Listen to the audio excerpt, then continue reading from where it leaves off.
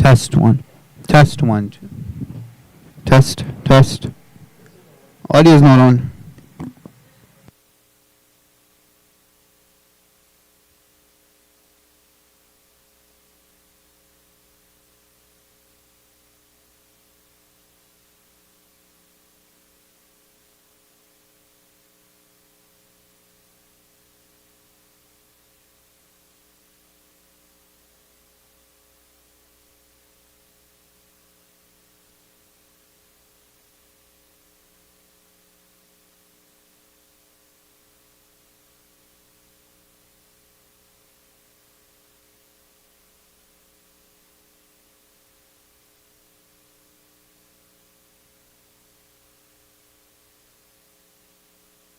Test 1 2. Test 1 2. It's fine? Sure.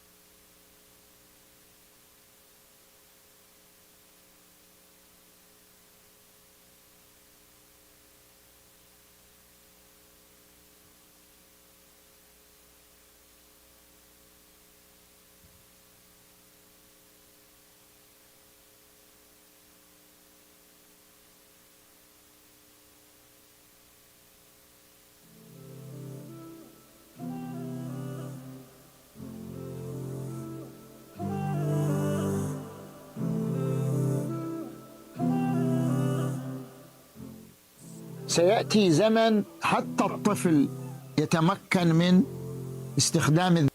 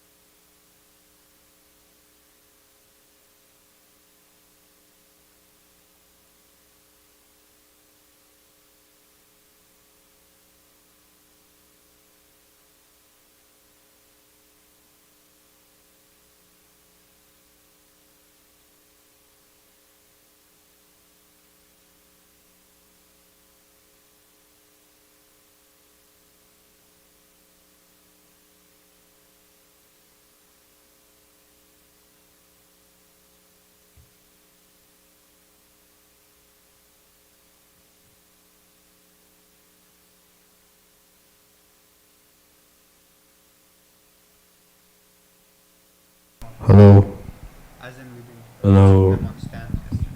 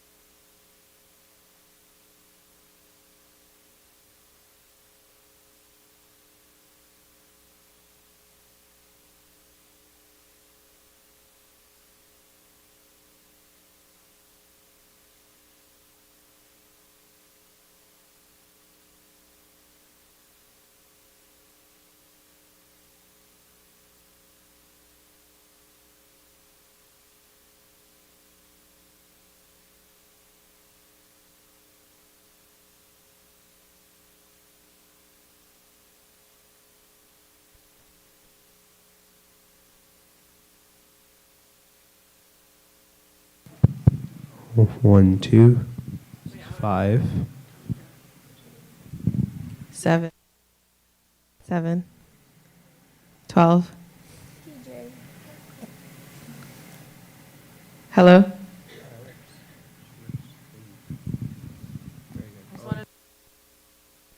Me? This is live, by the way. You're on the live stream. That's fine. I'm not saying anything wrong. Who's watching? Who's watching the live? Hello, hello. Test. Test 1, 2, 3. Natural.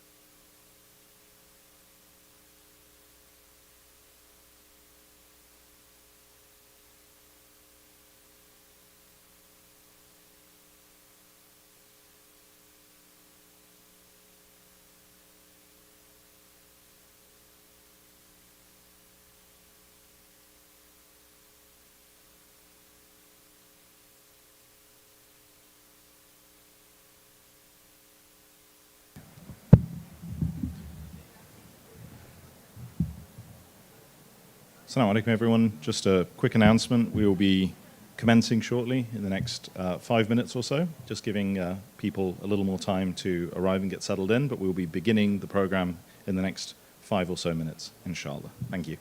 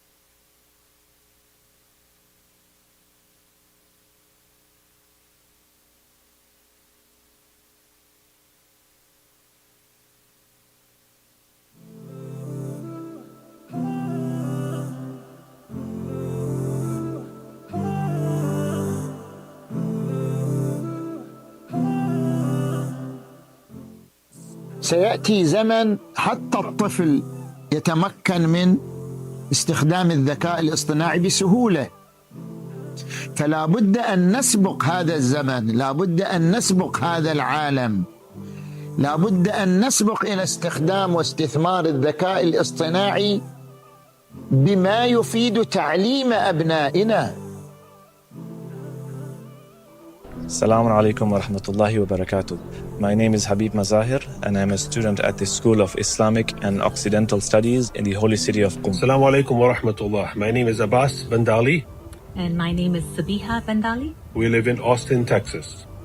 We're looking forward to seeing you at the upcoming Icair conference, inshallah, in Toronto. My name is Dr. Akbar Bitani, and I am a specialist in the care of the elderly.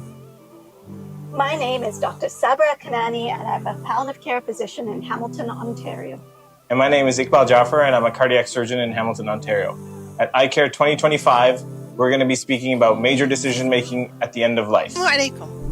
My name is Amina Inlos, and I am a lecturer at the Islamic College in London, in the United Kingdom. Bismillahirrahmanirrahim. Assalamu alaikum. I'm Muhammad Ali Ismail, Director of Research and Publications at the Islamic College in London. My name is Mehdi Hazari. I'm a neurophysiologist and an environmental scientist. I'm the head of religious education and research at the Imam Mehdi Association of the Marja'iyya, which is the liaison office of His Eminence Sayyid Sistani in North America. Assalamu alaikum. My name is Azhar Shirazi. I am a scholar in residence at the Muslim Community Center in Atlanta. I am also an editor at the As-Sidra magazine, supported by the World Federation Icair, as well as the Ahlul Bayt Islamic Seminary. I'm here at the JCC in Toronto, where in 24 hours we will be launching our 2025 International Conference, Faith and the Future, Challenges and Opportunities. We're going to be talking about artificial intelligence, climate change, education, biomedical ethics, and so much more.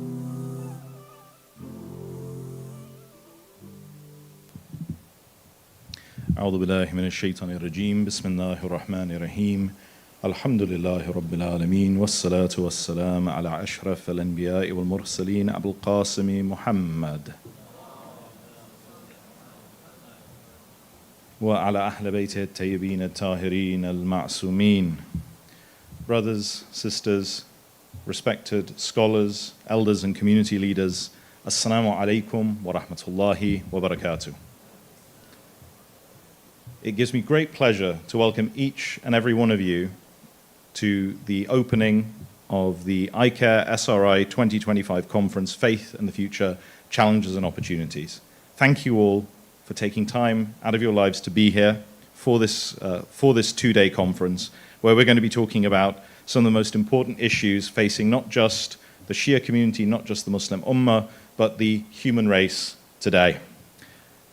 To begin with, to open this ceremony, I would like to invite Brother Ali Sajjad to bless us with a recitation from the Holy Quran. Could I please ask everyone here to join me in welcoming him with a loud salawat ala Muhammad wa ali Muhammad.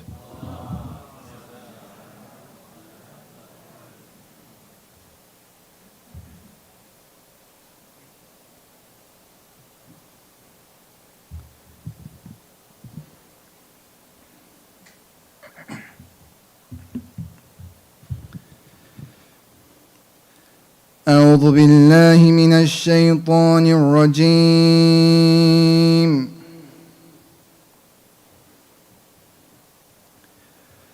بسم الله الرحمن الرحيم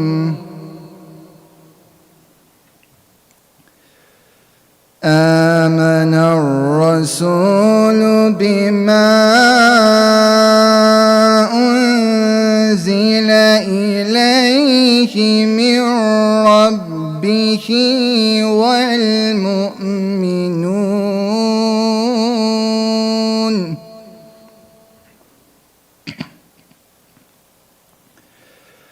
كل آمن بالله وملائكته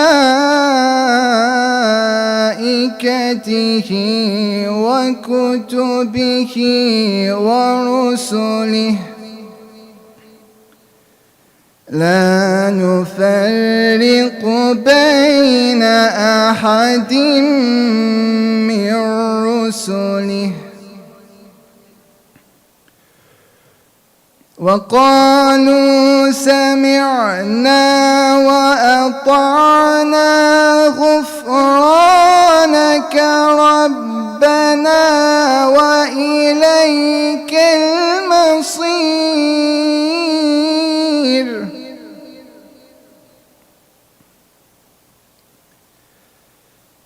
لا يكلف الله نفسا إلا وسعها لها ما كسبت وعليها ما اكتسبت ربنا لا تؤاخذنا إن نسينا أو أخطأنا ربنا ولا تحمل علينا إصرا كما حملته على الذين من قبلنا ربنا ولا تحملنا ما لا طاقة لنا به واعف عنا واغفر لنا وارحمنا أنت مولانا فانصرنا على القوم الكافرين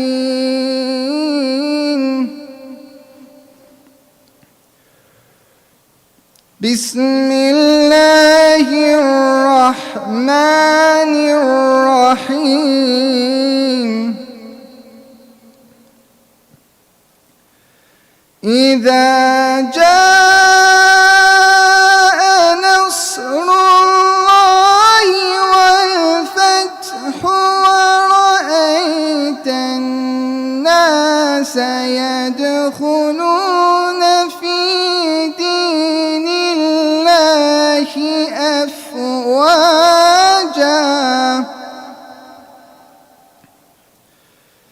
فسبح بحمد ربك واستغفره إنه كان توابا صدق الله العلي العظيم الصلوات.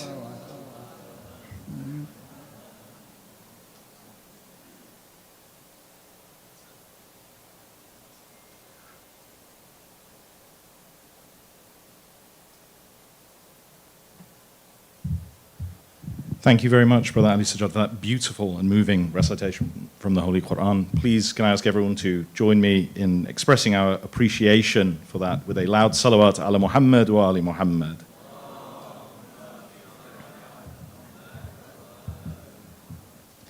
So, just to give you an idea of the structure of the day here at the Icair 2025 conference, we are about to have our keynote speech delivered by our esteemed resident alim here at the JCC, Maulana Sayyid Muhammad Rizvi, and also the head of the Shia Research Institute, who are our co-organizers for this conference. Then we will be moving to our first panel, which will be on Islamic studies. And you can see all of this, by the way, on the timetable. If we could just share the QR code, please, up on the screen. So if you go to icair.ac conference handbook or scan this QR code, you will be able to download or access the timetable for the whole conference today and tomorrow, so you'll be able to see what we have going on. So the structure of the conference is that there will be 2 sessions running in parallel sometimes. So there will be Hall A, which is the hall we're sitting in now. Then there's a partition in the middle, which when we close it, that will create Hall B on the other side. So in Hall A, we will be having panel discussions and lectures with the opportunity for Q&A. In Hall B, we will be holding more interactive workshops. So if you look on your timetable, you'll see there is A and B. That will tell you what's going on in which hall. So immediately after this introduction, we're going to have our keynote by Sayyid Muhammad Rizvi. Then we'll be moving to our first panel this morning after a brief intermission on Islamic studies, the living tradition, interpreting texts across generations. Then we'll be breaking for prayers and lunch, and this will be followed by 2 parallel sessions. So in Hall B, we will have Workshop 1, which is on the evolution of Khums, Quranic roots and Imamic application by Sheikh Habib Mazahir. Then in this room, in Hall A, we will have Panel 2 on artificial intelligence. Then we will have a coffee break, and at 4:30 we'll reconvene for Panel 3 on ecology and climate change in this hall, while in Hall B we will have our second workshop, which is actually a film screening and the opportunity to have a conversation with the director, which is also really exciting. So I do apologize, by the way, because I know it will be difficult for some of you to choose which hall you want to be in. The good news, though, is that all of it is being recorded and will be, in due course, uploaded to our YouTube.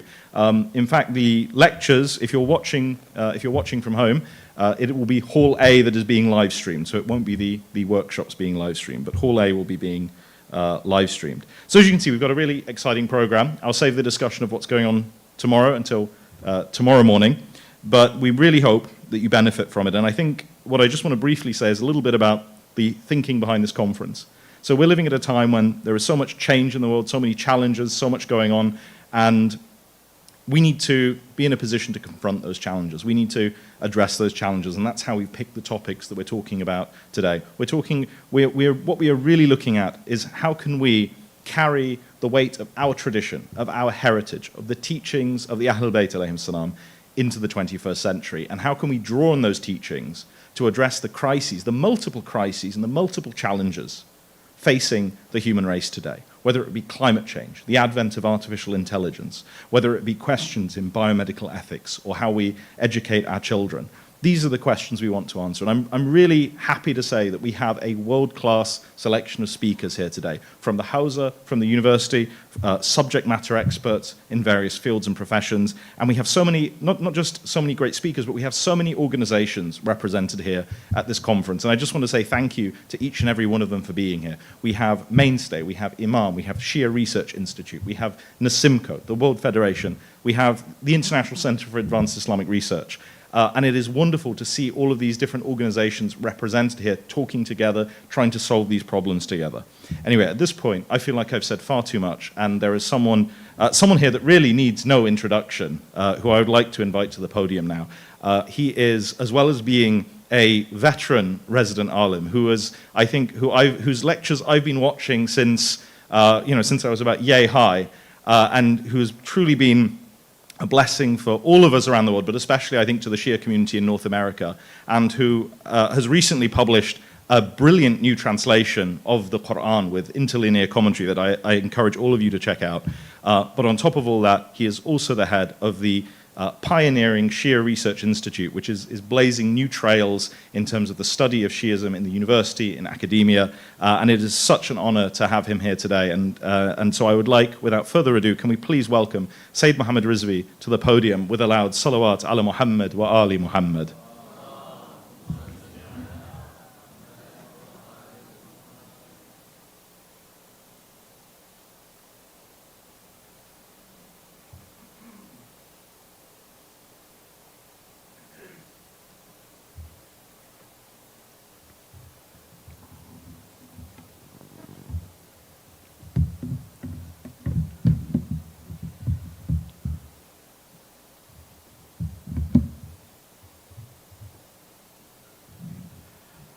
أعوذ بالله من الشيطان اللعين الرجيم بسم الله الرحمن الرحيم الحمد لله رب العالمين والصلاة والسلام على سيدنا ونبينا بالقاسم محمد وعلى أهل بيته الطيبين الطاهرين المعصومين واللعنة الدائمة الباقية لأعدائهم من الآن إلى قيام يوم الدين. أما بعد, sisters and brothers in Iman, Assalamu alaikum wa rahmatullah. Thank you, Sheikh Alexander Khalili, for the interesting introduction. May Allah subhanahu wa ta'ala give us the tawfiq to fulfill our duty in the best of manner, to serve his message and the message of the Prophet and the Ahlul Bayt. It's indeed a pleasure to participate in this conference, which is, as you already know, which was jointly organized by Icair of UK and SRI of Canada, Toronto. We have talked about SRI before, so I don't want to talk more about it. But this is one of the areas where we look for collaboration and work with other institutions. We are more at SRI looking at finding our own rightful place in the academia where we can basically talk about issues ourselves. I think the time has passed where we let others, talk about Shia Islam in universities. Sometimes you have Baha'is and Christians and Jewish people talking about it, let alone the Sunnis. It's not that we don't have the voice, we don't have the intellectual capability, but I think it's time has come to move in that direction and take our own place, rightful place. And Icair is more, focused at the challenges of the community on a global level, and so there is room of cooperation in that way. Looking at the theme, faith and the future, challenges and opportunities, I decided to, talk about Shia Ijtihad and the future hopes and the challenges which are there. And very briefly, having a mixture audience of the learned scholars as well as, members of the community, I have to kind of balance. And some of the examples would be, there was no need to talk about it in the presence of the scholars, but I thought, some of the examples will come up just to give the whole picture of the discussion that I have. Basically, looking at the issue of Shia Ijtihad in the future and the challenges, I would like to address 3 questions. Number one, how can Islam, which came 1400 years ago, respond to the new situations arising because of the change that has taken in the lifestyle of the human, societies, which mostly depends on the advancement of science and technology. And the second question I would like to address is that, can the present Shia system of Ijtihad respond to the challenges of the 21st century?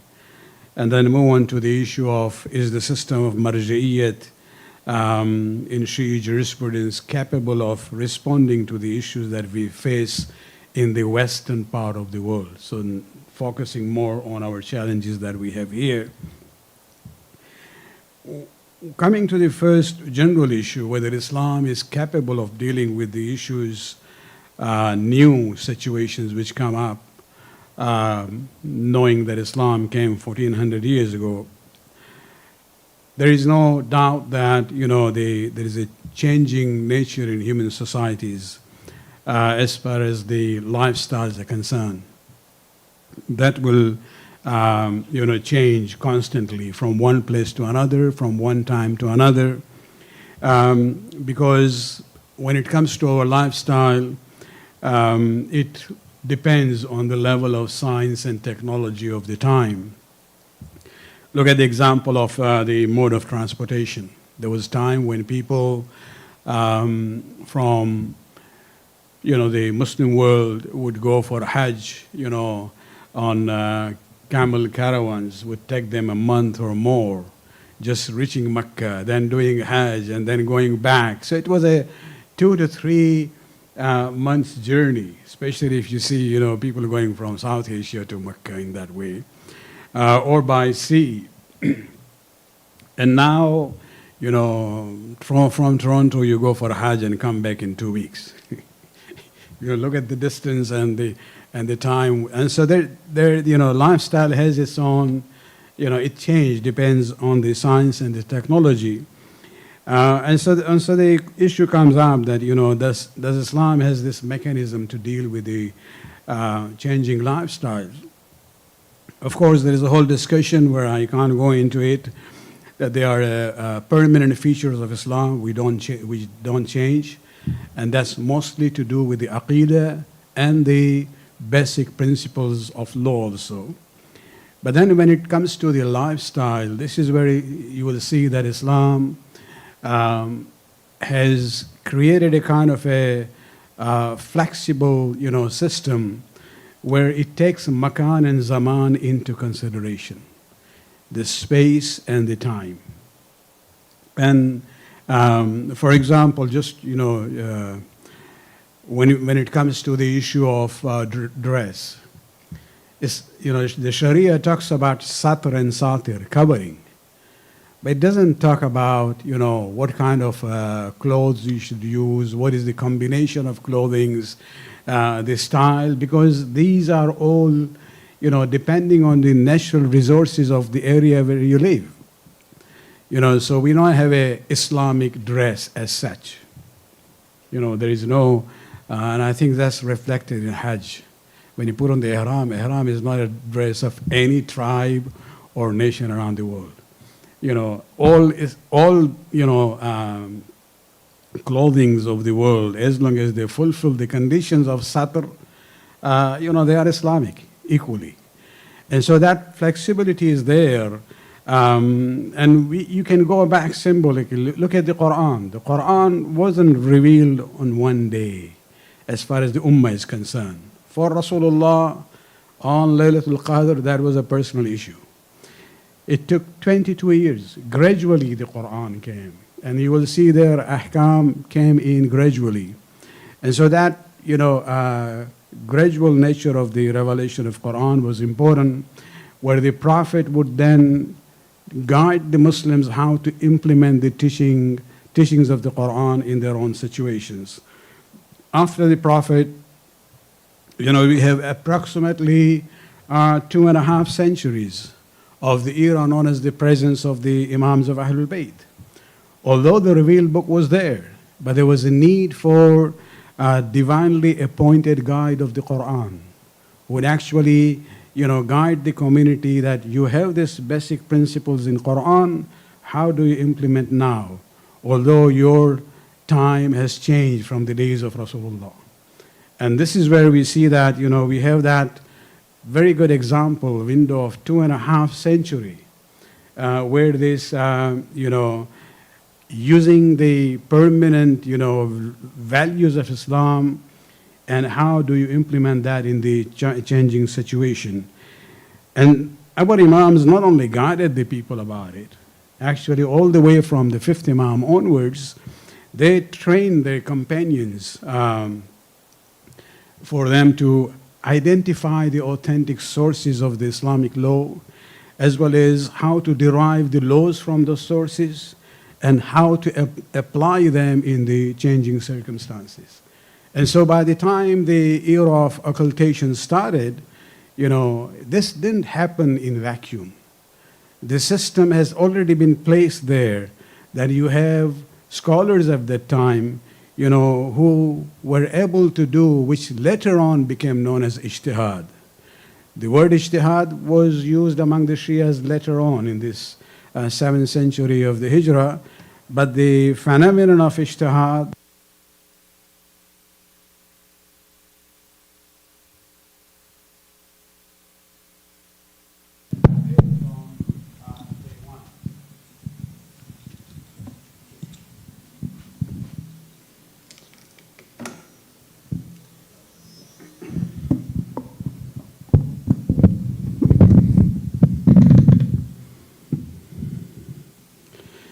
And so basically when the Ghaibat started, we see that the system was already in place. And this is where I would say that the Imams realized the need for ijtihad as a response to the changing circumstances of the future societies. Even if you look at the tawqi', the written directive from the Imam of the time, Ajjalallahu Ta'ala Faraj al-Sharif, he uses this term. He says, فَعَمَّ الْحَوَادِثُ الْوَاقِعَةِ. The newly occurring situations refer to the juries. It means this was a known phenomenon that, new situations will occur. It's an ongoing issue. And this is where the reference is to the fuqaha who have that training basically to deal with those new occurring situations. And that's why in the Shi'i ijtihad we see the door of ijtihad was never closed. To the extent that even now, the prevailing view is that when a person initiates taqleed, when he or she becomes, reaches to the age of maturity, they cannot start the taqleed of a dead mujtahid. The person has passed away. They have to start with a mujtahid who is alive. And this shows that, this need of ijtihad in every generation and the need for mujtahideen. And so this is as far as, the ability of Islam to deal with the changing circumstances is concerned, and this is resolved by the system of ijtihad. But then let me talk about some of the challenges and the, questions that we get, especially these days, when we talk about the issue of marja'iyyat in general. And I'll be talking about some of the problems that we see more on a global basis. I'm not talking about any specific group. First, I would like to talk about something what I call pseudo-akhbarism. And, there's a small group in South India and Hyderabad, in some areas of Pakistan, in UK, who basically call themselves quote-unquote akhbaris. And they basically, akhbaris, in a sense, they say we only follow the ahadith of Ahlul Bayt. And they condemn the process of ijtihad, they are against it. They are not really akhbaris. They don't even know what does the word akhbar mean. Majority of them wouldn't even know that. That's why I'm using the word pseudo-akhbarism, because it's not a real akhbarism. Because when we talk about ijtihad, they use this, they say, the term ijtihad was invented in the 7th century by Muhaqqiq Hilli, taken from the Sunni fiqh. Well, yes, it was taken from the Sunni, fiqh, but the meaning was changed. Because when we look at ijtihad, from the Sunni point of view, ijtihad itself was a source of Islamic laws. Whereas in Shi'i perspective, ijtihad is the process of seeking the laws from its sources. So there are two different, meanings of the word ijtihad here. Sayyid al-Khoyi, in one of his, the transcript of his lectures, he says what is rejected by the akhbaris is not what is proven by the usulis. Just as what the usulis would like to prove is not rejected by akhbaris.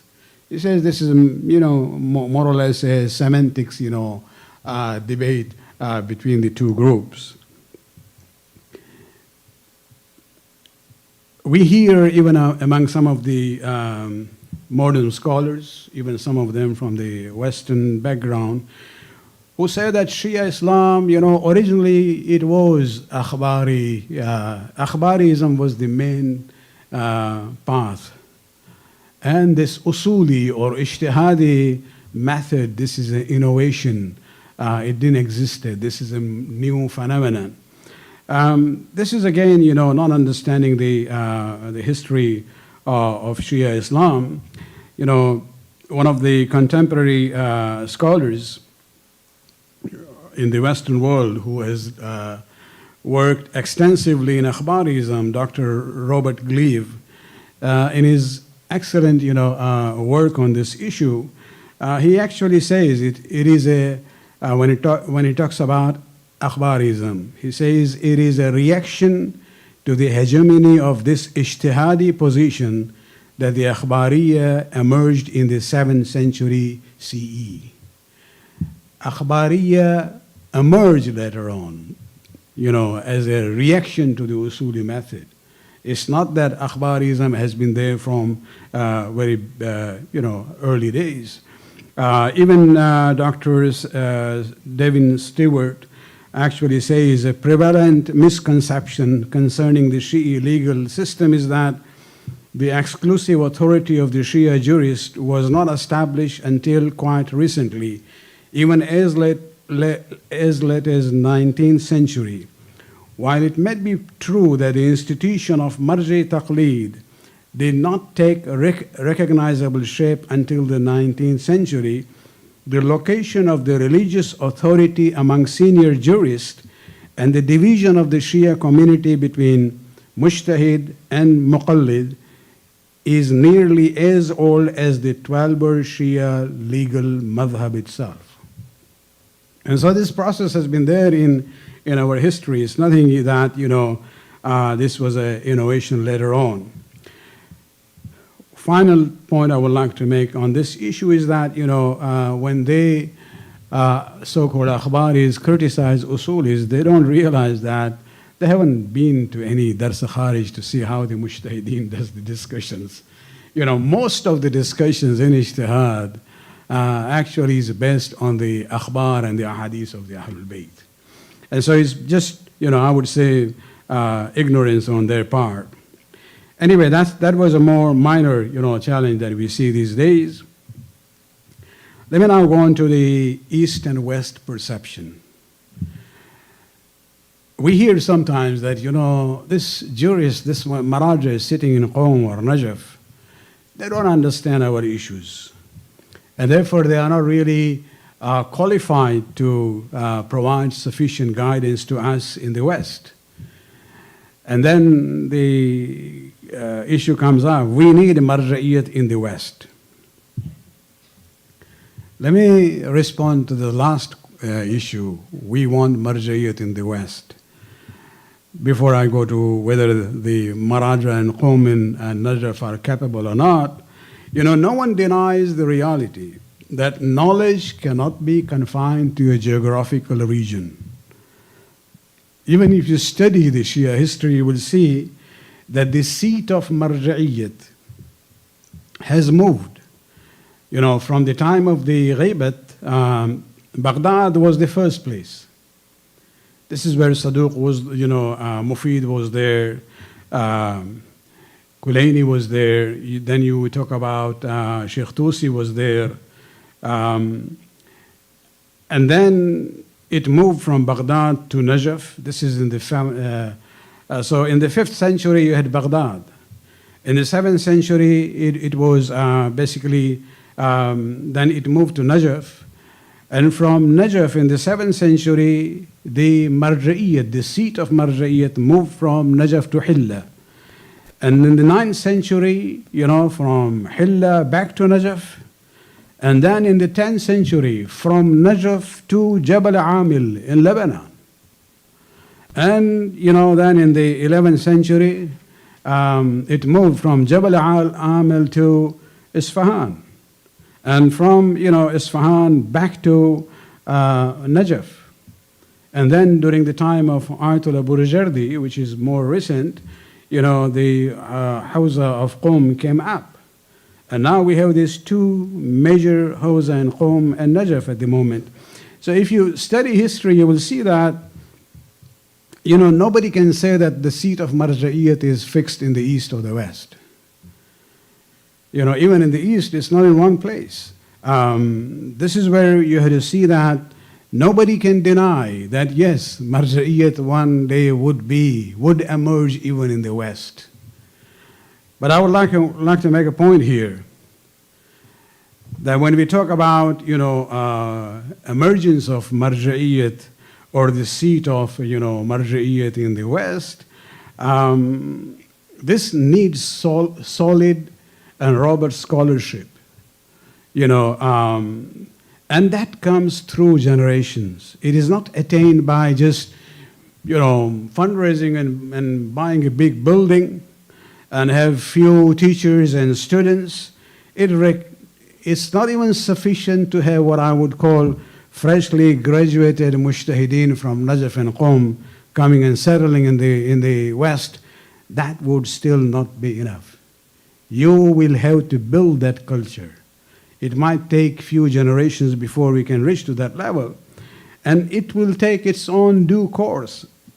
There are no shortcuts to have a seat of marja'iyyat in one place or another. And this is what I would say, that the Hawza must be inclusive, dynamic, wholesome, and organic.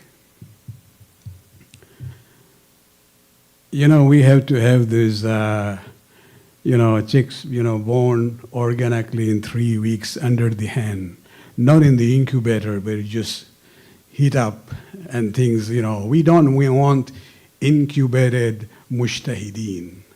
We want organic mujtahideen, and that will need time. And that's where you have to work in that way. So nobody is denying that marja'iyyat cannot emerge in the Western society. Another point is that even this change of location from Baghdad to Najaf to Hilla to Jabal Amil to Isfahan, to Najaf, these were not because of these places were inadequate or obsolete. No, this was because of the socio-political circumstances.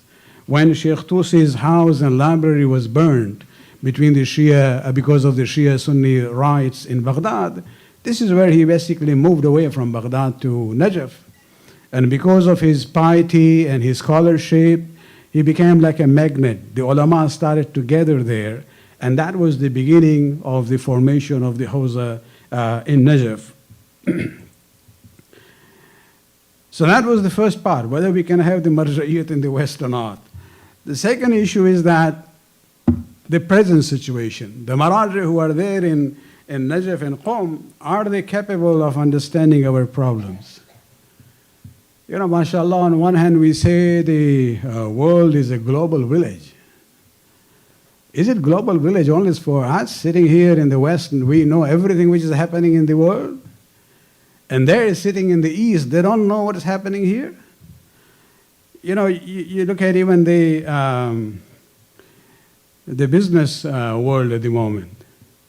You have many business organizations here in Canada and in US.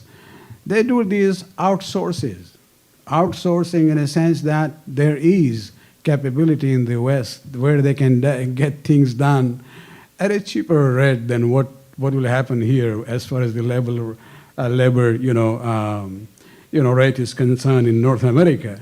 And so, I'm really surprised when people say that the Maraji sitting in Qom and Najaf, they don't understand our challenges. I would like to share with you something, personal, example of that. In year 2014, because sometimes these things are not there in the books, so I think it's important to share that with you.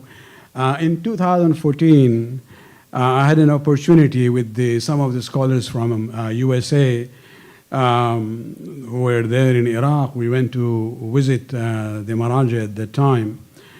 In a meeting with Ayatollah Sheikh Ishaq Fayyad, may Allah give him a long life, I actually raised the question because after the salam and ta'arufat and everything, everybody was silent. So I thought maybe we should start something, at least a conversation there. And these are the days where Obama had come into power already, and there was this sense of hope among the minorities, youths, especially among Muslims and Shias, that we can get into the political process. And when those questions were being asked, even here in Canada or in US when I visit there, I always used to say that we have to get involved in the political system. We cannot be in isolation. But when it comes to the taking up a position, my advice was that only go to the level of advisory capacity. Don't become a decision maker. Then you will become liable for the decisions that you make from the Shari'i point of view. So I raised this to Ayatollah Fayyad, just to say, get his idea. And he turned around and he says, why not? They should go to the highest level. And I said, but take an example of a minister of health in Canada, and now he has to sanction budget for abortion clinic. That will be a problem. And one of his senior students from Al-Hakim family actually came to my support. He said, Shaykhana, Sayyid is right in what he's saying. And he turned to him, he said, you think this government in Baghdad is doing everything kosher and halal? So he was still insisting that let them go to the end. And then he used an example. This is what I want to share with you. He said, look at the example of the Jewish community in US. Look at their numbers and look at their influence because they have got involved.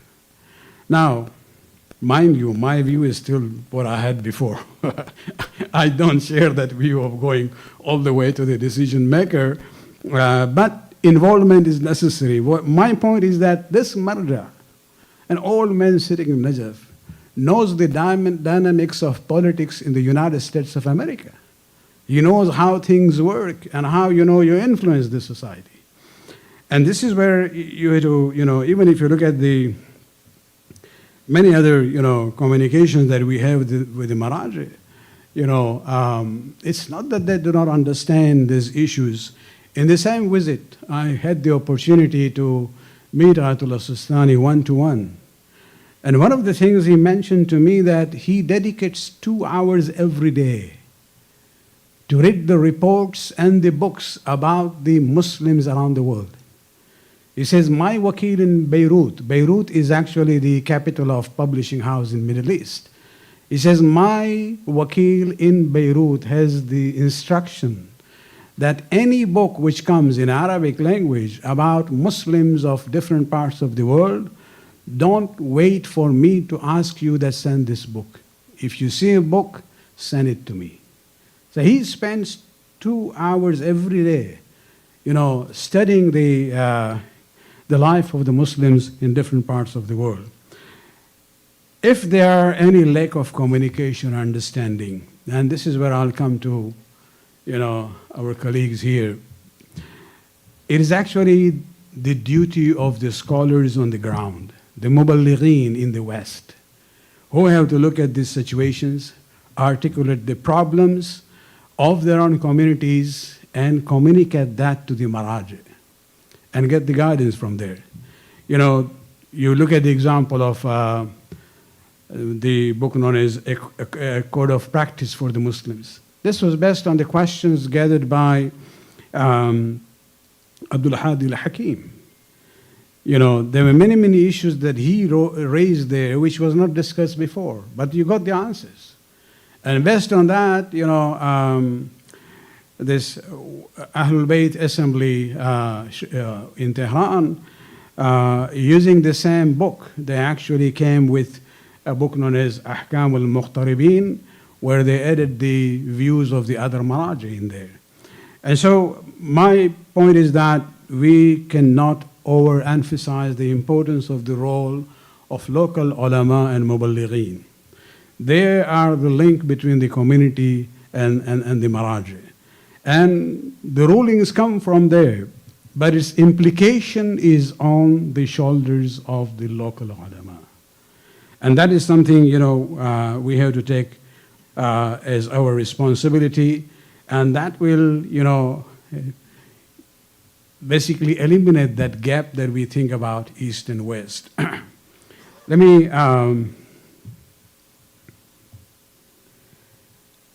end with one statement. I don't want to take that much time, although I have 15 more minutes, but Sheikh Khalili, it's okay. You can sit down, relax.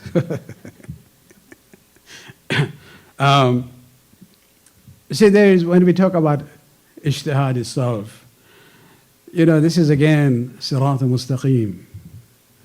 And there is deviation on both parts. We are talking about ijtihad itself. If there is an individual who is trying to do ijtihad, but one of the pitfalls of that would be that mentally they are tied to the past, what I would call rigid traditionalist. And that will become a barrier in making Islam more, practical and meaningful as far as our society is concerned. Although I don't see that as a problem in that way, but on the other hand, there is also this risk of people trying to do ijtihad with what Shaheed Murtaza Mutahiri says, saliqe zaman. They are trapped in now and the present. And they consider that whatever is new and present is okay, and whatever is the old and past is not okay. That kind of a mentality. And this is something we have to always keep in mind. Let me, share at the end the words of Dr. Hussein Nasr, where he says in a very beautiful way, he says, these days we are often told that we must keep up with the times. Rarely does one ask what the times to keep up with. For men who have lost the vision of a reality which transcends time, we are caught completely in mess of our time and space, and who have been affected by historicism prevalent in the modern European philosophy. It is difficult to imagine the validity of a truth that does not conform to their immediate external environment. Islam, however, is based on the principle that truth transcends history and time. Divine law is an objective, transcendent reality by which man and his actions are judged, and not vice versa. What are called the times today are to be a large extent a set of problems and difficulties created by man's ignorance of his own real nature and his stubborn determination to live by bread alone. He goes on to say, to attempt to shape the divine law to the times is therefore no less than spiritual suicide, because it removes the very criteria by which the real value of human life and action can be objectively judged, and thus surrenders man to the most infernal impulses of his own lower nature.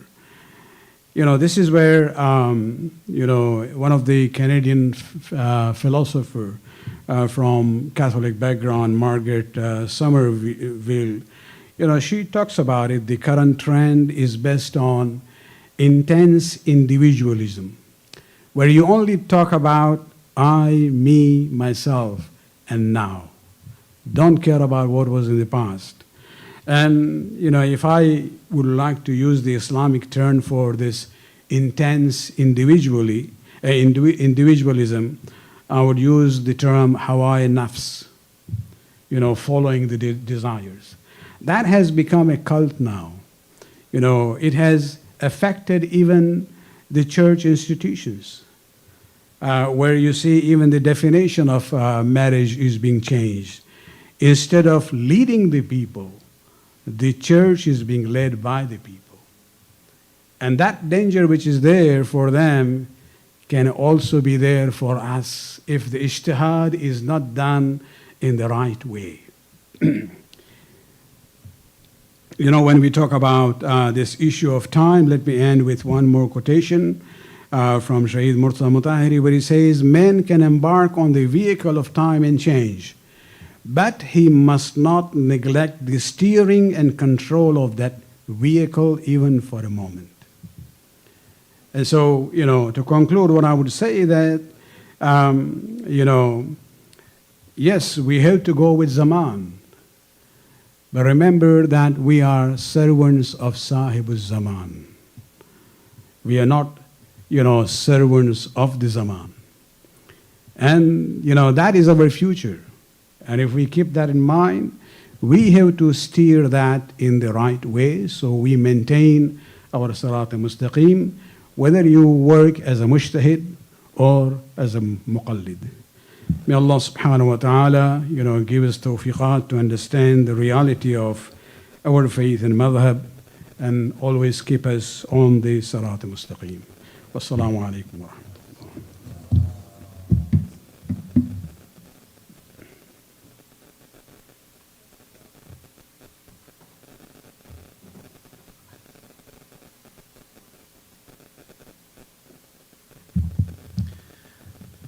Thank you very much, Maulana Sayyidina, for that really insightful discussion on the challenges we are facing as we move into the 21st century. Can I just ask everyone to join me in expressing our appreciation for Sayyid Rizvi's keynote with a loud salawat ala Muhammad wa ali Muhammad. And I think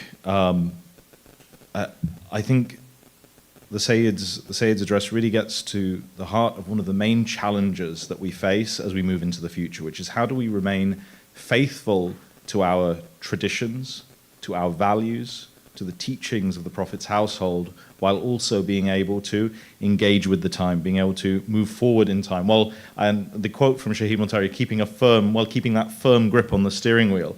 And I think that Sayyid Rizvi also touched on a really important element of that, two really important elements of that. One is the relationship between the community in the West and the Hawza, whether it is in Najaf or Qum, and also the role that ijtihad plays and the meaning of ijtihad. And how do we, how can we as scholars and followers engage with the intellectual tradition of Shiism, with the living tradition of Shiism, and apply that in our current circumstances while maintaining that connection with our roots, with our spiritual roots.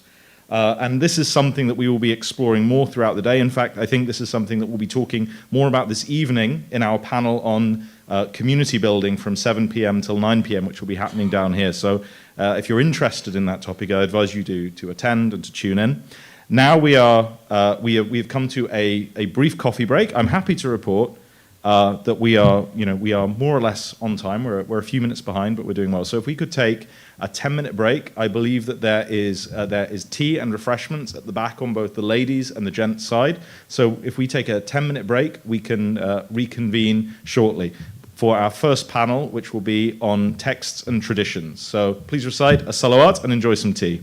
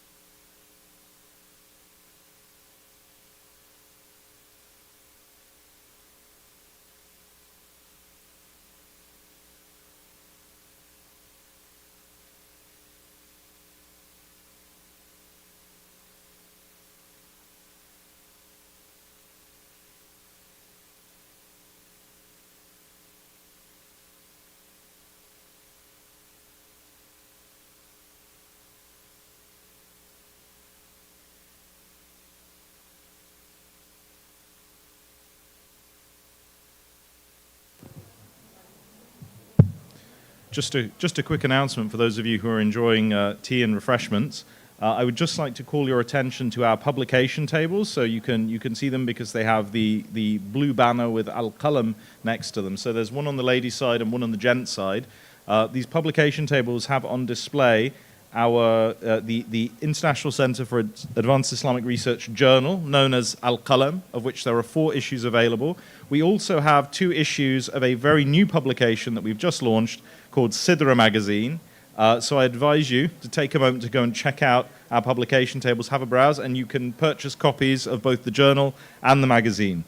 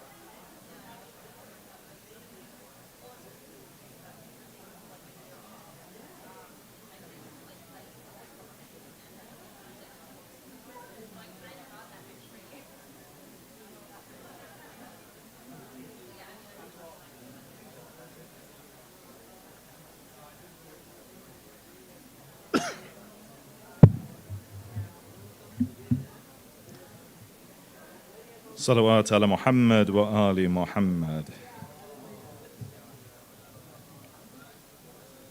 If I could invite everyone to return to their seats. Bismillahir Rahmanir Rahim. We are now going to begin our first panel on the first day of the Icair conference. And I think, I don't think I could have asked for a better keynote to provide a background for the panel that we're about to have. So the panel we have here is The Living Tradition, Interpreting Texts Across Generations. I think that this topic goes to the very core of what we're trying to do here today.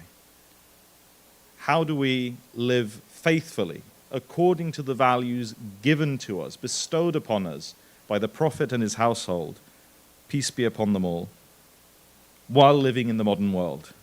How do we interpret texts from over 1,000 years ago in a way that makes sense to us in the 21st century while still remaining faithful to the core of their message? This is the dilemma. And this panel, I think, will explore this from some truly interesting angles. We have Sheikh Vinay Katia talking about an introduction to the history of Shi'i devotional literature. We have Sheikh Muhammad Reza Himyari talking about rediscovering our traditions, historical methods in hadith studies, and we have Hajj Jalal Mughniya talking about teaching Islamic law in American law schools. So you can see there are three very different topics here, but what unites all of them is how do we engage with and articulate our tradition in the 21st century? From our classical devotional literature to the sayings of the Imams to our legal tradition. This panel will be chaired by none other than my friend and colleague, Professor Cyrus Zargar, who is the Al-Ghazali Distinguished Professor of Islamic Studies and Professor in the Department of Philosophy at the University of Central Florida. His research interests focus on the metaphysical aesthetic and ethical intersections between Sufism and Islamic philosophy. His most recent books include Religion of Love, Sufism and Self-Transformation, the Poetic Imagination of Attar, The Ethics of Karbala, Myths, Modernity and Virtues of Nobility, and The Polished Mirror, Storytelling and the Pursuit of Virtue in Islamic Philosophy and Sufism. Can I just say, whenever I read one of these bios, I feel so thoroughly underaccomplished. And I feel that Cyrus his bio is one of the worst for this. So I just read this and I thought, my God, it's like I don't understand half of these titles, but they sound fascinating. So I encourage you to check them all out.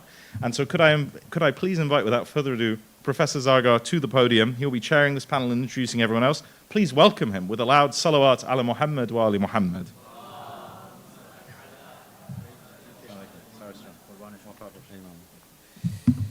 Welcome, everyone. So I'll introduce each speaker in order, and then with their biographies, and then we'll have a Q&A at the end, inshallah. So first we have Sheikh Dr. Vinay Sheikh Katia, who has studied at various traditional Islamic seminaries in London, Iraq, and Syria. He has an undergraduate degree in religious and Near Eastern studies from the University of Toronto, as well as an MA in the history and philosophy of religion from Concordia University.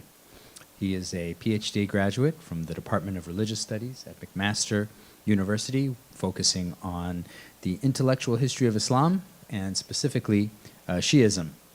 He's also the academic director of the Shia Research Institute, located at the University of Toronto, where he teaches graduate studies in the School of Theology. His paper is titled An Introduction to the History of Shi'i Devotional Literature. Please welcome him with a salawat ala Muhammad wa ali Muhammad.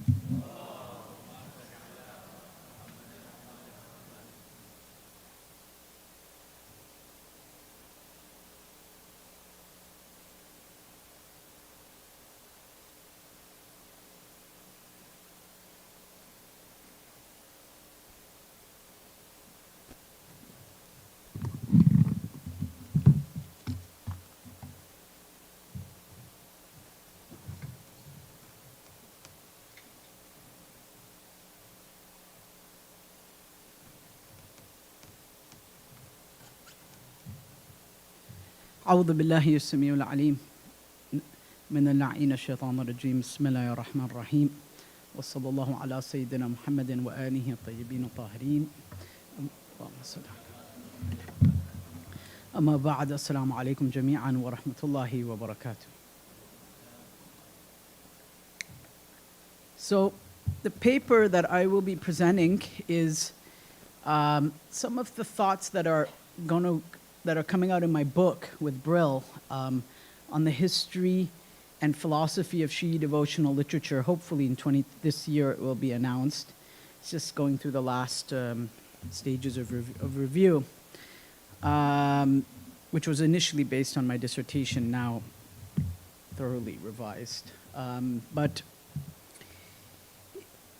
the objective of this talk here is to explore the lacuna that is the study of Islamic and specifically Shi'i devotional literature. And in doing so, I'll attempt to address the following questions, which is number one, what is meant by devotional literature? And where are these texts to be found? And why have I chosen to emphasize on Shi'i texts, and what are some elements that make it unique within the broader Islamic tradition? Lastly, what methods or typological frameworks can we adopt when conducting a textual study of this corpus of liturgical literature?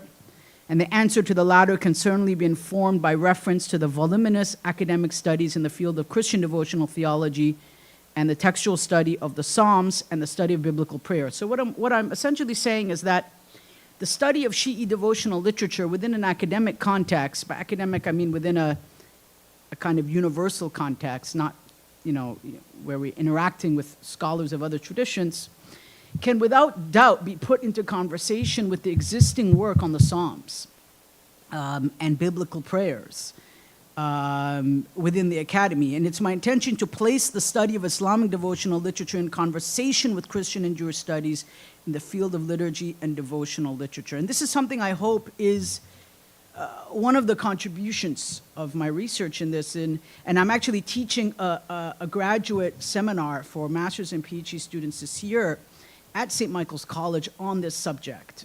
So it's really exciting. I get to, and it's always the best when your students help you form your ideas. Graduate seminars are always useful for that, right? So obviously you offer a course. That's what profs you often do, right? They offer courses based on their interests, and then the students will bring new ideas, and you reform your own ideas and restructure them by listening to what your graduate students have to offer. So this is really exciting and something that I'm learning a lot about. And I wanted to open with an observation from the late Wilfred Cantwell Smith, the famous religionist who was the chair of McGill for many years, Islamic Studies and Religion. In 1962, he said, "I remember in India some years ago when my wife and I were one summer at a mountain resort in the Himalayas, and we were out for a hike in the hills, and we came upon a work gang busy in the construction of a mountain road. It was, of course, all hand labor, and they had crushed the stones with hammers and were now rolling them with a large and very heavy roller, rather in the fashion like sailors who were as if they were working at sea. They were rhythmically pulling this heavy roller in spurts of concerted effort. The foreman would sing out, 'La ilaha illallah,' there's no God but God. And the rest of the gang would put their shoulders to the ropes with heaves, and they would respond, 'Muhammad Rasulullah.' And this went on and on as they continued to work. With a will and with good strong heaves, they continued to chant, 'La ilaha illallah wa Muhammad Rasulullah.' And every time they would chant, 'La ilaha illallah,' the other group that's working would respond with Muhammad Rasulullah sallallahu alayhi wa sallam. And what this tells us is that this scene represents a course of a kind of living in which a split into religious and secular in some ways has not yet come, or this so-called split between sacred and profane. And this is what prayer does. This is devotional life inspires this kind of life. And these prayers, chants, and incantation represent the break of the divine into the mundane, which represents the very longing and aspirations of the inner life of both religious individuals and communities. when such prayers are uttered or believed to have originated from the ecstatic moments of saints or awliya or ma'sumin, they in turn become sacred literature. Such utterances, when repeated as liturgical script by the devout, tethers them to that sacred past, initiating the supplicant into a meta-historical communion, meaning into like this moment outside of the realm of time, with the saint, or the wali, or the imam, or the prophet, who becomes the indispensable portal to the otherwise unknowable God, who becomes in that moment imminent. In that moment of that desperate cry, God becomes close to that person, and the portal or the means by which God becomes close to them, or the imminence of God in that very moment, is through that sacred figure who's taught that prayer. So clearly, this is not something unique to Shiism. Rather, such prayers reflect a concern with what is known as individual eschatology, which formed a unique aspect of communitarian religions of the book, which marked a decisive transformation in late antique religiosity. Individual eschatology, meaning each and every person is responsible for their judgment before God. So now they want to figure out, how are they going to deal with this journey? How are they going to deal with this very personal individual judgment before one God? How are they going to negotiate this? Right? And prayers, and these devotional prayers and these contemplative prayers would play and do play an indispensable role in shaping that process and that concern with individual eschatology. As they formed and transformed through late antiquity, these religions of the book, Judaism, Christianity, and finally Islam, had two unique overarching concerns. Firstly, there was a new attention given to an eternal self, the soul, which requires reform and spiritual development to draw closer to God. Secondly, this unseen self must prepare for final judgment, and thus must do all it can to attain eternal paradise and avoid eternal damnation. The teleological underpinnings of prayer for religions of the book enhance one's relationship with a God that is worthy of worship, and the one entity that can save the believers from their unruly selves, as well as provide the consolation of an eventual deliverance in this world and the next. The development of private prayer and its associated liturgy, detached from animal sacrifice, becomes the nexus of expressing this teleology, meaning this end point, meaning a teleology, meaning what is the direction of what you're doing, right? They're doing this ultimately to arrive at what? The pleasure of God. Day of judgment, right? That's the telos, it's the direction, it's the, I don't want to use, it's not obviously a religious studies department or a philosophy department, I don't want to use words that, I want to explain the words that I'm using. But this is very, very fundamental. And this was really, I would say, one of the unique contributions in some senses of the religions of the book, of Christianity, Judaism, and Islam.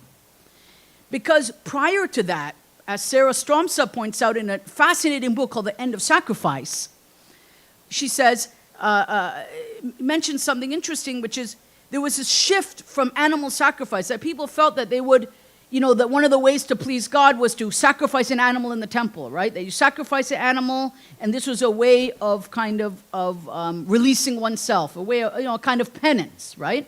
And it's not to say that animal sacrifice went away, but then there was this shift, especially through this focus on monotheism, to the individual self, self-contemplation, to self-introspection.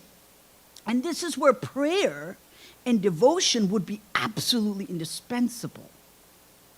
To live a prayerful life, a life which is imbued and filled with prayer and devotion, was absolutely fundamental. And it is my further assertion that a similar characterization can be made of Shi'i liturgy insofar as worship and devotion provide the primary experience of God and the imams for the devout who do not spend their life immersed in the specialized study of Islamic texts. For Shi'i Muslims, the devotional acts can be split into two paths, generally speaking, those directed to God and those directed to the infallibles. And it is believed then by them that this search for holiness is inextricably linked to these 14 saintly personalities. So their search for holiness, their search for meaning, their search for the sacred is indispensably linked to these 14 infallible personalities. Thus, for us, for Shi'is, these acts of devotional prayer, whether they be petitions to God or exaltations of the imams, ziyarat, could be described as sacred lessons in devotional theology, in which the infallibles of Imami Shi'ism taught the seekers how to express their deepest feelings. They taught them how to find words for the dialectic of the embattled self. That is, this person within us, this voice within us that is often conflicted, confused, estranged, finding in moments of anxiety, moments of happiness, moments of sadness, moments of confusion, moments of doubt. And it was only these 14 infallibles that could impart to them a way by which they could understand themselves. And they gave them two principal ways by which they could do this: praying to God and devotion to their teachers. These are the two paths. Ziyarat is a manifestation of devotion to those who impart it to them, who impart to us those sacred teachings.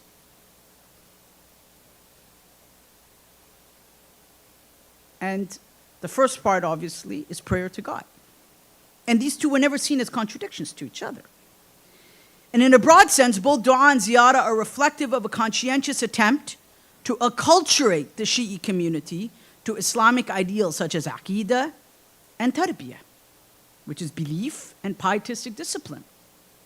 This is how Frederick Heiler, in his very famous book on prayer, written, I think it's in the 60s or the 50s, maybe even earlier, he described the pivotal role played by Augustine, famous writer of the Confessions, right? Augustine, the Christian saint, lived before the prophet's time. That the pivotal role played by Augustine's understanding of prayer, which may be analogous to how the infallibles or saints of Shi'ism propounded prayer to the seeker of spiritual enlightenment in their midst. For Heiler, it was Augustine who in prayer masterfully combined the passion of the Psalm's lament over the self with the Neoplatonic contemplative mysticism, which then brought together best expressing a deep dialectic of the self that contends with both of these realities while returning to the infinite one, which is God. In this case, for Shi'is, the Imam would not be compared to Augustine. The Imam would be compared to Moses, to David, to Jesus, to Mary. Sayyid Zahra in the case of Maryam. And my second course, which is being offered in the winter this year, will do just that. We'll put the second course, the second graduate seminar, is on the construction and concept of holiness in Islam, and how these personalities are both perceived and assembled in the literature. I don't mean by fabricated, but I mean something has to be written in a way that it's presented. And we look at the archetypes and the typologies or the patterns that are found in this and compare it to certain biblical personalities. So for example, I have like 2 weeks just on Sayyidah Zahra and Sayyidah Maryam, and comparing the two personalities. And what I'm trying to say here, and in my further research, is that in their prayers there is an important comparison that can be made and must be made. And this is one of the probably the reasons why the Sahifa Sajadiyya is called Injil Ali Muhammad, the Bible of Ali Muhammad, Zabur Ali Muhammad. Why are these names given? These names are not coming from the Imams. Probably by the time of Ibn Shahrashub, the 6th century Hijrah.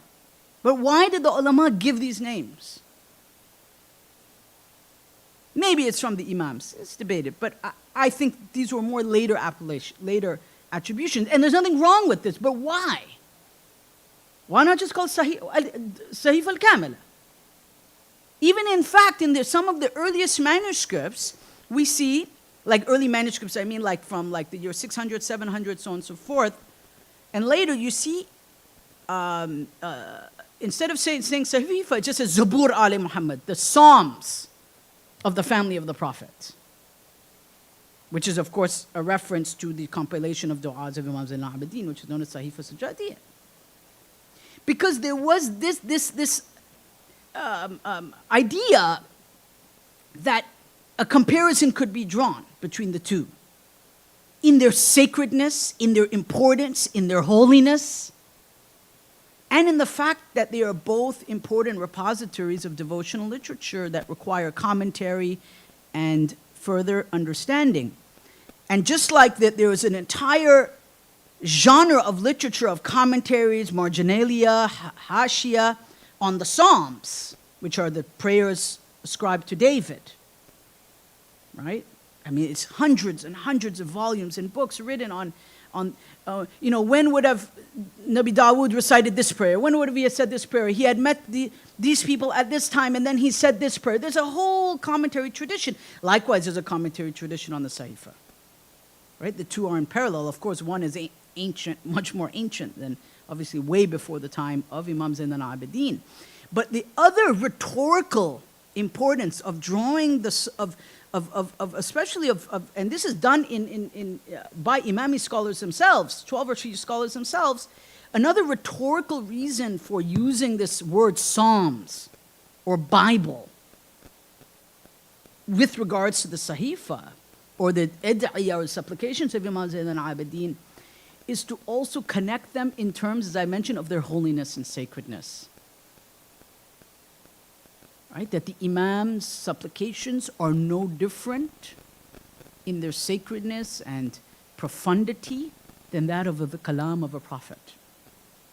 So in one sense, they're a kind of divine inspiration, ilham.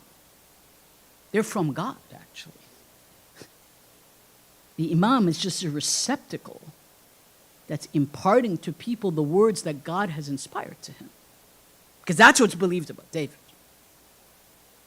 God inspired him when he was in moments of darkness and moments of sadness and moments of difficulty and on and on and on, right? And the prophet found hope, found strength in those moments. So this rhetorical comparison is very important. And this is where I think a lot of work can be done between studying the Sahifa, Sajadiyya, and the Psalms. Now, in terms of the early Shi'i literature, I have a lot written here, and I don't think I'm going to get through all of this, but the corpus is early. There is no doubt that the corpus is early. I've spent the better part of 10 years on it. Like I said, I have a 400-page book coming out on this subject. So yeah, I really geeked out on this subject, like totally. It's early. The literature is early. We know that the companions of the Imams of Ahlul Bayt had many books of dua, many books of ziyarat. Do they exist today? No, they don't. But then most of these books from that time don't exist. But we have references to them. And later scholars like Sheikh Tusi, who lived in the 5th century, or even earlier people like Mufid and Kulaini, right, from the 3rd to the 5th century Hijrah, reference these texts from the time of the Imams when transmitting supplications. Dua al-Iftitah is an example, for example. This comes from a notebook which was preserved by Muhammad bin Uthman. We know this, right? This supplication was taught by Muhammad bin Uthman. It was kept in a written notebook. We have many, many, many examples of this. I discuss it in the book at length, of these notebooks of dua. We have this at the time of Imam al-Kadhim. We have this at the time of the 11th Imam. In fact, we have another example of what to recite in the Qunut, for example, right? So did you know that there's a Qunut associated with each Imam? Although we're missing the one from Amir al-Mu'mineen. We only have it from Imam al-Hasan to Sahib al-Zaman. And every qunut is very particular to each imam. And how do we know this? Does someone just make this up in the Safwid period? Majlisi, or someone has an often accusation is Majlisi just saw something in a dream and decided to teach us to pray? No. We have a manuscript from the 6th century in Mosul, Musnad, going back to the 11th Imam, in which a group of companions came to visit the 11th Imam. Or rather, came to visit the first Safir in Samarra, who said, I command you to record these prayers that our forefathers have kept, meaning the 11th Imam and his forefathers, have kept these prayers in a notebook. And then the companions would proceed to copy them by hand and then impart them to others. This was a role played by Hussein ibn Ru, Uthman bin Sa'id, Muhammad bin Uthman, somebody, all of them. They had notebooks of these prayers. No, they're not just concocted at some point. But do we have the originals? No, we don't. No, we don't have the originals, but we have manuscripts from the 5th century, the 6th century, which are found, interestingly, in Mosul, in Basra, in Karbala, in different places, where we have, for example, like the signature of Ibn Idris al-Hili on it. Saying that, we have this manuscript, it's musnad, this is a sanad going back to the imam, so do these du'as on this day, recite this qunut on this day, dua al-iftita on this day. For example, the whole amal of the day of Ashura, pretty much, most of it. Is it made up? People say, oh, where is this coming from? Oh, it's from Kulaini. With ijazas and permission to transmit the amal from each scholar going back to Imam as-Sadiq alayhi salam. This is something that the ulama themselves were performing. Ziyarat Ashura, walking back and forth, it is there. It's not just ritual. This is sacred devotions that the imams have taught in order for their Shia and their followers to be initiated into the sacred realm, to understand God. Because they can't understand God without the one whom God has inspired. It's like journeying, without a captain.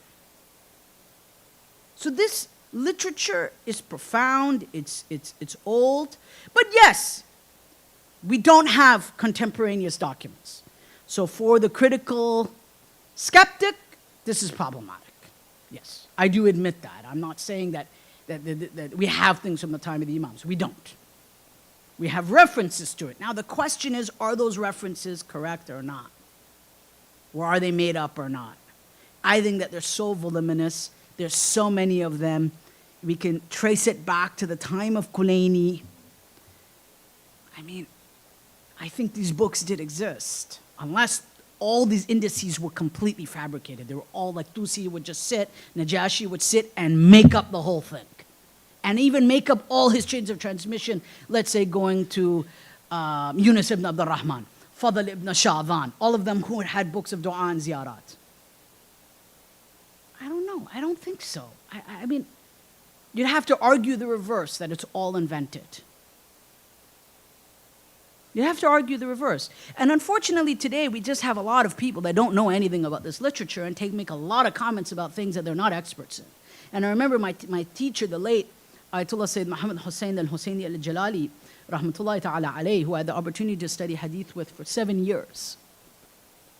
And when I told him I want to work on this subject, he began guiding me, and he told me that the late Mar'ashi Najafi, the famous Ayatollah Mar'ashi, was really interested in this subject. And he, rahmatullahi ta'ala alayhi, Sayyid al-Jalali, encouraged me to walk on this path and to study it more, and he initiated me into his tradition, which was taught to him by Al-Zurq and Sayyid Mar'ashi, which was taught to them obviously by Abbas al-Qummi and Mirza Nuri, and going back and back and back and back and back, right? For these du'as and ziyarat and the study of them. So I wanted to share with you just something interesting and then conclude. I have no idea when I started or when I ended, so I'm just going to end now. something really interesting going on here, and maybe you'll have questions after because it's a little bit like, oh, okay, interesting. Okay. Majlisi al-Awwal, so the father of Muhammad Baqir. Muhammad Baqir is the compiler of Bihar al-Anwar, right? So Majlisi al-Awwal is Muhammad Taqi al-Majlisi, his father, the writer of Rawdat al-Muttaqin, the commentary of Manahi Durul al-Faqih, and many, many, many other books. Here's an ijaza fi nihayat al-Nusqa. So ijaza to one of his students, Muhammad Sadiq al-Kirbasi al-Isfahani al-Hamadani, or Hamadani. I think it's Hamadani. It's not correct. Yeah, it's Hamadani, not Hamadani. And this is his permission. So, for example, when someone wants to transmit a hadith, you have to have permission to do this. You can't just go around. That's why I'm saying anyone coming on the minbar saying Qala Rasulullah, on what authority? Anyways, that's something else. Sayyid Jalal used to get really angry about this. Anyways, people talk about Kalam Ahlul Bayt, they don't know what they're talking about. Anyhow, so, because you need an authority. From which teacher did you learn hadith from? Like, what gives you the authority to speak on behalf of the Prophet? So here, Majlisi has a special permission that he's given to his student to teach or transmit the Sahifa of Imam Zain al-Abidin. But look at what he says. This is really interesting. He says here, I won't go through the whole thing. You know how long the ijazah? There's 200 and, well, I don't know if there's 200 in this one. Yeah, somewhere about 300 different links in the chain. Yeah, 300. So that's a lot of people transmitting the Sahifa. Abtahi, Mawahid Abtahi does the same thing, presents this in his book as well. Anyway, so he says here,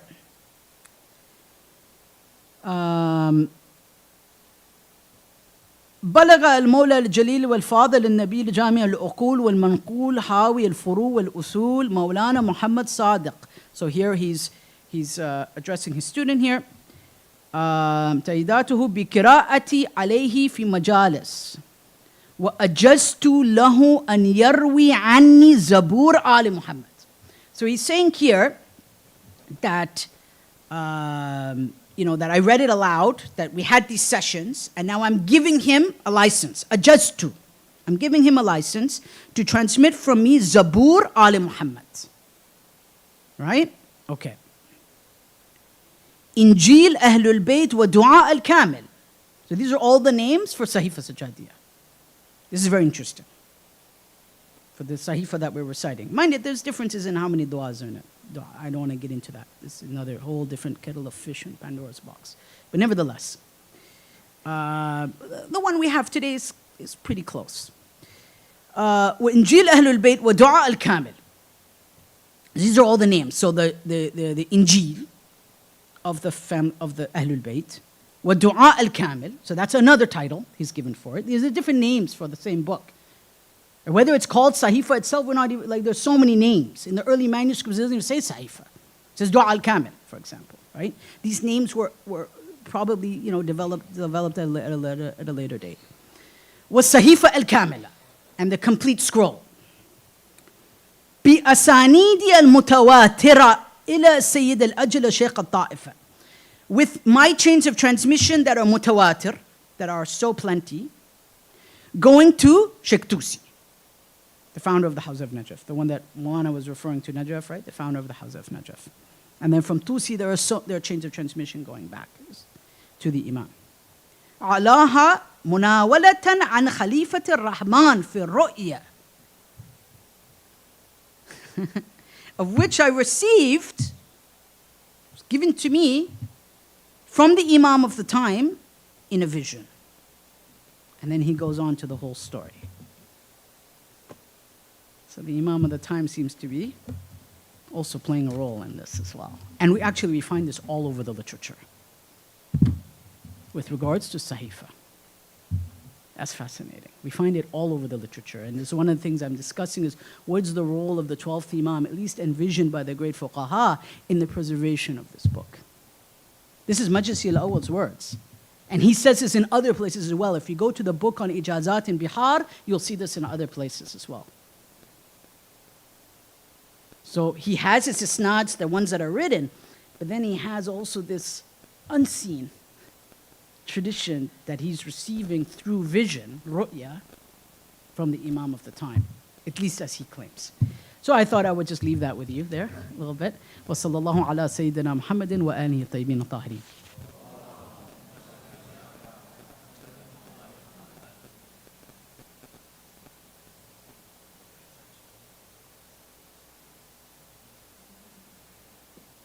So this is just a reminder that questions will be we'll keep till the end. Questions for all speakers, keep till the end. We'll have questions for those here, and then those online can submit questions on Slido.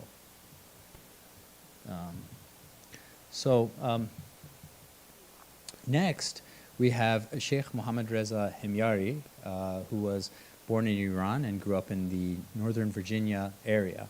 After receiving an MA in religion from the George Washington University, he began his seminary studies in Najaf, Iraq.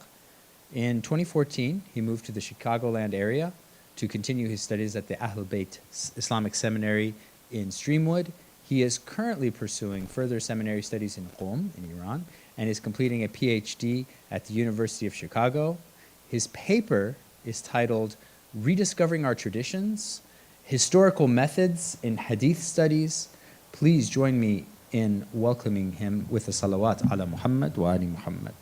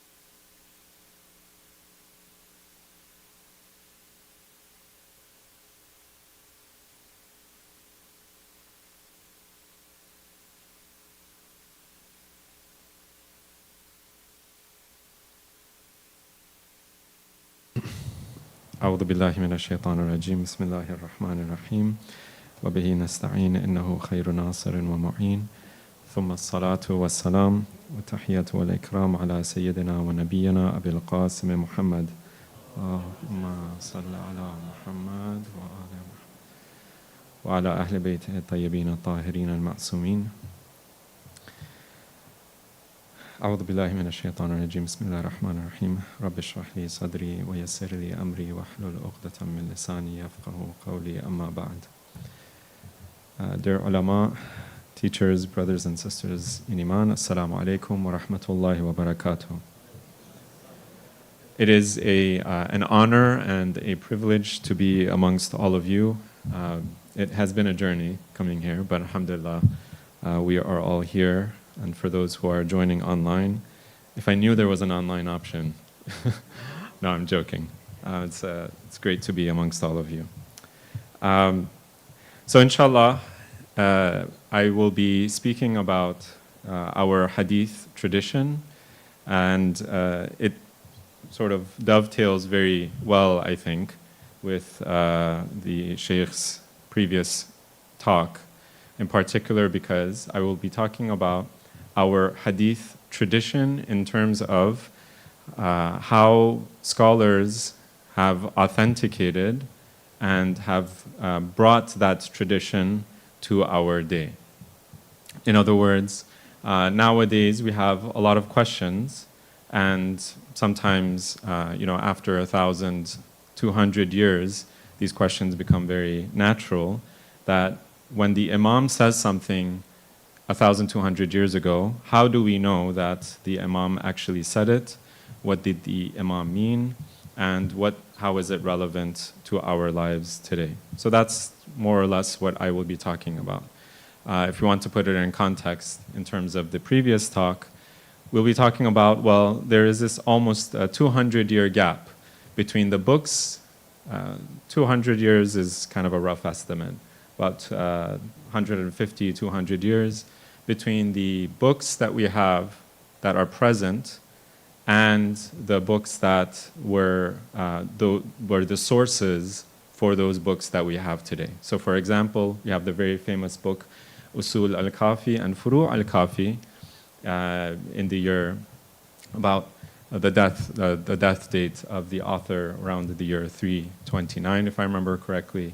And then you have that author getting his sources from a previous generation, and we don't have access to those sources. And those sources come from a previous generation, of course, and multiple generations have passed since the time of Imam Ja'far as-Sadiq alayhi salam, and Sallu ala Muhammad wa ala Muhammad. So you all help me by sending these salawat. Allahumma salli ala Muhammad.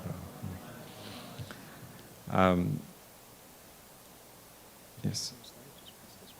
Okay, thank you. All right. Until the time that we actually have the books. So for example, a book like Usul al-Kafi or Kamil al-Ziyarat, these are books that emerge in the 4th century, and they're talking about words and du'as and ziyarat that were mentioned about 2 centuries earlier, during the time of Imam Ja'far as-Sadiq, Imam Musa al-Kadhim, and so on and so forth. Right? So there's 200 years gap. And the question becomes, how do we fill the gap? Okay. I don't think you have mind the gap here, right? That's only in the UK. But how do you fill that gap or mind the gap between when we actually have the ahadith written down and when the books that we have available now? These jokes might be very corny, but please indulge me. All right, so now the question again, I will reiterate the problem, but I want to first start by mentioning a hadith. This is a hadith is actually a conversation between Yunus ibn Abdul Rahman. He is one of the very prominent, very sort of authoritative companions of the 6th, 7th Imams and the 8th Imam. And he says that some of his companions, some of his friends come to him and they ask him, what is it that causes you to reject so many ahadith? This is actually one of the hadith that is relied on to sometimes kind of question the authority or the authenticity of our hadith. Because look, the hadith narrator himself is saying, why am I so skeptical of the ahadith? And this is a person who was living at the time of the Imams themselves. And so how can I, living 1,000 years later or 1,200 years later, rely on those hadith when the person who was living at the time of the Imam could not rely on those hadith? So the question hopefully is clear.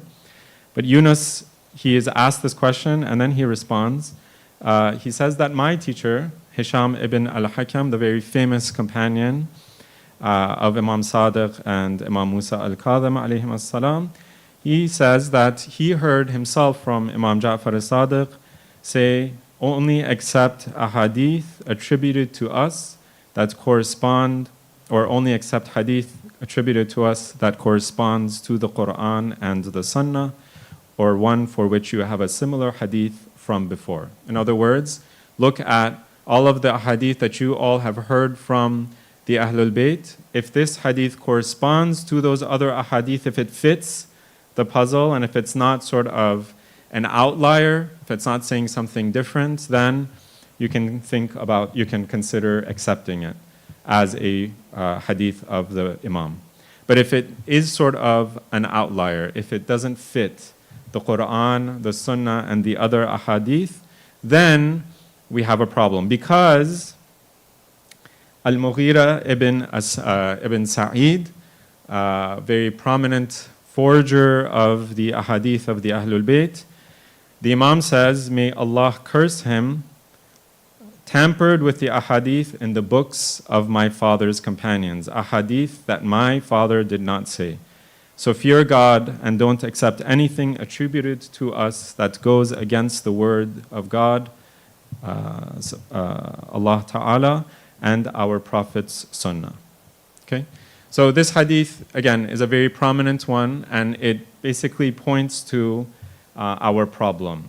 The problem which was present even during the time of some of the Imams themselves.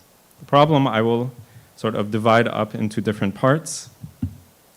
And that is, first of all, we are asking, and we want to know, did the Imam say it? Was there a hadith that the Imam actually uttered, a teaching that the Imam gave to his companions, and so on? The second question is, how do we know the Imam said it? So it's one thing for the Imam to have actually said the hadith. It's another thing for that hadith to reach me and for me to be confident that this is what the Imam said. Correct? It's kind of like the telephone game, right? So I know that the person said something and it sounds like, the cat is in the house, but it might have been the cat is in the bag, right? Because telephone, right, changes and so on. That was another corny joke, but that's okay. So, right, on the one hand, I know that through this process, certain things change. The telephone process, right, certain things change, and it might change the entire meaning of the hadith. So I'm not very confident that what I am hearing or what I am reading actually goes back to what the Imam said. It might correspond. So the Imam might have said, for example, these are, and we'll talk about this later, that this is how you should do your wudu. This is the dua that you should recite while you do your wudu. But because I know there is this gap, this 200-year gap at least, I'm not confident that this is what the Imam has said. Now, the third thing is, if the Imam said it, why did he say it? Was he in a state of taqiyya? Was he in a state where he was saying something and he said something in addition to that line that is now recorded? So for example, the Imam might have said a larger teaching, but the narrator only records a small part of it, and I only get that small part. Did the Imam have any physical gestures about what he was doing? For example, he was doing his wudu, but the recorder only recorded the words of the Imam, and so on and so forth. And then the fourth question is, what is our responsibility? So all of these questions are questions that a hadith scholar, and particularly a faqih, who is trying to determine how to use these ahadith, these are the questions that he is going to be asking himself. The third, now we get to kind of the importance, and this is a little bit maybe very obvious to many of us, especially many of us who view sort of YouTube videos and are aware of kind of the conversation that is going on right now in sort of our communities, where there's this kind of uncertainty, there's this kind of doubt about where did our tradition come from, where did and how far we have gone from that tradition, right? So maybe the Imam said something, but because of those chains, then we are not sure about where we stand in terms of the teachings of the Imams. The few points that I want to mention, and these are amongst many others, are three. Why is this question important? Why is this problem something that we are all either thinking about consciously or unconsciously? That is because, first of all, it brings up a question about how confident we are in our scholarly tradition, right? Our scholars, we rely on them to pass on to us the ahadith and the teachings of the Ahlul Bayt, and to interpret those ahadith into our lives and for us to live and abide by the teachings of the Ahlul Bayt. That's the basic mission statement of the traditional Islamic scholarship. They take the ahadith, they verify them, or rather the teachings, not just the ahadith, but the teachings of the Ahlul Bayt, and then they interpret that for us into a lived practice and a lived set of beliefs and doctrines and so on and so forth. Now, if the confidence in the scholarly tradition, in this sort of 1,200 or 300 years of tradition, if that comes into question, then we might question our link to the Ahlul Bayt. And this brings us to the second issue, which is guidance. And that's ultimately what we look in the Ahlul Bayt for. There's a specific guidance. For example, how do I do this wajib act? How do I do my wudu? How do I do my salat? How do I pray and fast and so on? How do I transact with other people? And all of the other things that we are going to, inshallah, be exploring in these next few, in this day and today and tomorrow. Right? So individual points of guidance. And then there is general guidance. Just to kind of highlight this, and yes, I'm trying to go quickly because I think I'm short on time. I don't know how much time we have. Okay. So we have this ayah of Surah Al-Ma'idah. So this is an example of that question of specific guidance. How do I do my wudu? We all maybe have learned how to do our wudu from our grandparents and our parents. But we might ask ourselves, okay, now we have this ayah in the Quran that seems to be teaching us what wudu is, what proper wudu is supposed to look like. Surah Al-Ma'idah, ayah number 6, Allah says, أعوذ بالله من الشيطان الرجيم يا أيها الذين آمنوا إذا قمتم إلى الصلاة فاغسلوا وجوهكم وأيديكم إلى المرافق.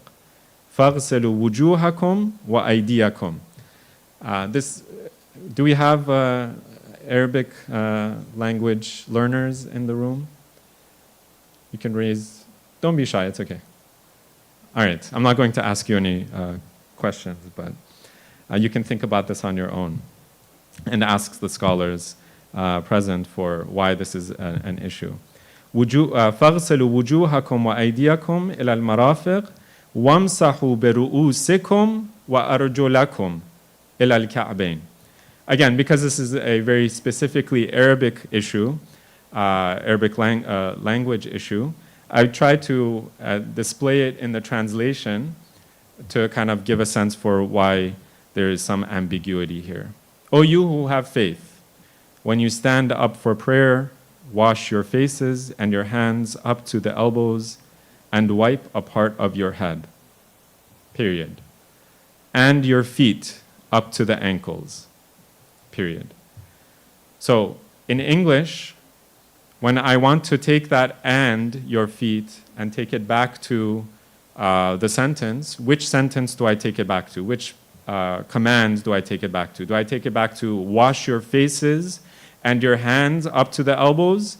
Or do I take it back to and wipe a part of your head, your heads? Which one do I take it back to? Okay, we can take a vote here. See who has proper wudu, who does proper, yes, so, okay, so how about we have, who says, and wash your hands and your faces up to the elbows? Who says that's possible? Who says that's possible? Not that that's what it's saying, but that's possible. Okay, we have 2, all right, 3, 4, okay. And who says it's not possible, and it definitely goes back to the previous sentence, and wipe a part of your heads.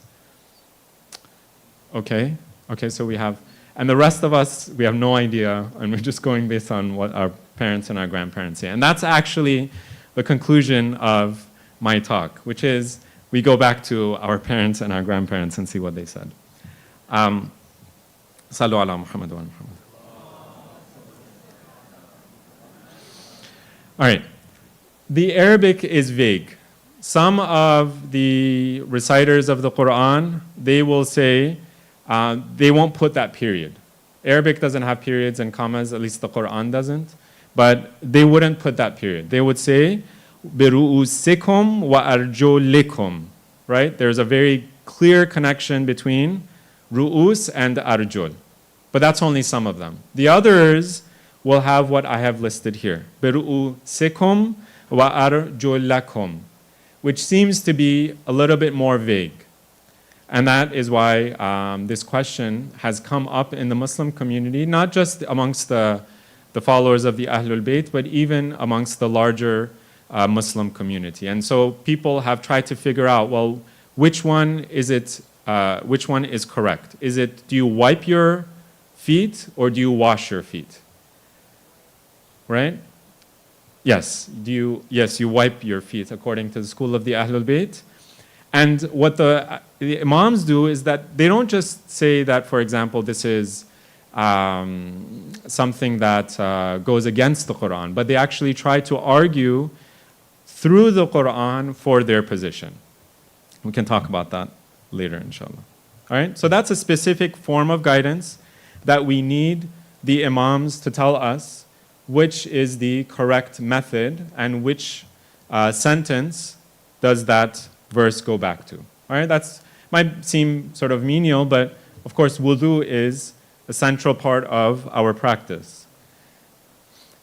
A more general guidance, and this is a very beautiful hadith, or rather a conversation between Hisham ibn al-Hakam, that same person that I mentioned a little bit earlier, and a man by the name of Abu Hudayl al-Allaf, who is a very famous theologian, sort of debater in the time of Imam Ja'far al-Sadiq and Imam Musa al-Kadhim, I believe. So these two people, Hisham ibn al-Hakam, again, very famous companion, and Abu Hudayl al-Allaf, these were sort of the earliest debaters and theologians of the sort of in Islamic history that we know of. All right, there's a whole debate about when did Islamic kalam or theology start, but these are some of the earliest figures. What's interesting is that Hisham is this conversation, all right? And this gets to the core of our dependence and our relationship to the Imams. Abu Hudayl, he's part of a school called the Mu'tazila. He said, what later comes to be known as the Mu'tazila. It's just a school of thought, and they were not Shi'i. They did not take their beliefs from the Ahlul Bayt. All right? Abu Hudayl says, I will debate you to Hisham ibn Hakam. If you win, then I will follow your path. And if I win, you will follow my path. You will follow my madhab. Hisham responds. He says, you're not doing me justice. That's not my position. If I win, then you follow my path.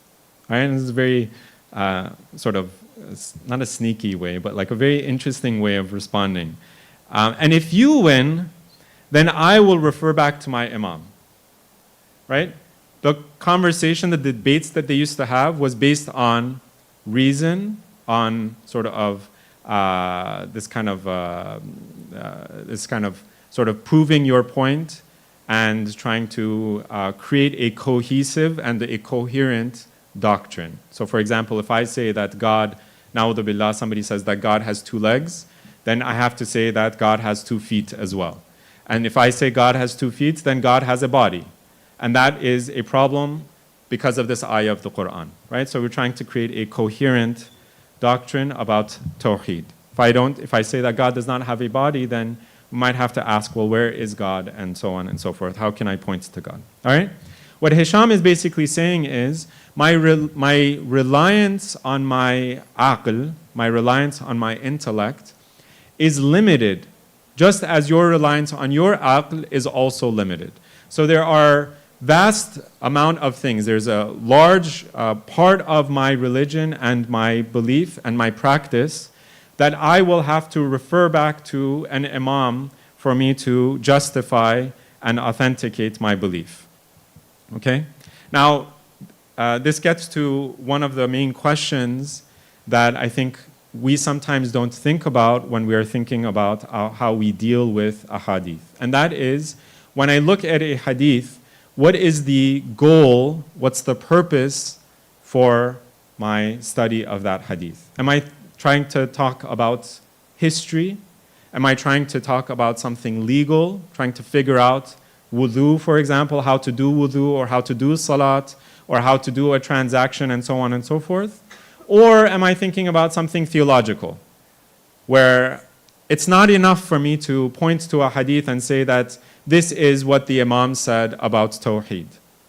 If I find a hadith that says, for example, that Allah descends onto the earth, and, for example, He speaks to people directly through His mouth, and the hadith gives me basically a physical description of Allah. Because that goes against my intellect, then I'll have to second guess what that hadith is actually telling me, right? The conclusion that I draw from that hadith. That is a hadith that I'm looking at through theology and through kalam. And so when we're looking at hadith, we also have to think about, well, what is my purpose and what's my goal for looking at this hadith? One of the things that this hadith of Yunus ibn Abdul Rahman, it talks about is the history of this problem of authenticating hadith.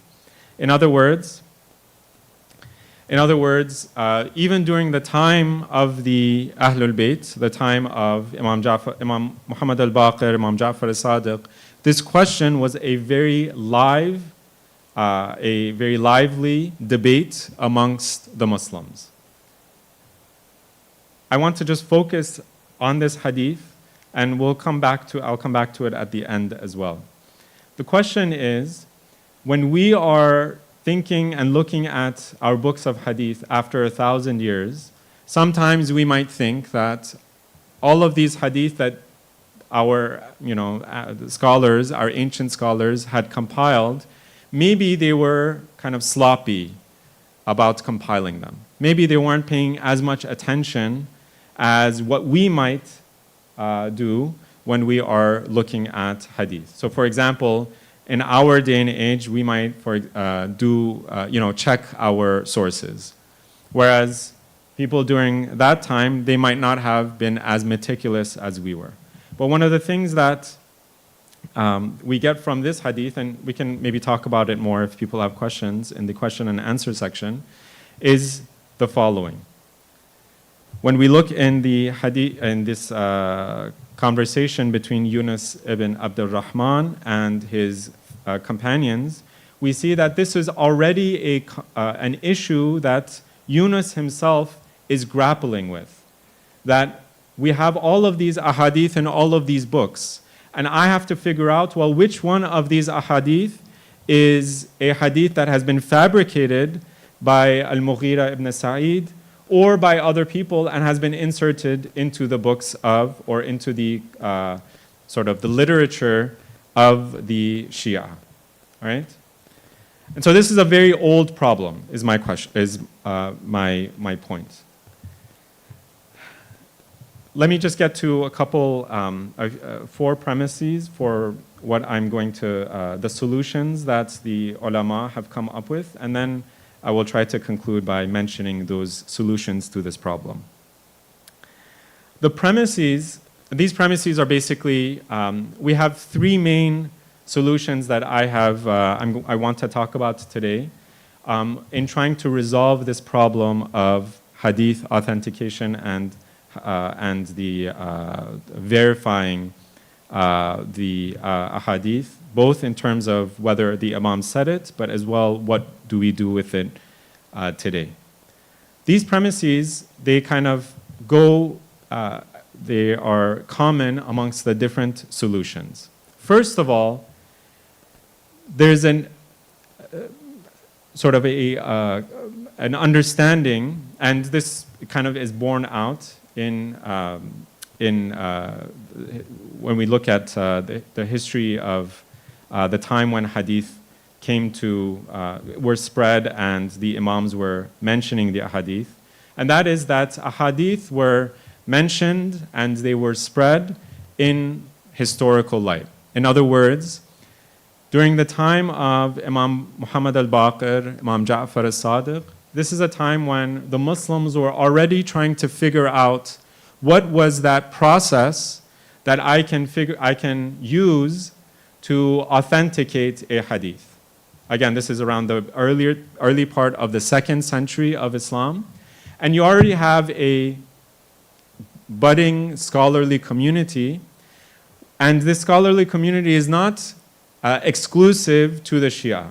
You have a rising community of scholars amongst the larger ummah. And all of these people are figuring out, well, this is the way that I can prove that the Prophet, for example, said this. How do I prove that the Prophet said this? Well, I come up with a chain of narrations. Yes? So such and such person said, is reporting from such and such person, who is reporting from such and such person, who reports from the Prophet of Allah. Sallallahu alayhi wa alayhi. Sallu ala Muhammad wa alayhi. Now, the problem there is that you have a 100-year gap, yes, between when the time of Imam Muhammad al-Baqir and Imam Ja'far al-Sadiq and the time of the Prophet of Allah. And we don't have much writing between this time, at least publicly, right? There is a sort of what's commonly known as a ban in public writing, or writing that is distributed publicly. And so, at least for the larger Muslim ummah, who is relying on the Prophet and the ahadith of the Prophet and the companions of the Prophet, this problem is a very crucial and difficult problem to figure out. You have 100 years in which the ahadith of the Prophet of Islam or the Prophet of Allah are not written down. And you don't have ways of figuring out, well, where do these ahadith come from? That issue is not present for at least the ahadith of Imam Ja'far al-Sadiq and Imam Muhammad al-Baqir. Because during the time of Imam Muhammad al-Baqir and Imam Ja'far al-Sadiq, we already have this scholarly community developing with their own techniques for determining how ahadith are spread, how ahadith are verified and authenticated, and so on and so forth. And whenever you have a scholarly community, then you have an internal dynamic, okay? In the medical field, in other sciences, you have this kind of internal dynamic for determining what are the kind of the best practices that each scholar has to follow for them to be, for them to claim that they are sort of, they have a good standing within that community. If a medical doctor, he is selling, for example, snake oil, right, which does not have, you know, this kind of double-blind studies and so on, that person is not considered to be a doctor in good standing or whose recommendations are held in the same degree, to the same degree as a doctor who always sort of relies on, and I know there's a lot of problems about this in the medical field, but just bear with me. A doctor who, for example, only relies on sort of the latest and the most cutting edge sort of studies and so on and so forth, right? Those two doctors are not considered at the same sort of level of authenticity. That is something that we rely on a larger community, larger than just specific individuals, because that community has come to an understanding about what the best practices are for the community. So there's an internal dynamic that that develops within each one of these different communities. The medical community might have one dynamic, the scientific community will have another dynamic, and so on and so forth. The third, and this kind of dovetails with the second issue, and that is ensuring authenticity and sort of ensuring the highest grade recommendations for this particular community. So the community will lay out their processes. And then the fourth issue is the function of a hadith and what role the hadith plays, or what's my purpose for looking at that hadith. Because I don't have too much time, I'm just going to very quickly mention these, the actual solutions. We've talked about problems a lot, and now we're going to talk about the solutions. The first solution is a very common solution that maybe we are very familiar with, and that is looking at the sanad, or the chain of narrators in the hadith, as the best way, or as maybe even the only way that we could verify the hadith. So for example, we look at this hadith. This is a hadith that is narrated from our sixth Imam, Imam Ja'far as-Sadiq, in which he references our first Imam, Amirul Mu'mineen, Imam Ali alayhi salam. Sallu ala Muhammad.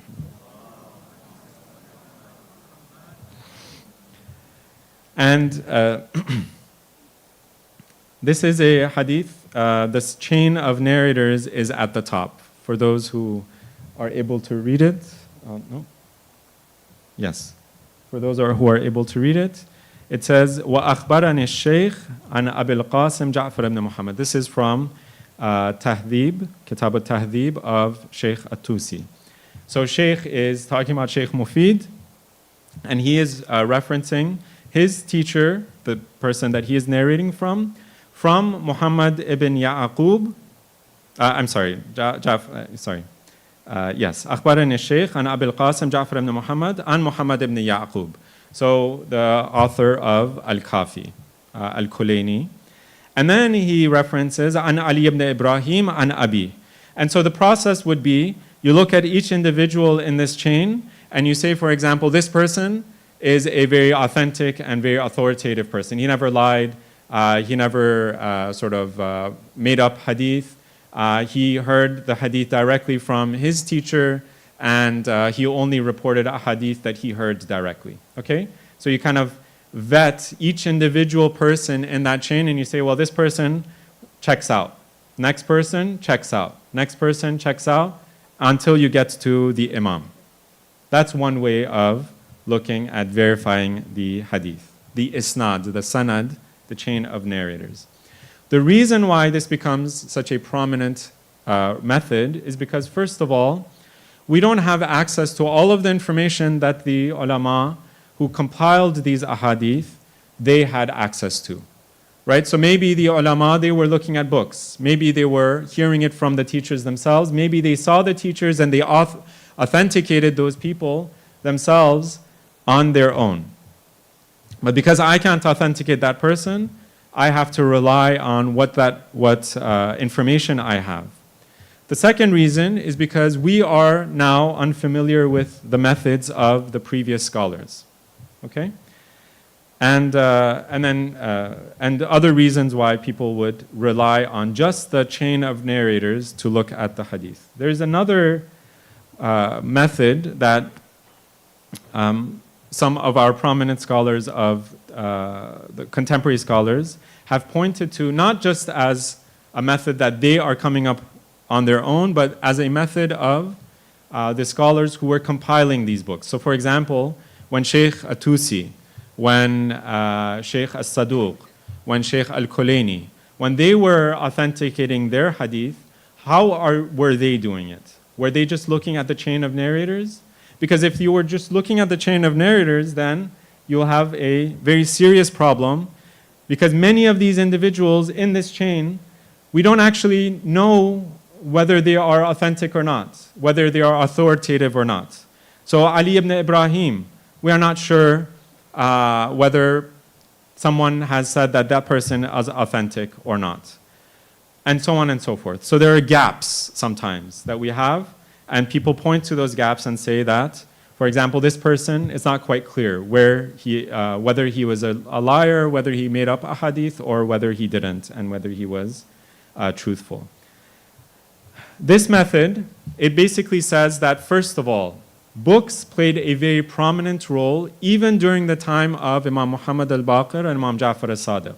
And when you have books being the central way that your ahadith are being transmitted, then you don't have to rely on word of mouth. You can just look back at the book itself. Now, we might not have the books themselves present, but through sort of very critical analysis of the chain of narrators and of the texts themselves, we can compare those books and those ahadith with other ahadith that we have from other sources and other narrators. All right?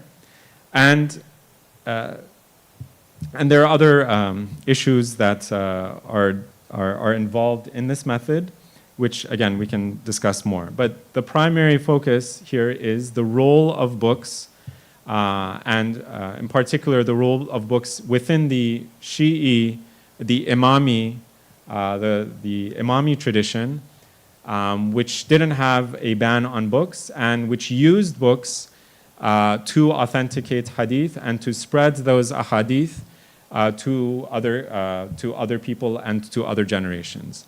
And one of the reasons why this is so important is because, particularly among the Imami tradition, where you have sort of this question of security. You can't go out into the masjid like the majority schools can and have 100 or 200 different students who are all sitting there listening to the sheikh recite his ahadith. So you maybe have a couple students who gather around and they have to take these same ahadith and spread it to someone maybe very far away. And so books become a very important and very crucial way of spreading hadith, particularly for the Imami community that has its own very special and very distinct internal dynamics that it has to deal with. And then the final, and there are of course ahadith that in which the Imams, they encourage their companions to write down their hadith and to pass those books on to next generations, right? Again, not just as sort of a family legacy, but as a legacy of the community at large, and to take care of that tradition of writing within the community. This is one hadith of the sixth Imam that I will just pass over, in which the Imam basically says, pass on your books to your children, because there's going to be a time in which you're not going to have access to the Imam, and these are going to be your main way that you are going to have a connection to the Imam and to the teachings of the Imam. The third solution, well, which isn't as commonly known, is a solution that relies not just on data points. And this is an important way of looking at history, not just as individual ahadith, but as a larger sort of a development of hadith and of the history of hadith at large. In other words, instead of looking at either the sanad of the hadith and checking off individuals within that sanad, or looking at the books that each individual took their hadith from, or rather the compilers took their hadith from, and trying to authenticate, well, whether that book or that particular hadith that is found in that book, whether that chain kind of goes back to the Imams. It looks at what was the conclusion of the scholarly community at the time of, for example, Sheikh al-Kulaini, or Sheikh al-Saduq, or, for example, Sheikh al-Tusi. In other words, it's trusting in a process that looks at the larger conclusion of the scholarly community and what is the highest grade of hadith that the community could agree on. Because I could have an individual standard and you could have an individual standard, and our standards could conflict. But when we come together as a community and we agree on the best, on individual ahadith, that gives us the highest assurance that these are hadith that pass the test for all of the different tests that each individual scholar could give. So in other words, it looks at the holistic process as opposed to individual data points. It looks at the collective conclusions of the ulama of the time who had access to all of the resources and were able to, for example, see the books themselves. And finally, it doesn't just look at authenticity. If you remember in one of the first slides that I had, we were saying that it's not just authenticity of the hadith, but it's also talking about, well, what did the imam mean? Maybe the imam was saying this hadith in terms of taqiyya. Maybe he was saying it and he was, for example, said something in addition or had physical gestures, like the gesture that your time is up. Physical gestures that, you should end here, right? But other people don't mention that in their books, right? You all might not have seen that physical gesture, and you don't actually know that part of the hadith of the imam. But because the community of the time of, for example, Sheikh Khulaini, they saw it, and if everybody agrees in that, then because they had more data and they had more access, then looking at what they all agreed on can give us better insight into which ahadith are more authentic and what the conclusions we can draw from those hadith could possibly be. I'll just end there. There is actually a dispute between Sharif al-Murtada and Sheikh Tusi, which kind of really expresses this very well. That these two very prominent scholars, they had very conflicting ways of looking at hadith and hadith authenticity. One of them says that we don't just look at the hadith in terms of whether the imam said it or not, but we have to look at the larger scope. And then the other one says that if we don't have any other information, then that's all that we can rely upon. All right, I will just end there. And inshallah, this was a useful way of looking at not just, again, the common processes that we have heard about in terms of how to authenticate hadith, but see how robust the hadith scholarship is within our scholarly tradition, and that these traditions, these methods for authenticating hadith actually go very far back, even during the time of the compilers of those books. And through those methods, we can get a little bit more certainty, a little bit more confidence, itmi'nan, that these are not just people who are coming up with ahadith, fabricating hadith themselves, or even doing their work sloppily and without any mechanism for authenticating, but rather these mechanisms are very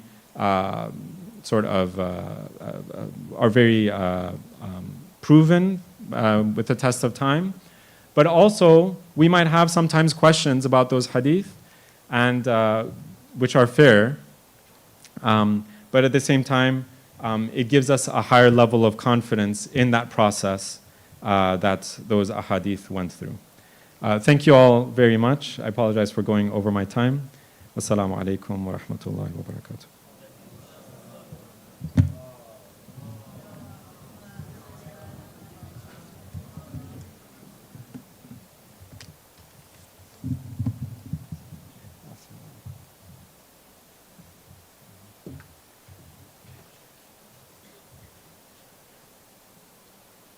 Okay, so actually, we're going to adjust a little bit because of time. So we'll have our last speaker, and then we'll go ahead and break right after our last speaker. And of course, if you have questions for the speakers, the good news is they're around. During the coffee breaks, they'll be here. You can speak to them in a more personal kind of way. So our next speaker is Haj Jalal Mughniya, who is a law professor, lawyer lecturer and author, whose work explores the intersections of law, leadership, and Islamic thought. He teaches Islamic law at Wayne State University and the University of Detroit Mercy. Mughniya is the author of Ali, The Elixir of Love, Hussein, The Saga of Hope, and Fatima, The Flower of Life. He is the co-author of The Pope Meets the Ayatollah, An Introduction to Shia Islam, and the translator of the Marja'iyya by Ayatollah Muhammad Sa'id al-Hakim. He serves on the board of directors of the Mainstay Foundation and holds a Doctor of Jurisprudence from the University of Toledo with certificates from Oxford and Harvard. His paper is titled Teaching Islamic Law in American Law Schools, a Case Study in Legal Literacy, Cultural Competency, and Curricular Integration. Please join me in welcoming him with a salawat ala Muhammad wa ali Muhammad.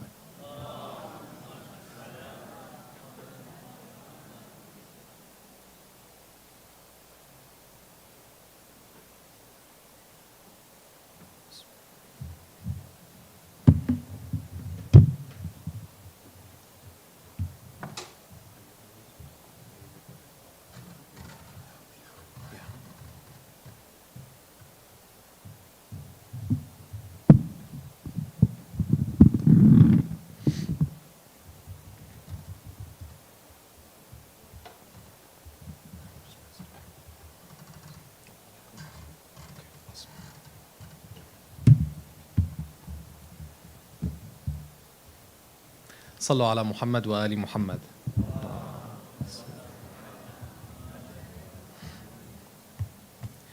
أعوذ بالله من الشيطان الرجيم. بسم الله الرحمن الرحيم، والصلاة والسلام على سيدنا ونبينا وحبيب قلوبنا أبي القاسم المصطفى محمد. اللهم صل على محمد وعلى آل بيته الطيبين الطاهرين. الحمد لله رب العالمين. الحمد لله الذي جعلنا من المتمسكين بولاية سيدي ومولاي علي بن أبي طالب، والحمد لله الذي هدانا لهذا وما كنا لنهتدي لولا أن هدانا الله. بسم الله الرحمن الرحيم. رب اشرح لي صدري ويسر لي أمري واحلل عقدة من لساني يفقه قولي. In the name of Allah, the most beneficent, the most merciful, we ask Allah to again send His greatest peace and blessings upon Muhammad wa ali Muhammad.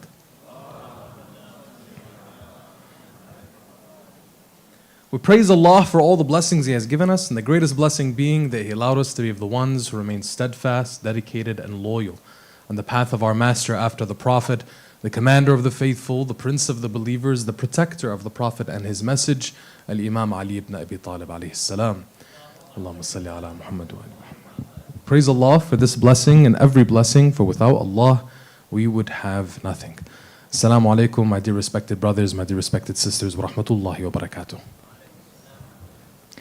Firstly, on behalf of the Mainstay Foundation, I'd like to thank the organizers and thank you all for coming together for what is truly a beautiful gathering, a gathering of minds, thinkers, scholars, leaders, to discuss important subjects, important issues that are related to our faith and our future.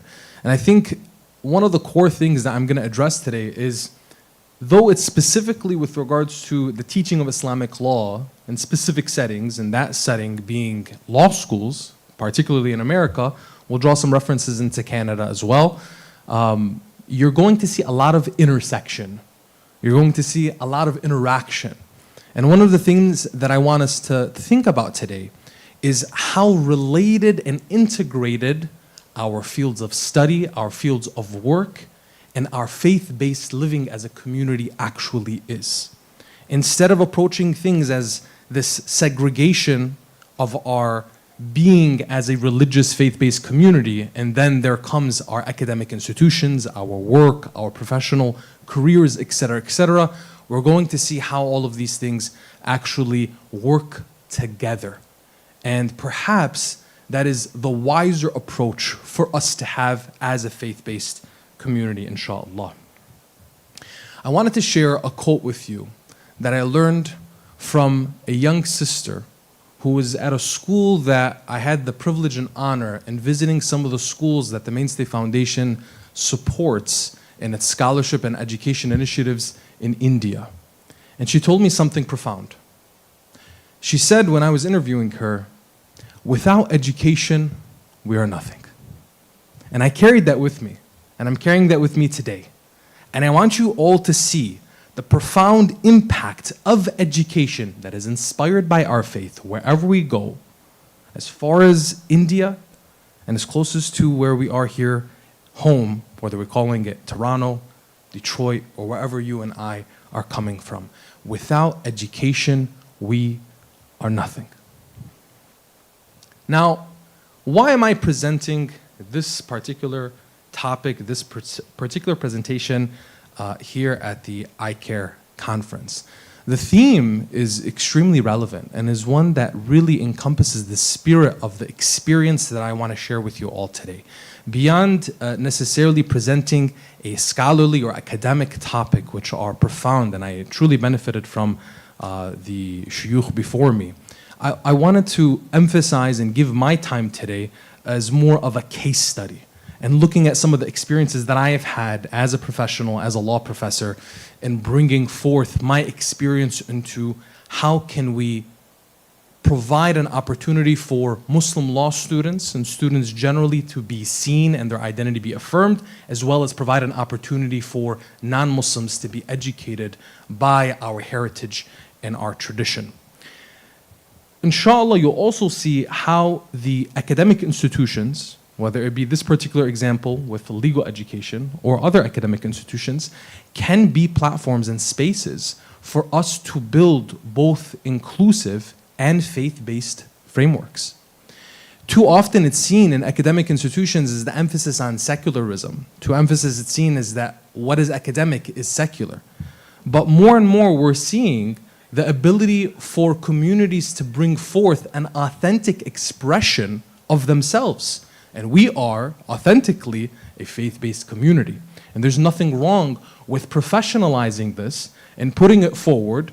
Like Sayyid Muhammad Rizvi said in his opening address today, it's about time for us to tell our narrative. It's about time for us to bring forth the individuals that are intellectual, that are experts, that are thinkers in their own right in these mainstream institutions. And one thing that inshallah I want to emphasize here today is that teaching Islamic law is a step in the societies that we live in, is a step for pluralistic ecosystems that will help protect our faith-based interests as Muslims and as well as extend to other peoples of faith. Believe it or not, when you and I freely speak of our faith in the institutions that we are part of, it also liberates other people to speak of their own faith and allows us to have dialogue and exchange amongst one another in our authentic expressions as faith-based communities. And I'll share some examples of that in the law schools that I teach at. Now, to further this and affirm the relevance and objective here, I want us to make sure we're seeing, whether it be in this particular example or like what was shared earlier, that Islamic law and Islam is a living tradition. It's a living tradition and a legal tradition that should be appreciated in academia and other professional settings. I'll give you an example of one experience I had in one of the law firms that I practice in. My practice is as a corporate attorney, and one of the areas that was needed but not identified was, and you'd be surprised on, with very educated and sophisticated individuals, how basic their understanding would be of a civilization and a tradition as large as and as deep as Islam, with 2 billion adherents around the world, not knowing the difference of Shia and Sunni, not knowing the difference of what is Islamic and what is Muslim, not even knowing the difference between what is Arab and what is Islamic.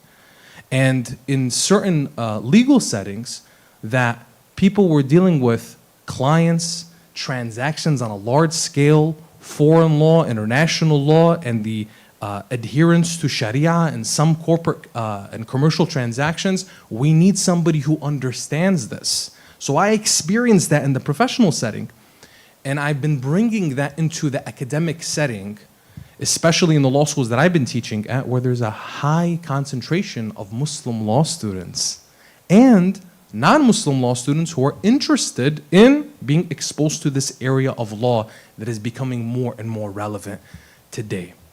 We also want to make sure that we can attest to this movement towards building religious literacy. With all of the challenges that we have in the world today, religion is more relevant than ever. Some people are trying to push a narrative that religion has lost its relevance. It's over 1,400 years, specifically with the Muslim tradition. I would say it's the return to religion that's becoming more and more relevant today because of people don't have the answers.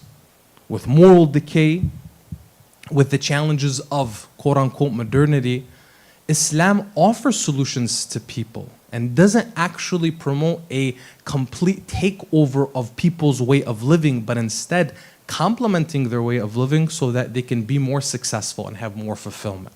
And finally, to equip professionals, particularly lawyers, with a global multicultural practice and approach to the way they take on their profession. And I'll share more details on that, inshallah. The first case study that I want to share with you all, and I'm going to give you a little bit of a story of how this came to be. At Wayne State University, which is a top public research university in Detroit, they had offered a course, an Introduction to Islamic Law course, several years back. But the course had been dormant for a long time. And I was invited, this was Shahr Ramadan in 2023. So Shahr Ramadan at that time was in April. I was invited to be the keynote speaker for the iftar dinner that the Muslim Law Student Association at Wayne State University Law School was hosting at the law school. And their iftar dinner was not just open to Muslims, it was open to non-Muslims. It had people of the faculty there, the dean was there, the associate dean was there, the assistant. There was a number of people from the faculty, different professors. So I was given the privilege and honor to address the crowd right before iftar. So many of us have been in those gatherings and those settings where we have speeches and they're right before iftar. Thank God nobody's fasting today. Well, I hope not, right? Well, I also hope that you engage in fasting. I was speaking right before iftar, and I asked them, how much time do I have? And they said, well, Hajj, you have 20 minutes. But if you can make it 15, that would be great. I looked at the time, I'm like, how about I make it 10? They just had a huge relief. And they're like, that would be amazing. So I went up there and I gave a speech just for 10 minutes, right? And, oh, sorry, that was to me. I gave a speech just for 10 minutes. And alhamdulillah, it resonated with the crowd. And I think it was really just because it was nice and short, right? So I went down, we had iftar together, I had the ability to interact with the faculty, with the staff, the students. And I was speaking with the dean, and he had told me, I really appreciated your talk. You mentioned, there was a verse in the Quran I had mentioned, in chapter 49, verse 13, Allah subhanahu wa ta'ala says, Ya ayyuhan nas, inna khalaqnakum min dhakarin wa untha, wa ja'alnakum shu'uban wa qaba'ila lita'arafu, inna akramakum 'inda Allah atqakum. O people, O humanity, we've created you of male and female, and we've made you into nations and tribes so that you can identify with one another, get to know with one another. He said, I would love for you to come back to the law school and perhaps give another lecture or presentation.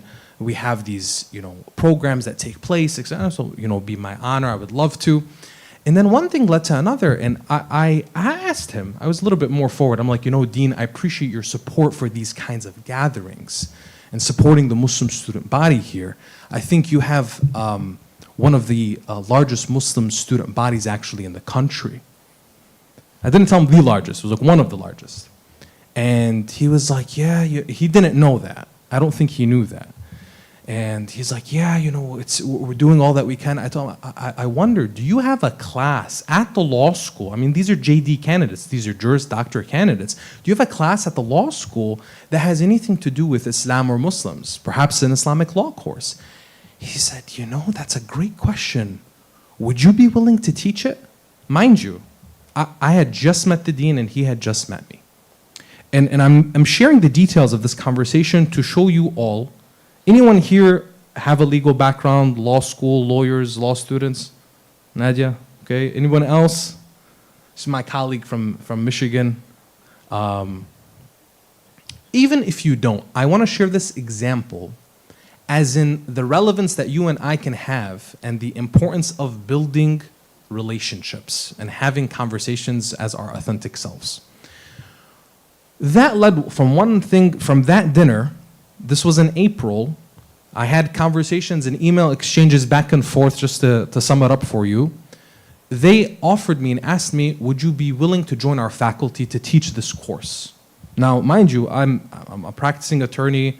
I have, any spare time I have in addition to my legal work, it's all dedicated to the work at the Mainstay Foundation. And with lecturing and writing, this wasn't planned. But I took the opportunity, of course, with the guidance of my teacher and mentor, Sayyid Haidar, even though he pushes back at me a lot. We took the opportunity, we made it happen. Within 2 months, we were able to reintroduce the course and in the curriculum at Wayne Law. And at the same time, what we were doing was we were working on, which is the second case study, at the University of Detroit Mercy. The University of Detroit Mercy is a Catholic university, and I believe ranked the #2 Catholic university in the Midwest, I believe specifically for law schools. I think it's after Notre Dame. So this is a Catholic university based in the Jesuit tradition. They have never had Islamic law in their curriculum. This was pushed. You may be asked, well, how did they want to come to bring this into their curriculum? And this is an example I'm going to share for any students in the audience. Any students? Just students of any kind. Okay. This is to show you the power of students and the influence that students have on campus. One of the students on campus was a volunteer at the Mainstay Foundation for several years.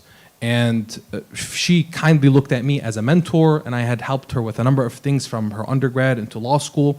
And she was pushing. She said, I want to make sure that something on Islam and Muslims, she didn't know exactly what, something on Islam and Muslims would be taught at the law school before I graduate. So she had been pushing with the Associate Dean of Curriculum, of Academic Affairs and Curriculum, and the dean told her, listen, we'll offer a course, but you gotta find somebody that's gonna be able to teach it because we don't know anything about it. So she called me and she told me, Hajj, we have this, can you make it happen? It did take about, I put a 12-month process on the slide. It actually took about 18 months. This was before the conversations I was having at Wayne, but subhanAllah how things kind of line up and happen around the same time. Wayne ended up happening in fall of 2023. This, by the time it got approved, because there was never a course that was offered at the University of Detroit Mercy, again, a Catholic school, on Islamic law. So we created the course, we got the curriculum approved by the faculty, and it was offered last fall, fall of 2024. Now, this class, this Introduction to Islamic Law course is being offered at 2 academic institutions, at 2 law schools in Detroit, alhamdulillah, with the blessings of Allah subhanahu wa ta'ala. For blessings for all of you and your families, let's give another loud salawat ala Muhammad wa ali Muhammad.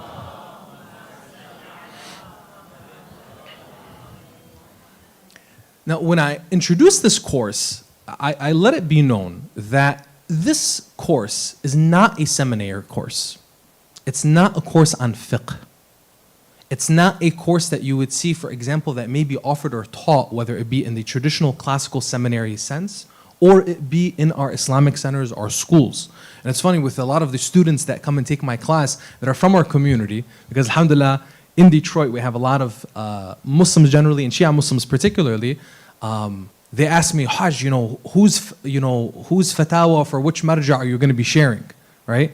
And I share with them, we're going to be exploring some aspects of it, but I want you to see this as, for both Muslims and non-Muslims alike, the objective is not to give you the devotional and spiritual obligation, fulfilling the spiritual and devotional obligation that you have as a Shia Muslim or a Muslim generally, but instead for us to bring forth the survey of Islamic law and tradition and culture so that you and your colleagues can be educated about this.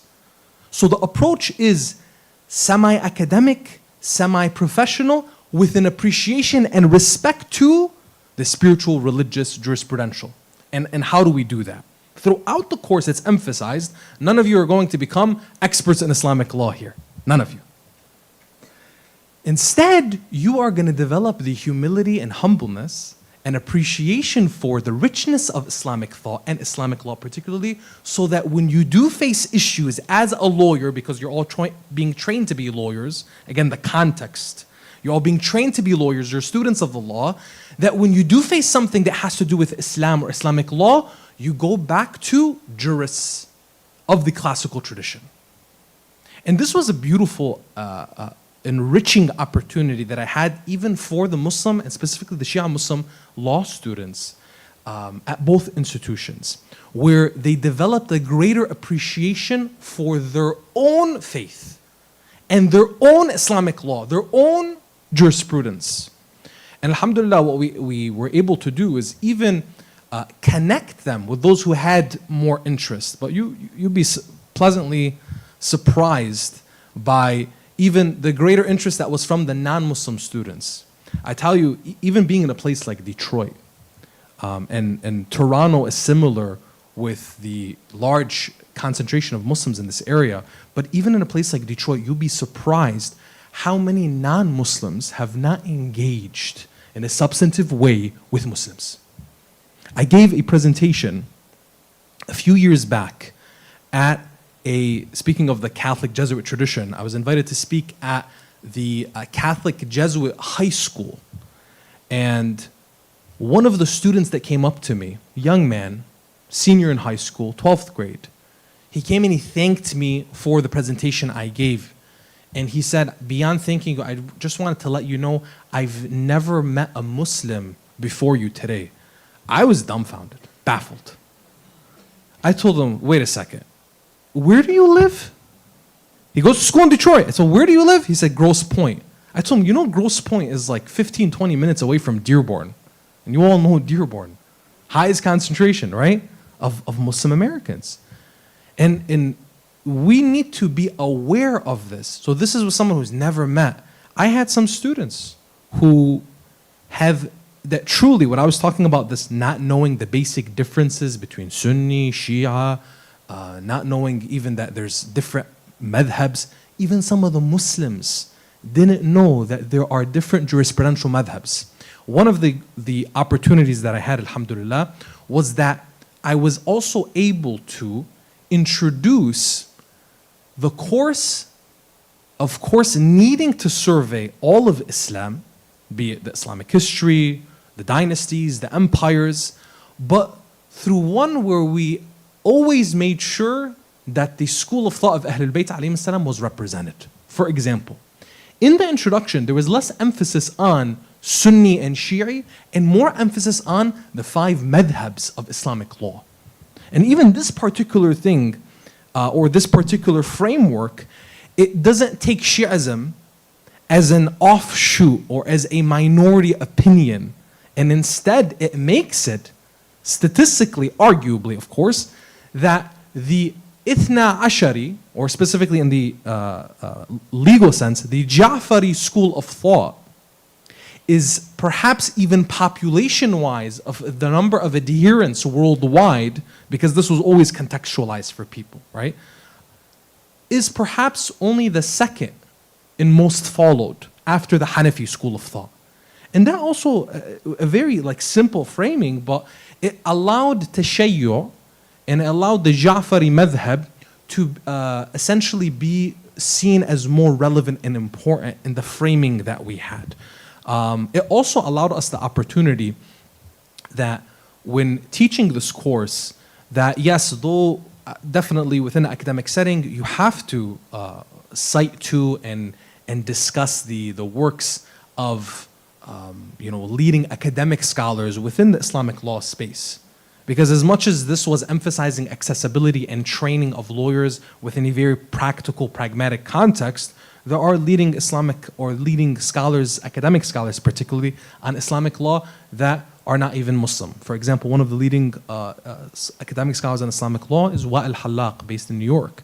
And though we had to always have these books on survey, we were also able to introduce like the translations of some of our seminary scholars and bring that into the context of the discussions, and emphasizing that even though some leading academic scholars may have opinions and analyses and outcomes that are as 1, 2, 3, if you go to the classical tradition, it disagrees with it.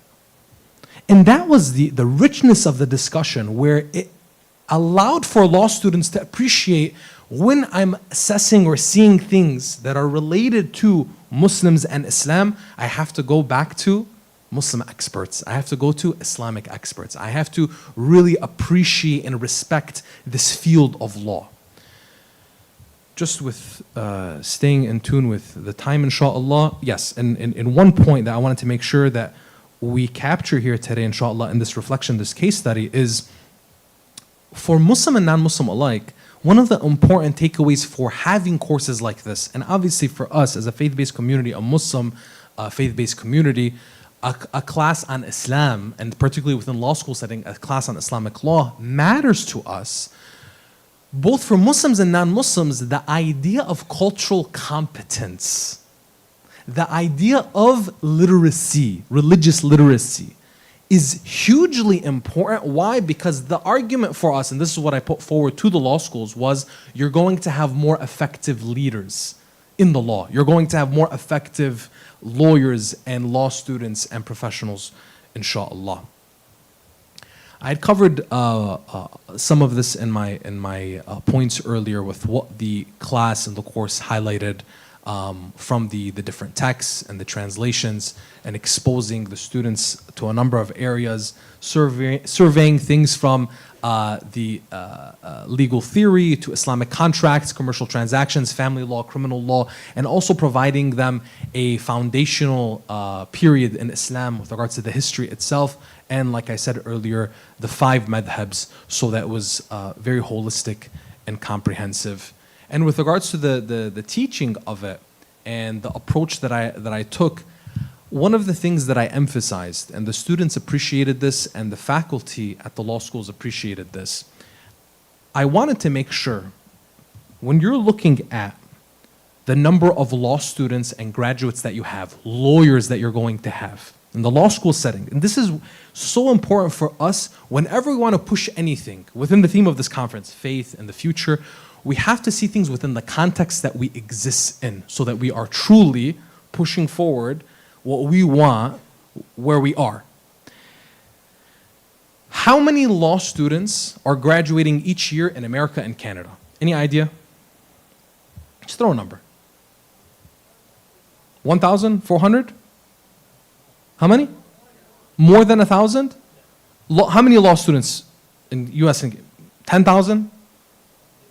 Between the US and Canada, about 40,000 law students graduate every year in JD programs. In LLM programs, Master of Law programs, is about 23,000 in the US alone.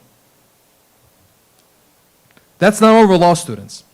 Now for the Muslim community, and these are rough statistics, based on the 2% of Muslims that we have in the United States, and about 5 to 6% of Muslims that we have in Canada, you're looking at about, I would say on the lower end, 500 to 600 Muslim law students that are graduating every year between the US and Canada. On the higher end, probably 1,200 to 1,500. And the numbers are going to increase. Now, lawyers, as you all know, play a very important role in society. Many of them go on to handle people's issues and conflicts. They also go on to be lawmakers, and many of them go on to become politicians or lobbyists. The idea strategically for us to look at law schools as a place for the literacy on just an introductory course, so that people can understand this is relevant, this is important, and it should be a part of your curriculum. Right now, between the US and Canada, there's only a handful of law schools that offer a class on Islamic law, including Harvard, University of Toronto, Wayne State, University of Detroit Mercy, and a couple others. But I don't think there's more than on two hands. Looking into the future, we need to be encouraging our students to take this mindset and I am relevant and I should ask for my relevance professionally, and a nice courtesy approach and a kind approach. But like I was sharing earlier with the case studies, students have a role to play and a big impact. And without you even realizing, subhanAllah, maybe the prayers of your mother, maybe the prayers of the community can impact you having an institutional impact. Having an institutional impact on your community in a number of ways. With that, inshallah, my dear brothers and sisters, I'll end it here and I'll ask, inshallah, for prayers for tawfiq for all of our students, for all of our professionals, for all of our community, inshallah. And I hope that this presentation sheds some light for you to see the relevance of this kind of approach, the importance of integration, and the hope that we have for the future, inshallah. We definitely can be a community that remains truthful and authentic to its faith tradition, and as well see an impact and an influence on the institutions that we are part of, whether they are academic or they're professional, inshallah. هذا والحمد لله رب العالمين وأفضل الصلاة والتسليم على نبينا محمد وعلى آل بيته الطيبين الطاهرين.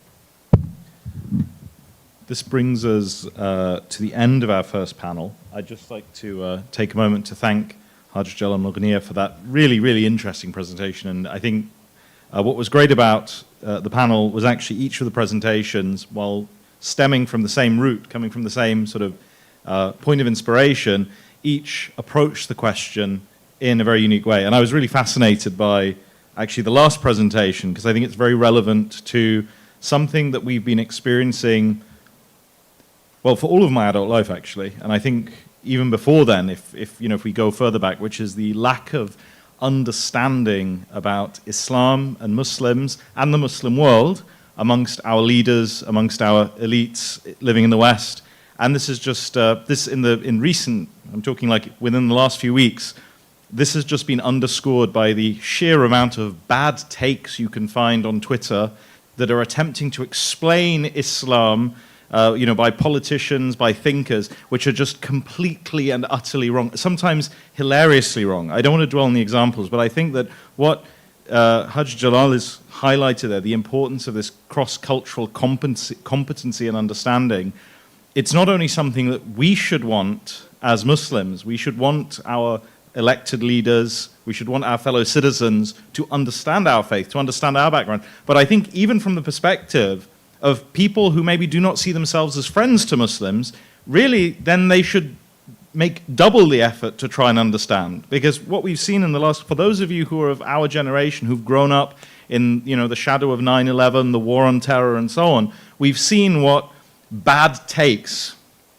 can do at the policy level. People who have no understanding of the Middle East, of Islam, of the history, the politics, the culture, just giving opinions and acting as if they know what they're talking about when being demonstrably and laughably wrong. I mean, in the last, I'm sure some of you who lived through 2003 and saw the build-up to the Iraq War feel like you're having deja vu, because the same things are just being said over and over again, like we're going to be greeted as liberators. Oh, everyone, wants this regime gone or that regime gone.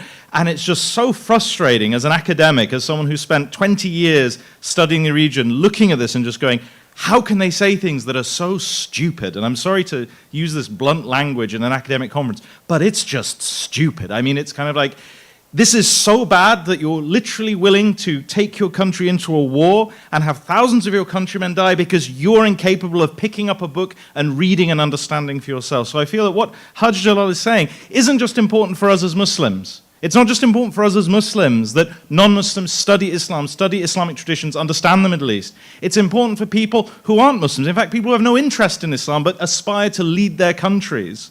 If they really want to be effective leaders, they should understand this. So I really want to thank you for that, because that was a very different presentation to what we usually get at these panels, but I feel like it really speaks to the moment we're in. So I just want to express my heartfelt appreciation to you, Hajj Jalal, for that. So thank you. And I want to thank all the other, I want to thank our chair, Professor Cyrus, for doing such a fantastic job, and other speakers, Sheikh Riza, Sheikh Vinay, for giving us really enlightening presentations. I think we all learned something. Now we are a bit behind schedule. I'm sorry, I've been talking far too long as it's lunchtime, and I'm worried that you're going to get the pitchforks and burning torches out if I don't get off this microphone. So we're about to have our lunch break. We'll be back here at, does anyone know what time we're coming back? 2 p.m.? We're back at 2 p.m. Ali Mehdi, are we back at 2 p.m.? We're back at 2 p.m. So we have it now. We have Tawata on this. We've authenticated this tradition. We're back here at 2 p.m. For those of you who are in the audience, food is going to be provided down here for you. For our speakers, we've been invited upstairs to join the councillors from the WF Exco for lunch, but feel free to move around, to come back down here to engage in conversations. And also I say to the audience as well, this is one of the great things about doing these conferences is the opportunity it presents to network and to meet people and to talk and to share ideas. So please do that, and we look forward to seeing you back here at 2 p.m. in Hall A. This hall, we are going to have artificial intelligence, which is going to be really interesting. And then in Hall B, we're going to have our workshop on Khums. So we look forward to seeing you. Wassalamu alaikum wa rahmatullahi wa barakatuh. Please recite a salawat. Salat, I believe, is upstairs. Yes, it's upstairs. 120 is Azan. Yes, Azan will be 120. So we have time to eat, yeah.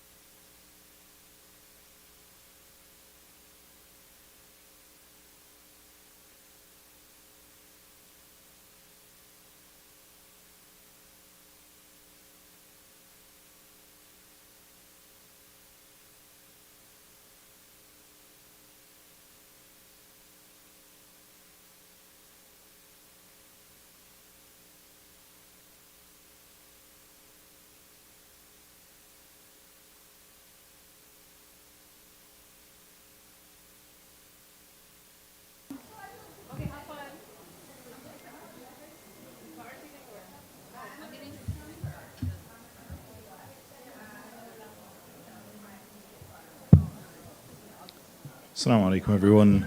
Just a quick announcement. We will be resuming the Icair SRI conference in 5 minutes' time. We'll be resuming in 5 minutes. So if I could invite everyone to grab their refreshments and return to their seats. We will be resuming in 5 minutes. In Hall A, there will be our panel on artificial intelligence, the divine and the digital, Islam in the age of artificial intelligence. And then in Hall B, which is just on the other side of that partition, there will be a workshop on the evolution of Khums, Quranic roots and Imamic application with Sheikh Habib Mazahir. So difficult choice for everyone here, but Hall A will be artificial intelligence and Hall B will be an in-depth, a deep dive on Khums. So we will be resuming in about 5 minutes. Thank you. Do I sound like I need one?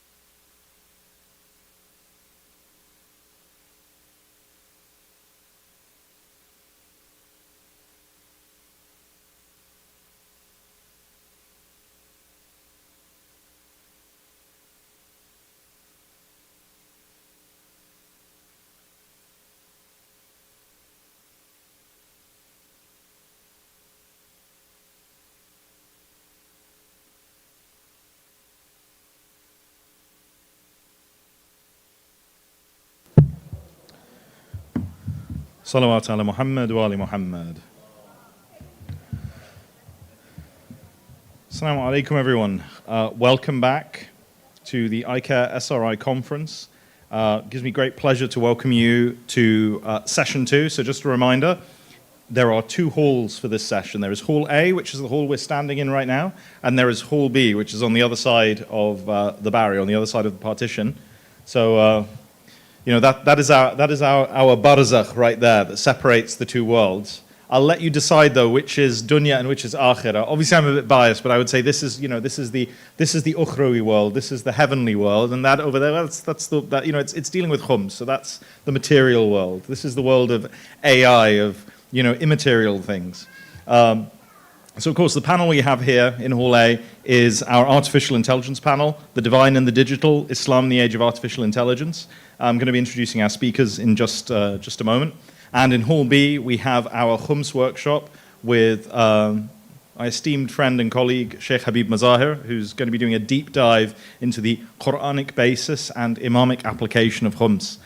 Before we go forward, I would just like to do a quick bit of advertising. So I'm sure that you have all noticed we have these book stands on either side of the hall on the ladies and gents sides. I just want to sort of call your attention to what's available there. So we have two kinds of publication available there that Icair publishes.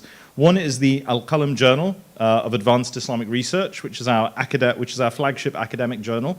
So you find a lot of detailed research into Islamic studies in there. There are 4 issues of this. So we've got 4 issues over the last 2 years that we've published. If you're interested in the academic study of Islam, I recommend you check it out. There's some great articles on there from things like ecology, looking at the origins of certain du'as and texts. We've got some really good stuff in issue 3, which is the one with the red stripe on imamology and the status of the imams, which I recommend you check out. We also have this publication, which is a newer publication, and that is Sidra magazine. And Sidra magazine is our community-facing magazine. So whereas Al-Qalam is sort of more academic, it's more technical, Sidra magazine is our sort of our community magazine. So there's more variety in it. The articles are shorter, but no less interesting, and they're all written by scholars. And actually, some of our editorial team are here today. They're attending the conference. So I recommend you check it out. We have 2 issues of Sidra magazine. Each of them's got 10 articles in, again, a variety of topics. Both of these publications, so we've got 4 issues of Qalam, 2 issues of Sidra. You can browse them, and you can also purchase them to take away with you at the stalls on either side of the hall. Now, without further ado, let's move to our panel today on artificial intelligence, and we're going to have 3 speakers. So first, we're going to have a video message or a video talk from no less than Sayyid Munir Khabbaz. Then we'll be hearing from Dr. Amina Inlows, and finally we'll have Professor Cyrus Ali Zargar, and they will be talking about, respectively, so Sayyid Munir will be talking about what are our religious obligations regarding artificial intelligence. Dr. Amina will be talking about a Muslim history of the internet, which is a really interesting title, given how much time we as Muslims tend to spend on the internet.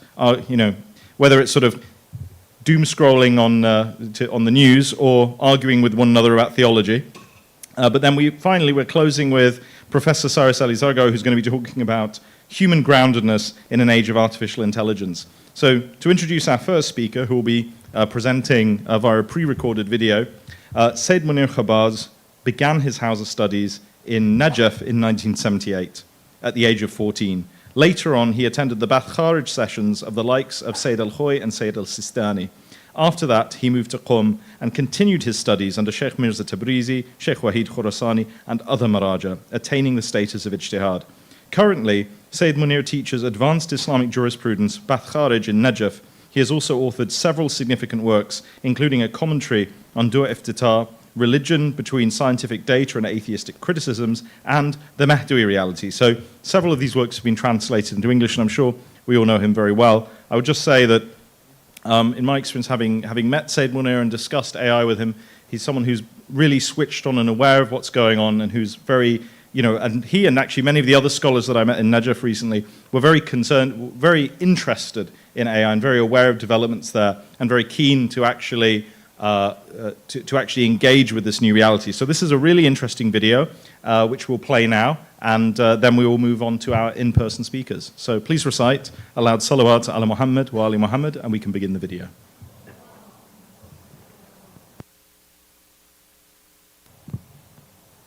بسم الله الرحمن الرحيم والصلاة والسلام على أشرف الأنبياء والمرسلين محمد وآله الطيبين الطاهرين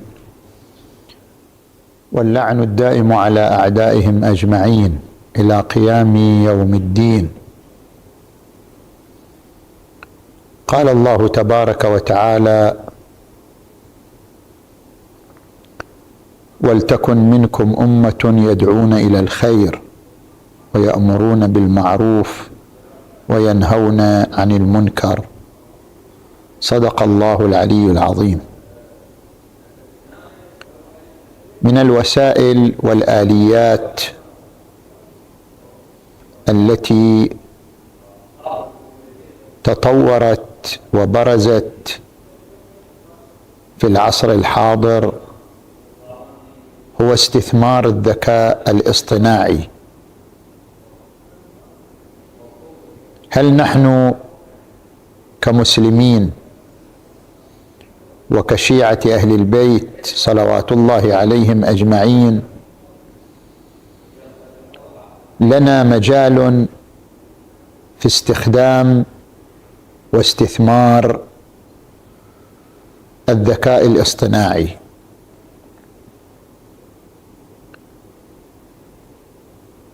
إن استخدام واستثمار الذكاء الاصطناعي في نشر الدين وترويج مذهب أهل البيت صلوات الله عليهم أجمعين من أهم الأعمال ومن أعظمها في مقام العمل من أجل خدمة الدين وخدمة مذهب أهل البيت عليهم السلام، وذلك من عدة جهات نذكرها. الجهة الأولى الجهة الإعلامية. نحن المسلمين وبالذات شيعة أهل البيت متخلفون في جانب الإعلام، أي أننا لا نمتلك وسائل إعلامية بلغات مختلفة متطورة نستطيع بها أن نوصل عقائدنا ونوصل مفاهيمنا ومبادئ أهل البيت إلى الآخرين.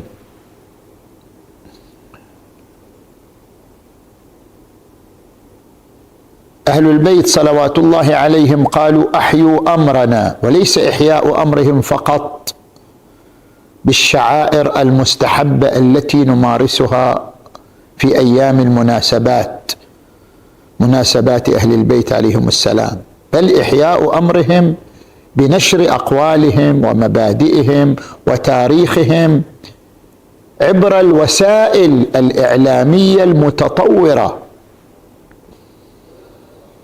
قال تبارك وتعالى: ولتكن منكم أمة يدعون إلى الخير. والدعوة إلى الخير عبارة عن استثمار الإعلام في نشر الخير، وأي خير أعظم من مبادئ أهل البيت صلوات الله عليهم أجمعين.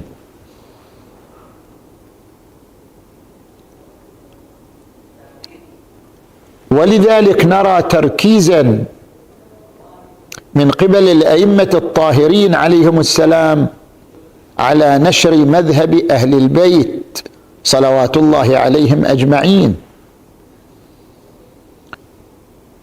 كونوا دعاة لنا بغير ألسنتكم. نحن لا نريد كلاما، نريد عملا، نريد فعلا، نريد مثل هذه الأعمال الإعلامية النافذة المتطورة. فمن الجانب ومن الجهة الإعلامية نشر مذهب أهل البيت يقتضي أن نستخدم كل الوسائل المتطورة، ومن أهمها الذكاء الاصطناعي.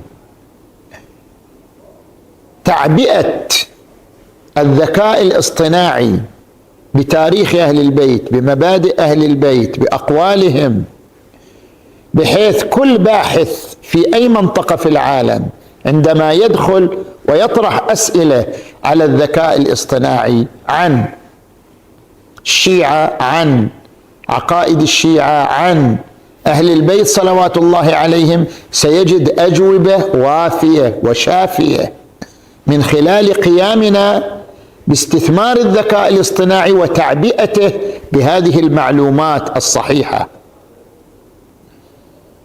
الجهة الثانية ألا وهي الجانب التعليمي. كيف نعلم أبناءنا علوم أهل البيت صلوات الله عليهم أجمعين؟ عندما يرد عن الإمام الصادق عليه السلام يقول: علموا أبناءكم من علمنا ما ينتفعون به. ويرد عنه عليه السلام: بادروا أبناءكم بالحديث لا تسبقكم المرجئة. أبناؤنا شبابنا كيف يتعلمون مذهب أهل البيت؟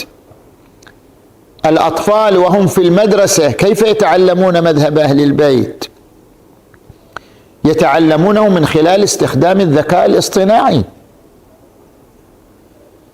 سيأتي زمن حتى الطفل يتمكن من استخدام الذكاء الاصطناعي بسهولة، فلا بد أن نسبق هذا الزمن، لا بد أن نسبق هذا العالم، لا بد أن نسبق إلى استخدام واستثمار الذكاء الاصطناعي بما يفيد تعليم أبنائنا.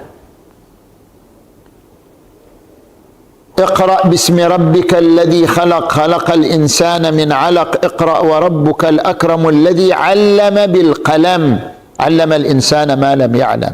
القرآن يحث على التعلم، تعلم ما ينفعه. ومن الوسائل التعليمية المهمة الذكاء الاصطناعي، لأنه يحقق مناقشة ومشافهة بين المتحدث وبين الذكاء الاصطناعي. وهذا الأسلوب وهو الأسلوب الثنائي يوصل المعلومة أكثر من الأسلوب الأحادي. عندما يقرأ الإنسان معلومة في النت أو يقرأ الإنسان معلومة في كتاب، هذا أسلوب أحادي في مقام التعليم. لكن عندما يتناقش ويتباحث مع الذكاء الاصطناعي وتصل إليه معلومات عن طريق هذه المباحثة والمناقشة، فهذا الأسلوب الثنائي أقوى في مجال التعليم وترسيخ المعلومة من الأسلوب الأحادي. لذلك فهو وسيلة تعليمية مهمة لأبنائنا شبابا وصغارا. الجهة الثالثة نظم الأمور. القرآن الكريم فيه آيتان: آية تحث على العمل، قال تبارك وتعالى: وقل اعملوا فسيرى الله عملكم ورسوله والمؤمنون. المطلوب منا أن نعمل، لا أن نقف، أن نعمل، أن نتحرك. والآية الأخرى تقول: الذي خلق الموت والحياة ليبلوكم أيكم أحسن عملا. إذن مطلوب منا خطوة أخرى بعد العمل، وهو أن يكون عملنا العمل الأحسن، العمل الأتقن. ورد عن الإمام أمير المؤمنين علي عليه السلام: قيمة كل امرئ ما يحسنه. قيمة الإنسان بما يحسن، يعني بالعمل المتقن. نحن والحمد لله شيعة أهل البيت صلوات الله عليهم أجمعين. عندنا مهرجانات، مؤتمرات، احتفالات، عندنا عمل، لكن نحن نحتاج إلى تطوير العمل إلى ما هو أحسن، الانتقال بالعمل إلى مرحلة أكثر تطورا، حتى نكون مصداقا للآية ليبلوكم أيكم أحسن عملا. فحتى ننتقل إلى العمل الأحسن والعمل المتقدم نحتاج أن نفكر بوسائل أخرى، ومن أهم تلك الوسائل مسألة استثمار الذكاء الاصطناعي. ونحن عندما نعبر باستثمار نقصد بالدقة أننا نبادر إلى تعبئة الذكاء الاصطناعي بعلومنا، بعقائدنا، بتاريخنا، كي نستخدمه بعد هذا الاستثمار في سبيل تطوير العمل. لاحظوا أننا كمآتم، كمواكب، كمدارس، كمعاهد، كجامعات، كحوزة، كل هذا يحتاج إلى إدارة. لا توجد شركة بدون إدارة، مؤسسة بدون إدارة، معهد، موكب، مأتم، كله يحتاج إلى إدارة. الإدارة تحتاج إلى مجموعة يبتكرون وسائل جديدة ويبتكرون أساليب جديدة، وهذه المجموعة حتى يبتكروا أساليب جديدة في مرحلة الإدارة وتطوير العمل يحتاجون إلى الذكاء الاصطناعي، لأن الذكاء الاصطناعي يعطيك لفتات ويعطيك أفكار لم تكن ملتفتا إليها في مجال العمل، في مجال الإدارة. تحتاج كل شركة، كل مؤسسة، كل مأتم، كل موكب إلى استخدام الذكاء الاصطناعي في سبيل طرح أفكار جديدة تنمي وتطور العمل. ورد عن الإمام أمير المؤمنين علي عليه السلام: عليكم بتقوى الله ونظم أموركم. ليس المراد منا أن نفعل أمرا فقط، بل أن نفعل أمرا منظما متقنا. ولكي تكون إدارتنا لأعمالنا ومؤسساتنا متقنة منظمة نحتاج إلى الرجوع إلى الخبير. اليوم الذكاء الاصطناعي هو الخبير الذي يعطينا معلومات، الذي يعطينا تنبيهات لنستفيد منها في مجال الإدارة.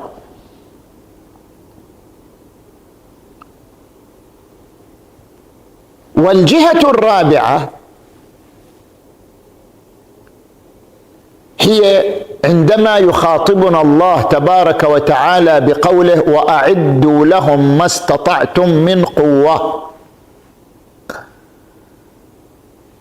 نحن لا ندعو إلى حروب ولا إلى معارك ولا إلى مواجهات، نحن ندعو إلى إعداد قوة فكرية وليس قوة عسكرية، قوة فكرية.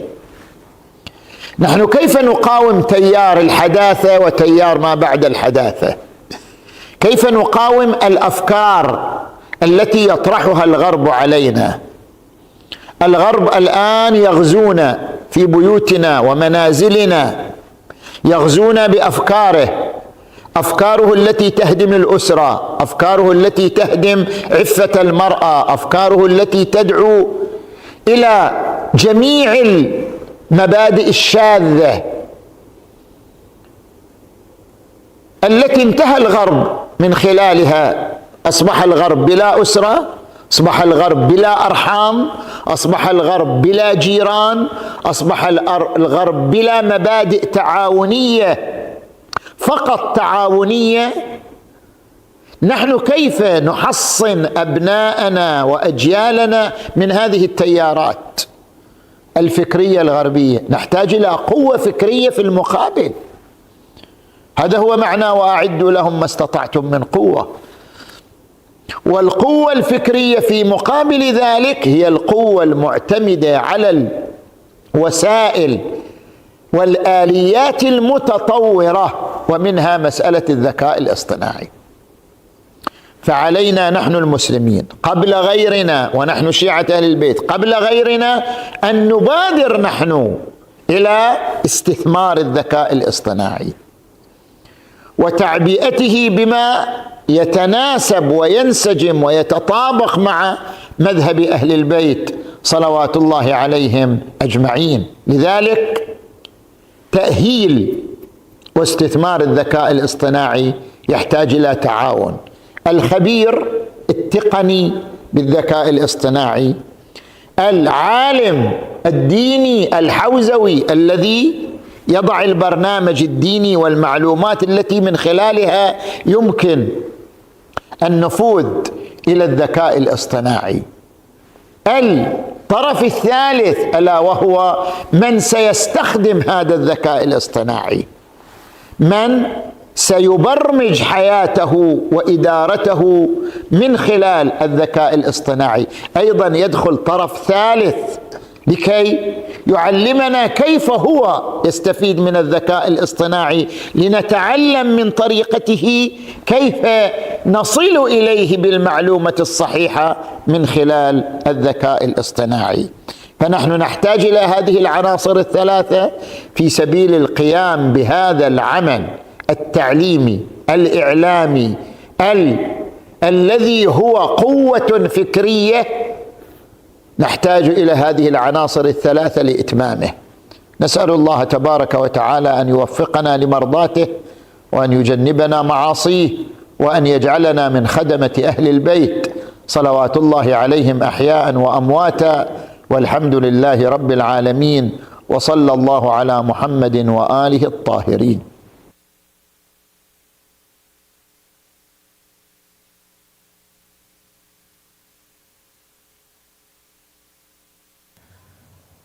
So I'd just like to extend our sincere thanks to Sayyid Munir Khabaz for taking the time to record that for the purposes of this conference.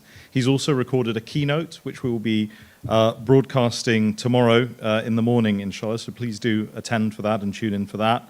And I think it was really interesting hearing sort of the way Sayyid Munir, I think, framed the question of artificial intelligence in terms of building artificial intelligence in a way that reflects our values, that reflects our concerns as Muslims, as Shia of the Ahl Bayt alayhi salam, and actually the importance of investing in this technology and building it in a way that reflects and embodies those values and actually can be used to promote those values. So seeing it as a tool. And I think there is a real danger today, because we look at artificial intelligence as a technology. It is a technology that is changing the world around us in ways that we cannot even begin to imagine.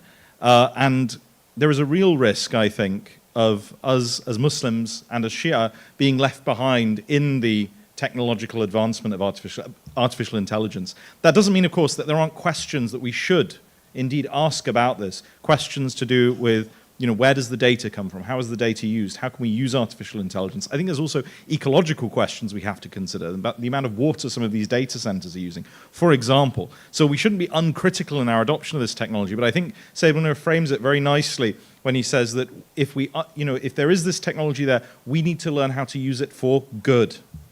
Because at the moment, when you look at artificial intelligence, I think it's, a technologist, I listened to this talk by a technologist that was very interesting. He said at the moment, people talk about artificial intelligence like it's a feature. So if you get a laptop, it'll say, this laptop is powered by artificial intelligence. If you get a phone, it'll say, this phone is powered by artificial intelligence.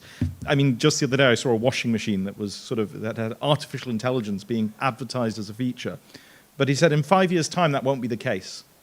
Artificial intelligence will become like electricity. Imagine if I was to sell you a fridge and say, by the way, do you know this fridge is electricity enabled? Do you think I was mad? But that's where we are with artificial intelligence. Right now, it's a very new technology, but it is finding its way into everything, from healthcare to education to finance to government to the military. We need to think about these things, and we need to be prepared for that. And that's what this panel is here to explore. It's here to explore these ethical and technological questions around artificial intelligence. And so I think that's a great segue into our next speaker's presentation, because there is a history here. Although artificial intelligence is presented as the shiny new thing, it has deep roots. The science of machine learning and artificial intelligence has been around for decades. Actually, you should speak to Abbas Mandali, the president of Nisimco, who did a university, I think he did a master's in artificial intelligence before it was a thing. And he sort of came and he said, I had no idea what to do with this degree I had now because there was no market for it. And yet, look now, 20, 30 years later, it's everywhere. So how did we get here? And how does this fit in with other technology that we've been using, like the internet? And so I'm really interested to hear our next presenter's talk on a Muslim history of the internet by Dr. Amina Inlows, who is a lecturer at the Islamic College in the United Kingdom. She is the author of the book Women in Shiism, Ancient Stories, Modern Ideologies, and she holds a PhD in Arab and Islamic Studies from the University of Exeter. So can you all please join me in welcoming Dr. Amina Inlows to the stage with a loud salawat ala Muhammad wa ali Muhammad.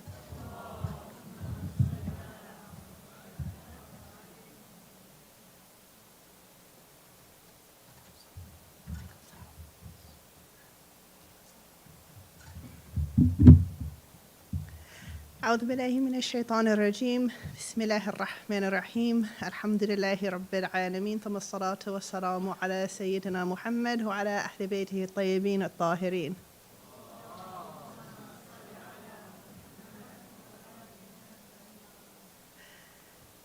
Let's have another salawat, which inshallah will inspire the PowerPoint to come on the screen.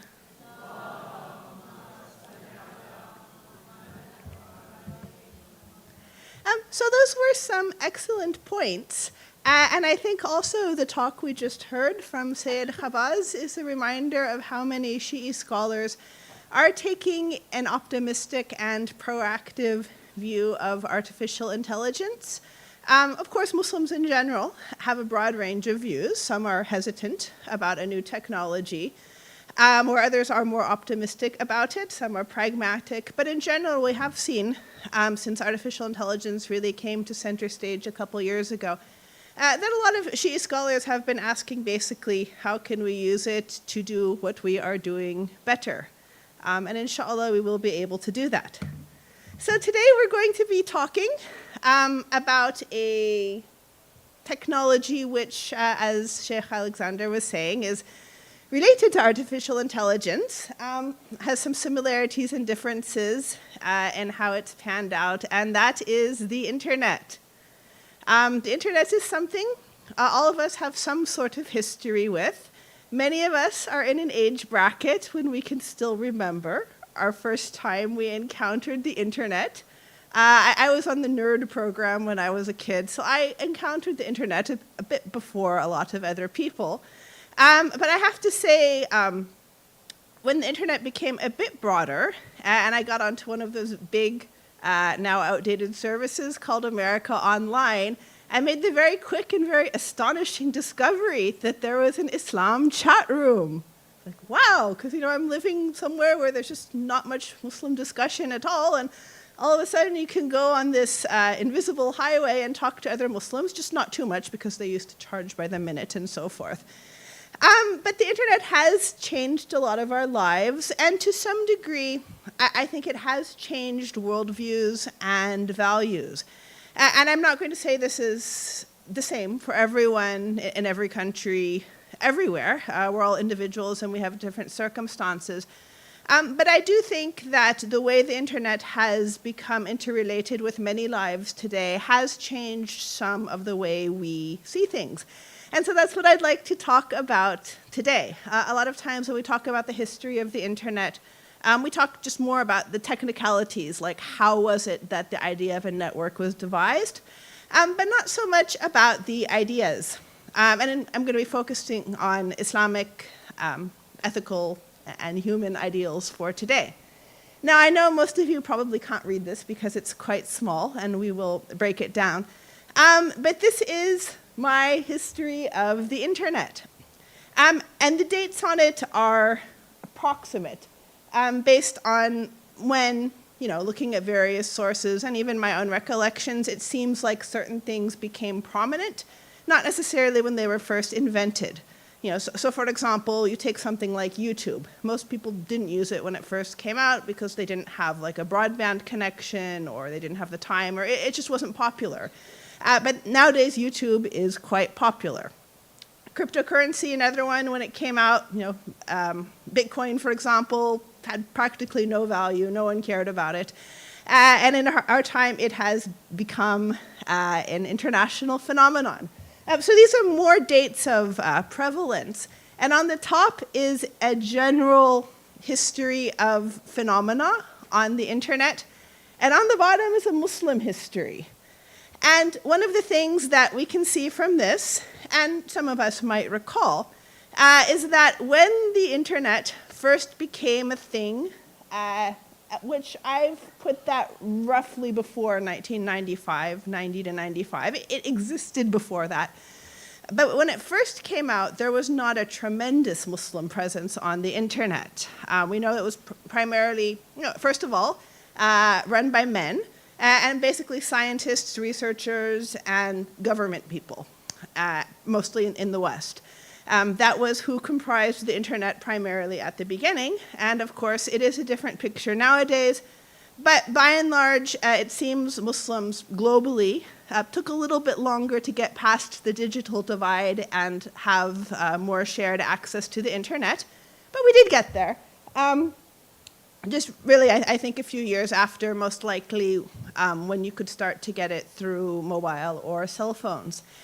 But that is one difference with respect to artificial intelligence, that although the internet had a somewhat limited group of people who were developing it, coming up with the ideas and using it and populating it with the ideas, because the internet is nothing without us, right? It's not ChatGPT, not yet anyway. It doesn't just randomly spout out things. The internet is the sum total of what we human beings do on it. But in any case, that limited group took time to spread, including to Muslims. But with respect to artificial intelligence, there's been much less of a gap on all levels. Sayyid Khabaz was talking primarily about the usage of the internet. So for example, how might we use it for religious education or research and so forth. But also we know although there were a good number of Muslims in science and tech back then, when the internet came out, there are Muslims, both entrepreneurs and people working in technological research with respect to artificial intelligence. So we do have more of a share in the development of what's going on, not just being consumers of the technology, which I think that's a shift that should not be understated. I'm reminded of a sentiment from Sayyid Hossein Nasr a number of years ago. Keeping in mind this is dated, I'm not saying it's relevant now. Sorry, if you had an artificial intelligence up here, it wouldn't be dealing with human frailties.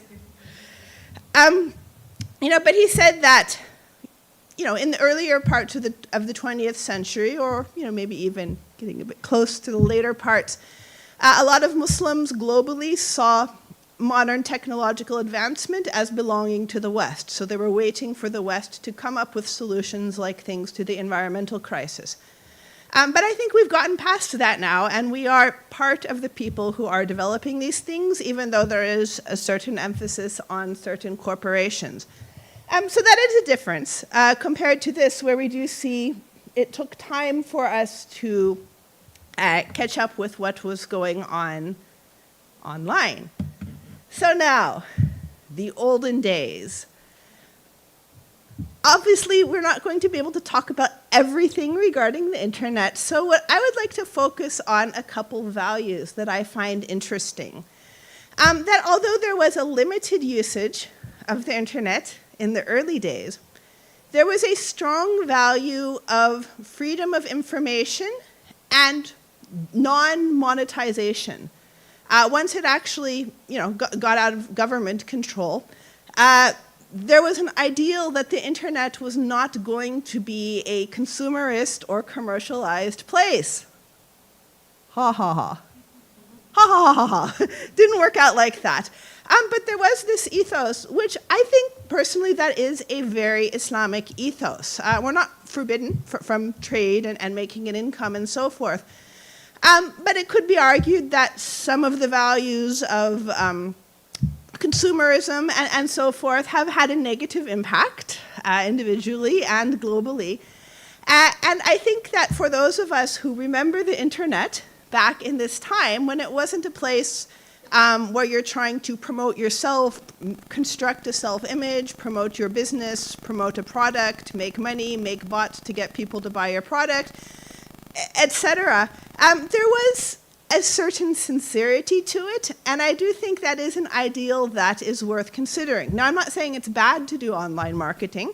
I'm sure some of you do, because that's how the world works. People buy and sell online nowadays. What I'm saying is I'm just putting it out here that it doesn't necessarily need to be all about selling yourself or selling a thing and so forth. But this ideal that there can be a sort of equalization of the human experience, which to some degree has happened. For example, even if we look at just Islamic literature, if you go back maybe 30 years ago or so, some of our books were very difficult to access, whether it was not being in a place where you had our source texts, for example, government censorship in some countries was a big problem, not allowing Shi'i tafsir and so forth.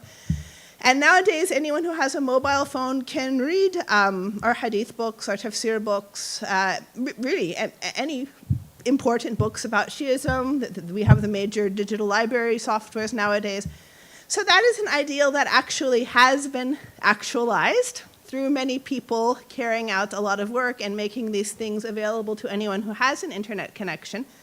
And I think it's an ideal to keep in mind because I do think it's a very Islamic ideal, even though it somewhat fell apart once companies began to get into the internet and selling internet access, and then the bigger corporations came about, and now we have the big corporations that they say are ruling the world.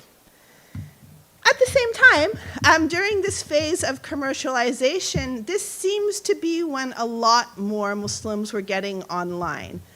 And so here, this is like when the World Wide Web started to become more popular. If you remember back then, it was primarily text pages and images, but of course images took a long time to load. So I know for the very young people, it's amazing to think you couldn't just get videos and stuff on your phone. We're not in the video era yet. But for Muslims, this opened some new doors. For those of us who were living or are living in minority contexts, it did allow at least a sense of having support for who you are and what you believe, and to have a little bit more of a sense of an Islamic environment around you, even when there may be no one around you who is also a Muslim. Without having the internet to offer that at all, it was very different. And the same thing for being a Shi'i in a non-Shi'i environment.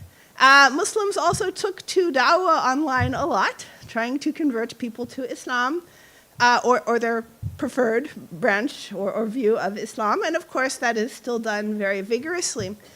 But one of the interesting outgrowths of this too is that less represented Muslim groups began to have more of a voice in Islam. And I would definitely include Shi'is.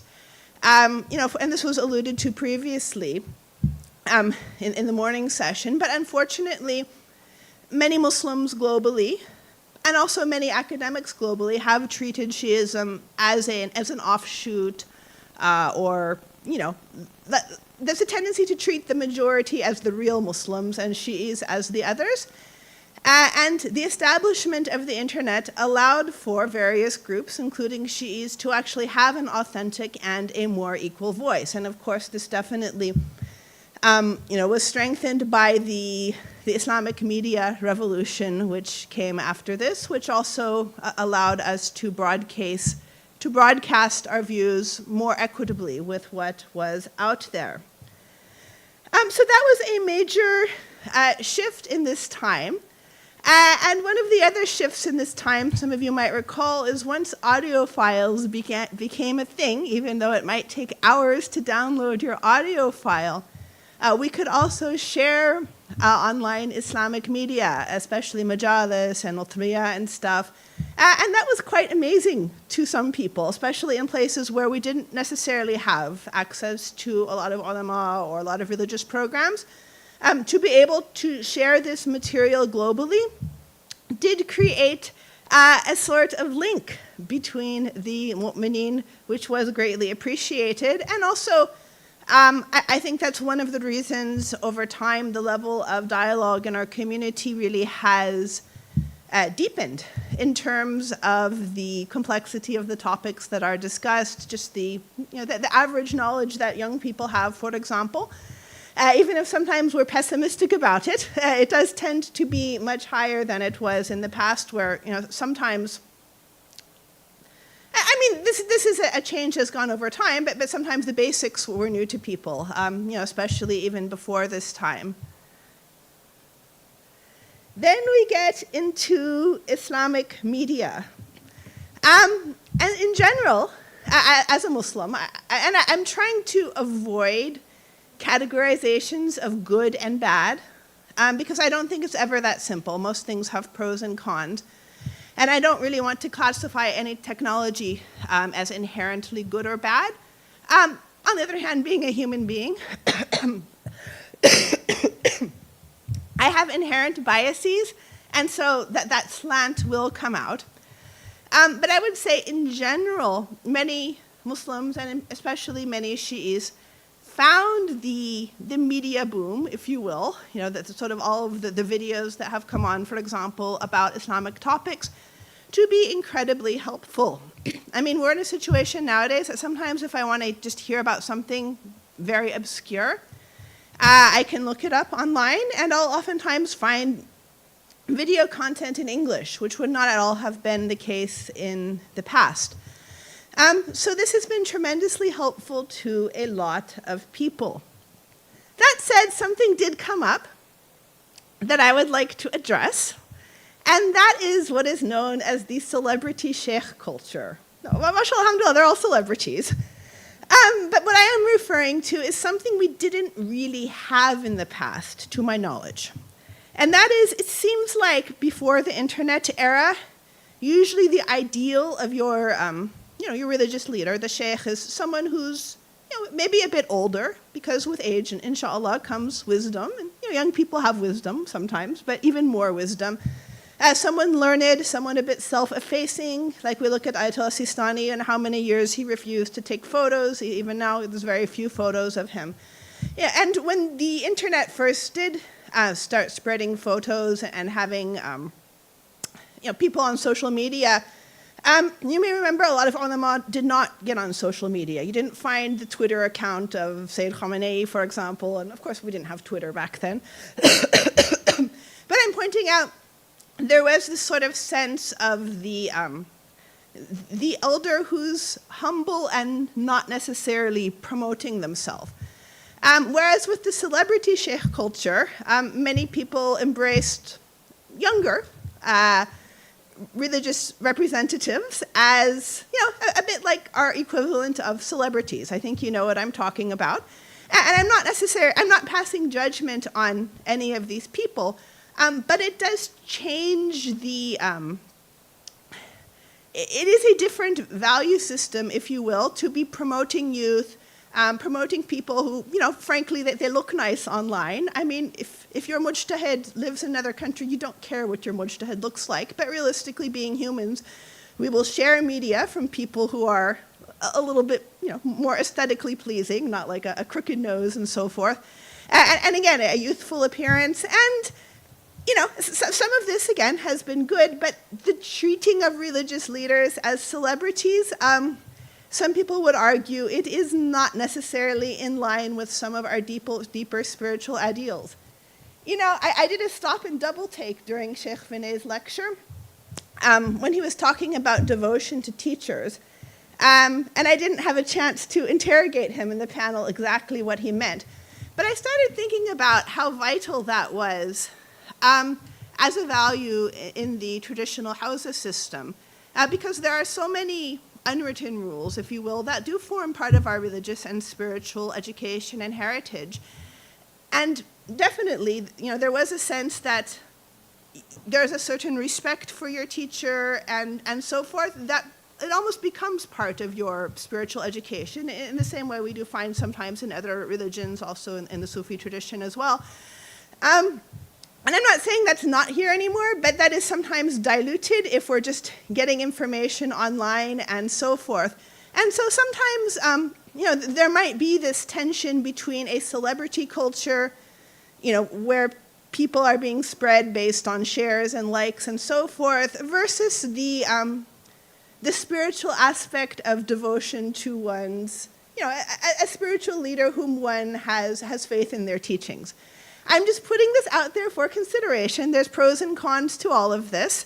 And different things are sometimes appropriate for different times. I'm also commenting on some changes I've seen in my own lifetime.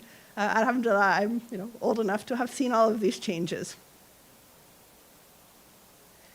Then we get into the social media era. Yeah, there was a time when there was no social media online. And again, as Muslims, this has had many impacts on us. I mean, I personally got onto Facebook just to keep up with Muslim events locally because they started advertising on Facebook. I'm like, what is this Facebook thing? I don't care. But, I made an account for that, and then we get into it, and then we don't get out of it. One of the things I personally started to notice during this time, and also in the development of Muslim chat forums, discussion forums, can I be the first person to say it here? Shia chat? Yeah, back in the day, which I was certainly not a moderator on. But in any case, one of the things I noticed is that just as the internet allowed for the presentation of more minority voices, we also started to have more women's voices, actually talking about what women are experiencing or questions or concerns. And I think that's probably because when you go back before the online period, usually the religious discussions didn't happen in an environment where women could easily participate or were encouraged to participate, or if you have a question, sometimes someone would hand you a piece of paper because the sisters are shy and they wouldn't ever ask a question, would they? So there wasn't necessarily an encouragement of that. But having everyone online, especially in a public forum like an online forum or a chat forum or a website, and certainly when we get to video and satellite TV, you don't necessarily have the same barriers, customs, and sensitivities that we have with respect to in-person presentations. And people who wouldn't necessarily be comfortable, say, having a woman standing here and addressing the audience, usually aren't that bothered to have a lady talking about tafsir on their iPhone. It's just a different vibe. And I think that, White said I'm not going to pass value judgments, but for me personally, I think it's refreshing to be able to hear what's going on with a large segment of the community. Even if it's not necessarily, entirely a shared level of voice, it is a change, and I think that has been valuable. That said, there are other things that have happened that I do think, bring to mind some of our ethical values. One of them being that once we got on things like Facebook and you could start to count your number of friends and count numbers of likes and figure out that people like you more when you post photos of yourself and your dinner, and they're sometimes not bothered if you post about war and suffering and that sort of thing. Of course, some people are, but I'm just being cynical here. There was more of a focus on the self and being a little bit self-centered, especially as some of our interactions became a little bit more digitized. Yeah, I'm sure some of you might remember some of those cartoons when Facebook first came out, and we still see them nowadays, that, what if a person behaved in real life like they do on the internet? Here's my dinner. I did this today. It's broadcasting about ourselves. It's not dialogue, whereas communication is inherently a two-way street, or sometimes multiple people, like right now there's many of us together. But it's a sense of a single person largely talking about themselves and leading to this culture of self-promotion and leading to that being an ideal. Nowadays, many people will say you have to professionally develop your online image and market yourself. And again, I'm not necessarily saying that's bad, because it's the world we live in and the ocean we swim in, but I'm saying it's worthy of thought. And if we feel that this is the right thing we need to do, to ask, to be cognizant of it, to ask what are we doing, why are we doing it, and to be aware of the world we live in. I think that's what's important, rather than just getting pulled along by it.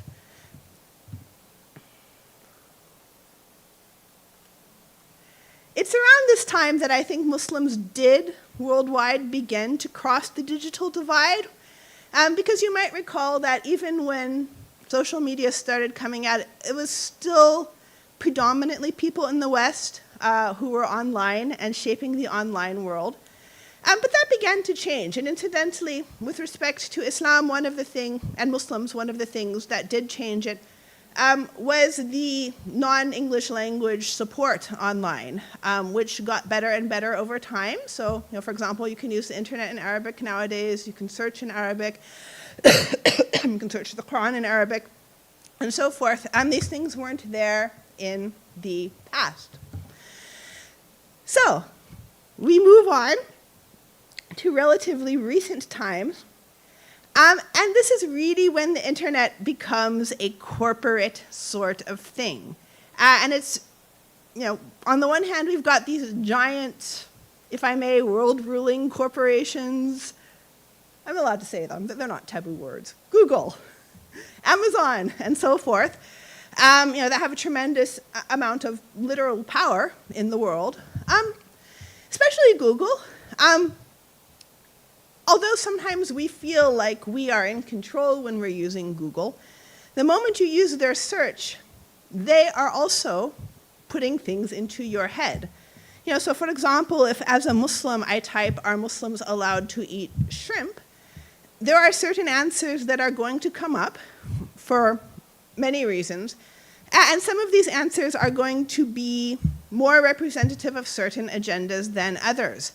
We sort of have the illusion that these things are just factual, and while we can find out many facts online, there are also biases and preferences, which I think is one reason why the Salafi voice is so dominant in online media. In terms of funding and other forms of exposure, it tends to, if you're not giving Google search, for example, any other guidance, it does tend to be predominant, and this shapes a lot of people's views about what Islam says worldwide, because they do a Google search, they look at what it says at the top, and they move on.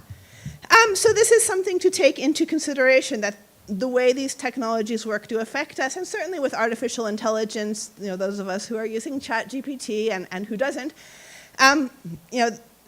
there are certain biases with these technologies. As Sayyid Khabaz was saying, hopefully we can even the playing field a bit and make it a little bit more accurate or representative. But these are things that crept in, which people didn't expect. And that's when we get into the era of illusion. We start to enter a time, without necessarily realizing it, where things online are not as they actually are. It starts with people photoshopping their photos, and then influencers. Maybe someone wants to look famous, so they somehow get a big crowd of people in a photo. The angle your photo is taken. I mean, media was doing this for a long time, and propaganda has been around for, probably thousands of years. But people do not always track the illusions that are in front of them. And I did come across a psychological study once, which I'm still thinking about, which, they found that when people watch videos of things that we know are fictional, like Star Wars, even if we know it's fictional, on some level our brain will treat it as true because we've seen and heard it, and we've experienced it, if you will.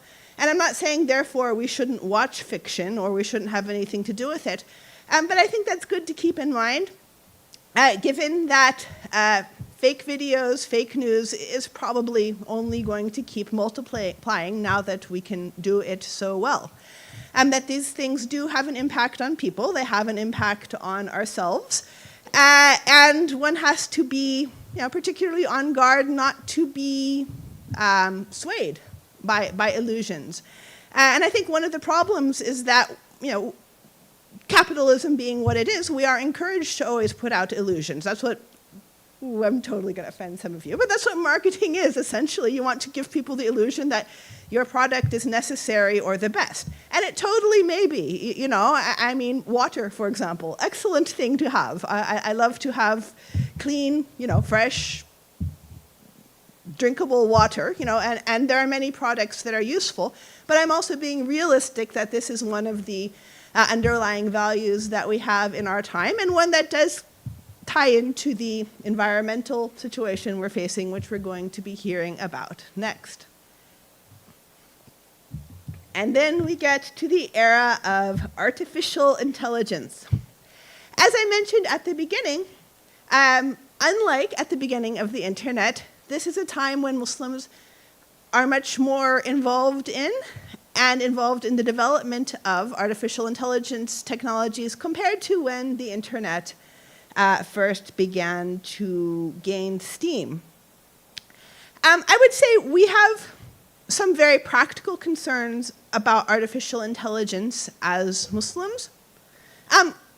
The way I've tended to see it, and of course this is a very broad generalization, is in the West, there's a lot of concerns about artificial intelligence that are more just sort of general fear of something new, sort of apocalyptic fears. Whereas Muslims in general, I think it's safe to say that there are some practical fears, which I think Alex was alluding to, and Sayyid Khabaz, even if they maybe didn't say it directly, how these technologies are used on the ground in ways that are harmful and destructive, whereas countries that are not at war aren't necessarily facing these sorts of things. While at the same time, there are a lot of ways that artificial intelligence can even the playing field, or that Muslims are seeing that artificial intelligence can be used that we hope to try to make some things more equitable. And of course, that's always challenging because lore about intelligent machines throughout history has often had the message that they end up only serving the elite. And to some degree, we are seeing that, especially with military applications at present. While at the same time, even something that we're all familiar with now, like ChatGPT, one of the major ways it evens the playing field is it reduces the advantage to being a native English speaker. Through the accident of history, English has become a dominant language, especially in the academic field. And yeah, I do feel for someone, say, who's born in Malaysia, and they have to publish in English and present in English, and it's not their first language. It's not fair. And ChatGPT does help with bridging this divide. Also, I was speaking about the ideal that knowledge be disseminated equally online. ChatGPT can certainly help with that for people who don't have access, say, to university libraries, or like in America, you have interlibrary loan and so forth. So these are ways that it can be used to reduce inequalities between people, albeit that's a very complicated issue. So perhaps one of the most striking things about our time is the sense of globalization in all of these technologies. That I know there's people in other countries right now who are watching this, who may contribute afterwards in some of the discussion. And although there is still a paradox, on the one hand, sometimes people get stuck in their bubbles online, and they only see the news and the media and the information that represents their own viewpoint, and it entrenches it. On the other hand, we are able to share others' experiences much more easily, and I do think that one of the main differences that, frankly, I never expected to see in my lifetime is the pro-Palestine movement. That there are so many people worldwide who are actually aware of what's been going on in Palestine for decades and who are calling it what it is, a genocide, and who are supporting it in very practical ways. I think that does have a lot to do with the type of information transfer we have nowadays. And also it's been observed the translation software too, because there's software that can unpack what some people are doing in propaganda videos, and Israel and some of the ugly things that are said that no one would have had any idea, most people wouldn't have had any idea about before. So I think that's actually been astonishing. And I do think that leading to more truth globally is a value judgment, but is a good thing. So this, in brief, is a reflection on the development of internet, and in particular, a development of Muslims online, and a few of the values it's called into question, some ideals, some things to think about. And again, I'm not being prescriptive and saying this is bad or this is good necessarily, but just I think the important thing is to be aware. So, thank you very much.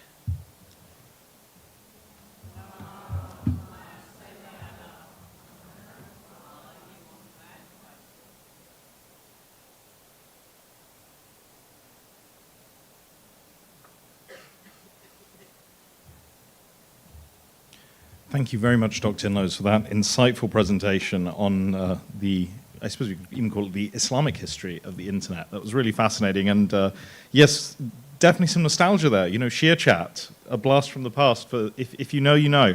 But I think that was, what I really enjoyed about that was how you were able to connect these various phenomena that have sort of propagated through different generations of the internet, and how almost the values and the ideals associated with the internet have changed and evolved over time as it's become a more commercial space, and how that has then affected the way in which we as Muslims engage with the internet. And I think, a key point that I want to call attention to is this idea of critical engagement with technology. So something that Dr. Inlows pointed to was the commercialization of social media, of celebrity status, of things like this. These are all side effects of the way in which social media is structured, the way in which it's built and designed, the way in which the algorithms have been created. And I think when we use social media, we're using social media right now in this conference to advertise it, to broadcast it, to engage with people. I think it behooves us as Muslims to be aware of that and to be reflective on it as well and what that means for us. So thank you so much. And can I ask just everyone to join me in expressing our appreciation once more for Dr. Inlow's talk with a loud salawat ala Muhammad wa ali Muhammad.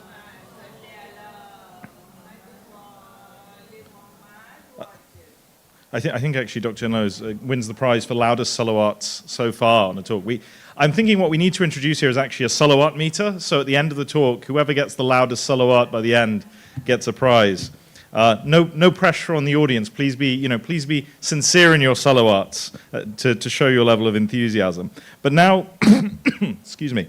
Now we are shifting to our final talk on this panel, and then there will be a Q&A at the end. So I'm sure that there are lots of ideas, lots of thoughts percolating in your mind. Hold on to those. You'll have an opportunity to put them to our presenters shortly. I would now like to invite Professor Cyrus Zaghar, who I've already introduced, but I'm going to do it again because I think this biography merits. It's so good you have to read it twice. And Dr. Cyrus Zaghar is the Al-Ghazali Distinguished Professor of Islamic Studies and a professor in the Department of Philosophy at the University of Central Florida. His research interests focus on the metaphysical aesthetic and ethical intersections between Sufism and Islamic philosophy. His most recent books include Religion of Love, Sufism and Self-Transformation in the Poetic Imagination of Attar, The Ethics of Karbala, Myths, Modernity, and Virtues of Nobility, and The Polished Mirror, Storytelling and the Pursuit of Virtue in Islamic Philosophy and Sufism. And today he's going to be speaking about something that sounds really fascinating, which is human groundedness in an age of intelligent artifice. And so if you're curious to find out what that means, as I am, please join me in welcoming him to the podium with a loud salawat ala Muhammad wa ali Muhammad. I'm sensing tepid enthusiasm here. Could we do a louder salawat ala Muhammad wa ali Muhammad? I'm sorry, Sosha. I'm going to have to send you back to your seat. They don't want to hear you speak. Can we, one more time, can we do a loud salawat ala Muhammad wa ali Muhammad?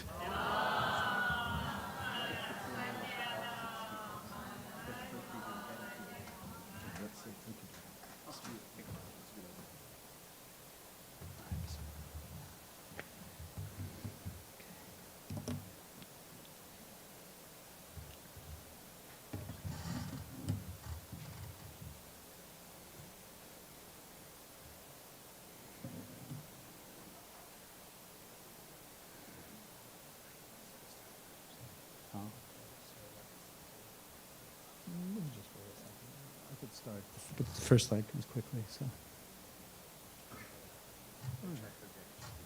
Okay. Sorry, just fixing the slides here.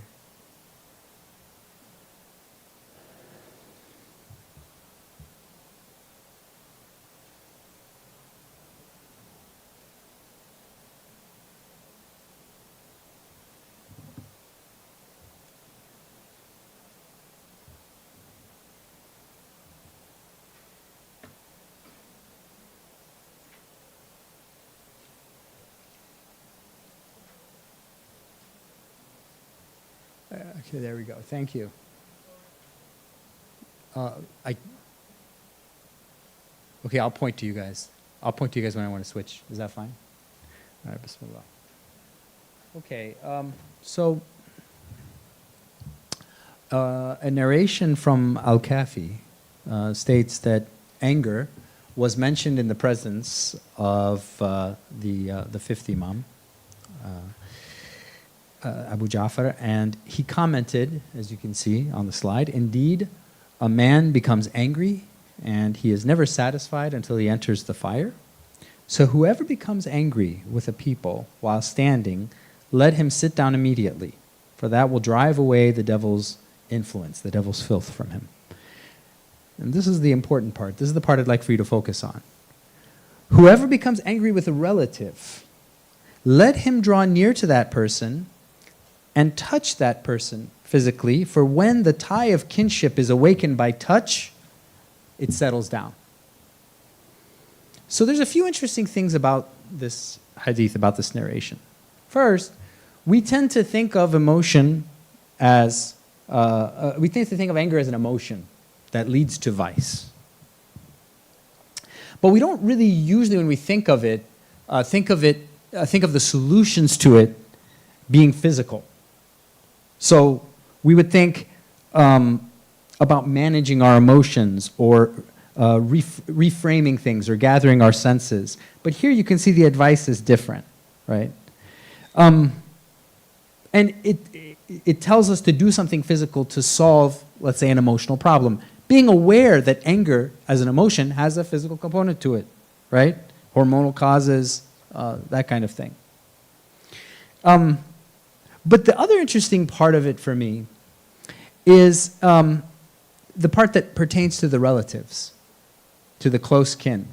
So he says, draw near to the person physically and touch that person physically. Because the touch awakens within the body the blood ties that keep us, that hold us together. And when we touch each other physically, those are awakened. And following that, coming with that, comes mercy, compassion, and love, and those drive away anger. So we can see immediately that the Imam is encouraging us to think of ourselves as embodied, as physical human beings, right? We're rational, but he doesn't, when he talks about anger, you notice there's no talk about reasoning through it, which is usually what we would tell a child. You know, you get angry, think about it, you know, use your words, think through it. There's a physical solution to this that's embodied. And just as the physical body has caused the problem, the quickest and easiest solution is through the body as well. The other element with the family in close proximity, and this gets to our topic today, AI and digital media. How often today do people become angry with their family members from behind a phone? Or from behind something where you're more disembodied than that. A screen, literally a screen with letters on it that symbolize an interaction. So now if you become angry with your family member on a phone or chatting digitally, well, what do you do with this hadith? How do you apply it? How are you going to solve the problem using this? There's other solutions, obviously, to anger. But what I'm pointing out to is that the world in which the Imam lived and gave this advice was a lot like the world in which our grandparents lived. You don't even have to go as far as our great-grandparents. Maybe for some of you do, but great-grandparents if you prefer.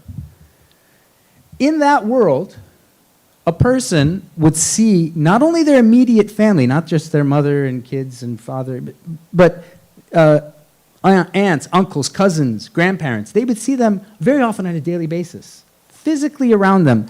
And if you were to tell them, oh, you're going to be separated by miles, by hundreds of miles, or by thousands of miles from these people, that would be to them the definition of exile.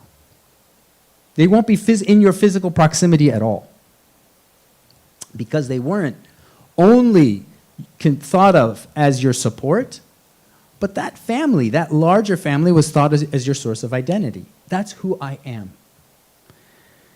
So modern life, right from the get-go, has pushed us in a certain direction, and it's because of technology that we're able to live so far from each other. Is that a benefit? I don't know, let's think about it. We're not tied to any location geographically. We can move anywhere we want at any time. In fact, at this point, even if you have a job, you could be doing your job anywhere in the world. Isn't that lovely? You have no ties to the land. You have no ties to any city. Everywhere you go, it's fresh and everything is brand new. There's nobody to judge you. There's nobody who knows you. Right? Now, think about how God created you from the Islamic perspective, and think about whether that situation is how it is supposed to be ideally. It reminds me, if you've read, there's a novella by C.S. Lewis called The Great Divorce.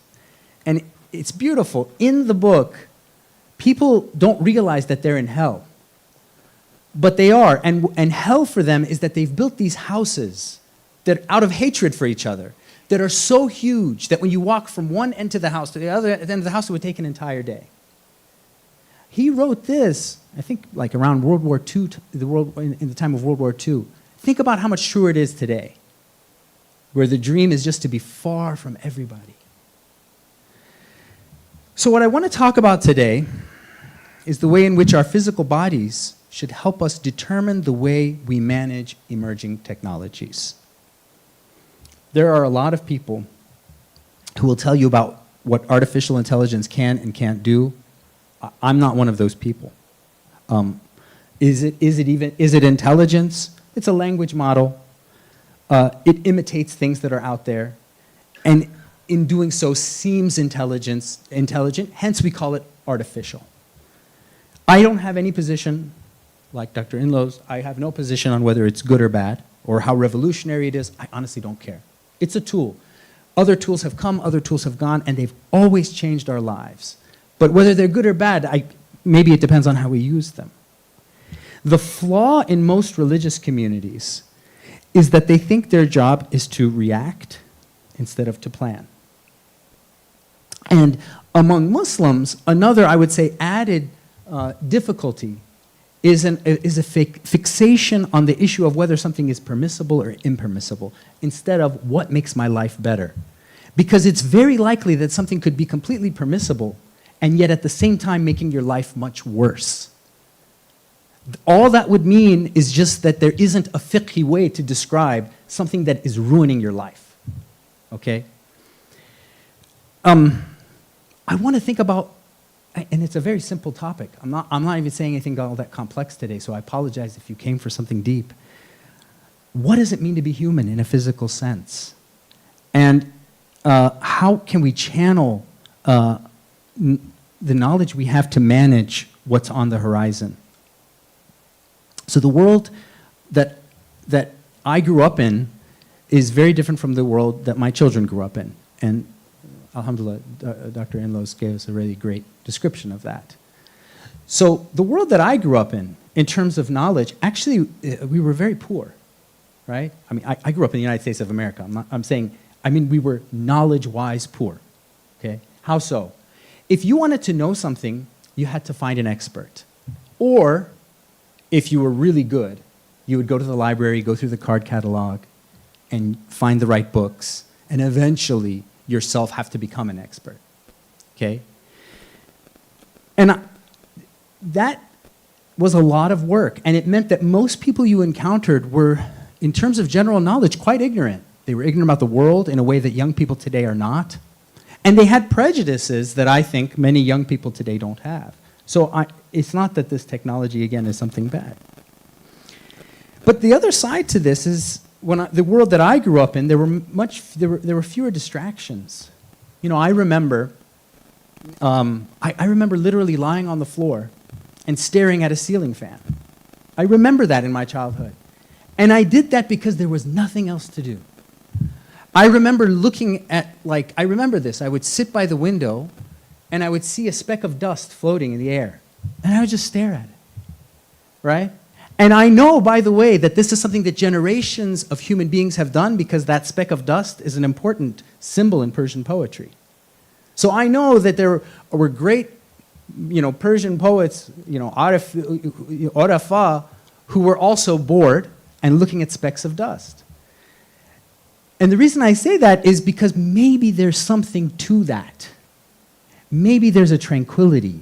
Maybe there's a contemplation. Maybe there's a rest that comes from what we would call now boredom. And the intolerance, the lack of ability to be able to tolerate boredom, that also might be a problem. I remember in my childhood riding my bicycle for hours and hours. Not because I loved it, but again, because there was nothing else to do. And when you ride your bicycle as a child around the neighborhood, you think about the effect that has on you. The insects and the humidity and the wind. You are tied to the earth in a way that you're not if you're playing a computer game. The existence that you have, that let's say my children have through the internet or through video games or through their phones, is a curated existence. Okay? The bugs, I didn't make those bugs. No human being made them. The wind, I didn't create the wind. The humidity had nothing to do with human beings. But once I go behind the phone, everything about this existence on the phone or on the internet has been filtered through what human beings like or dislike. Meaning that if there's something yet that I don't know that was valuable in those things, I've lost it. And I'll end on this. I want to get to my main thing here about clay. But I wanted to give you one more example of how the internet can make things, internet and artificial intelligence can really change things. About 2 years ago or 3 years ago, it was right after COVID, so it was more. It was probably more like 4 years ago, 5. I wanted to come to Canada, actually. So I called Canada's equivalent of the CDC, I think. It was Borders and Customs or whatever, to see if, what kind of shots me and my family needed. I call, the phone rang twice, and someone picked up. Just hello? And she had a French Quebec accent. I am telling you, I had not experienced something like this since I was a child. In America, you call, and if you're lucky, first you go through the system of pushing buttons, and then you speak to artificial intelligence, and then this was someone who could solve my problem right there. Just pick up the phone as if I'd called someone's house, right? What I'm saying is, with all of the luxuries of artificial intelligence, remember that you're also being herded in a certain direction too. So the next slide, please. So the emphasis on the Quran, if you want to know what it means to be human and how we were made, is that we were made from the earth or from dirt or from clay. Generally, these are the description of how human beings were created. This is where we come from. مِنْهَا خَلَقْنَاكُمْ وَفِيهَا نُعِيدُكُمْ وَمِنْهَا نُخْرِجُكُمْ تَارَةً أُخْرَى. Right? This is you, if you want to know who you are. Right? We made you from dirt, from the earth, and we're going to put you in it when you're dead, and then we'll bring you out of it. So, if you look at descriptions of human beings in the Quran, almost every one of them centers around this. God created human beings from clay. It's described as sticky, having a kind of viscosity.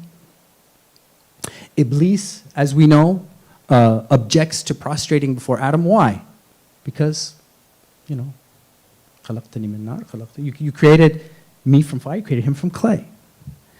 So it seems that Iblis, that we like to think of ourselves as being creatures that are only accidentally embodied in some sort of material body, because we, maybe like Iblis, assume there's some inferiority to it. Human beings try to imagine themselves as being a mind, or being disassociated with the body and instead associated with something that transcends the body. And this is not something new, right?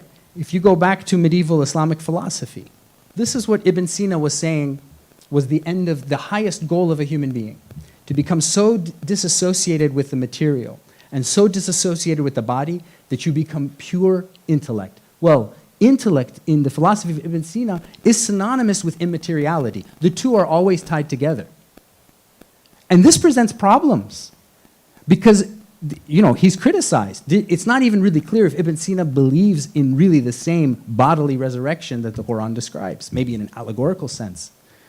I'm not going to take a stand on that. It's a complicated thing that Ibn Sina specialists can come and debate about, and trust me, they'll debate. Some will say, oh yeah, he believed in a bodily resurrection, but body means this, right? But if you mean just the old-fashioned, what, you know, from the body coming from the dirt, being resurrected from the grave, that was an issue. Because it doesn't seem right. The human transcends the body in their philosophies. And I would argue this is what made, for many Muslims, someone like Abu Hamid Ghazali easier to digest than someone like Ibn Sina. Why does Abu Hamid Ghazali's seem so much more Islamic? Well, this is one of the reasons. He's going to give you a kind of philosophical view where it treats you as a human that has a body, not one that has to try to somehow escape it, right? Next slide, please. Now, for the sake of time, I won't spend too much on these next few slides in it. I'm trying to give you a sense of what the hadith say about where we come from and how important it is that we come from clay. Because as you can see from these hadith that are attributed to the Imams tell us that the prophets were made from a certain kind of clay that comes from Iliyin, and the hearts of the believers were made from that clay, but their bodies from something lower than that.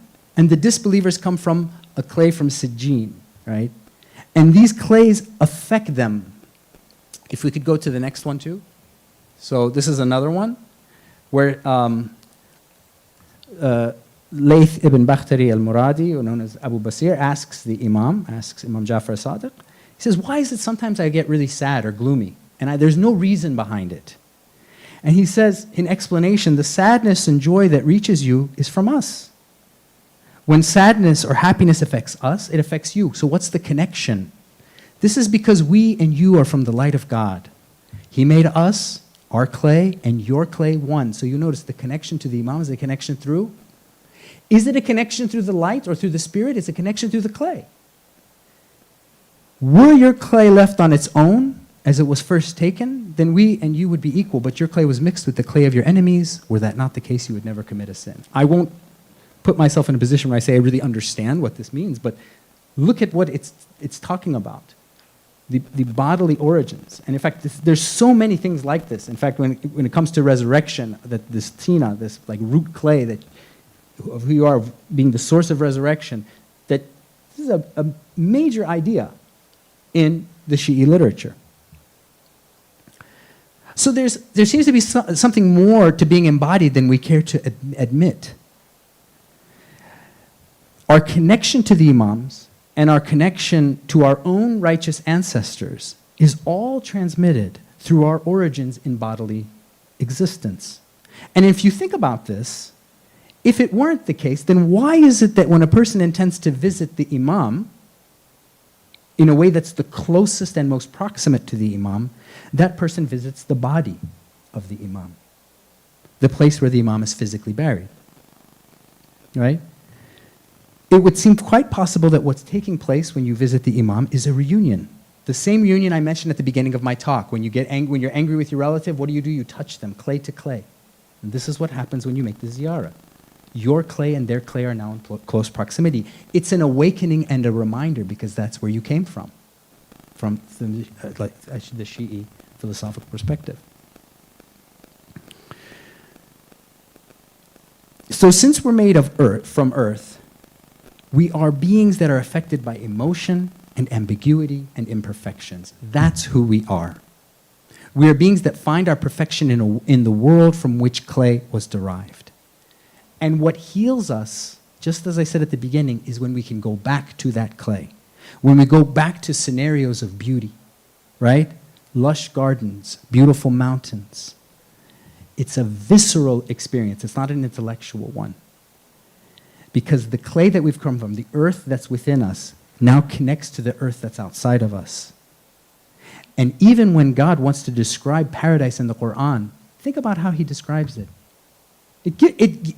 For those who dislike the body, it creates a lot of problems for them. Why does the Quran describe not only gardens beneath which rivers flow, but people eating good food, having a good time? I mean, I won't get into the details. I don't know the age group of my audience. But the Quran gives a lot of details about physical pleasures. If you don't know the history of the study of Islam in the West, for especially Christian theologians who did take issue with the pleasures of the body and had a kind of Neoplatonic view that the body has a kind of evil to it and that the spirit is a source of good, right? This is a problem. How could the Quran describe paradise as a place of lust? In and of itself, that was proof of the inferiority of Islam. But if it turns out to be the case that despite how much we want to imagine ourselves as being spiritual beings, and we are spiritual beings, at the same time we are 100% also defined by the bodies that contain us, that we are in, right? I mean, in the same way that when according to Sufi traditions, when God wants to, and we see this in Shia traditions too, when God is asked, why did you create creation, right? I was a hidden treasure. I wanted to, I love to be known. For to be known is to create this physical universe. There's something to that then. Maybe you wouldn't be known and you wouldn't exist without your body. I think we could take out the maybe. There would be no you. There would be no, your soul depends on its existence and its source in the body. And so I think we need to, as I get to artificial intelligence, and I wrap up, I'm wrapping up. I'm on the conclusion pages. But I did big type because I can't. I think when we think about artificial intelligence, let's rethink what knowledge is, because artificial intelligence does not create knowledge. It just summarizes information. Let me pose a few questions. Does art offer us a kind of knowledge? Does music offer us a kind of knowledge? Let's set aside the controversies around music. Does poetry offer us a kind of knowledge? Right? Okay, so now if they offer us knowledge, what kind of knowledge is it? And if you really think about it, think about a beautiful piece of art, think about an exquisitely written novel, or a film that that really captures the human condition, and the way it makes an impact on you throughout your entire life, right? Now, why has it done that if not for something that is beyond just information? That's something that has to do with your embodied experience as a human being. And this has moral and ethical results as well. We're a few days away from Muharram. So in the Shia tradition, love and passion for the third Imam comes out through beautiful poetry and beautiful melodies too. Could one really say that to weep at a beautiful poem for Imam Hussein is not a form of knowledge? It is. But, what is that if not an embodied one? How would you describe a person weeping? This is a physical, right, biological reaction. weeping at something that's been created in their imagination that has placed them in another place, right? That is a kind of knowledge. But it's the kind of knowledge you get by traveling to a place as opposed to reading about it on Wikipedia. It's an embodied knowledge. So the poet, in the case of these that I'm mentioning, builds a bridge. And the person crosses that bridge and has an almost flesh-to-flesh contact, heart-to-heart contact with the imam. So, if I could get to the next slide. This is where I want to conclude. And this is where I'll finally tell you what I'm thinking about in terms of artificial intelligence and how this embodiedness relates to it. This has to do with the French philosopher Jean Baudrillard, who has this concept called hyperreality. I'll tell you something interesting. This is the most hyper-real experience you can have. I was in the Orlando airport waiting to get on the plane to come here, and I saw an ad for a skincare product that said hyper-real. I thought that must be a sign. So hyperreality refers to a condition where reality and simulation become indistinguishable. So think about the way human beings used to create art, right? It could be, or a piece of clothing or anything. It was done by their hands, and each piece of art was different, okay? Now think about what, let's say, when AI creates art. It takes the idea of something and gives you a representation of it. Or if you think about like a beautiful object you buy at Walmart, right? It's one of 1,000 or one of 10,000, and it's made according to a pattern that's right? And when that happens on a mass scale, you can begin to lose the origins of something. So let me give you an example of hyperreality based on one item. Let's say, imagine a person who's never had an apple, but they know what the flavor apple is. How do they know? Because they've had apple candy. They've had apple candy. The flavor of apple candy comes from what? Maybe apple pie, I guess, because it doesn't taste like an apple. It comes from chemicals that are meant to represent something like apple pie, and the apple pie was a distorted version of the original apple, right? And when your reality starts to become all of these things, so that the origin, the human sensory origins of things are lost, that's hyperreality. Where you're not dealing with things, you're dealing with images of images, representations of representations. And once this happens, the line between truth and illusion can be blurred. And in the process, what we lose is our humanity. It matters for art, it matters for poetry, it matters for music, but it matters for life and religion as well. Consider for a moment all the important practices of Islam and the way they're centered around a lived reality. The movements of the sun connect us to the times of prayer. The phases of the moon tell us when the month of Ramadan begins, or any month begins, right? So when we fast, when we pray, when a Muslim prays, his or her head touches the earth. It has to touch the earth, right? When you visit Mecca, where I saw something about virtual Hajj, of course that's not a real thing. You can't actually count that as a Hajj. You have to visit it physically, right? You travel to a place. And if you're lucky, you kiss a stone. If you're lucky, right? So technologies can make our lives easier, but they can distract us from real signs that are signs to us because we are embodied creatures. The ones that God says in the Quran, we will show them our signs in the horizons and in themselves, right? When those signs are filtered through a depiction of a depiction or an algorithm that tries to recreate something by making it only appear like a thing, then that means we have no touch, we have no physical connection to it. There's no groundedness. If you're going to praise technology, that's fine. If you're going to live by technology, that's fine. One thing that we know for sure is that technology has a huge effect on our environment. I don't just mean the global environment. I mean the environment in your home, the environment in your family. Everywhere you go, technology has an effect. And if it's a form of progress, then why is it the case that that effect that it has on our environment is so often negative? If it doesn't fit a human way of being, maybe there's something we need to rethink about it. Maybe the way that it puts us in isolation from one another and distances us from one another should be more of a problem than it is, because we lose our way of being an instinctual human being. Because at the end of the day, whatever you call Islam, it must have been capable of being practiced in 7th century Arabia fully. So it's not that something more Islamic is coming out of it, but maybe there's something more convenient. At what cost? That's the question that I'm asking. We must always temper the tools that are given to us with an acknowledgement of limits and restraint. Even if the law doesn't give us those limits, the essence of God's law is to bring us closer to Him.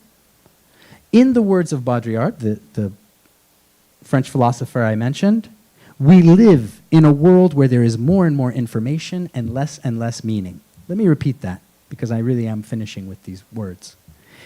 We live in a world where there is more and more information and less meaning. And he said that in the 1980s. He said that way before Dr. Inlow's chart even was a chart, right? What connects us to being human is certainly the divine breath that was breathed into Adam, definitely, but it's also the clay from which Adam was made, the clay from which we're made, so that the only real question we should ask when given a new means of technology or any piece of technology claims that it's going to push us forward is one question: Aina tadhabun? Where are you going? Don't just go, don't just move. Move with a purpose, or as Sheikh Fanay said, Tilos. Thank you for hanging with me this whole time.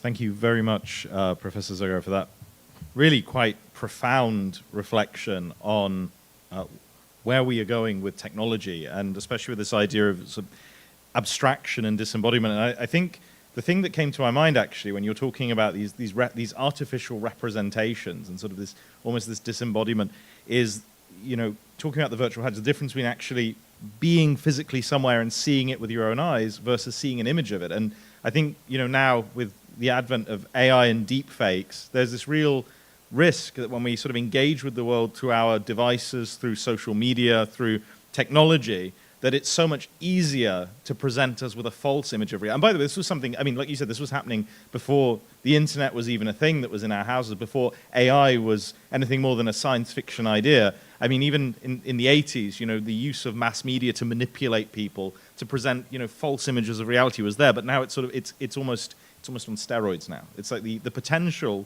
because of our dependence on technology, the potential there for us to be led almost into this hyper-real world where we can't tell the difference between what is real, what is true, and what is illusory, what is artificial. That's a real danger. And I think that's I'm so glad you brought that up about AI. So now we have an opportunity, though, to ask some real questions from our very real speakers, not AI avatars, but real flesh and blood human beings. So I would like to please invite Dr. Inlows and Professor Zagar to come up to the stage, and then we can take questions from the audience. Please recite a salawat. No, I'm sending them back. Okay, sorry, no, Q&A is cancelled. Let's try that again. Salawat ala Muhammad wa ali Muhammad.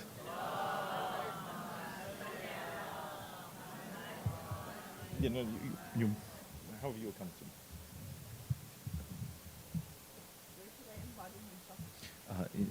If Cyrus, you sit at the end, and then you each have a microphone.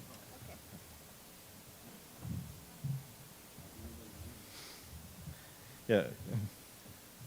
Yes, we give when we do the Q&A, we give our speakers snacks to lure them up here, to keep them.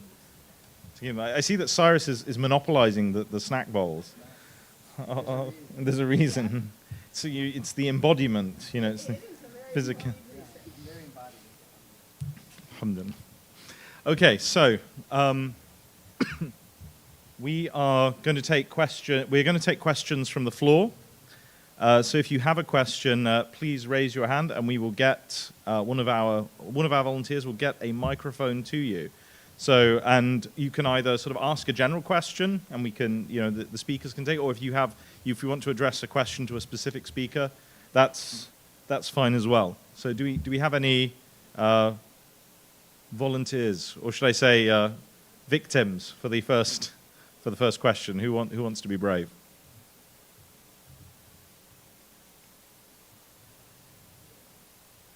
Do we have a question? Yes, Bismillah.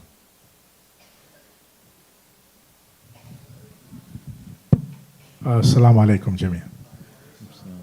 Well, when you talk of AI or the human intelligence versus the artificial intelligence, I would think that we rather should be embracing the change and try and learn how to use it positively, because the task which can be done for a long period of time, AI can help you to make it more precise, concise in a short period of time. Islamically, I think also we have to contribute, because AI is not something which is old, it's new. We have to contribute to give proper information so that we can get output out of it. Thank you.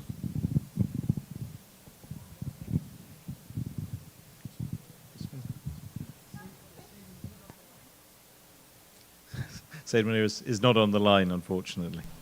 He had another engagement. I think he might be upstairs. That's an excellent point. Technology usually brings pros and cons, and the pros are, among what you said, things can be done more efficiently or energy can be expended elsewhere. And often among the cons of technology is we lose some of the skills or the immediacy of what we were doing. One of my undergraduate professors way back in the day, Hamid Algar, he mentioned once that, I think he was born in the 1930s or something. So before the digital era, even before the era, a lot of people were using typewriters. And he said just the process of having to hand copy out texts and deal with hand-copied manuscripts, it gives you an appreciation for the tradition that you don't have when someone like me, goes on Ahl Bayt Library and I search for certain phrases. Even though that's much faster, and I might find materials that he wouldn't have had access to going page by page in manuscripts. So there's a trade-off. And, or the pocket calculator, for example, it makes a lot of tedious jobs faster, but, we lose that part of the brain that can reckon sums very quickly. And so I think the same is true there. But, I think in general, I tend to be technology positive in terms of the usefulness. I'm probably more in the optimistic camp for the useful things that can be done with artificial intelligence. Well, at the same time, I was reflecting on what you were saying, and I think, at least in my own life, I tend to be somewhat technologically averse in my actual embodied life. Some of you know I don't even like to turn on electric lights, and I keep my phone in airplane mode because I believe strongly in we control the technology and we don't get controlled by it. And I do think artificial intelligence is just going to be one of the latest ways in which the masses, if you will, are somewhat led by technology. And again, being sheeple is not new. That's been going on probably since the dawn of time. But I think it's good if we can to try to retain, an analytical view and a step back, and both spend some time looking at those dust motes, and maybe some of that time can be freed up by using things like artificial intelligence. But yeah, I don't think we have a choice. I do think we have to get into the game, or we will lose the game. Thank you, Professor Zara. Do you have anything to say? Yeah. Do we have a next question? Yes, we've got a question at the front, and then we'll go to sister at the back. Any questions on the brother's side? If you raise your hand for third in line.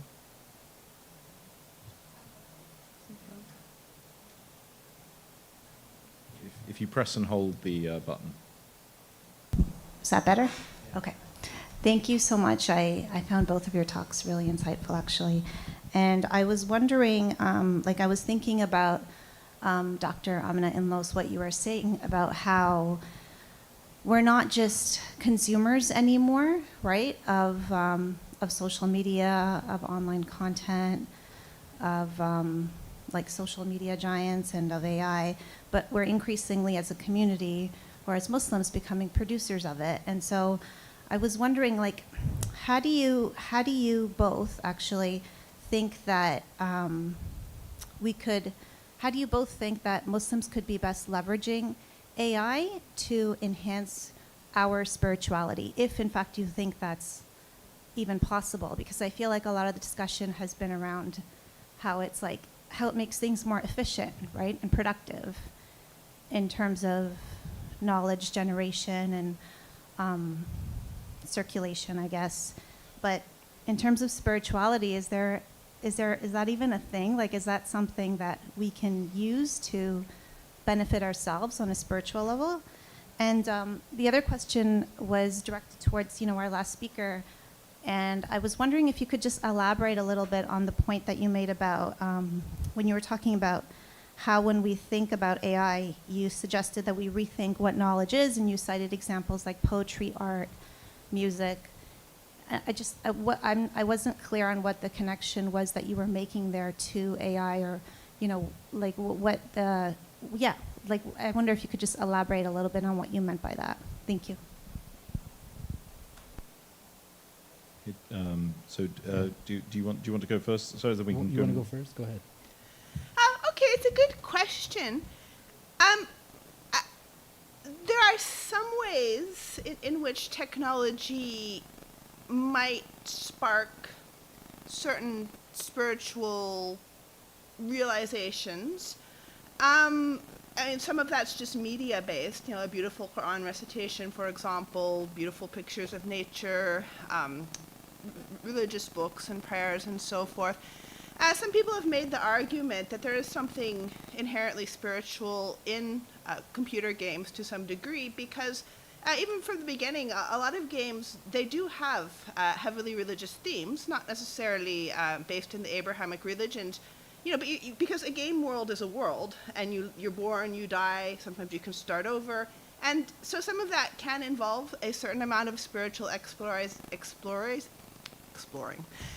But I think my view is that by and large, up until now at least, interfaces with technology tend to be spiritually draining. As much spiritual reflection as you can make on computer games, for example, no one becomes a great arif by playing multiplayer games all day. I think that, in fact, this is one of the drawbacks of all the digital technology we have. That kind of, as you were alluding to, it seems like we need that quiet time and that boredom to be more focused spiritually, and when we're always having new and more things around us. And even we see that with the development of social media.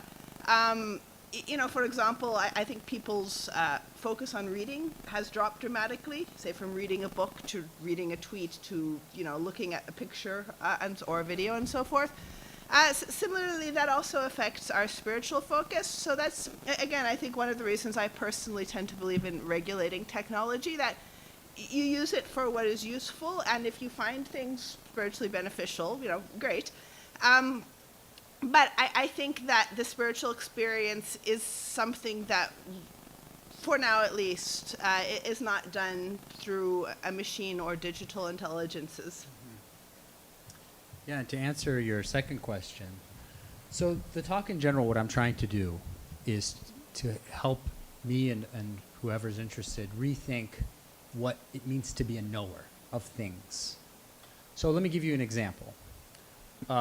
Which one has more knowledge? There was a supercomputer from IBM that they used to beat someone in Jeopardy. Deep Blue? Was that it? Or is that the chess playing computer? Watson, there we go. I mean, and what these computers do is they just, they look for patterns and they can find things online. It's not even that impressive for me. Maybe I'm just hard to impress, but I'm the wrong person to ask, because in 1996 or 1995, I famously told my brother, and he never has left me alone about this. I famously told him, I said, the internet is a fad. And I said to him, I said, who's going to spend all day inside behind a computer? And look, I'm still saying the same thing after all these years. And I was wrong then, and I'm probably wrong now. But so which one's more knowledgeable? Who has more knowledge? Watson, this supercomputer, or AI, or whatever, or a hamster? Okay, just a simple old hamster, just walking around, eating, not doing anything incredible. Well, I would argue the hamster has more knowledge. If your basis of knowledge is يُسَبِّحُ لِلَّهِ مَا فِي السَّمَاوَاتِ وَمَا فِي الْأَرْضِ, some knowledge of its own existence, some engagement with reality, the supercomputer and the AI, it's just programming. It has no awareness of anything. It's not even alive.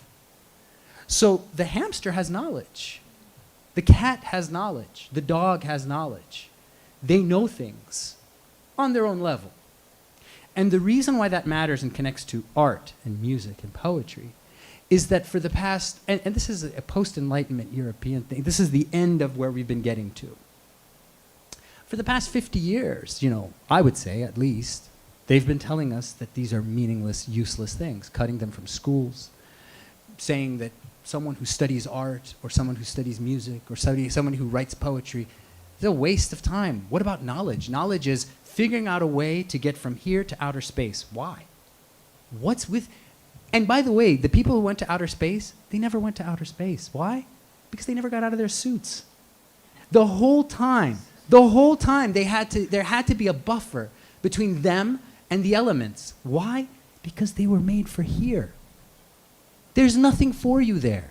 This is what you were made for, right here. And human beings have found ways to express that through art and music and celebrate the living world around them. But instead, they become obsessed with being something that they're not.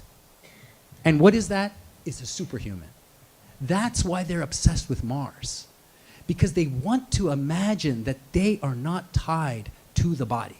They want to imagine that there are no limits, that there's something that defines a human being beyond this weak, susceptible to sickness. I mean, you take the most powerful person on earth, and if you actually could see their medical records, and I'm not talking about any specific powerful person, but if you could pick a powerful person, and most of them are above 70 or above 60, and if you could see their medical records, and if you were to tell them, listen, you're the most powerful person on earth, but there's a genie.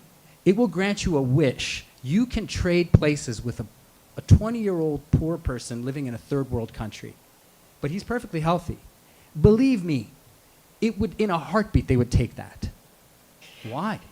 Because of the fundamental weakness of the human body, and that's what you are. It's hard to accept, but it's what you are. You have the capacity for great abstract thought, and that's wonderful, but don't forget what it means to be human, which is much more like being a hamster than being a computer. I'm just blown away by that, really. I wasn't honestly with the hamster thing. I was not expecting. I was sort of thinking, you know, the computer knows what the hamster. Oh my God! What do they call hamsters in the UK? No, we call them hamsters as well. We have hamsters in the UK. Happy, I can reassure you. We have hamsters. We have gerbils. We have mice. You know, yeah, we even have guinea pigs, if you can believe it. But I think that's a really interesting point. And you know, if Elon, if you're watching, try not to be triggered by the Mars comments. No, I mean no judgment. But I think that's a really. So let me ask you. So let me play devil's advocate. Let me be a gadfly now. What would it take, in your mind, for a machine intelligence to be alive? Is that even possible? For example, we're looking at robotics now, right? And the idea of building robots powered by AI that can engage with their environment, that can use tactile sensors that can pick things up. Yeah. I mean, this is what's coming for all of the blue collar jobs now, right? In factories and warehouses and so on. Like, at what point? And you know, there's been sci-fi films about this. I mean, you know, whether it's something like Blade Runner or Bicentennial Man, exploring this idea of at what point do we consider something artificial alive? Yeah. Right. So, what would it take in your mind, or is it completely impossible for a machine to cross that Rubicon and for us to look at it as a living, thinking, knowing being? So this is a great question. And at the end of the day, it's kind of like above my pay grade. I don't really do philosophy of mind, right? And this is You could have fooled me. Yeah, like, no, really. This is a really difficult question. Okay. I mean, you know the famous philosopher Thomas Nagel, right? Yeah. He has an article on like, what is it like to be a bat? You just, on the back of an apnid, what is it like to be a hamster? Yeah. And it was really profound. So I don't buy that. You're not getting off the hook. Well, I just that spent one. a lot of time with smart people, but look, I don't know. I don't know. I'm not saying it's impossible. Artificial. You could call, like, when people sort of speed up the process of reproduction in laboratories, is that artificial or natural, right? They're using natural means, right, to create something. I don't know. I mean, these are a matter of definition. But I do think that if you were to success, this is my hypothesis, if you were to successfully create something that's alive, I think it wouldn't have the qualities that you value in AI. Interesting. Right? Because it's the limits of the body that make us think in a certain way. Mm-hmm. And it's the lack of them that lets you have something like AI and computers. So what I'm hearing you say is the hamster will always win. Yeah, you know which team I'm on. Yeah. Okay, thank you. That was really interesting. We had a question further back, and we've got a question on the gent side next. So if we can get a microphone back there. So we'll do 1, 2, and did I see a third hand on the gent side? And then so we'll do 1, 2, 3, and then we've got Assalamu alaikum. Thank you. This is a lot of food for thought. With this new AI era and machine learning, who determines who teaches these machines? Number one. Number two, the thoughts behind this teaching, how do we then penetrate that realm as Shia Muslims to be able to teach this machine learning that is good for the crowds? I have a few things.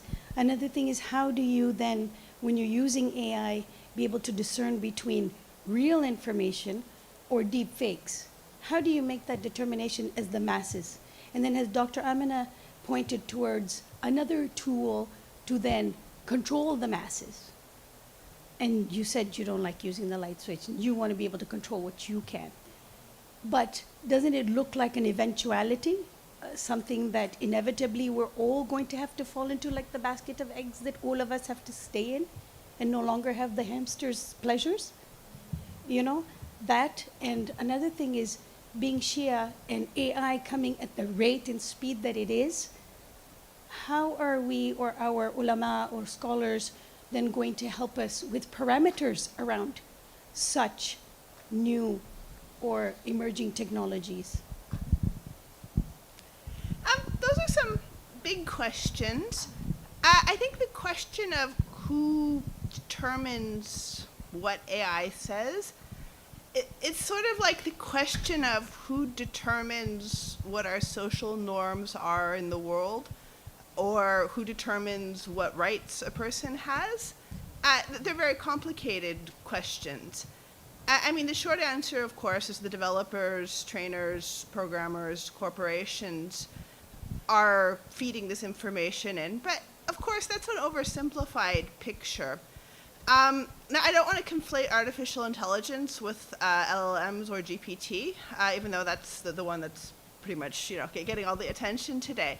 But certainly for language-based models, language itself encodes a lot of biases, both in the language itself and in the material available in that language, which is why ChatGPT has been shown to most reliably present itself as a young male Westerner and most distant from certain, I actually forget what countries it was most distant from. It was somewhere in Africa, and it was somewhere in Central Asia, and I think Ethiopia was one.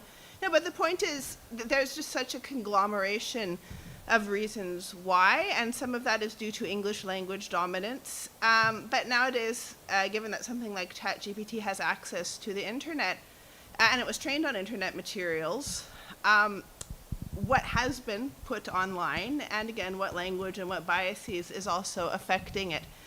So, but basically what I'm trying to get at is there are intentional biases, and then there's things that happen accidentally that we don't expect, let alone, you know, that I differ on sort of the point of things being forever unalive. I think that if this technology continues to have the infrastructure it needs to run and develop, it will start to take on more sentience, if you will, and that is something that distinguishes it from, say, a pitcher, which, you know, doesn't make decisions on its own.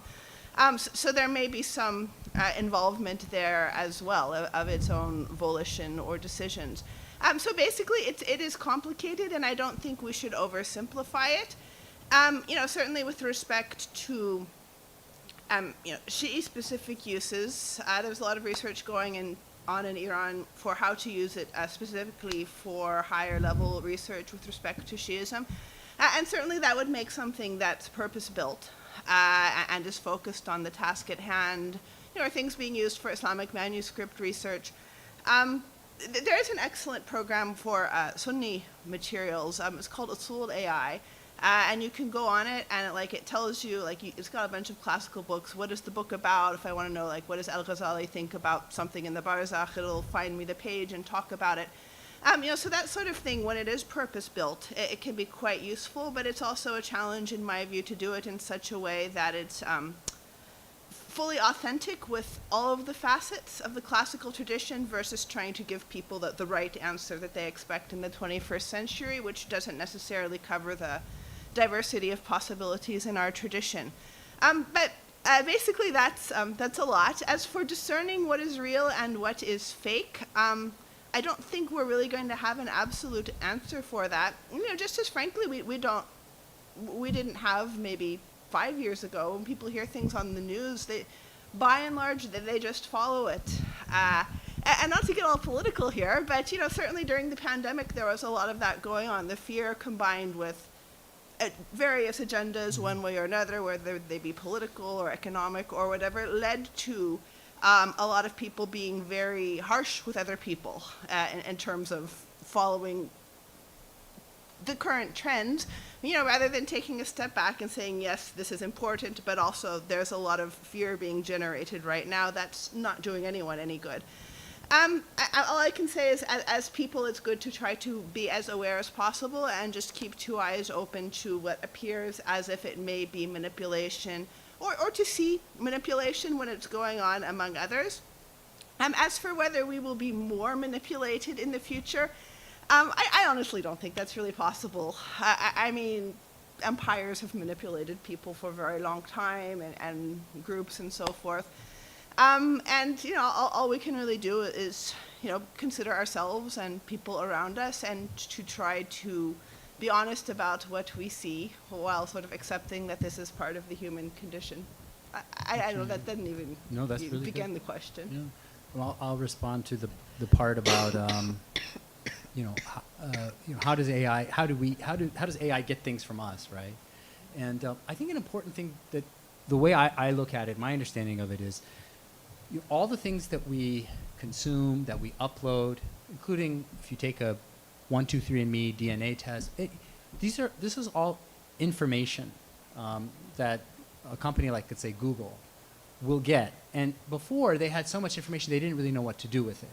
But with AI, they can take that information and they can start to figure out where you are, who's in your area, how does this group of people, this demographic think. And you would think, oh, well, what's wrong with them using that information to sell me things that I like? That's not how it works. They're trying to get you to like things that they sell. So it's about changing the way you see the world. And this is not something new. Theodore Adorno talked about this a long time ago, that what late capitalism does is it's like this, right? You have certain needs, real needs, tenderness, love, touch, mercy, being around other people. But what these things do is they convince you that those are not actually good needs, that there are better needs, and it's this, right? And it appeals to a lowest common denominator. So, for example, Coca-Cola, it's very sweet, and that's a very basic taste. right? You can't make a lot of people love a really kind of bitter olive. I love olives, but it takes some trial and error before you can like a weird taste like that. But if you take a lowest common denominator, it's something that's very sweet, then you can make a lot of people like it, and then you sell the product. And the product isn't actually something very valuable, but it's packaged as such, right? And so it manipulates. But that was the old model. The new model is that now AI knows that information, and it can change not just likes and dislikes and what. You can now talk about changing the way people think and vote. And so now nation states are interested in AI because they want to be able to influence the way the people in the other nation state are thinking on a mass scale. So it's also a weapon, right? I think there's something to think about in all these ways. On a personal level, it might not affect you that much, but I think there is some level of concern, and you're always serving it. You're always serving Google, and you're always serving AI. Every time you give information, that's a service. That's very interesting. Thank you. Just one small thing to add on this. So we do have another AI. We actually have an AI workshop that's happening tomorrow in Hall B, where we'll actually be showcasing what various creators in the AI space, various Shia Islamic creators in the AI space have produced. We've got a variety of we've got some apps which are more educational in nature, but we've also got apps which are useful for research or media monitoring. It's actually an attempt to sort of engage with AI in a meaningfully Islamic way. So for those of you who are quite interested in sort of seeing another, so this I think this panel has been very philosophical. If you're interested in sort of like almost like a practical follow-on from this in terms of people who are embracing the technology and trying to use it in an Islamic way, that's in our AI creators panel tomorrow, which I believe will be at the same time as this panel was today. So at about I think 2 p.m. And so do come to that. I'll also say, just in terms of the question you asked about, I think how AIs are trained. That is really important. And I think one of the areas that we're looking at Icair, we actually have established an AI working group with sort of people who are experts in the field of AI, like people who are computer scientists, as well as scholars and academics in the field of Islamic studies, to discuss exactly this: how to ensure that.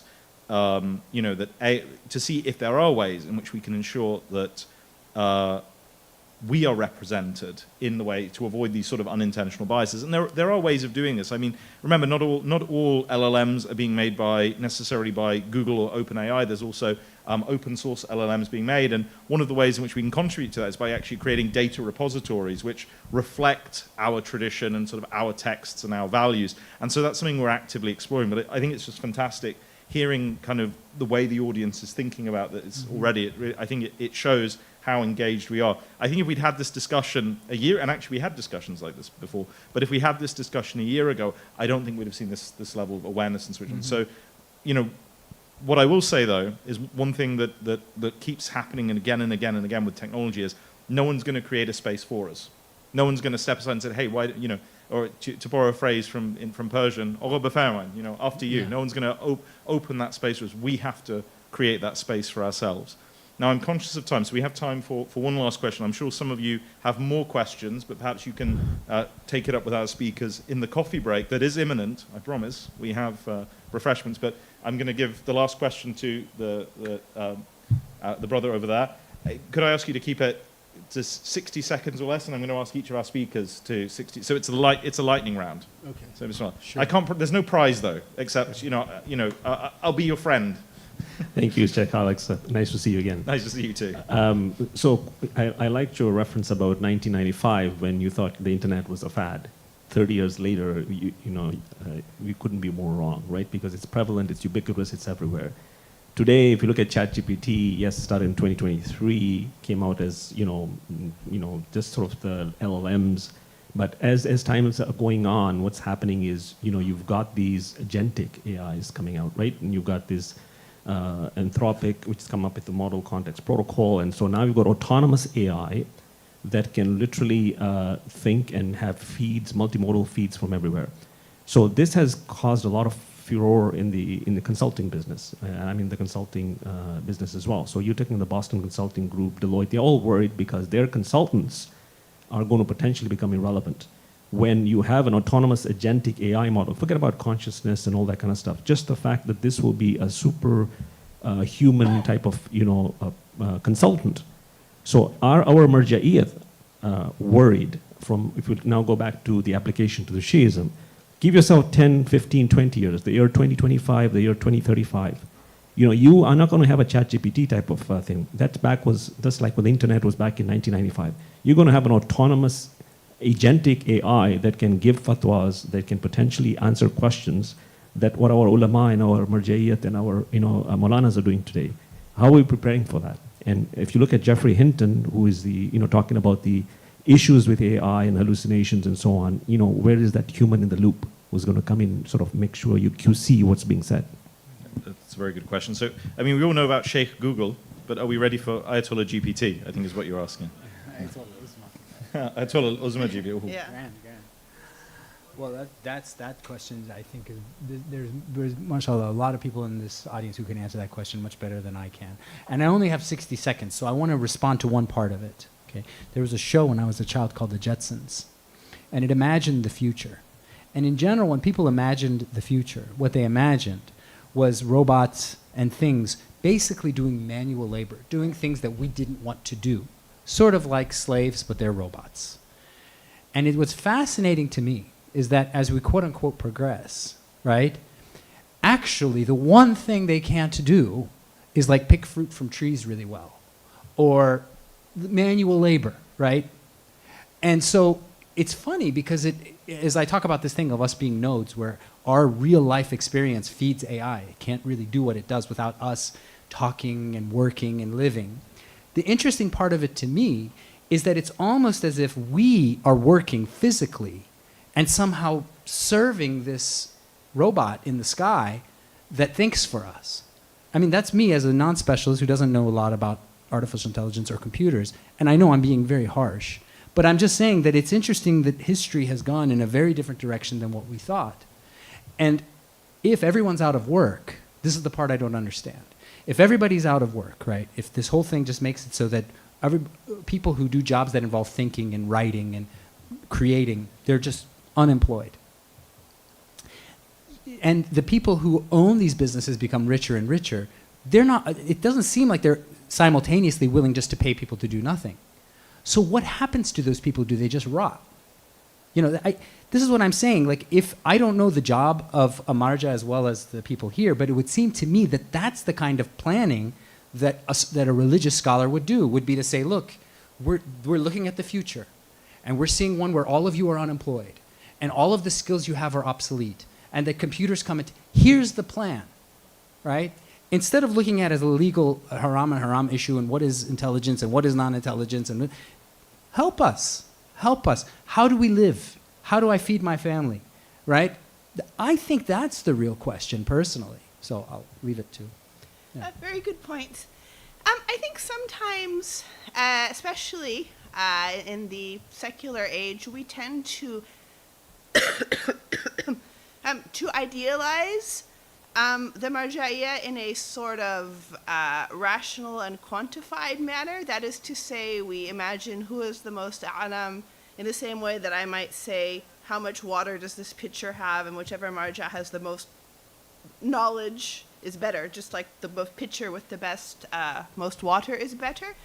But I think if and when we do get to the point where a machine can process and generate fatwas which are at least in accordance with the texts and so forth, then we might start to hone in a little bit more on what actually makes a spiritual leader. For example, when you talk about the Pope, the Pope who passed, for example, recently, I'm sure he knew loads about Catholicism. I'm sure he was a walking encyclopedia, but no one says he was such a great Pope because he knew this about, I don't know, some verse in the Bible. They talk about his compassion, his service, desire for human equity. And I'm not saying, I'm not passing judgment on whether he was a good or a bad man. I only know what I saw. But I can look at these qualities and say, yes, these are the qualities of a spiritual leader, and this is how the leader connects to people above and beyond their abstract knowledge. And I think we will probably start to talk more about those aspects of our leadership, which I think they've always been there. I'm not saying they're not there, but because we live in a very secular time and a materially focused time, we tend to focus more on the material aspect of knowing, rather than the spiritual aspect of knowing and the spiritual role of an alim to lead the people beyond just being able to generate facts and opinions. So I think in that regard, I don't think an artificial intelligence, okay, I'm actually going to take that back. I don't know if an artificial intelligence could move people that much. I took that back because nowadays there are these stories coming out about people falling in love with bots, and you would assume that that's a human-to-human thing, but apparently people can be manipulated sort of psychologically into what constitutes love. So possibly they could be manipulated into what constitutes spiritual leadership as well. But I do think, because that's something that transcends the realm of what is factual, then probably that will get more focus and won't be replaced by a machine. But there are efforts underway to try to use artificial intelligence to better the generation of fatwas, so probably that will develop. Yeah, I think this is a really interesting question, actually, because it brings up, because I think there's no question that artificial intelligence is a powerful tool, sort of having a human, but then there's always needs to be a human in the loop, whether it's medicine, whether it's law, because someone needs to check what the output, the output is. I mean, there's huge conversation about it, so that's a massive oversimplification. But I think, someone using AI as a tool is one thing, and then having AI replace the person that would otherwise be using it, that's something different. But to go back to, I think the point, Cyrus raised earlier about, the hamster versus the artificial intelligence. I mean, that would, if we follow that line of thinking, it would mean that a hamster is more qualified to be a marja than an AI. But I do think there's something to that, because, for example, I don't think an AI, that for those of you who have had the blessing of meeting some of our maraja, especially in their homes or their offices, and you see actually the level of poverty they voluntarily live in. They deny themselves because they see it as their responsibility to live a simple life, one that isn't governed by material things. And AI can't do that.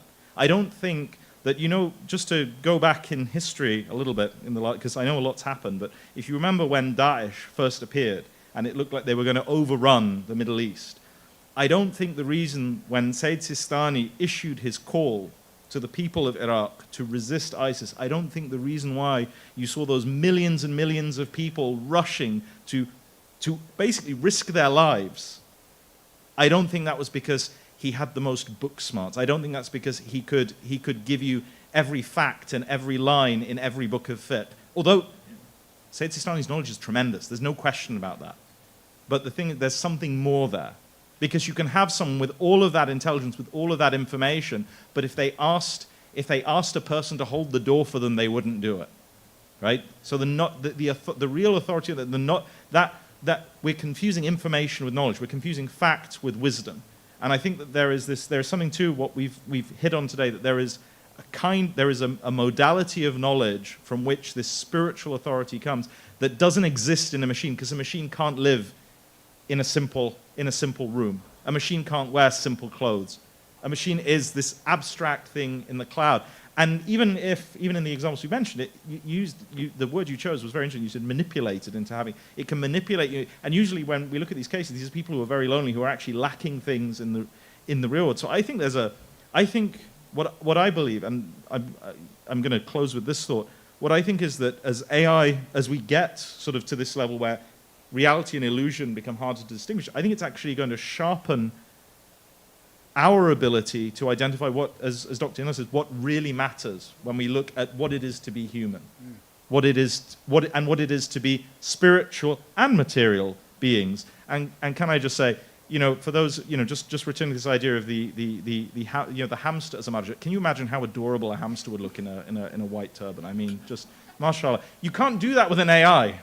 So I'll leave you with that happy thought. We're now going to have a tea break for 15 minutes, and then we're going to begin our next panel, which is the flip side of this panel. So we've been talking about AI here. Now we're going to be talking about ecology and climate change. We've got some really exciting presentations here that I can't wait to share with you. So please go and get caffeinated, go and get refreshed, and we'll see you in 15 minutes. Please recite a loud salawat. Thank you so much.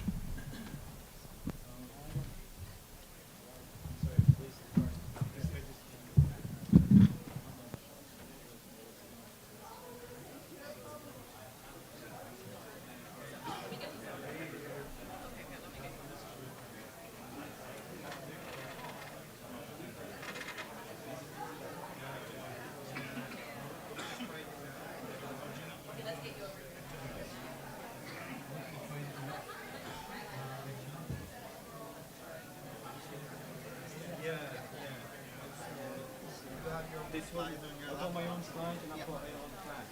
Let's see which one works. So I want you to use your laptop. Oh, really?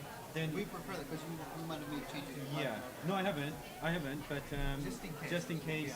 some font or something. Yeah. For sure. So let's try this. I'll bring my charger as well, so that it doesn't. It's a good half hour. You've been reaching out for 3 hours. Oh, really? Yeah.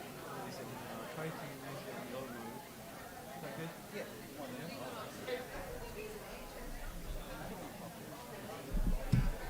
Can I put my phone? Okay. Clicker, so you can. Yeah, that'd be great. Lean over. So let me put my slides on. So I've got my, on here, I have my iPad. Take this up? Yeah, that's just fine now.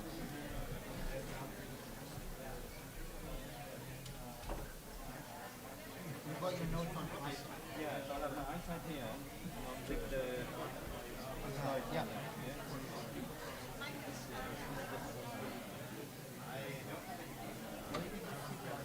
Someone, I think, they would be ordered, but I think Sheikh Azari might be someone, but it's alright. Let's see. I think Sheikh Azari is. Is he? Okay, that's okay. So we'll reconnect all of this after Yeah. he's done. At least we know But that it it's- works. all you have to do is connect this and you'll be ready to go. And don't worry if it doesn't come on the screen immediately. I show you for a bit, I show you name for a bit, then I put on the slide.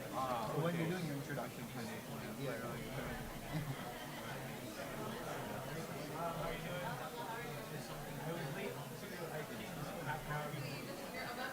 Yeah. Start. Yep. So I'm gonna put it on. Oh, but the clicker is for yeah, for sure. My friend Ali will give you the actual time up, but thank you very much for checking it out. Yeah, because I did have an issue with this. This got two screens. This comes off. I don't know if that was the issue before, but some. Well, this has two screens. It's got two screens. I think that might complicate it. This is alternate interface actually. Yeah.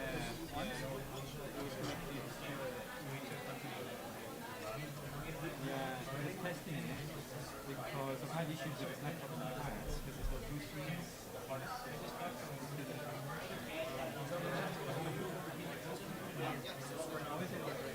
So when I come, will you be here or will you be ready? Ali will get you set up, but it's as a soap, like those two, and it will automatically start. Yeah.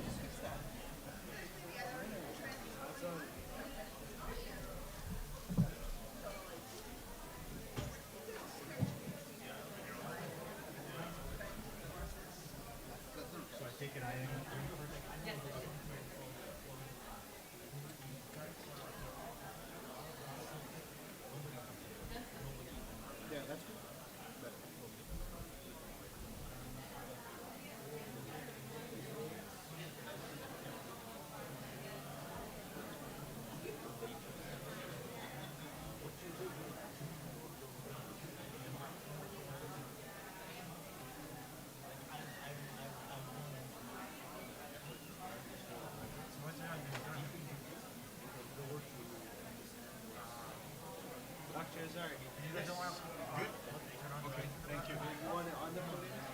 Yeah. You want to just look there? No, I'll keep it on the podium.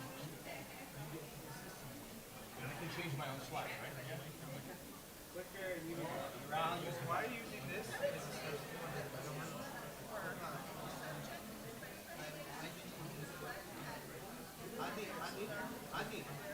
Adi, wait. Adi, it's fine.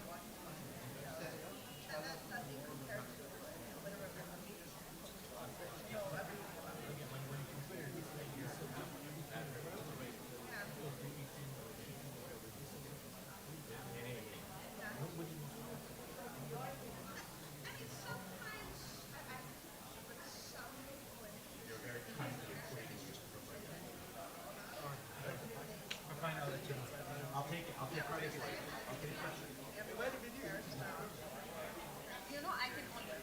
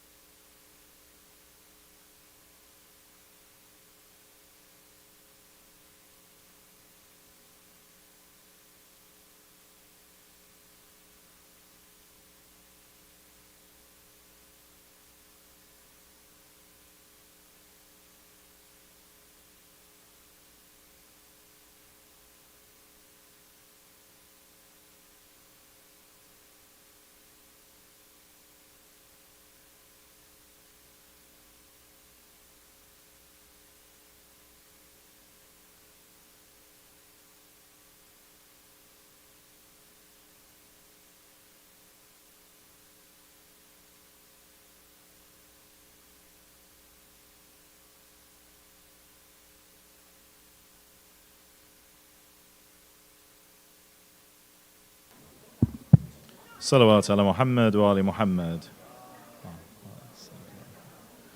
Okay, everyone.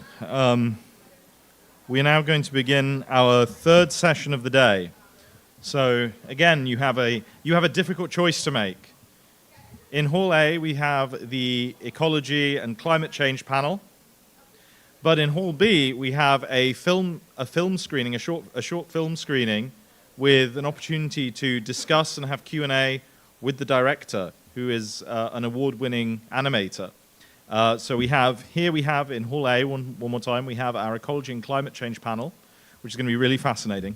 But at the same time, we have Sister Huda Abdul Razak, who's an award-winning animator, showing her short animated film, The Ocean Duck, in Hall B, and there'll be an opportunity for discussion and Q&A with her. So you're going to have to make a difficult choice. What I can promise, though, is we will be recording. If you do want to see the short film, we will be recording this session as well. So don't feel you'll be missing out unless you want to participate in the Q&A here.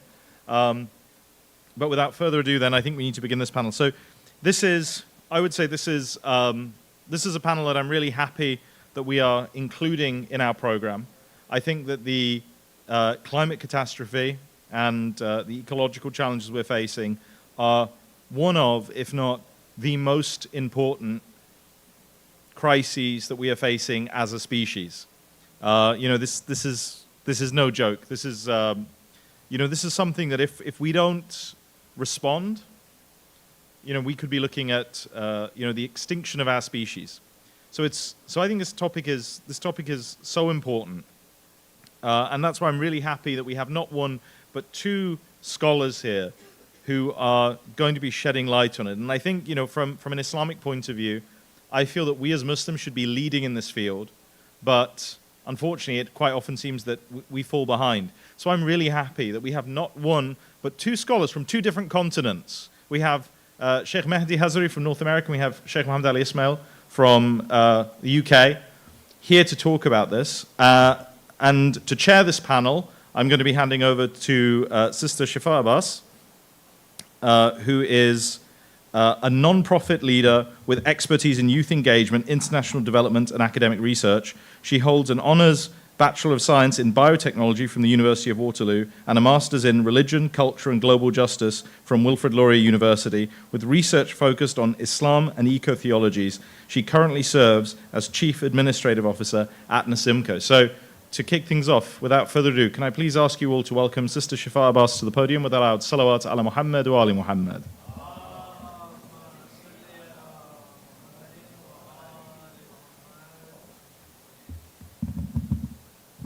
I know you told me not to touch the mic, Muhammad Reza, but I did it anyways. Assalamu alaikum, everyone, and thank you so much for being here. I think the young 12-year-old in me is very excited to finally have a venue in which we're talking about climate change and the global climate crisis at the masjid. So I do want to thank you all for enabling us to be able to talk about this today. So today's discussion, ecological justice, faith, stewardship, and the environment, finds us all at a critical juncture in human history, where the health of our planet hangs in the balance, and our gathering today invites us to reflect deeply on the sacred responsibility entrusted to us by our Creator. As believers, we're not only called to recognize the scientific and economic dimensions of the environmental crisis, but to confront it as a profound moral and spiritual test. Islamic teachings provide a rich ethical framework for responding to the environmental challenges of our time. So whether it's the Quranic concept of khilafah, which is divine stewardship, adl, or justice, all of these concepts guide us towards a holistic understanding of our place within the created world. And this is, again, drawing all of these parallels to the conversations we've been having all day. The principles that we'll discuss today aren't abstract ideals. They're active obligations that call upon each of us to uphold the amana that's given to us by our Creator to protect, to preserve, and to nurture the earth and all of its inhabitants. So we're going to talk a lot about this, environmental degradation and climate change and the exploitation of our natural resources. But these aren't isolated problems, and they are very much Muslim problems. They reflect deeper imbalances in our relationship with the divine, with one another, with the natural world. So as members of this global ummah, and particularly as followers of the path of the Ahlul Bayt, we have a duty to engage with these issues with the seriousness and the spiritual insight that they demand.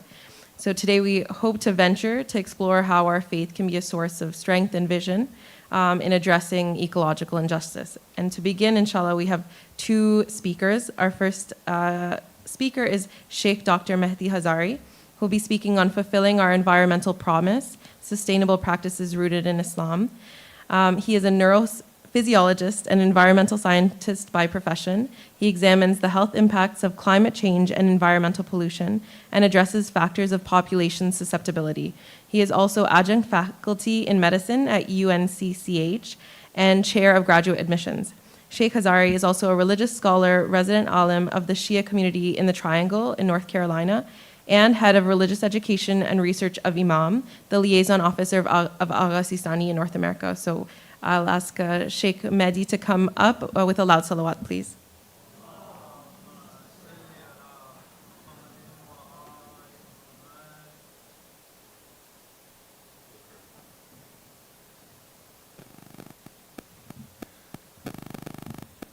Assalamu alaikum, everyone. So I want to begin by, first of all, acknowledging that Dr. Inlows, you got me to be a little introspective. And the fact that she said, well, I think it's a guarantee that everyone's used ChatGPT. I've never used it. Not once. I'm going to hold out as long as I can. And all the rolling eyes and stuff, they don't faze me at all. The other thing was, when you mentioned the whole scholar celebrity thing, I thought for a second, I was like, no way that applies to me. I don't have a straight enough nose, and definitely this is not something that anyone wants to look at ever. So, alhamdulillah rabbil alameen. But let me begin by thanking Sheikh Khalili, wherever he is, there he is. Icair, the World Federation, JCC, thank you for this opportunity.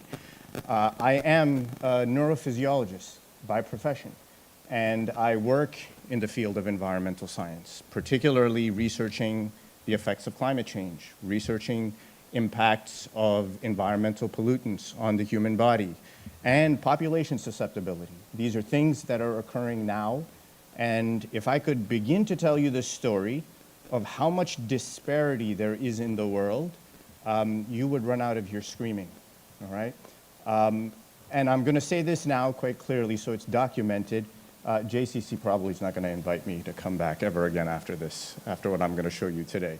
But inshallah khair. Anyway, okay, so let's get started. So I'm sure you have all seen this from Imam Ali alayhi salatu wassalam, in which he says, فَالْحَقُّ أَوْسَعُ الْأَشْيَاءِ فِي التَّوَاصُفِ. He says, the right of anything or anyone is the vastest thing in description. But then he says, وَأَضْيَقُهَا فِي التَّنَاصُفِ. It is, however, the most narrow in its application of equitability. This is so important. Then he goes on to say, he says, لَا يَجْرِئَ لِأَحَدٍ إِلَّا جَرَى عَلَيْهِ. It's not that this right is going to apply to a person without consequence, without recourse. He says it's always going to be so with it simultaneously accruing against that same person. وَلَا يَجْرِي عَلَيْهِ إِلَّا جَرَى لَهُ. It's not going to be against them, except that also something is going to be accommodated in their right or for them. And the only one who can say that they have a right on someone without a consequent right back upon them is Allah subhanahu wa ta'ala, the creator of everything and everyone. Very simple. And then Imam al-Rida alayhi salatu wassalam, he salawat ala Muhammadin wa ali Muhammad. Allahumma salli ala Muhammad. I can move it, right? Yeah. I won't get in trouble like Shifa? Yeah. Not me. Okay, good. Imam Rida, he says something really scary. Okay? This is wicked scary. He says, Inna sahib al-ni'ma ala khatar. He says, anyone who's been bestowed anything by Allah subhanahu wa ta'ala is in danger. They're in danger. He says, إِنَّهُ يَجِبْ عَلَيْهِ حُقُوقَ اللَّهِ فِيهَا وَاللَّهِ إِنَّهُ لَيَكُونُ عَلَيَّ النِّعَمْ مِنَ اللَّهِ عَزَّ وَجَلْ فَمَا أَزَالُ مِنْهَا عَلَى وَجَلْ. Imam Rida, he says, anyone who's been given a gift by God, God has a right on them, immediately. And then Imam himself, Imam says, he says, I am one of those people. that Allah's ni'mah, His bestowance, His bounty is on me. And he says, I constantly find that I am in a state of fear. Constant fear. Why? Because He's given me a gift for which I did not fulfill its right. I didn't do with it what I needed to do. Indeed, Islam doesn't use terminology like environmental preservation or protection. It doesn't use the word sustainability. It doesn't talk with these buzzwords like today, like green energy. But it does describe in a very universal manner what it means to be just, what it means to appreciate the gift that Allah subhanahu wa ta'ala has given to us. So what I'm showing you here, and I'm going to show you a series of maps. Anyone know what this could be? You can see the title, but it doesn't exactly explain what's happening on this map. These are the countries in which these percentages represent the number of people who are at poverty or below poverty. Look at where all of them are. Look at the 80%, the 90%, where they're all located. Sub-Saharan Africa. Predominantly, almost predominantly, all right? Now, my country, 1.25% of the population, somewhere around there, and we're talking 2023 numbers, 2024 numbers. 1.25% of the population lives at or below poverty level. Canada, lower than that. The United Kingdom sits below 1%. The lowest in the world, meaning the greatest number of people who live below the poverty line, is in the country of Niger. In the country of Niger, 50.61% of the population lives below the poverty line. Ya Allah. Now, let me show you something else, okay? This is important. And I'm purposefully making this as stark as possible because we cannot walk around in a haze. We cannot walk around assuming we're not responsible, because we are responsible. So that was the poverty. Where is the consumption? Mass consumption. Mass consumption is in the Western world, including Australia. The mass consumption, highest amounts, is in North America, Australia, Europe, right? Right after that, United Kingdom is included inside of all of that. Where is the least amount of consumption? You'll see in the poverty-stricken parts of the world. So clearly there's a disparity. There's a disparity not just in the social status or the material wealth that exists amongst human beings, but certainly there's a disparity in how much we consume, how much we are eating and we are burning ourselves. Now, it doesn't stop there, but we have to ask the question, are we complicit if we're living in these countries where there is mass consumption? Canada, United States, United Kingdom, all these countries that are very modern, very consumer-friendly, and Muslims are living there, what is our role? And are we going to answer in front of Allah subhanahu wa ta'ala? I think you all know the answer. So, why do we talk about this? Very simple picture, okay? Do we see this in North America? This sort of a picture. We don't see this in North America. Do you see this in the United Kingdom, in Europe? We don't see that there either. Where are you going to see this? India, Africa, maybe Southeast Asia, maybe South America. South America actually has done fairly well in terms of its sustainability and environmental preservation in certain areas. But you're going to see it in those poverty-stricken areas. Little children, people, surrounded by lots and lots of garbage.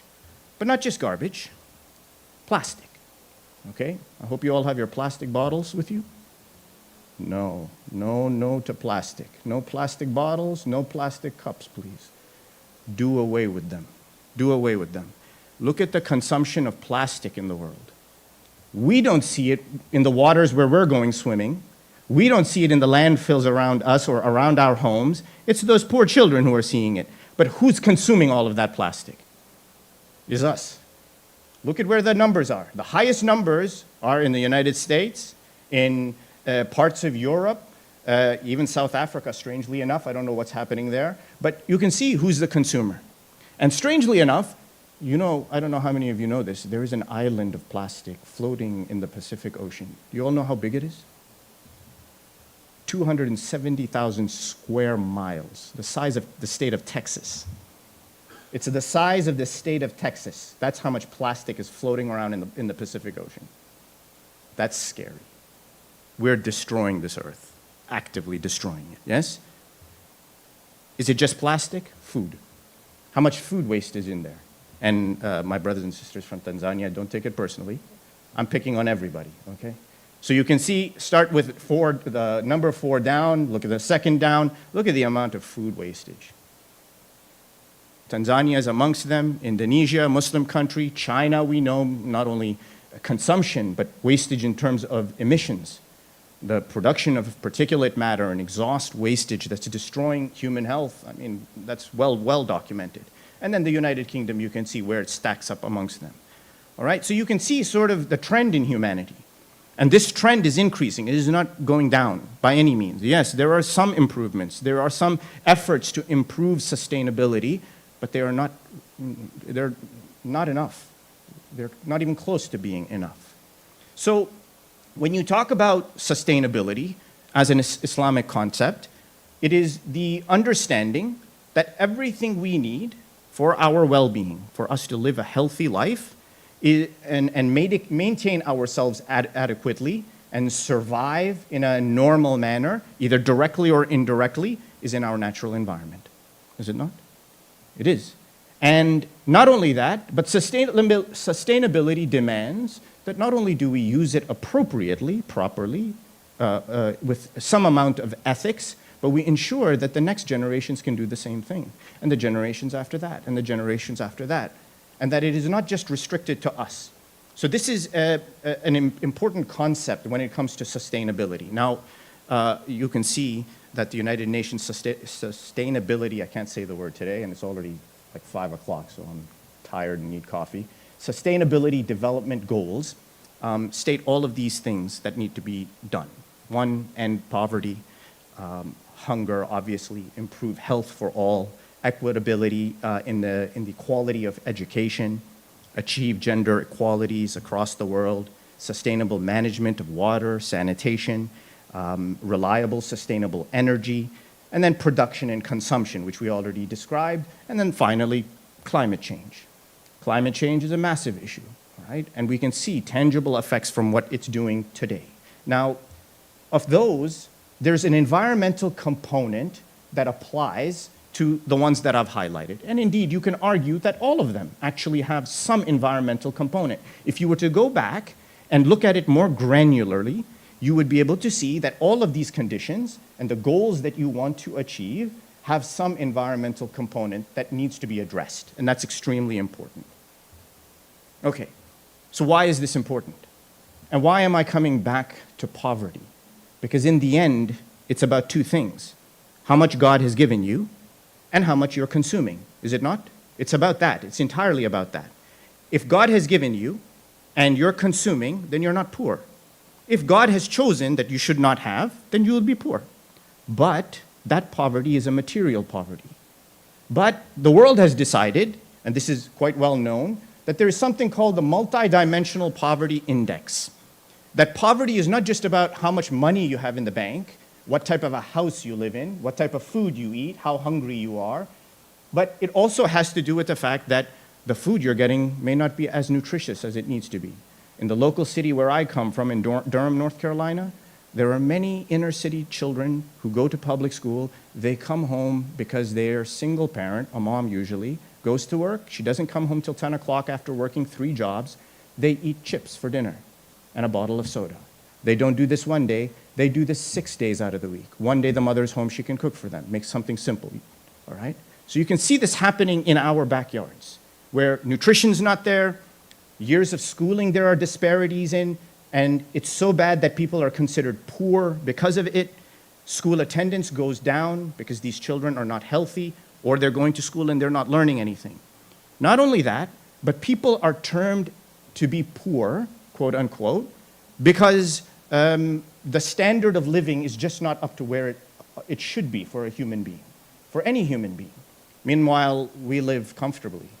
We run our taps, and we run them continuously without stopping. Why? Why? Have you ever asked that question? Why am I not concerned that my tap is running, and I stepped away just to go do something, and I didn't turn the tap off, I just let it run, right? I just let it run because I remembered I needed to do something in the pantry or I had to go to the garage, and then I just left the tap running and I let it go.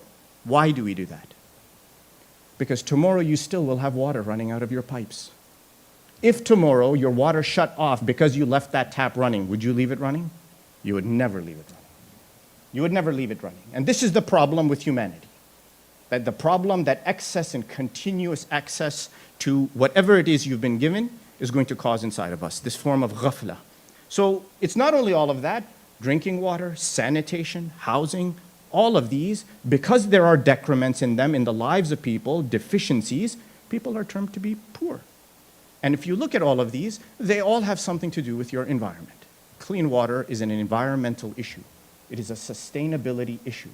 It is one thing that we as a community, with the days of Abi Abdullah al-Hussein alayhi salatu wassalam coming up, Allahumma salli ala Muhammad wa ala Muhammad, we must consider, get wastewater containers that people, instead of throwing their plastic bottles, if you have, God forbid, plastic bottles in your center, dump the wastewater into the container and let that water be recycled instead of going into the garbage can. Or even the recycling bin. Use that water. It can be used for other purposes, right? So we have to think this way. So why do we have to think this way? Because the Quran is saying that, yes, use what's in front of you. Use the ni'mah. Use the gifts that God has given. But think about the akhirah. Why the akhirah? Because there's accountability in front of us. Because we are not living a life that is free of accountability. More importantly, the ayah of the Quran, it says, وَلَا تَبْغِ الْفَسَادِ فِي الْأَرْضِ. Don't seek to cause corruption. So now let me stop here. The word fasad, okay? Look at the beauty of the Quran. It uses the word fasad, which if you define it in English, means what? Corruption, yes? Corruption, other terms can be used. But I'm going to ask you to think of it in a slightly different manner, okay? Look at it with a little different lens. And I'm going to give you an example. Hajj Jalal isn't here. I was going to use Hajj Jalal for an example, but Sheikh Khalili is sitting there, so I'm going to use him, all right? Let's say Sheikh Khalili, he's wearing that really nice blazer. I come to him and I say, can I borrow your blazer, okay? He looks at me. At first, he looks at me and he knows that I'm disreputable. And then he says, you know this is polo, right? This is polo. It's like high quality thread. The thread count is good. Like, I know this stuff, thread count, and you take it to dry cleaner, you don't wash it, right? He's like, I never eat or drink when I'm wearing this blazer, but I'm gonna give it to you. Against my better judgment. He gives me the blazer. I put it on. Man, I've never gotten so many compliments in my life. Wearing his blazer, you guys will think that I actually did this. It's hypothetical. Don't worry, it's not real. I didn't do this to the poor guy. So I took his blazer, I'm wearing it. I asked him, give it to me for a week. He's like, okay, you got it for a week. I take it home for a week, but I don't take care of it. I go home, I do what I normally do. I don't change out of my work clothes. I'm drinking my chai at the end of the night. Oops, I spilled some. Eating one of those Italian meatball subs. You guys have those here in Canada? I'm a Canadian, so I should know, but you know those Italian meatball subs with the sauce, the marinara sauce on there, right? The Hajj knows he's laughing because he probably wants one tonight. I'm eating that, it's slopping all over the clothes. I've destroyed his jacket. I go back a week later and here you go, my dear. No, don't say no, you'll be mad. He looks at it, he's like, what did you do to my jacket? I loaned it to you, I gave it to you in good faith, you destroyed it. You destroyed it. Before it had value, what did you do to it? You destroyed its value. Its value is gone. My dears, this is fasad. Fasad is to take something that has value and destroy its value, or not use its value the way it should be used.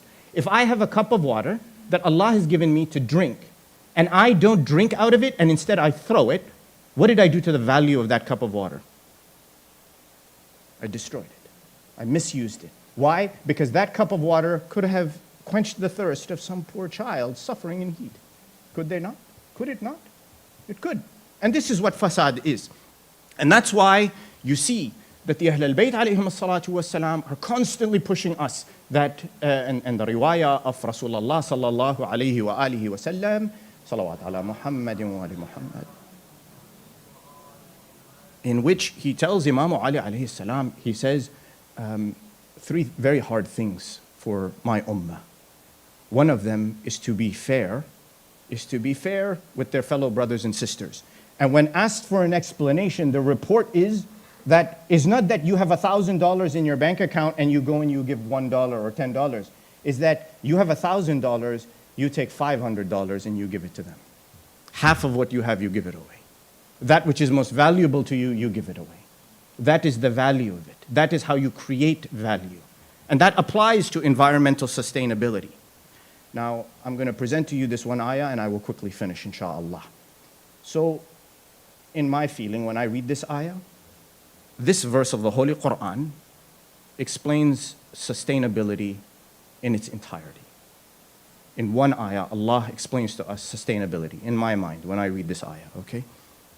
What does Allah say? وَهُوَ الَّذِي أَنْشَأَ جَنَّاتٍ مَعْرُوشَاتٍ وَغَيْرَ مَعْرُوشَاتٍ وَالنَّخْلَ وَالزَّرْعَ مُخْتَلِفًا أُكُلُهُ.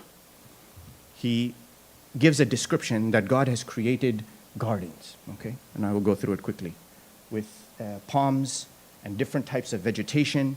He says, وَالزَّيْتُونَ وَالرُّمَّانِ مُتَشَابِهًا وَغَيْرَ مُتَشَابِهٍ. He says, some that resemble, some that don't resemble. He's made the pomegranate, etc. He's giving descriptions. كُلُوا مِن ثَمَرِهِ. He says, go ahead and eat. He's telling you, eat. I've made it for you. Eat from it. Use, consume what I have given to you as a natural resource. He says, once it comes, إِذَا أَثْمَرَ. Once the fruit comes out, take it, eat it, use of it. But then what does he say? He says, وَآتُوا حَقَّهُ. Make sure you give its right. He doesn't just say eat and forget. He says eat and give its right. And he says do so يَوْمَ حَصَادِهِ. Give on the day in which you pick it. Not after you have discarded it, then you start thinking. The minute you pick and you reap of that consumption or that thing that is been given to you by Allah, at that moment, give it its right. We give it its right when? After we're done using it and we don't need it anymore, isn't it? We don't give it when we actually are supposed to give it, which is when we're actually employing it or applying it to our lives. And then he says, وَلَا تُسْرِفُوا إِنَّهُ لَا يُحِبُّ الْمُسْرِفِينَ. He says, don't be extravagant. Don't waste, don't waste, don't waste. One ayah, my dears, in which Allah says, I gave you, consume. Consume, but make sure you fulfill the right of that thing that I have given to you and do not waste. Do not waste. Okay. So why are we not sustainable? Why do we not practice the way we're supposed to practice? Well, ignorance is no longer an excuse. Sorry to tell you. We cannot say that we don't know that the world is changing, that we don't see the destructive effects of climate change and the disparities of the effects of climate change. Astaghfirullah Rabbi wa atubu ilayh. Allah save the future generations. Allah save the generations that are going to come and have to deal with our destructive practices. So the first thing you look at is capacity. There are some people, some communities that are just too poor to enact any change. They have nothing. They're poor, they're destitute. How are they going to institute change, sustainable practices? They cannot. They cannot. For them, there is an exemption. They're not held responsible.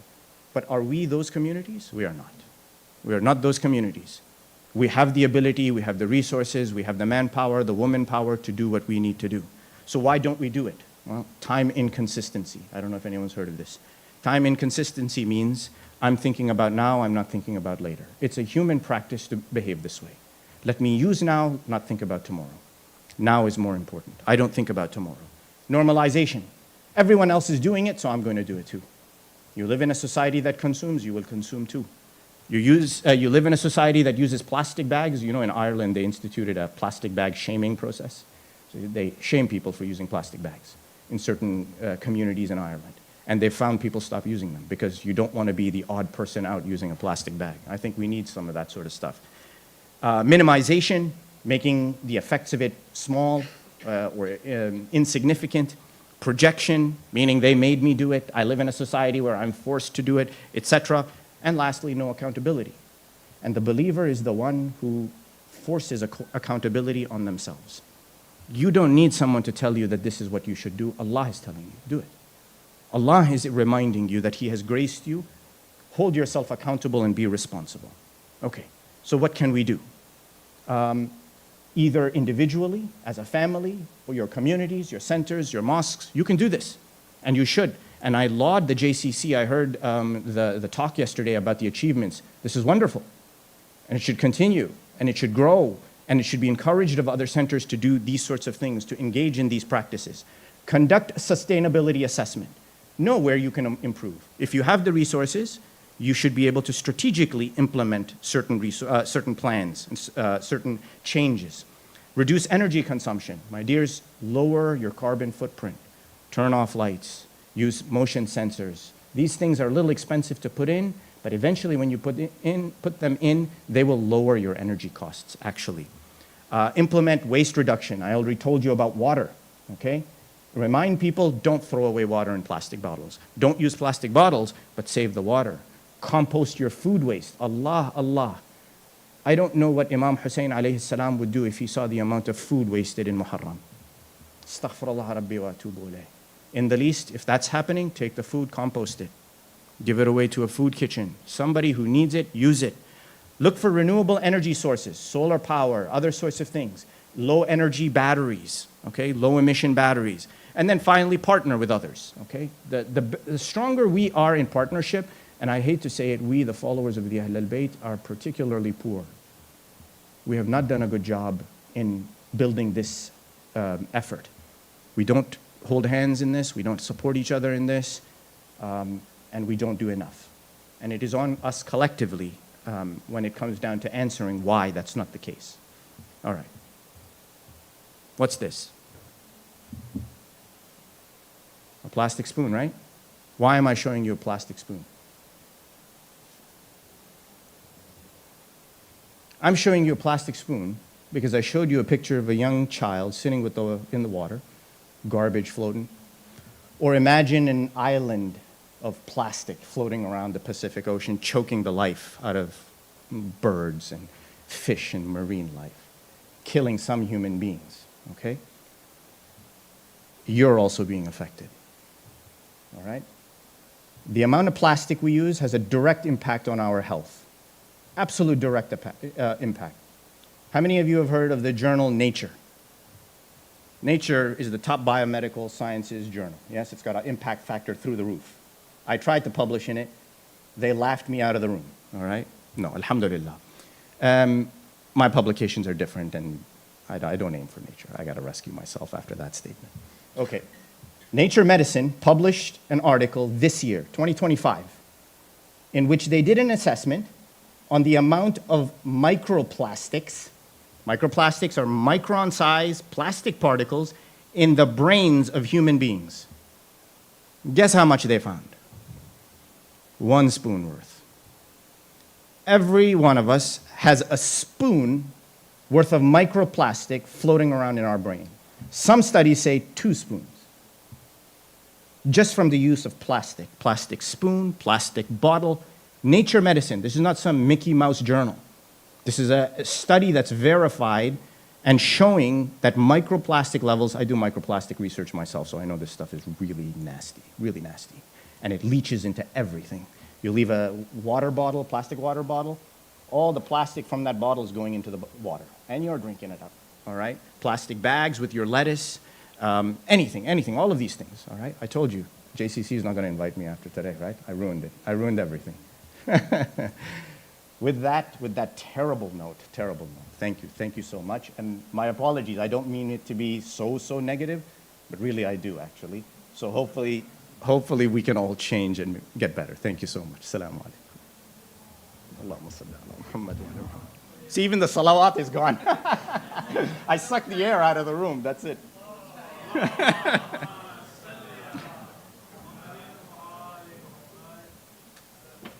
Ahsanallah alaykum.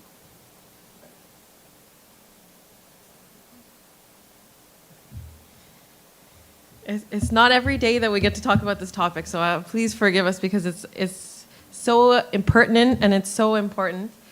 And we're so thankful to have you coming and sharing what you know. I think what this is a great launching point for all of the questions that we have coming at you. We're hoping to have a Q&A session, so I want you all to start thinking about all of the questions. I already have a couple lined up for Sheikh Hazari. But this brings us into kind of the same conversation that we were having earlier about this eco mosque. We want to give our kudos to Shalina Jessa and her eco team here at the Isij. You do a lot of really amazing work. And I think there's a couple of people here that are from that team also here to witness, inshallah, the next of our panel discussants. So I'd like to introduce Dr. Sheikh Muhammad Ali Ismail, who will be speaking about Divine Stewards of the Earth 2, the Eco Mosque as Living Tafsir. Sheikh Ismail is from Peterborough, UK, and studied law before spending a decade at the Hawza in Qom, Iran, specializing in Quran and Hadith studies.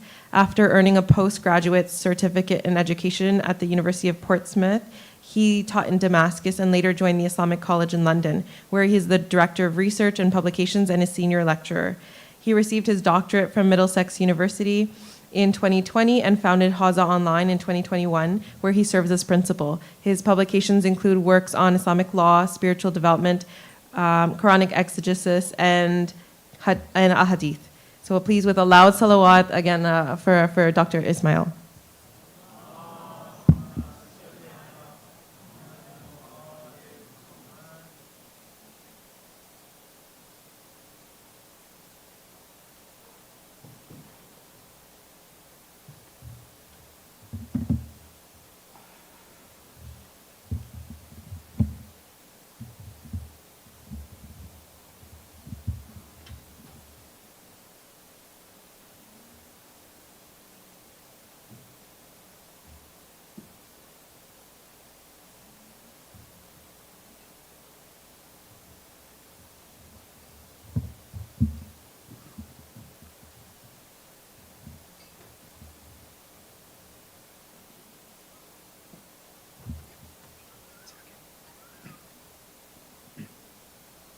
أعوذ بالله من الشيطان الرجيم بسم الله الرحمن الرحيم الحمد لله رب العالمين وصلى الله على محمد وآله الطاهرين اللهم صل على محمد وآل محمد السلام عليكم ورحمة الله. It's a privilege to return to this conference and continue a conversation that began here last year. At our previous gathering, I presented a paper titled Divine Stewards of the Earth, Spiritual Ecology in the Quranic Narratives of Prophets, which has since been published in the Al-Qalam Journal of Advanced Islamic Research.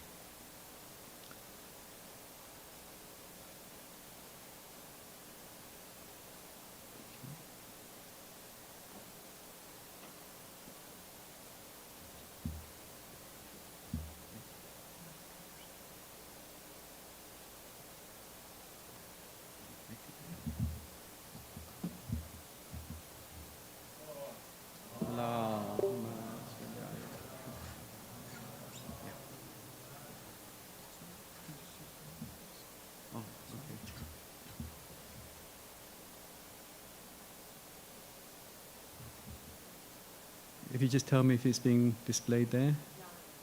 Oh, okay.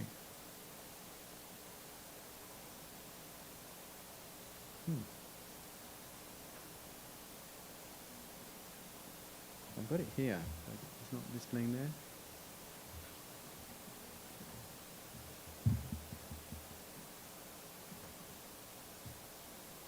Yeah, okay, great.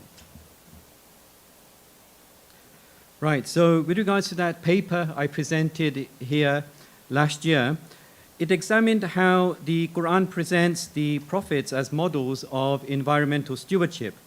Prophet Nuh guides through catastrophe and preserves biodiversity.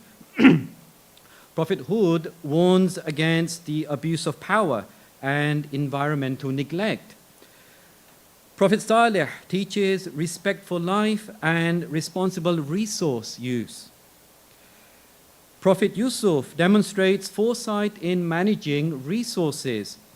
Prophet Dawood models ethical leadership in harmony with nature, and Prophet Sulaiman offers a holistic vision of environmental governance grounded in wisdom and justice. A central theme in that study was the idea that the beautiful names of God offer a guiding framework for ethical action. Excuse me. Names such as Al-Muhaymin, the guardian, the protector; Al-Mu'id, the restorer, the reinstator; Al-Hafiz, the preserver, the protector; and Al-Muqsit, the equitable, the just. By modeling our care for the world on these divine names, we are guided towards living responsibly with the environment, treating others fairly, and building stronger communities. Today, I would like to build on those Quranic insights by turning to a real-world case study, the Al-Mahdi Center in Fareham, UK. I have long been familiar with the community at Wessex Jamaat. That's the organization that uses and runs the center. And just last week, I visited the site in preparation for this talk. During my visit, I had the opportunity to view the building and gardens firsthand, to take photographs, and to meet with Shabir Bhai Walji, who has served as the center's project coordinator and task force director since 2006, as well as Sheikh Fazle Abbas Datu, the resident alim. Before the visit, Shabir Bhai had generously supported my research by completing a detailed questionnaire and participating in follow-up discussions by phone and email. After the visit, Sheikh Fazle Abbas Datu kindly provided additional documentation and photographs and really enhanced the study further. And Shabir Bhai reviewed the first draft of this talk, offering valuable suggestions and feedback. So that was with regards to, if you like, the methodology of this whole talk that I am delivering today. This presentation, titled Divine Stewards of the Earth 2, the Eco Mosque as Living Tafsir, seeks to show how the Quranic vision of stewardship is not only expressed in words, but can also be embodied in the built environment through architecture, landscaping, energy systems, and community practice rooted in spiritual values. Of course, it's especially fitting that I present this talk here at the Jafari Community Center, which itself reflects many of the ecological principles and design features that I will be speaking about. Let me begin with some background. The Al-Mahdi Center in its current form was established in 2010. From the outset, it was grounded in the Quranic vision of Khilafah, stewardship of the earth. As the Quran states, Bismillahir Rahmanir Rahim, وَإِذْ قَالَ رَبُّكَ لِلْمَلَائِكَةِ إِنِّي جَاعِلٌ فِي الْأَرْضِ خَلِيفَةً. Remember, O Prophet, when your Lord said to the angels, indeed I am appointing a vicegerent on the earth. Now, to serve as God's vicegerents on earth includes the following: restoring what is damaged, protecting the vulnerable, and preserving the earth's beauty and resources for future generations. In doing so, we reflect something of the divine names, such as those mentioned earlier, in our relationship with creation. The land on which the Al-Mahdi Center stands had previously served as a builder's yard and was earmarked by the city council for industrial development. However, the center challenged this designation and succeeded in preserving it for religious use. Their vision was to establish a place that will fulfill the community's spiritual needs while remaining sensitive to the rural surroundings and safeguarding the local ecology.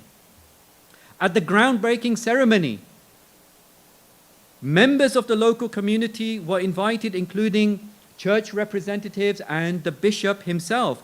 But rather than using a traditional visitor's book, guests planted trees, shrubs, and flower bulbs, serving as a living record of interfaith friendship and a shared commitment to caring for the natural world.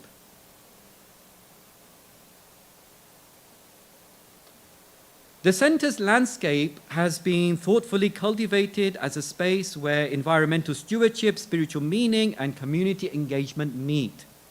Hedgerows surround the site, creating a welcoming habitat for birds and other wildlife, while trees, shrubs, and herbs are planted each year within its boundaries. A significant feature is the large paddock area, and I'll come back to this area towards the end of this talk, which has been left intentionally wild to encourage the natural growth of local flora and fauna across the 5-acre site.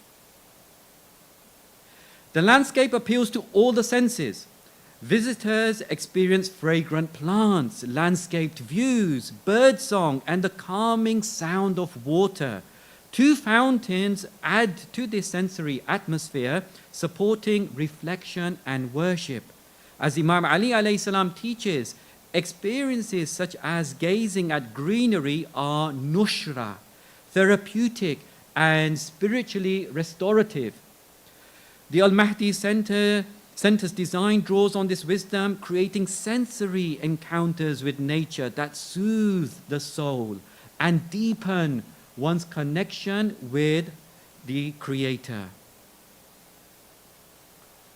5 palm trees line the approach to the center, planted in honor of the 5 holy figures, alayhimus salam, offering a symbolic gesture of welcome and reverence. Among the diverse plantings is the ginkgo biloba tree, an ancient species valued for its beauty, longevity, and healing properties. Its inclusion reflects the center's ethos, namely reverence for creation, ecological awareness, and the educational value of nature. Situated amid the natural beauty that surrounds the center is the Darul Zahra alayhi salam courtyard garden. The garden's design was based on the winning entry in a design competition for madrasa children, which I had the honor of judging back in 2021. Today, the garden serves as a space where madrasa children and other community members can learn, reflect, and engage with the environment in ways that are rooted in Islamic teachings. One especially meaningful initiative within the garden involved the purchase of 14 large wooden tree planters, each dedicated to one of the 14 infallibles, alayhimus salam. Community members were invited to donate in memory of their departed loved ones and submit a hadith to be engraved on each planter. The result was not only a visual enhancement of the center's grounds, but also a meaningful way for families to honor their marhumeen through a gesture that continues to benefit others. Such initiatives are supported by Quranic guidance and a wealth of traditions from the Prophet sallallahu alaihi wasallam and the Imams alayhimus salam. Allahumma salli ala Muhammad wa ali Muhammad. These teachings emphasize the enduring value of trees, plants, and ecological care. For example, in one hadith, the Prophet is reported to have said, "Whoever plants a tree, every time a human or one of God's creatures eats from it, it will be counted as a charity for him."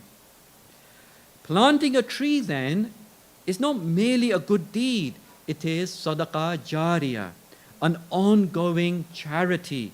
Every benefit it provides, such as nourishment, shade, oxygen, and beauty, continues to accrue reward.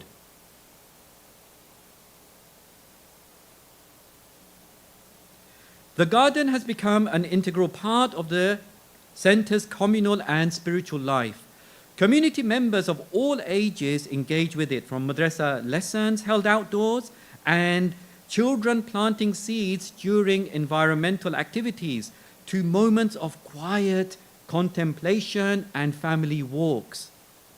Such attentiveness to the natural world resonates with the Quranic verse, يُنْبِتُ لَكُمْ بِهِ الزَّرْعَ وَالزَّيْتُونَ وَالنَّخِيلَ وَالْأَعْنَابَ وَمِنْ كُلِّ الثَّمَرَاتِ إِنَّ فِي ذَلِكَ لَآيَةً لِقَوْمٍ يَتَفَكَّرُونَ.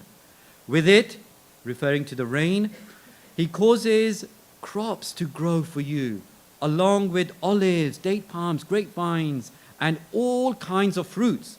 Indeed, in that is a sign for a people who reflect. This verse attributes the actual process of growth to God Himself. Now, this is really important to bear in mind. In the phrase, He causes crops to grow for you, the verb yumbitu affirms that it's not simply human cultivation or natural conditions that bring about growth, but the direct act of God. This reinforces the idea that environmental processes are divinely sustained, reminding us that our efforts must be grounded in reverence for the one who nurtures all things. The phrase, a people who reflect, لِقَوْمِ يَتَفَكَّرُونَ, differs significantly from verses that express hope or encouragement, such as, so that they may reflect, لَعَلَّهُمْ يَتَفَكَّرُونَ, or so that they may know, لَعَلَّهُمْ يَعْلَمُونَ. While those forms suggest a potential or aspiration addressing people who might come to reflect or learn, the use of qawm, a people, in this verse points to reflection as an established part of their identity. These are not merely individuals capable of reflection, but a community whose very character is defined by it.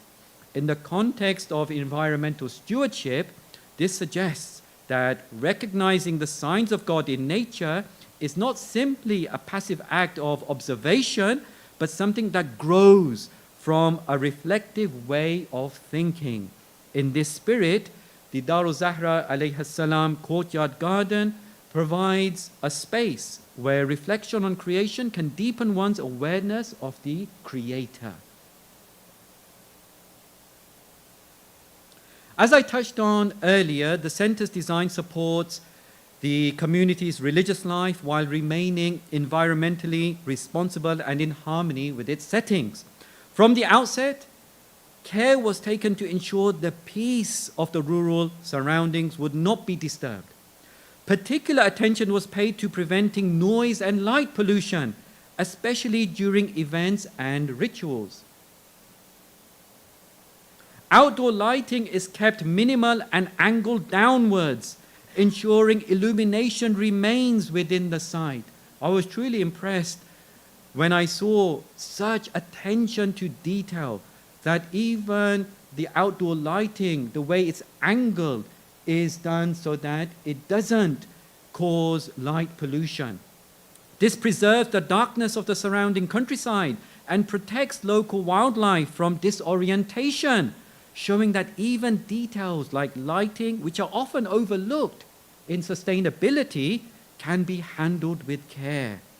The community also makes a deliberate effort to avoid excessive noise, upholding the Islamic ethic of respecting one's neighbors and maintaining harmony with the natural environment. The center's architecture thoughtfully reflects Islamic aesthetics. Arched windows, rounded shutters, and 2 riwaqs, each with 5 arches symbolically evoking the 5 holy figures, alayhimus salam, and leading to the respective entrances for men and women, soften the rigidity of straight lines, adding elegance and a sense of visual harmony to the structure. The windows also frame views of the surrounding landscape, strengthening the connection between indoor spaces and the natural environment. I remember Shabir Bhai telling me that one of the aims was to bring the outdoors inside.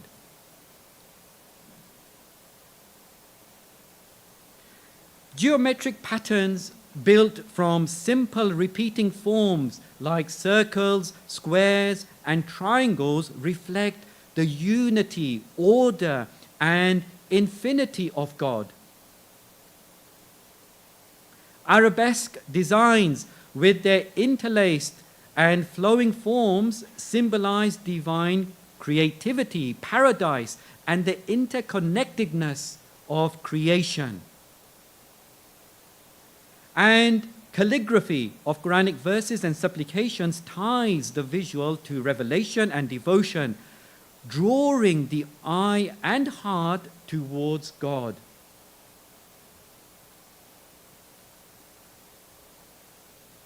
These motifs mirror the underlying patterns of the natural world, the radial symmetry of flowers,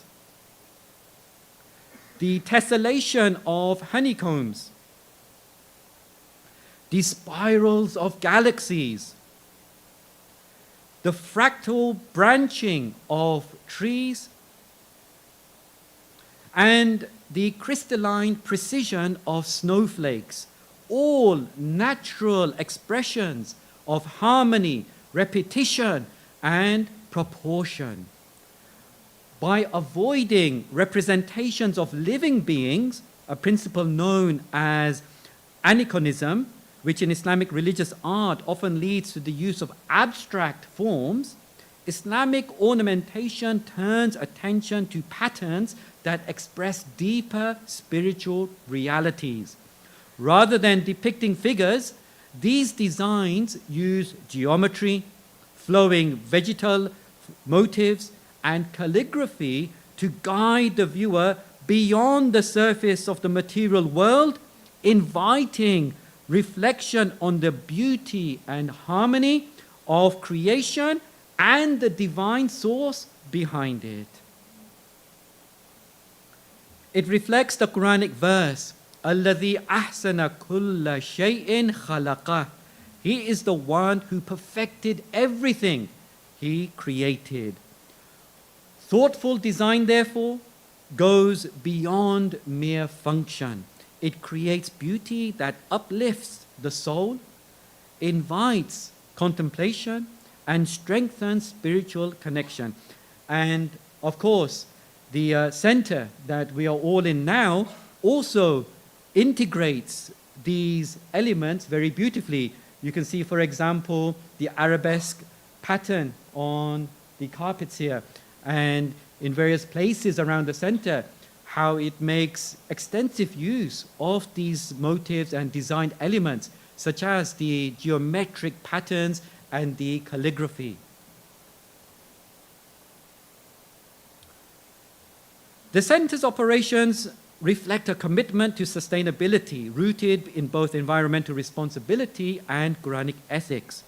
This commitment began as early as 2010 when a deliberate decision was made to invest in renewable systems. At a time when others were hesitant to adopt such technologies, the center chose a forward-thinking approach driven by concern for future generations and their ability to manage rising energy costs. Renewable energy became central to this vision, reducing dependence on fossil fuels and lowering the center's carbon footprint. As a result, it now operates largely independently of external energy sources. These efforts have been formally recognized through substantial government grants awarded in acknowledgement of the center's alignment with both faith-based stewardship and national sustainability goals. Heating at the center is provided through a ground source system which uses coiled piping laid 1.4 meters below ground to harness the Earth's stable underground temperature of around 10 to 14 degrees centigrade, even in freezing conditions. This system supplies underfloor heating throughout the building, ensuring consistent warmth while maximizing energy efficiency. In fact, every time I've been there, I've always felt so comfortable, even in the peak winter time. And wherever I go in the building, the temperature is always consistent and stable. In other centers, if you go there to speak or recite or just take part in the programs and it happens to be a very cold day and you're not near the heater, you suffer. Other times, if you're very close to the heater, you suffer. But this keeps the temperature at a stable level throughout the center, wherever you sit or stand. In addition, the center makes extensive use of solar panels, which provide clean, renewable electricity for lighting, cooling, and other energy needs. This significantly reduces dependence on fossil fuels and enables the center to generate a surplus of energy. So I was very interested in how they manage and maintain all of these environmentally friendly systems and if it's cost effective or not. Well, not only is it cost effective, but they actually make some money out of these systems. This surplus is sold back to the national grid, lowering the center's carbon footprint, contributing positively to the wider energy ecosystem, and providing a source of financial sustainability that supports its ongoing work. The architecture also supports sustainability through passive design features. Large roof lights and expansive windows maximize natural light and promote airflow, reducing the need for artificial lighting and powered ventilation. The center's approach to waste is rooted in the Quranic ethic of moderation and responsibility. The Quran states, Ya Bani Adam, خذوا زينتكم عند كل مسجد وكلوا واشربوا ولا تسرفوا إنه لا يحب المسرفين. O children of Adam, put on your adornment at every place of worship and eat and drink, but do not waste. He does not like the wasteful. This guiding principle is reflected in the center's everyday practices, particularly during periods of high attendance such as Muharram and Shahr Ramadan. For communal iftars, members are encouraged to bring their own mugs and plates. No mug, no plate, no iftar. No, it's not quite like that, but they ask everyone to bring their own mugs and plates, significantly reducing disposable waste and promoting a culture of shared responsibility, that we are all in this together and we can all help the environment by just doing these little things. Organic waste is composted on site, returning nutrients to the soil, while wastewater is recycled directly into the grounds to support irrigation. This cyclical use of resources helps minimize environmental impact while nurturing the land. The principle of conservation also extends to water use. The wudu facilities incorporate foot-operated taps to reduce water wastage, encouraging mindfulness in the use of water, a blessing which is often taken for granted, and reminding us to honor the resources entrusted to us. At its heart, this approach goes beyond simply avoiding waste. It embodies a spirit of gratitude for the blessings of creation, shukr, for all the blessings that we have.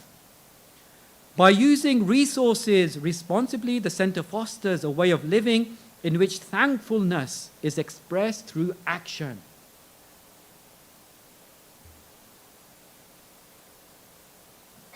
The center promotes sustainability through a range of practical initiatives that embed environmental responsibility into daily community life. Children are actively involved in planting and harvesting a variety of produce, which is then made freely available to the local community. It's quite amazing. After they've harvested all the produce that they themselves planted many months ago, they then just put it on a table outside, and members of the community can help themselves on their way out. In recent years, this has included herbs, onions, marrows, sweet corn, parsnips, beetroot, chilies, apples, pears, berries, olives, and figs. These efforts promote sustainability and generosity while nurturing a sense of pride, responsibility, and connection to both land and community. Just imagine the impact this has on a child's tarbiyah, that they themselves have sown that produce, they harvest it, they make it available to the community members to take home free of charge. What an amazing impact it would have on that child's upbringing. Families are encouraged to carpool when attending events, helping to reduce emissions while reinforcing a collective ethic of care. The center also actively discourages the use of plastics, which Sheikh Hazari was very eloquently talking about earlier, acknowledging the long-term impact on ecosystems both locally and globally. This stance reflects a commitment to reducing pollution and fostering mindful consumption. The center commemorates Dahwul Ard, the day marking the earth's spreading through acts of environmental care rooted in faith. One of its core traditions is planting trees and flowers with children actively involved. In recent years, the center has expanded its Dahwul Ard activities to address wider ecological themes. This year, the focus was on marine conservation, linking Islamic teachings with local environmental concerns. Those of you who don't know, the center in Fareham is on the south coast of the UK. Organized in partnership with the Hampshire and Isle of Wight Wildlife Trust, the building known as the Barn was transformed into an interactive learning space filled with models of sea creatures. Learning was framed through the madrasa's Tarbiyah curriculum. If MCE is listening, they'd be really happy to hear that. Especially its unit on stewardship, offering an Islamic lens through which to understand environmental responsibility. Parents were invited later in the day to view the exhibits, so it's not all just children. Parents could also view the exhibits, thus extending the learning across the wider community. The previous year's Dahwul Ard events centered on coastal bird life, once again in collaboration with the Wildlife Trust. Through hands-on activities, children explored biodiversity and the adaptation of coastal species. As with all such initiatives at the center, these experiences were grounded in Islamic teachings that emphasize balance and harmony in creation, echoing the Quranic reminder, وَالسَّمَاءَ رَفَعَهَا وَوَضَعَ الْمِيزَانَ Allah تَطْغَوْا فِي الْمِيزَانِ. He raised the sky and set the balance so that you do not transgress the balance. The barn serves not only as a learning venue but also as a hub for children and youth activity. It hosts indoor sports sessions, while an outdoor court beside it is used for pickleball. The center also includes a thoughtfully designed outdoor play area for children, providing a safe and stimulating space for them to engage in active play. Surrounded by greenery and natural materials, the playground features climbing structures, slides, and swings, encouraging physical development, creativity, and social interaction. Looking ahead, the center envisions its environmental ethos extending into future developments, including the proposed cemetery plan for the paddock. If you recall, I said that I'll come back to that paddock area later on. The aim is to create a space that honors the marhumin through a design rooted in ecological care. Now this really impressed me. Graves will be marked by gravestones laid flat on the ground to to minimize visual disruption and maintain the natural contours of the land.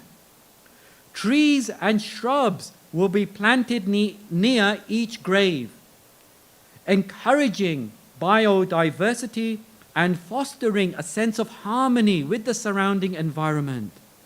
A pavilion is also planned to accommodate visiting families. Those who are not from that community, they come to visit the marhumin buried there from afar, well, they need certain amenities. They are going to provide those facilities for the family members of the marhumin, such as prayer and hospitality facilities. Its design prioritizes environmental integration, featuring a gently sloped green roof planted with vegetation. What a brilliant idea. Not just a regular pavilion with salah and wudu and such facilities, but the actual design of it, including a sloped green roof planted up, is envisioned, allowing the structure to blend seamlessly into the landscape. The overall vision is one in which nature continues to flourish even in a burial ground. Bees, butterflies, birds, and other creatures will move freely through a living landscape. In this way, the site becomes a place where the marhumin are honored, not only through remembrance, but through sadaqah jariyah, as their burial place continues to support life and reflect divine stewardship.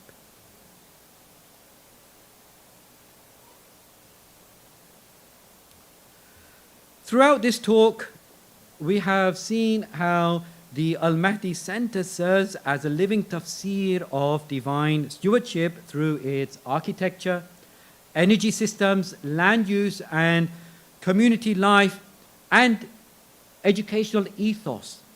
This case study brings to life a key point explored in last year's paper, that when we reflect the beautiful names of God through our actions, a mosque becomes more than a place of worship.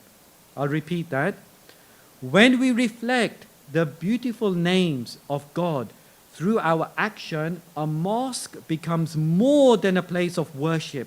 It becomes a space that protects the wider creation while nurturing the well-being and spirituality of those who use it.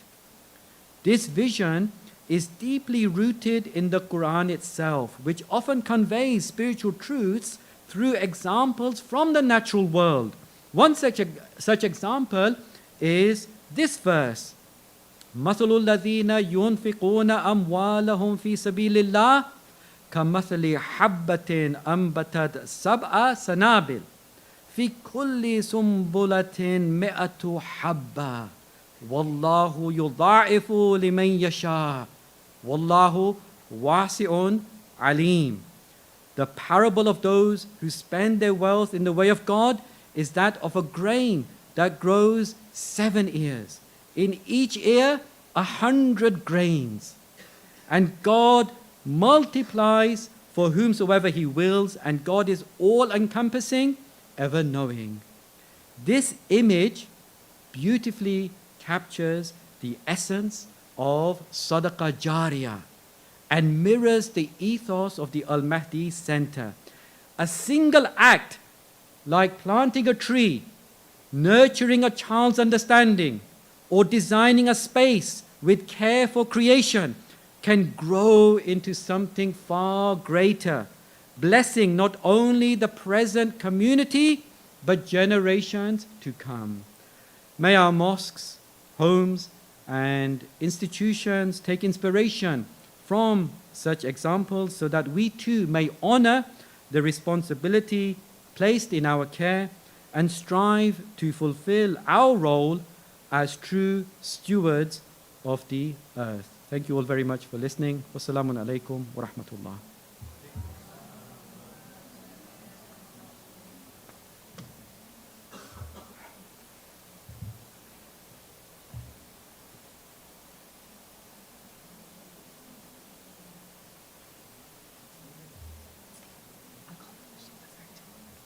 Thank you so much, Sheikh, for that lovely presentation. There is something to be said about the radial symmetry of a sunflower and also the symmetry between, the presentations in a fine balance of all the ways that we must activate and all the ways that we have activated in working towards environmental stewardship as Muslims. If I can also have Sheikh Hazari also join us on stage. We're going to start with a Q&A session that'll last us, inshallah, about 15 minutes into dinner, inshallah. So to begin, I think maybe I'll pose a question and we'll start, and then I'll take some from the audience as well, and then I'll have some of my volunteers take mics around. But to begin, I think I wanted to ask Sheikh Hazari, you're from you live in North Carolina, and you are no, stranger to the disparities that you suggested at a global scale. We live in North America, and very personally, I work for Nasimco, so the Muslim communities of our continent are under the purview of that organization. But if I wanted to ask if you could speak to these intersections. I think you spoke to them of migration, of environmental harm, but also perhaps the disproportionate effects at a race level, because I think in terms of the U.S. there's that underlying connection. So if you could speak to the local context, Canada, the U.S., because I think we definitely talked about a global scale, but if you could pare down to what we see in our own communities as well.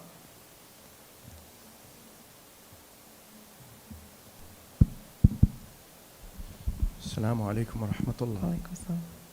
So I think I'm understanding what you're asking me. It's not so easy to be able to dissect what's happening on the local level.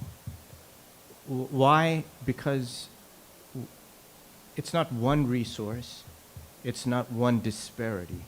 It's an amalgamation of everything happening, whether it's water wastage, energy wastage, overconsumption, lack of consumption. It's all of these things that are happening at the same time. So how do you address them? Well, you begin by following one very simple thing, and I think this was a theme that was exemplified and spoken about by the previous speakers, that you begin by addressing the most deprived individuals in your community. You have to start there. And it has to begin with an assessment. So when you talk about intersections at the local level, we often are very insular. We look at our own communities, the people who attend our mosques, the people in our neighborhoods, and we don't look beyond that. We have to look beyond that. We have to look at those people who don't have the availability, they don't have the access that we do. And that's how you identify. It's very hard to answer the question you're asking because, to be honest, we don't see it. We have to actively go out and look for it. Let me give you an example. How many of you heard of the Los Angeles heat study? In Los Angeles, they did a study, and I being a climate change researcher, they did a heat study looking at the ground temperature in Los Angeles, and they found that the poorest neighborhoods in Los Angeles had higher ground temperature by almost 10 to 15 degrees Fahrenheit compared to the richer neighborhoods. Those richer neighborhoods, why did they have cooler temperature? Well, one, because they had less concrete, and two, because they had canopy cover. They had lots and lots of trees located in there. So these are the small, small things. The other thing, try to notice this while you're driving through Toronto. And I haven't lived in Toronto, and my uncle's sitting there. How long has it been? 20 some odd years now, 26 years. I left Toronto. So it's changed a lot. Go drive through Toronto and try and look and see where gas stations are located. Okay? Where are your gas stations located? The gas stations are not located near gated communities, are they? How many of you live in gated communities? or nice communities, decent communities. Are there any gas stations nearby? No. And most of the gas stations are located near the inner city, right? Near populations where people are poor. All right, that's where they put them. You know these gas stations, the underground fuel tanks that exist in these gas stations? You know they leak, and the fumes from them seep through the ground into the homes of the people who live near them. It's not hitting me because I don't live near that gas station. I'm far away. But speaking to what you're saying, if we don't become aware of this in our own backyard, forget about what's happening in the world, right? And it's always affecting very disproportionately the people who have no voice, who are not empowered to make a change in their lives. Thank you so much. So we're going to take some questions from the floor. I know there's a couple ladies that had their hands up. So we're going to go here and then here. I'm just trying to find out where the microphones are. Apologize. Al-Yamin. We need the head. We need the right here.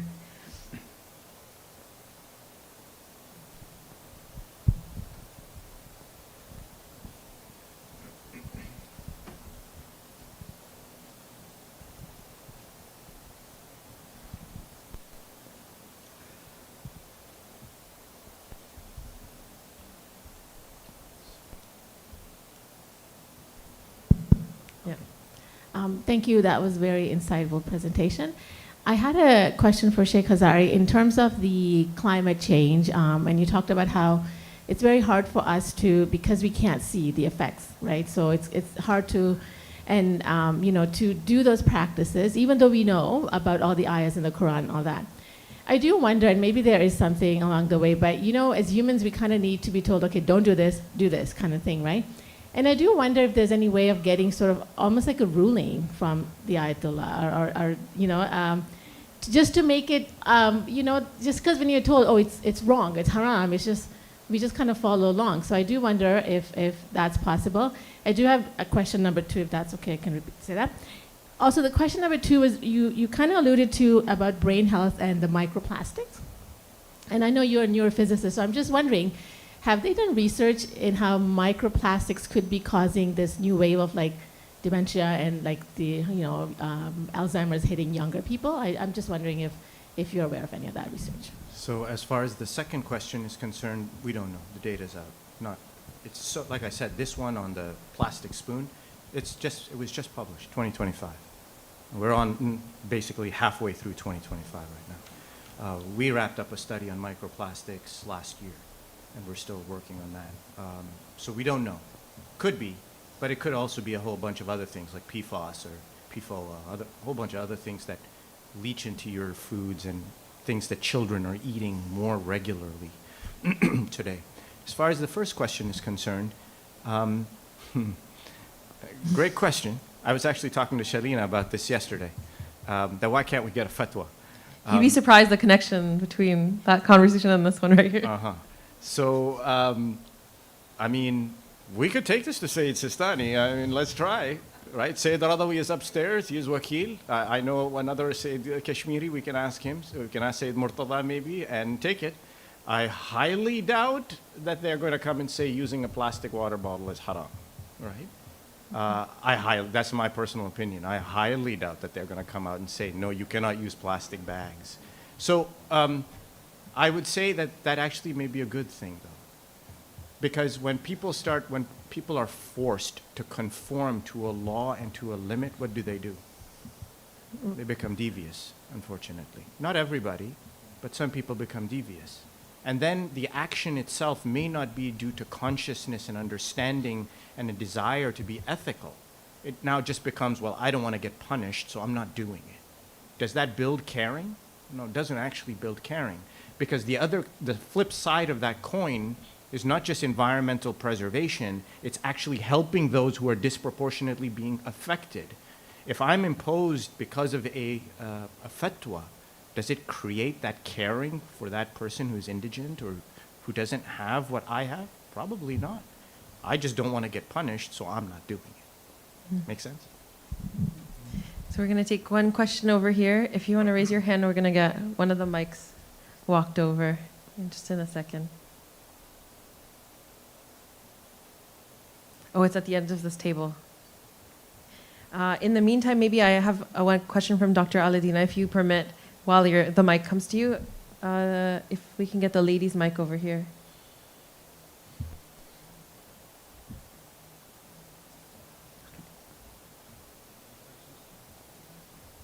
Yeah, raise your hand again. Ali Amin, over here in the blue.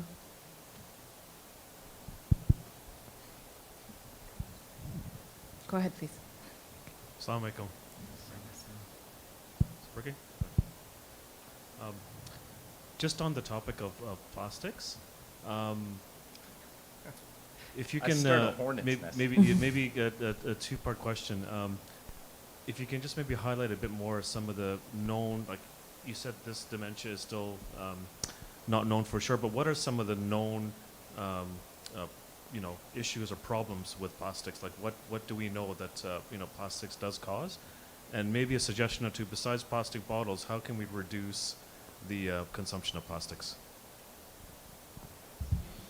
So, as far as the first question, again, very new. So, very, very new in terms of the research. The data is only now coming out. And very hard when it comes to health effects research to assign causality, right? And that's the goal, is to assign causality to any given exposure such that you're confident that this is what caused the effect and not something else. So when it comes to microplastics, and this has become like a science talk, I should have brought my slides. So it depends on the route of exposure. Microplastics are going into us either we're eating it, we're drinking it, or we're inhaling it. Okay, so it's also, we're inhaling microplastics. There could be dermal exposure as well. So it just depends what the route is. And the effects are likely systemic, right? Because anything that enters into your system via the gut or goes into the blood is going to diffuse. It doesn't get to your brain because it's penetrating through your skull. It's probably likely because you're inhaling it, which is the fastest route into your brain, or through the gut, across the blood-brain barrier. Right? But the best thing is to just stop using plastic. I mean, it's leaching into the water, it leaches into the food, it's everywhere. It's really everywhere, and we're destroying the environment with it. So how do you start? Don't buy them in your houses. Don't bring them into your house. Buy bottles, reusable bottles. These things, this thing, if I fill it with ice and water in the morning, 24 hours later, it's still cold. So that's an advantage. I have cold water 24 hours, and it's not a plastic bottle. So start with water bottles. We tried this, and I apologize for going long. We considered doing this for the Zuwar of Imam Hussein on Arba'in. God, how much plastic goes there? I mean, that's a capacity issue. A country with poverty, with people who are poor, so no judgment on them. That is a capacity issue. But if we could encourage at least the Western Zuwar, European Zuwar, to take reusable bottles instead of buying plastic bottles or taking plastic bottles, just fill it up over there. Imagine how much effect you can have just by one small little action. It is a small action. Start with your house. Stop buying plastic bottles, and you'll see. It'll make a difference. We had a question from Dr. Aladina. Assalamu alaikum. I must say both of your presentations were great. Sheikh Ali, when you presented Al Mahdi Center, there were so many factors that at times when you think you are actually implementing, but there's so much more that can be done. So it's very good insight, and I really appreciate. The doctor, a question for you, Sheikh, regarding plastics, and it's a common question I think you're getting. Much as we try to keep away from the plastic bottles, our groceries are packed in plastics. It's like fruits come in plastic, the grains come in plastic, the bread comes in plastic bags. Everything where you come across is in plastic. I know farmers market. There are some farmers, I guess, even farmers market, when we buy things from farmers markets, is now in plastics because Tell them I don't want the plastic. When I go to the grocery store, I Right. take my reusable grocery bag, Yes. and if I pick produce, I dump it straight into my grocery bag. I don't put it in a plastic bag. My apples are all in one, my bananas are in one, my sweet potato Yeah, so fries. those which are not packed in plastics, you can do that. But there's a lot of So berries. in Canada, they don't sell it without packaging. There are a lot of things that come in plastics. They do. Just try to avoid. Best you can try to avoid. Try, make an effort, look for Yeah. it. Okay, if it's very expensive or you have to drive far, then fine, you can do it. Okay. But I think we live in a society where it's available. If we want to try, if there's a will to make that change, we can do it. We can do it. Even incrementally. It may not be everything, Yeah. but even incrementally. No, so my question is that even that consumption where you buy groceries, does that also impact the microplastics thing? Unknown. It's over time, right? So it's not a single exposure. It's the sum cumulative exposure that you have experienced over 10, 15, 20 years, Wow. and the consistency with which you are being exposed. Same goes for PFOS, right? PFOS, which is found on the covering of your Teflon pans. Same goes for any other bisphenol A, which Canada banned, but that also over a lifetime of exposure, years and years of exposure, will have effect. So it all depends. Okay, thank you. We had a question on the brother side. I'll take one, and then one from the sister side.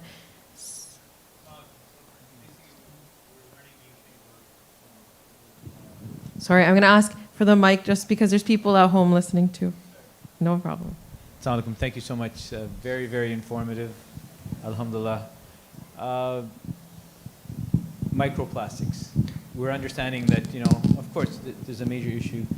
Alhamdulillah, as Muslims, we're obligated and encouraged to fast, right, during month of Ramadan. So alhamdulillah, that detoxifies not just our soul and our, it does also our body, but how do you get that out of your brain? Like, you know what I mean? Like, how do you get those microplastics from wherever they came from? Because it can come from anywhere. Like you said, it could be absorbed, through the coatings on the receipts that we receive. There's no need for that to be put on the paper receipts, but like all these items are being, we're basically being killed, like faster. Who knows what you're saying about inhaling it? It could be coming from, things that are in our environment. Who knows? Maybe perfumes, colognes, all these things. We don't know where it's coming from. But we can't be wearing a mask 24 hours a day. Like you said about trees. Alhamdulillah, trees. Allah has made them. Suck carbon. Dioxide. And monoxide. In the night and replenish it with oxygen. You know what I mean? So, but what do we consciously do to avoid, other than try to prevent using plastics? But it looks like plastic is being put into us. Do you know what I mean? Even though we're trying not to. And alhamdulillah, JCC has implemented a plastic ban. Here, we're not allowed to bring any plastic bottles, and we use reusable things. And alhamdulillah, we also use solar panels are on the ceiling. So we're trying our best. And alhamdulillah, Allah rewards us for our niyat. So, but do you have any research that can help us try to get that plastic out of our brain? Thank you. No. So generally, anything that crosses the blood-brain barrier, very, very hard to take it out of the brain.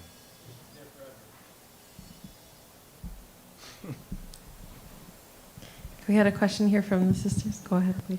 I don't know if you shake your head hard enough, you can hear it rattling around the plastic spoon. I do. There's a lot of rattling in my brain. No, this is just for information. I'm not asking a question because I've been an environmentalist for more than 20 years. But in different grocery stores, they have stuff that's not wrapped in plastic. So choose the stuff that's, or the grocery store that doesn't wrap it in plastic. And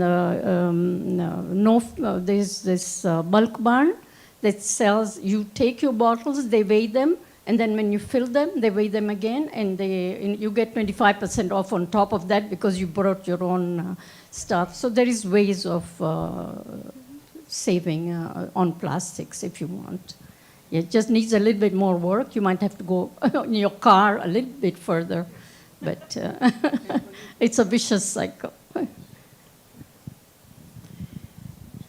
so we have a question in the back, but before that, I wanted to ask Sheikh Ismail, the idea of this eco mosque, is it in your research?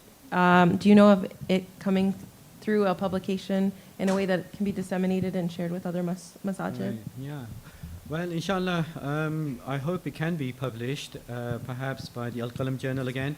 So, especially bearing in mind it is a follow-up article or research to the one that was published after last year's presentation. So, inshallah, I really hope that will take place. I'm even interested in taking it further and looking at other centers that take similar approaches, including this center here. So, inshallah, while I'm here, I'm going to be speaking with some of the eco committee members and learning as to how this center has implemented the Quranic teachings on environmental stewardship in its design and building. I think even the grants that these folks get because of the work that they do from the government. But inshallah, I think there have been representatives from the Eco Board that have asked for both of your contact information. So inshallah, there's a beginning of a lot of conversation, inshallah. I had a question in the back. I'll ask you to go ahead, and then I think inshallah we'll wrap up in the next couple of minutes. If there's another question over here, yes, okay, I'll take you as the last one, inshallah. Go ahead. So my question rises from making a few connections and takeaways from the note 1, from the points regarding the role a fatwa can play to contribute to practicing sustainable lifestyle. The other one regarding the point about resource management and the general point that sustainable development goals are framed in a way of thinking globally but practicing it locally, as was correctly mentioned in the presentation, that there are environmental issues being faced in North Africa and Western Asia. I avoid using the term Middle East because it presumes the West as the center of the universe. So, but here the problems are existing, but they're different. So there, the current and the other point about the partnership that was mentioned in the presentation. So the current the current model that these partnerships are taking place is that all those talents from the Middle East coming to North America for research, and then most of them, probably above 90% of them, stay here, immigrate, so causing to a brain drain in their home countries. And those problems are not going to be issued. The problems cause apprehension and concern for those students and researchers, but they come here, but they have to work on the problems that are needed to be solved in here in North America. So the question is there potential for, let's say, scholarly lessons, for example, say Tsisanis lessons, to maybe take a lead, maybe take a responsibility for contribution for leading a model to facilitating a group of researchers who are based in the Middle East to work on their own problems, let's say water management problem, which is a local problem, but it's a multilateral problem, let's say Iraq, Iran, Turkey, Oman, Egypt. The dust problem, the water resource problem is interconnected. But they need support. They can receive funding. They can receive technological support, professional support from North America. Is there something that these lessons, scholarly lessons, can do for facilitating a framework how these researchers from the Middle East can collaborate with global Northern partners in a way without forcing them to immigrate, for them to stay in their home countries and contribute to this research? And the result of this research can provide background results to the scholars, so that they can use those background results for not for releasing a fatwa, but for considering that in their decision making. I already spoke with the brother outside about some of these concepts, so I'll leave some of the specifics to perhaps yourself if you'd like to address them. But one or two things that perhaps I can comment on here because I've heard, for example, Samata Sayyid al-Sistani's name come up a few times, and the issue of fatwas. I think the first question was about that, and this question is also mentioned, things like that. The Quran and Hadith and the examples of the Ahlul Bayt alayhimus salam, they give us so many teachings that we don't even have to go down that route, right? Kulu washrabu wa la tusrifu innahu la yuhibbul musrifin. Very, very clear. Israf is haram, right? That eat and drink, but do not be wasteful. Allah doesn't like those who are wasteful, right? So israf is haram. So in these sort of situations or areas, you don't need a fatwa. It's very clear that we should not be doing israf. And then things like examples from the Ahlul Bayt alayhimus salam. Sheikh Hazari mentioned that we're on the verge of commemorating the great sacrifices of Sayyid al-Shuhada. And even there we have examples of responsible use of water and resources. Just one example that comes to mind is when the army of Hur were approaching that place, Dhu Husam. So you'll recall that Abu Abdullah's army, well, him and his companions, you can't really call it an army, reached there before Hur and his army got there. And when they saw Hur and like 1,000 strong, army come, afterwards, Imam Hussein, although they had control of the water, he told his companions that go and give water to the soldiers and their horses. That's a remarkable statement from Abu Abdullah. Give them water. So what they did, and then he even specifies how to give them water. The horses, give them bit by bit. That in itself is fantastic. We have so many. Why is that so brilliant? Because think about a horse that has come in the desert in that blazing heat. It was midday. If you were to give water to that animal all at once, it would suffer. It'd probably get colic or some other type of issue like that. So even to the extent where Imam Hussein is using water responsibly, drip, sort of like bit by bit, drop by drop, so not wasting it, using it to serve all of creation, not just the humans there, but the animals, leadership. So just imagine his companions looking at this example. Wow, Imam Hussein is telling us to do that. Leadership, our leaders must take responsibility and show the way for being environmental stewards. And of course, compassion and care. So I think that when we sometimes ask for fatwa for this, fatwa for that, I don't know if it's actually even necessary when we have all these teachings which are there in the Quran and in the guidance of the Ahlul Bayt alayhimus salam. So sometimes we should just draw on these examples, and they're clear enough. If there's specifics about some of the international aspects, like I said, I spoke to the brother outside. If you want to address them at all, otherwise we'll leave it. Perfect. Thank you so much. And on that note, inshallah, we'll bring this conversation to an end. We are going into dinner, so. Oh, I do. I apologize. You have it. You have it with you. Okay. Please go ahead. I apologize. Sorry, I'm going to try to make this short. But No I problem. did join this conversation a bit late. I am very interested in microplastics, and I did read something about microplastics and that penetrating every single area of your body. It paints a very bleak picture. Like we're sitting here, we're doomed.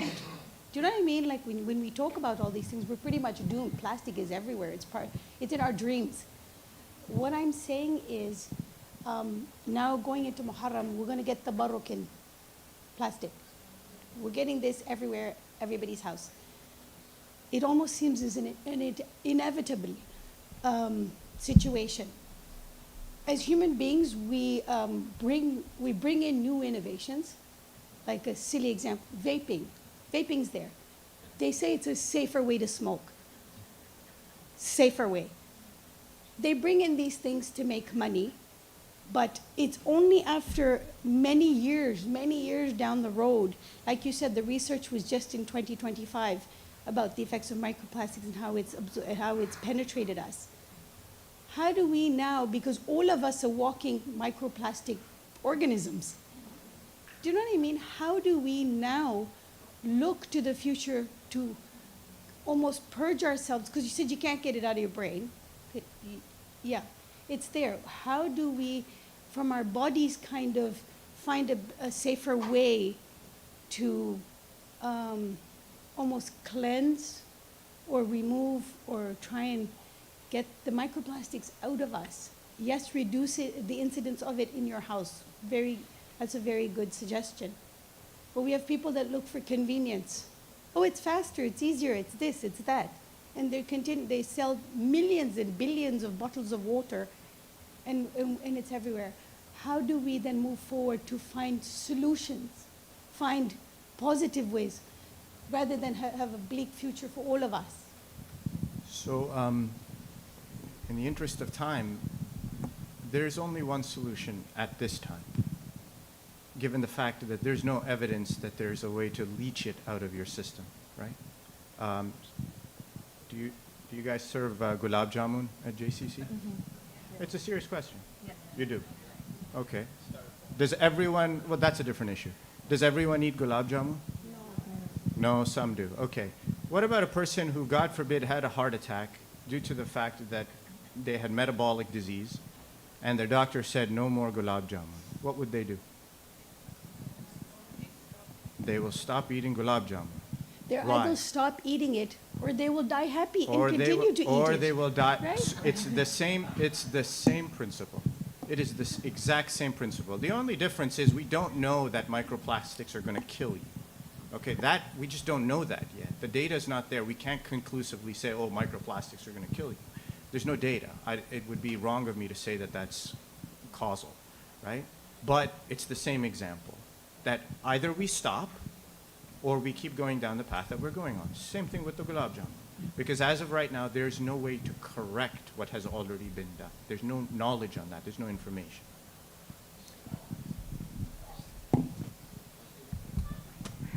You can, but I think we're gonna end it here only in the interest of time. I promise. I'm setting the sheikhs off to dinner, and then you'll get full access to them, inshallah, for the next 30 minutes. So with that, inshallah, I'll ask you both to come off the stage with a loud salawat, and I'll invite Sheikh Alex back, inshallah. Remember those plastics? Eat with your hands.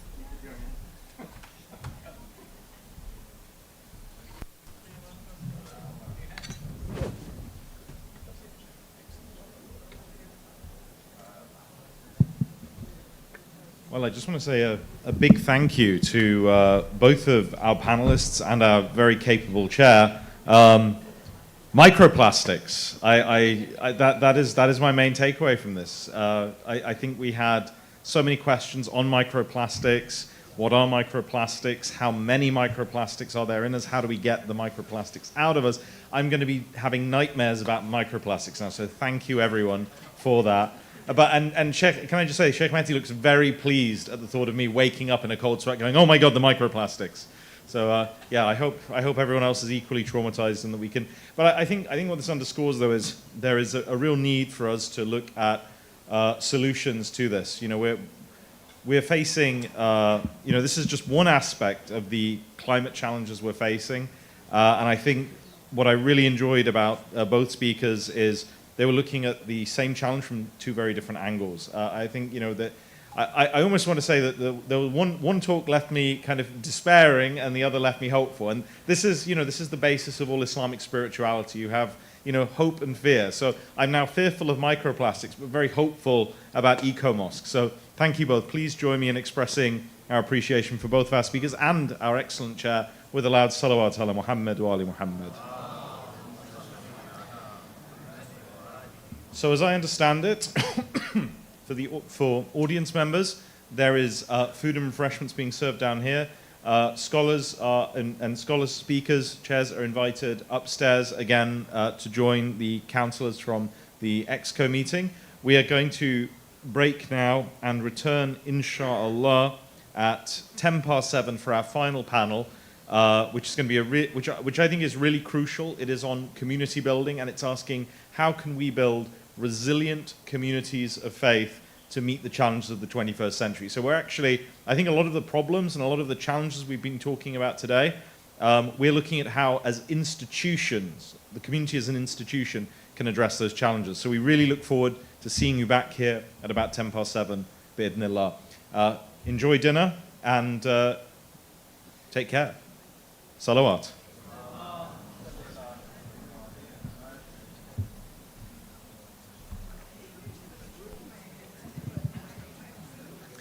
And don't forget the microplastics.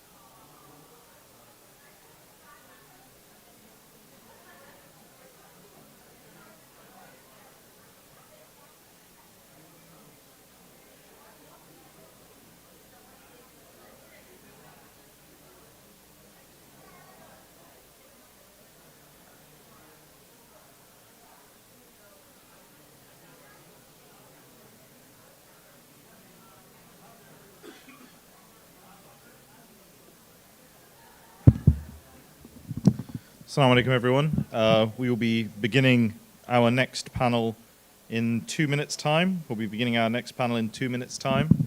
So please grab your refreshments and return to your seats. Salawat.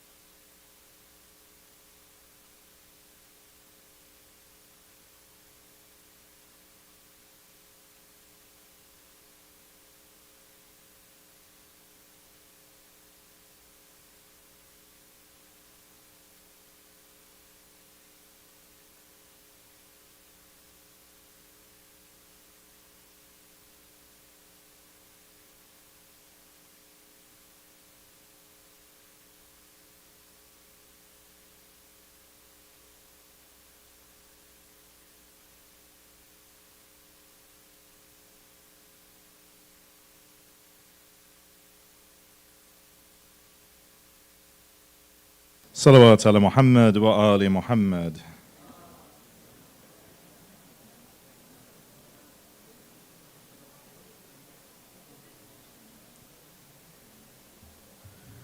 Okay, so it's been quite an eventful couple of sessions we've had. We've asked whether an AI or a hamster has more knowledge, and we decided it was in fact the hamster. And we've been terrified by the threat of microplastic. So I feel it's been a very eventful and lively couple of sessions. And now we're coming to a really good one on community building beyond survival, from maintaining to mobilizing Muslim communities. So, you know, the situation we find ourselves in today, confronted with the rapid pace of change, confronted by all these challenges, if we are to meet those challenges, if we are to address those challenges and actually build solutions, we cannot do that only as individuals. We need to think on a community level and on an institutional level. And that is what this panel is all about. To begin with, I'd like to introduce the chair of the panel, who is already well known to you all because he has etched the image of the plastic spoon into our collective consciousness. None other than our very own Sheikh Mehdi Hazari. But I'm going to introduce him again because, again, this is one of those bios, those bios that bears reading twice, just because there's so much on it, you may have missed some details the first time. So, Sheikh Dr. Mehdi Hazari is a neurophysiologist and environmental scientist by profession. He examines the health impacts of climate change and environmental pollution and addresses factors of population susceptibility. He is also adjunct faculty in medicine at UNCCH and chair of graduate admissions. Sheikh Hazari is also a religious scholar, resident alim of the Shia community in the Triangle, NC, and head of, that's North Carolina, and head of religious education and research of Imam, the liaison office of Sayyid As-Sistani in North America. So without further ado, could I please invite the chair for this panel on community building, Sheikh Mehdi Hazari, to the podium with a loud salawat ala Muhammad wa ali Muhammad.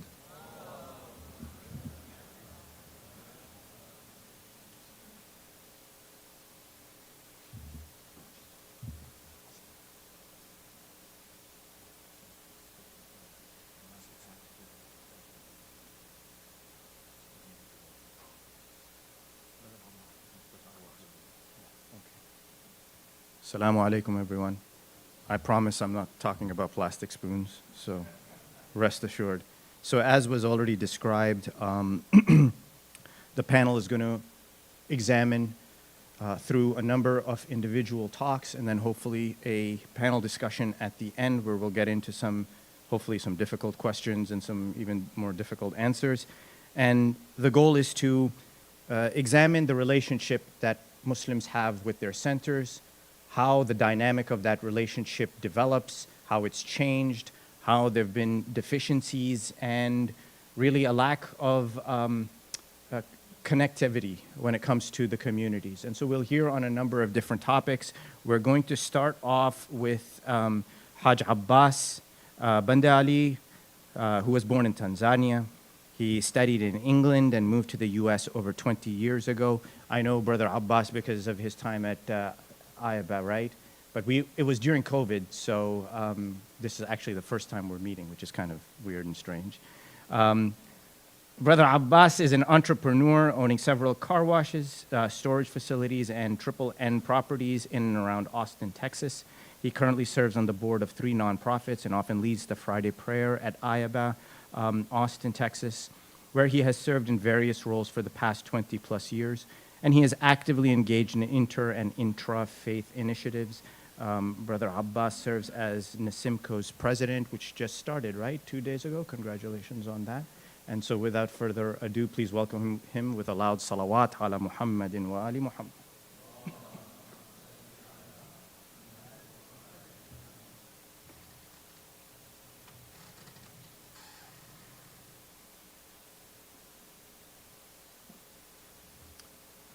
Bismillah ar-Rahman ar-Rahim. Assalamu alaikum wa rahmatullah.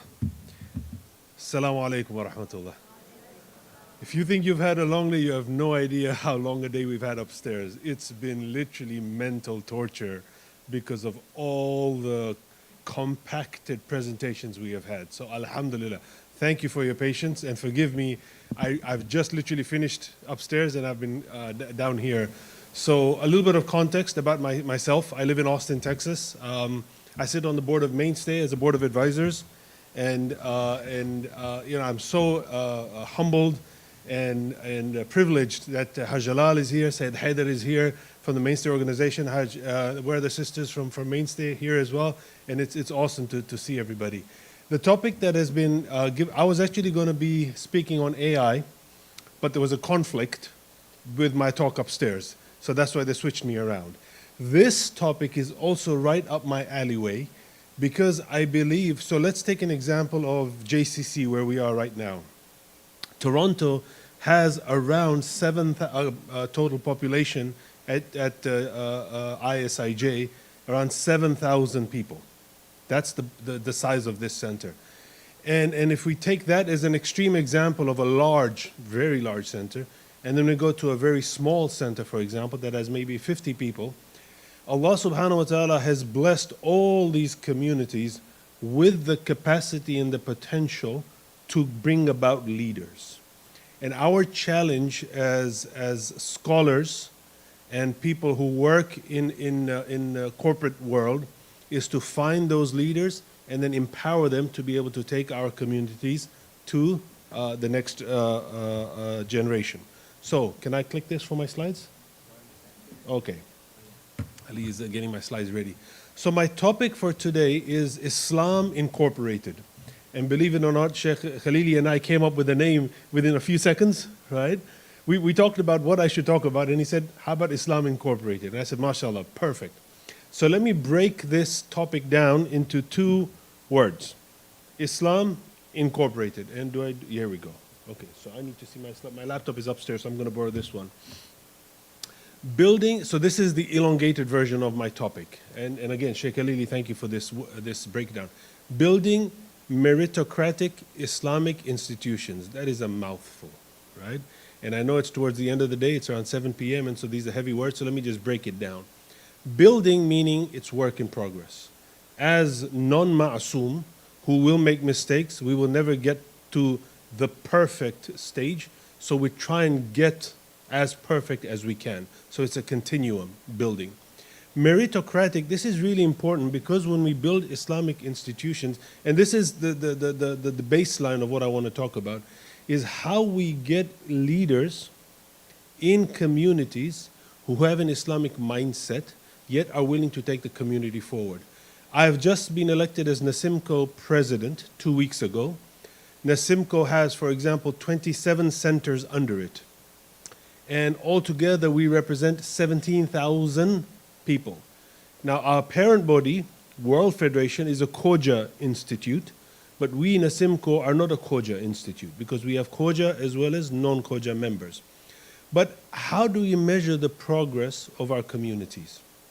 And the last part, Islamic institutions, this is, and we are so privileged that if we look around the world right now, we are really blessed in so many ways. If you look at the carnage that is being caused in the Middle East, if you look at the clown that we have, and I'm American, and I'm sorry to my Canadian friends, we absolutely do not want to usurp you as the 51st state, but I must apologize because of the clown that we have.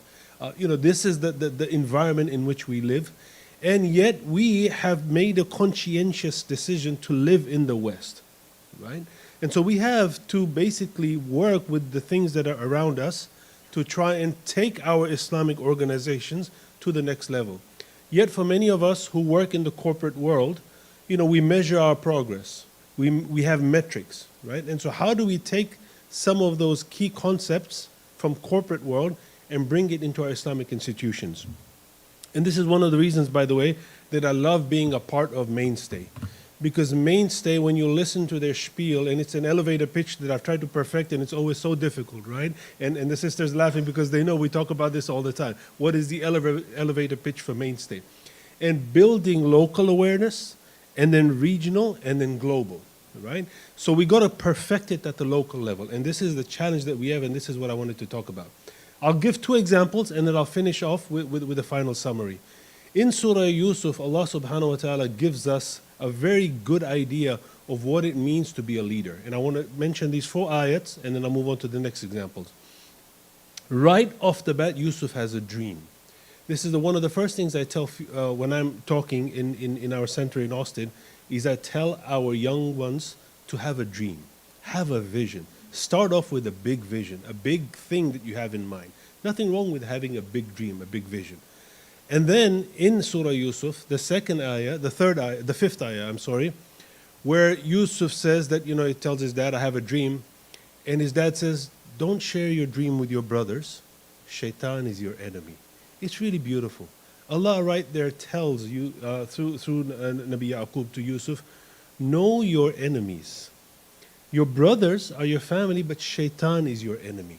We have this, upstairs we've been discussing about a lot of politics that we have in our communities. We have to know who our friends are and who our enemies are. Very important. Third principle of leadership from the Quran. In ayah number 7, where Yusuf says that, and I'm going through this really fast because I want to finish it up because we have so many wonderful speakers after me. Have a guide, a moral compass. And this is another key thing that leaders, especially those who work in the corporate world, right? You're told what is your mission, what is your vision, but have a moral compass. And this is really important when we come to the Islamic mindset. And last but not least, the story of Yusuf is where his brothers conspire against him, and their whole argument is what? Nahnu usba. We are the larger group, right? We are in numbers, we are powerful. This group think, this echo chamber is really dangerous. And it happens to us as well in our organizations, especially in Islamic organizations as well. Because we're non-profit, right? So nobody gets paid, so we bring our egos. And then our egos get inflated. And then we're in an echo chamber, and I say, I'm right. And the other one says, yeah, of course you're right. And then the third one says, yeah, we're all right. No idea that we're actually on the wrong path, right? And so this concept of being in an echo chamber in this groupthink is extremely dangerous, and we need to be aware of it. The second example that I wanted to give from the Quran, and then I'll wrap it up with my final slide, the 4th slide, is in Dhul Qarnayn. And I don't want to go into the whole story of Dhul Qarnayn, but I'd given this presentation in ayah, and I just want to pick out 2 points from this. Allah subhanahu wa ta'ala gives Dhul Qarnayn sabab, resources. And then with these resources, and he travels throughout the world, right? Now Dhul Qarnayn, obviously, east, west, he went to all parts of the world. When he met the second group, it's really interesting. When he met the second group, he saw them and he realized that there's nothing that he could do for them. And he moves on.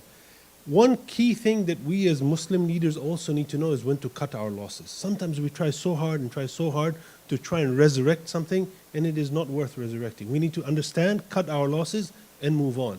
And it's a really difficult concept, but it needs to be done. And the third group that he meets, and this is the second point that I wanted to make from Dhul Qarnayn, is division of labor.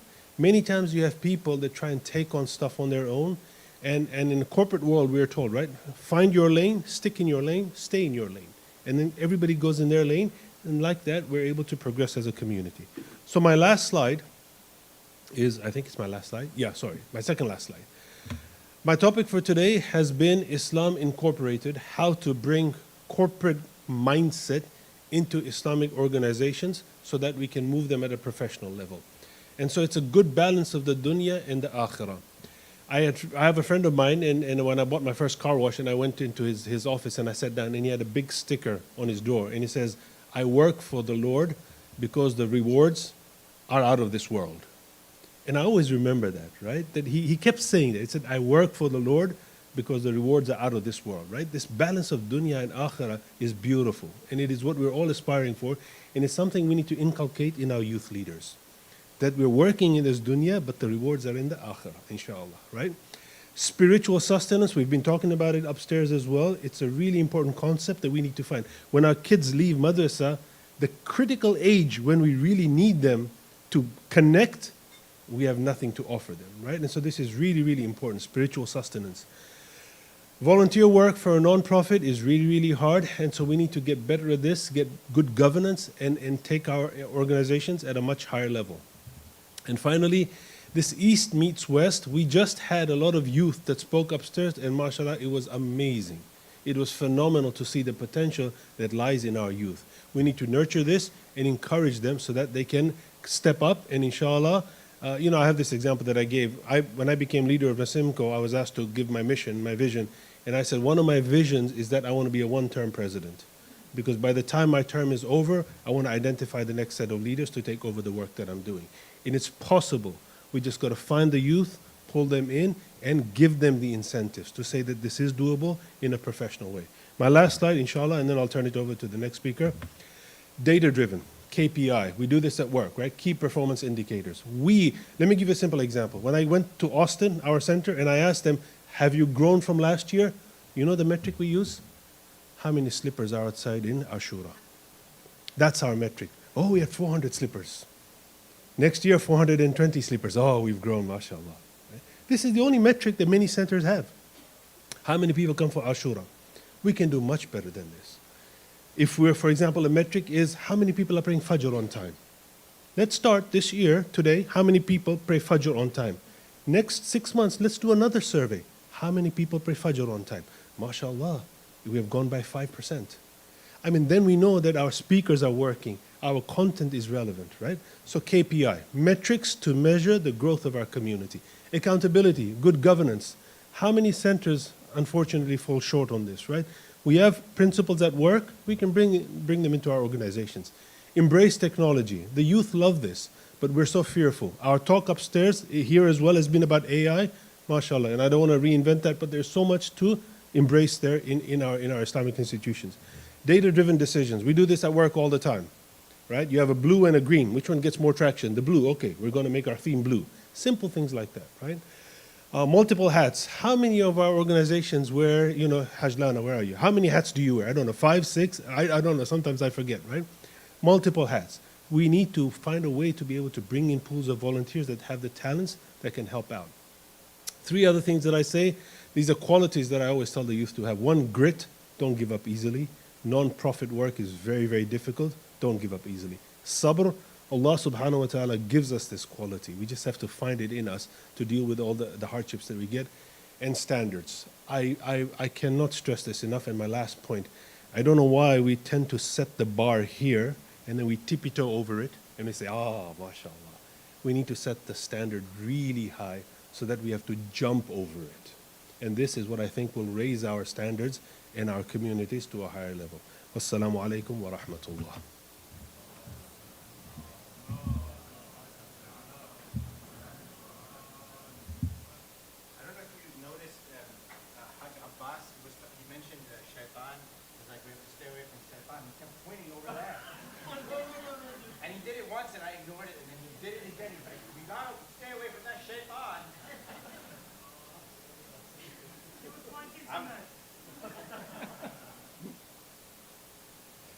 Thank you, Hajj Abbas.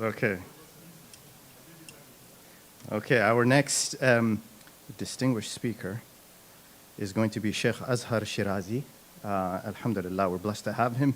He is a graduate of the Ahl al-Bayt Islamic Seminary. His teachers were Sayyid Sulaiman Hassan, who is with us and will be joining, and we'll be hearing from him a little later on. Sheikh Rizwan Arastu and Sheikh Mukhtar Al-Faizi and others. He completed his preliminary studies in 2019, though he continues on with those studies. He currently serves as an Islamic scholar for the Atlanta Shia community. Please, Shaykhana, a loud salawat for him.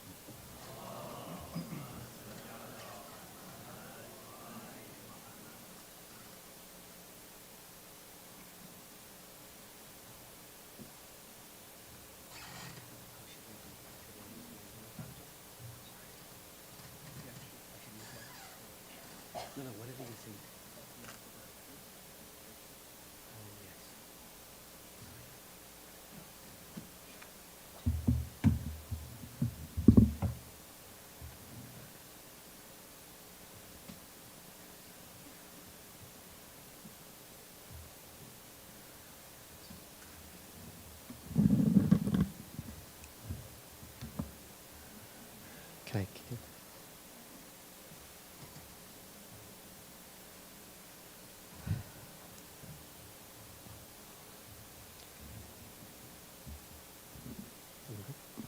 أعوذ بالله من الشيطان الرجيم بسم الله الرحمن الرحيم الحمد لله رب العالمين ثم الصلاة والسلام على سيدنا ومولانا أبي القاسم المصطفى محمد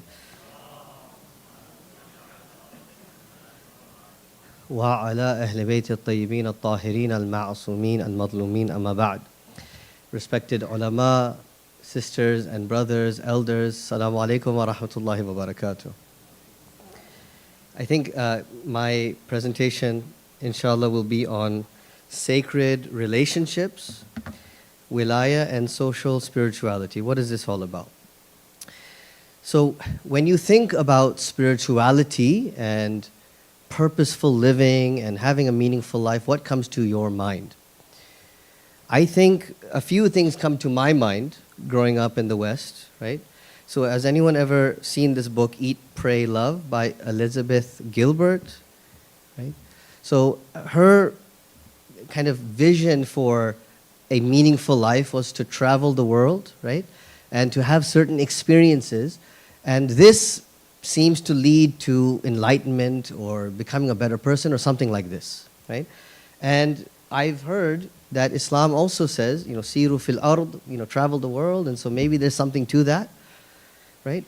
Some have said that the pursuit of happiness or success or certain accomplishments is what it means to live a full, meaningful, maybe even spiritual life in a way.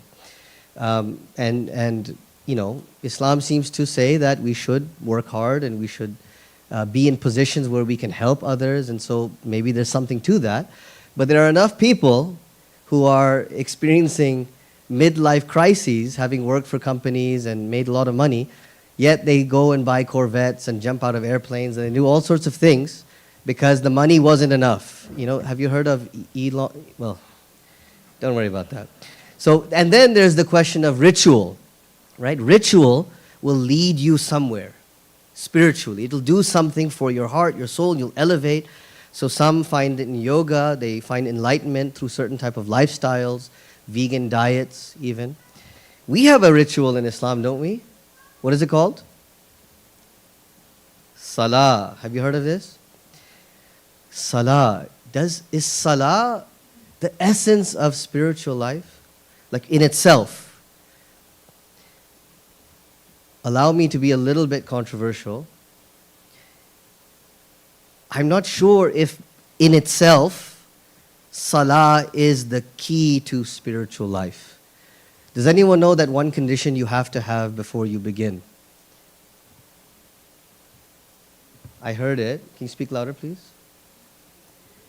Yes. Someone says it starts with a noon or an N. Niyya or qasdul qurba.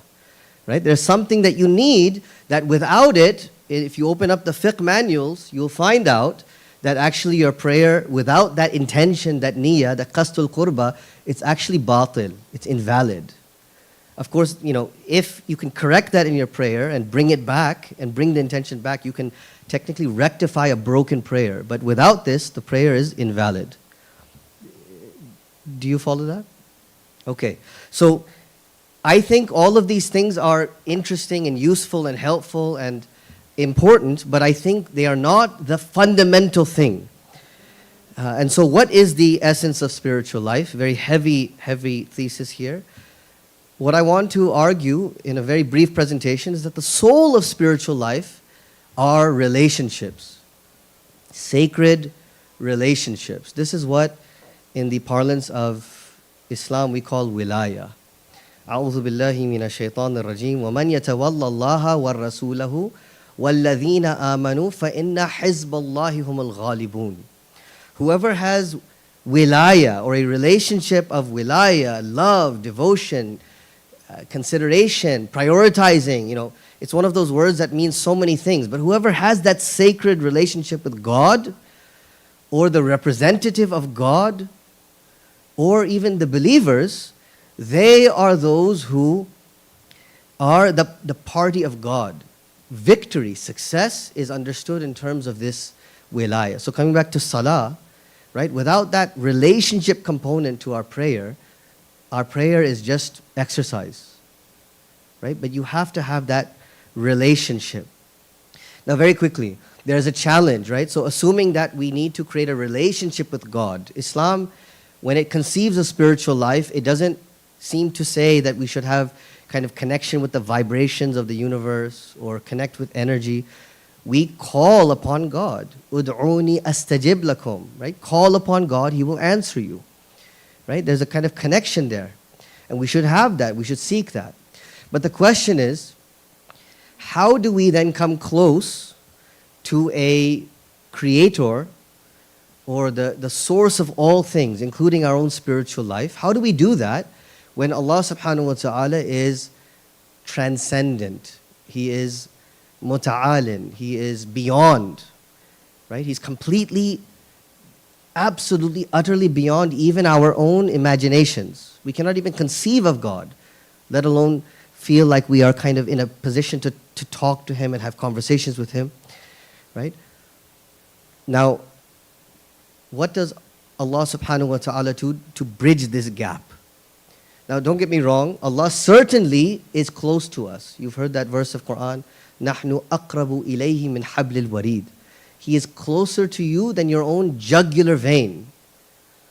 The challenge, though, is for a person who has ghafla like myself, and our challenge is that because of my inability, the lack of ma'rifah that I have, even if Allah is right next to me, He's with me, I can't appreciate that. I can't connect with.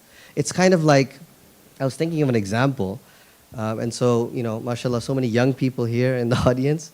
It's kind of like, having like an Instagram account or a TikTok account with like 1 million followers, right? If you're a person who understands all that, it can be very useful and interesting. But if you're a donkey, no matter how close the phone is to you and how many followers you have, the donkey cannot appreciate the blessing that they have or the curse that they have, right? So how does Allah bridge the gap between my heedlessness and my limitations as a person and Himself? A hadith, and the Quran tells us that Allah hangs a rope or a cord. وَاعْتَصِمُوا بِحَبْلِ اللَّهِ جَمِيعًا, right? Hold on to the rope of God, right? He hangs it from heaven, and we learn from our tradition that, of course, that rope is Ahlul Bayt alayhim wassalatu wassalam. Recite salawat, please. This is the rope that Allah uses to transform human beings, to provide them that road to ma'rifah. In kuntum tuhibbun Allah fattabi'uni. If you love Allah, the Prophet is told to say, if you love God, then follow me. This is the way. This is the path to have a relationship with this person. In Surah Al-Jumu'ah, Allah subhanahu wa ta'ala tells us about a group of people who didn't seem to understand this very well. And so when they were in the middle of the masjid, it is said in history that there used to be these merchant caravans or merchant, caravans, I think. They would come in, they would ring their bells, and that would mean that now Black Friday has arrived, and now we can, get the best deals. And so in the middle of the khutbah, it is said that they ran off to go get that, Black Friday sale. We are the inventors of all good things in this modern world, right? Muslims. We were also the ones who invented, tripping over each other to get to the best sales. And so Imam Ali alayhi salam and a few others were still with the Prophet. And the rest had gone. And the Quran says, وَإِذَا رَأَوْا تِجَارَةً أَوْ لَحْوًا انْفَضُّوا إِلَيْهَا وَتَرَكُوكَ قَائِبًا. Right? When they cite a deal or a play or some sort of, something that just distracts us, right? They run off to it and they leave you standing. What is the response of Allah subhanahu wa ta'ala? مَا عِنْدَ اللَّهِ خَيْرٌ مِّنَ اللَّهْوِ وَمِنَ التِّجَارَةِ وَاللَّهُ خَيْرُ الرَّازِقِينَ. What is with Allah is better than any deal or trading. And who is with Allah? What is with Allah? It's the Prophet of God, sallallahu alayhi wa alayhi. There's, Allahumma salli ala Muhammad. There are many beautiful examples of this.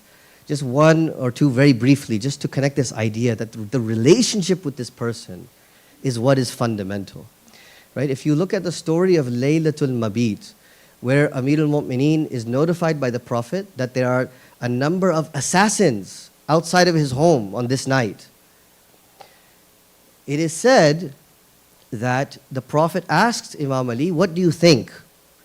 Jibreel is suggesting you sleep on my bed, what do you think?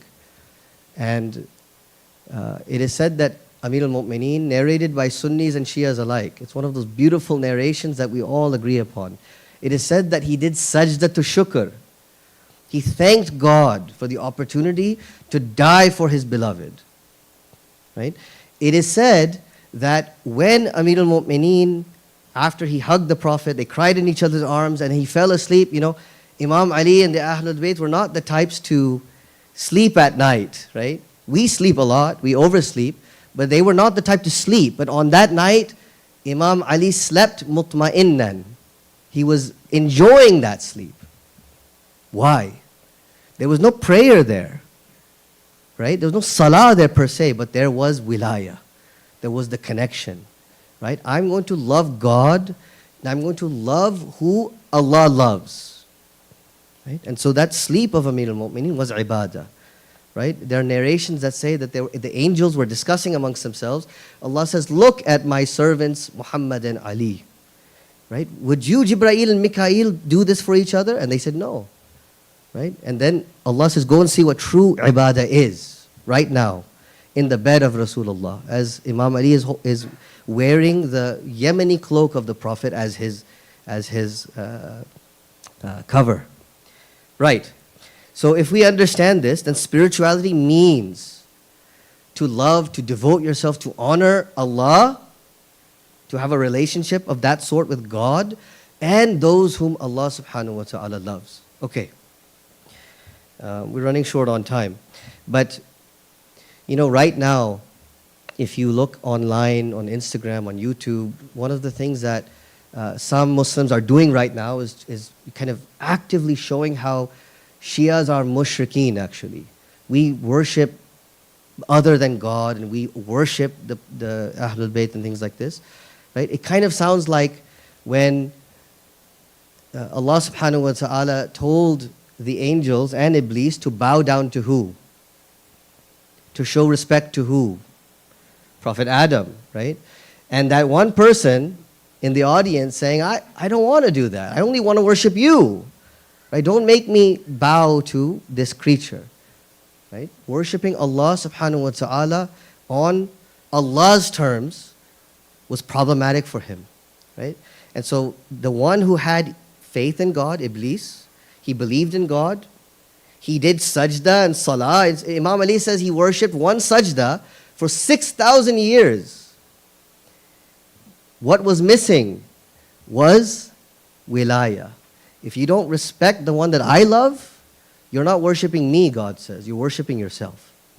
Okay, very quickly, how far then does this go? Does it end with the Prophet? Does it end with Ahlul Bayt? What I want to remind myself and all of you is that it begins with Rasulullah, it begins with Ahlul Bayt, but it doesn't end there. وَالْمُؤْمِنُونَ وَالْمُؤْمِنَاتِ بَعْضُهُمْ أَوْلِيَاءُ بَعْضٍ. We have wilayah with one another. Ahadith tell us that there is a kind of spiritual substance in believers that actually makes them a unity, a family, right? And what I want to briefly look at is the sacred dimension. I crossed out the transformative dimension because I don't think we will have time for that. But inshallah, maybe during Q&A we can tease that out, inshallah. Very quickly, the Prophet here, he speaks to the Kaaba. How fragrant, how beautiful, how great is your hurma, your sanctity. But, وَالَّذِي نَفْسُ مُحَمَّدٍ بِيَدِهِ لَحُرْمَةُ الْمُؤْمِنِي أَعْظَمُ عِنْدَ اللَّهِ حُرْمَةً مِنْكَ. I swear by the one who has Muhammad's life in his hands, the sanctity of a believer is greater than even you in the eyes of Allah subhanahu wa ta'ala. right? The sacredness of a believer by virtue of their shared love for Allah and the Ahlul Bayt and the awliya of Allah subhanahu wa ta'ala. Here, man ahzana mu'minan, whoever aggrieves a believer and then offers the world to them, it would not suffice as a kafara, right? Just to make them sad, right? Because you've damaged and you've harmed and you've hurt something sacred in the eyes of Allah subhanahu wa ta'ala. Very quickly, if you open up Minhaj al-Salihin of Sayyid Sistani, you'll see Hajrul Muslim. It is haram according to obligatory precaution to abandon a Muslim or to leave them or to cut ties with them for more than 3 days. So if, on day one you're upset that they didn't invite you to their dinner party, you are welcome to be upset on day one. On day two, get your anger out, as you need to. Day three, but after day three, it's time to send the text. Assalamu alaikum, hope you're well. Re-establish the connection. Okay. Tatabbu'u atharat is to follow the mistakes of a believer. Some of you don't do the dishes, right? I can't go and make a ledger how many days of the week my husband or wife or my fellow roommate who is a believer, I can't make a ledger of that and follow it and use it against them. This is haram in Islam. Here, Allah subhanahu wa ta'ala tells us, Ya ayyuhalladhina amanu, idha qila lakum tafassahu fil majalis, fafsahu yafsahillahu lakum. When it's told to you to make room in your gatherings, make room and Allah will make room for you. Where? Where will Allah make room for you? If you just make room for your believer in the gathering. Inshallah, in paradise, inshallah. Here the Prophet reminds us, sallallahu alayhi wa alayhi, do you want to know what has more reward than prayer, fasting, charity? Islah bayn al-nas, or islah zat al-bayn. To reconcile your relationships, or relationships between fellow believers. Okay. Here there's a very beautiful hadith from Burayd al-Ijli, in which he tells Imam Baqir alayhi salam that you have many followers in Kufa. They're ready to rise up and to fight with you. And the Imam asks, in testing the faith of these so-called Shia, he says, how many of you are able to reach into the pocket of your fellow believer and take what you need, and that fellow believer will not say anything, won't prevent you? Burayd, he says, no one. And the Imam says, then what use do we have for whatever army that you have for me? Right? One of the characteristics Imam Baqir says, that when the Qa'im rises, muzamala will finally take place. True, real friendship. Such that they will be able to reach into each other's pockets, take what they need, and there's full understanding. Right? A degree of friendship and love of believers. I want to suggest that if we are not there yet, this aspect of wilayah is so important. The sanctity of our relationships is so important.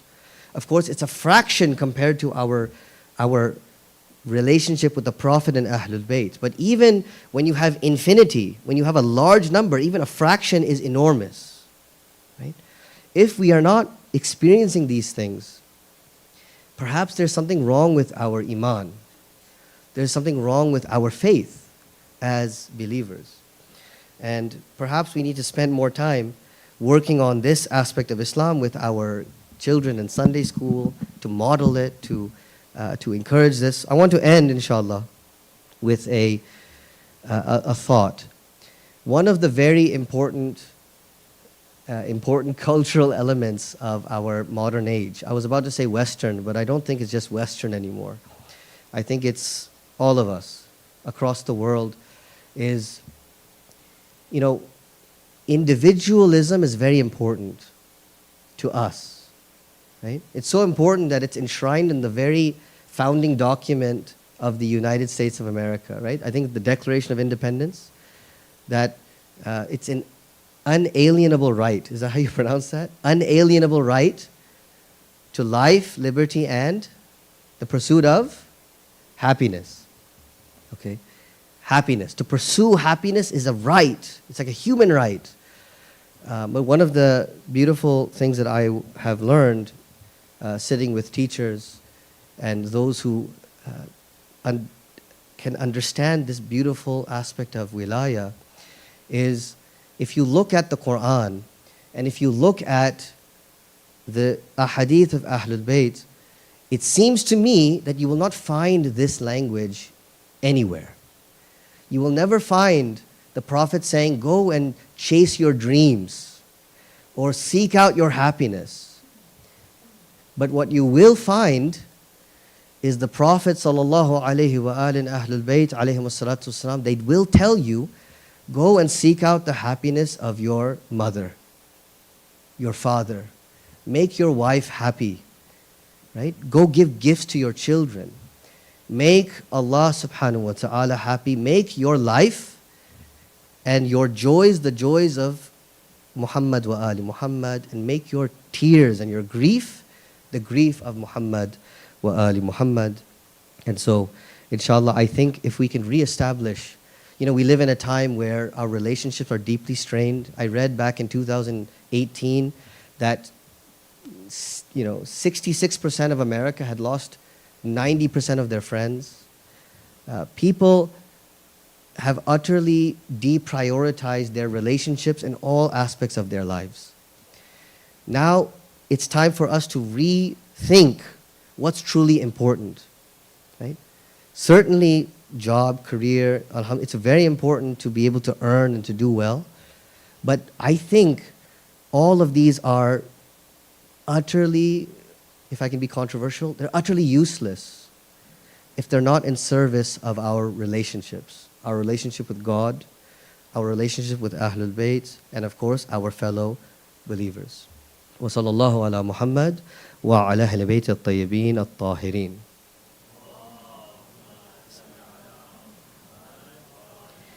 Please take a look at these questions to think about, inshallah. Maybe during the Q&A we can discuss them. Thank you. Oh, I'm sorry. Okay. I'm not sure what to do. Do I unplug this now? Okay.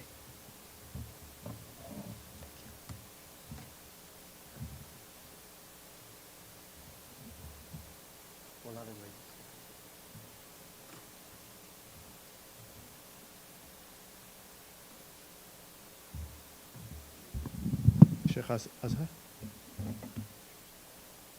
I'll bring it to you. It's a burner phone.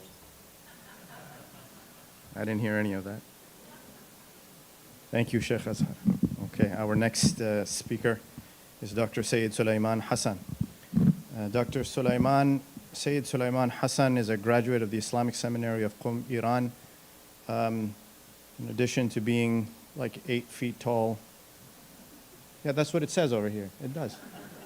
Sayyid Sulaiman served as a researcher with the Ahlul Bayt Institute affiliated with the office of Samahat al-Sayyid Ayatollah Sistani. May Allah preserve him. And was a fellow at the Zikr Institute for Advanced Legal Studies for over 4 years. After returning to the United States, Sayyid Sulaiman has served as religious director at the Baytul Ilm Academy and as president of the Ahlul Bayt Islamic Seminary in Streamwood, Illinois. He also sits on the board of Icair. Sayyid Sulaiman holds a PhD, or should I say Dr. Sayyid Sulaiman holds a PhD in Near Eastern, all respect. Holds a PhD in Near Eastern Studies from the University of Chicago. So let us welcome him with a loud salawat ala Muhammadin wa ali Muhammad. We'll have to raise it up like this high.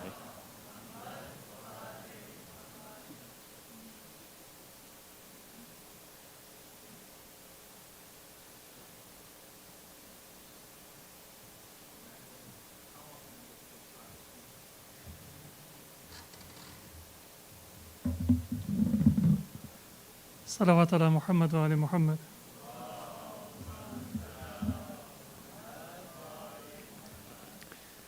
بسم الله الرحمن الرحيم. الحمد لله رب العالمين والصلاة والسلام على سيدنا ونبينا أبي القاسم محمد. اللهم صل على محمد وعلى أهل بيته الطيبين الطاهرين. بسم الله الرحمن الرحيم.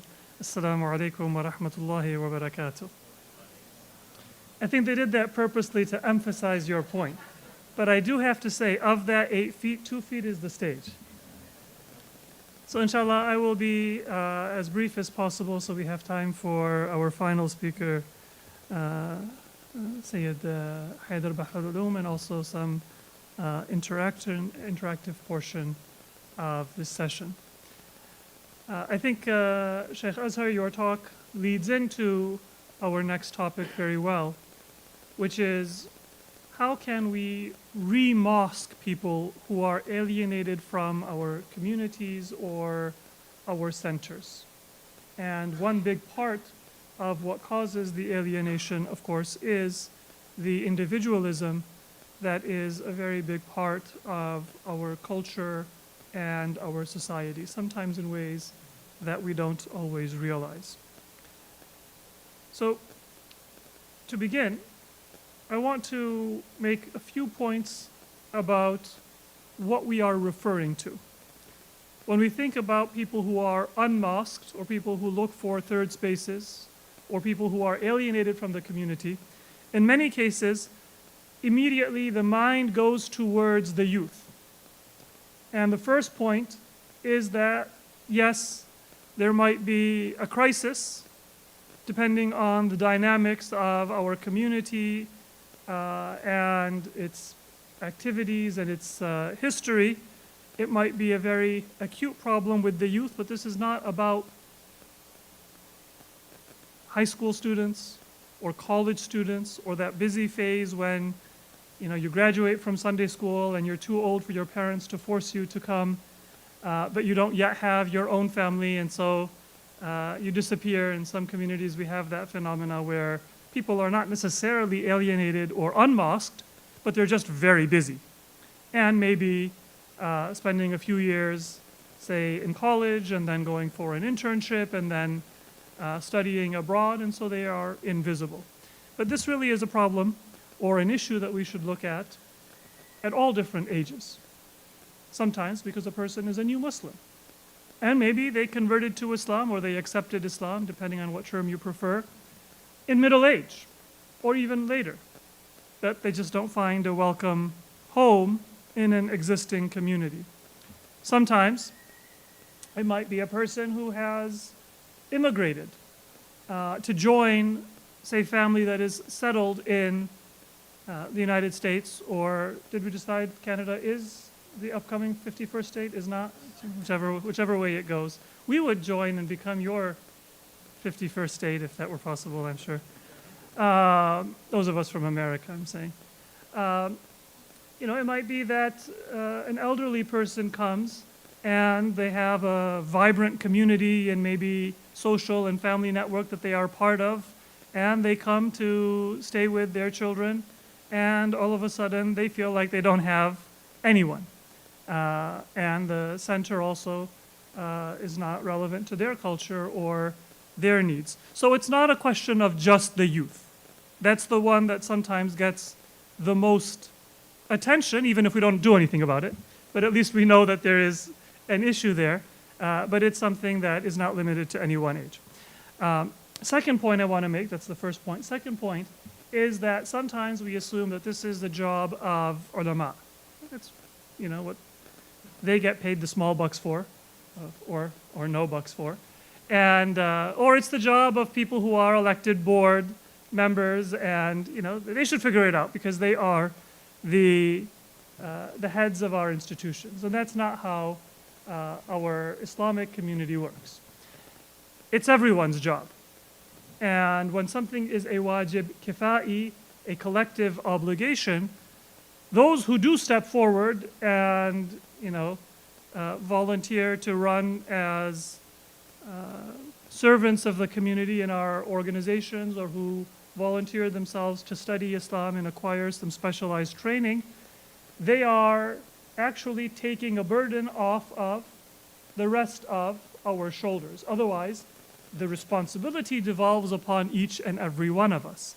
And if somebody is stepping forward, anything that is a collective obligation, let us say to provide funeral services for members of our community, to provide education to children in Islamic law or Quran or any other collective obligation, then I can't say, all right, well, so-and-so, they are the janazah committee, they're taking care of it.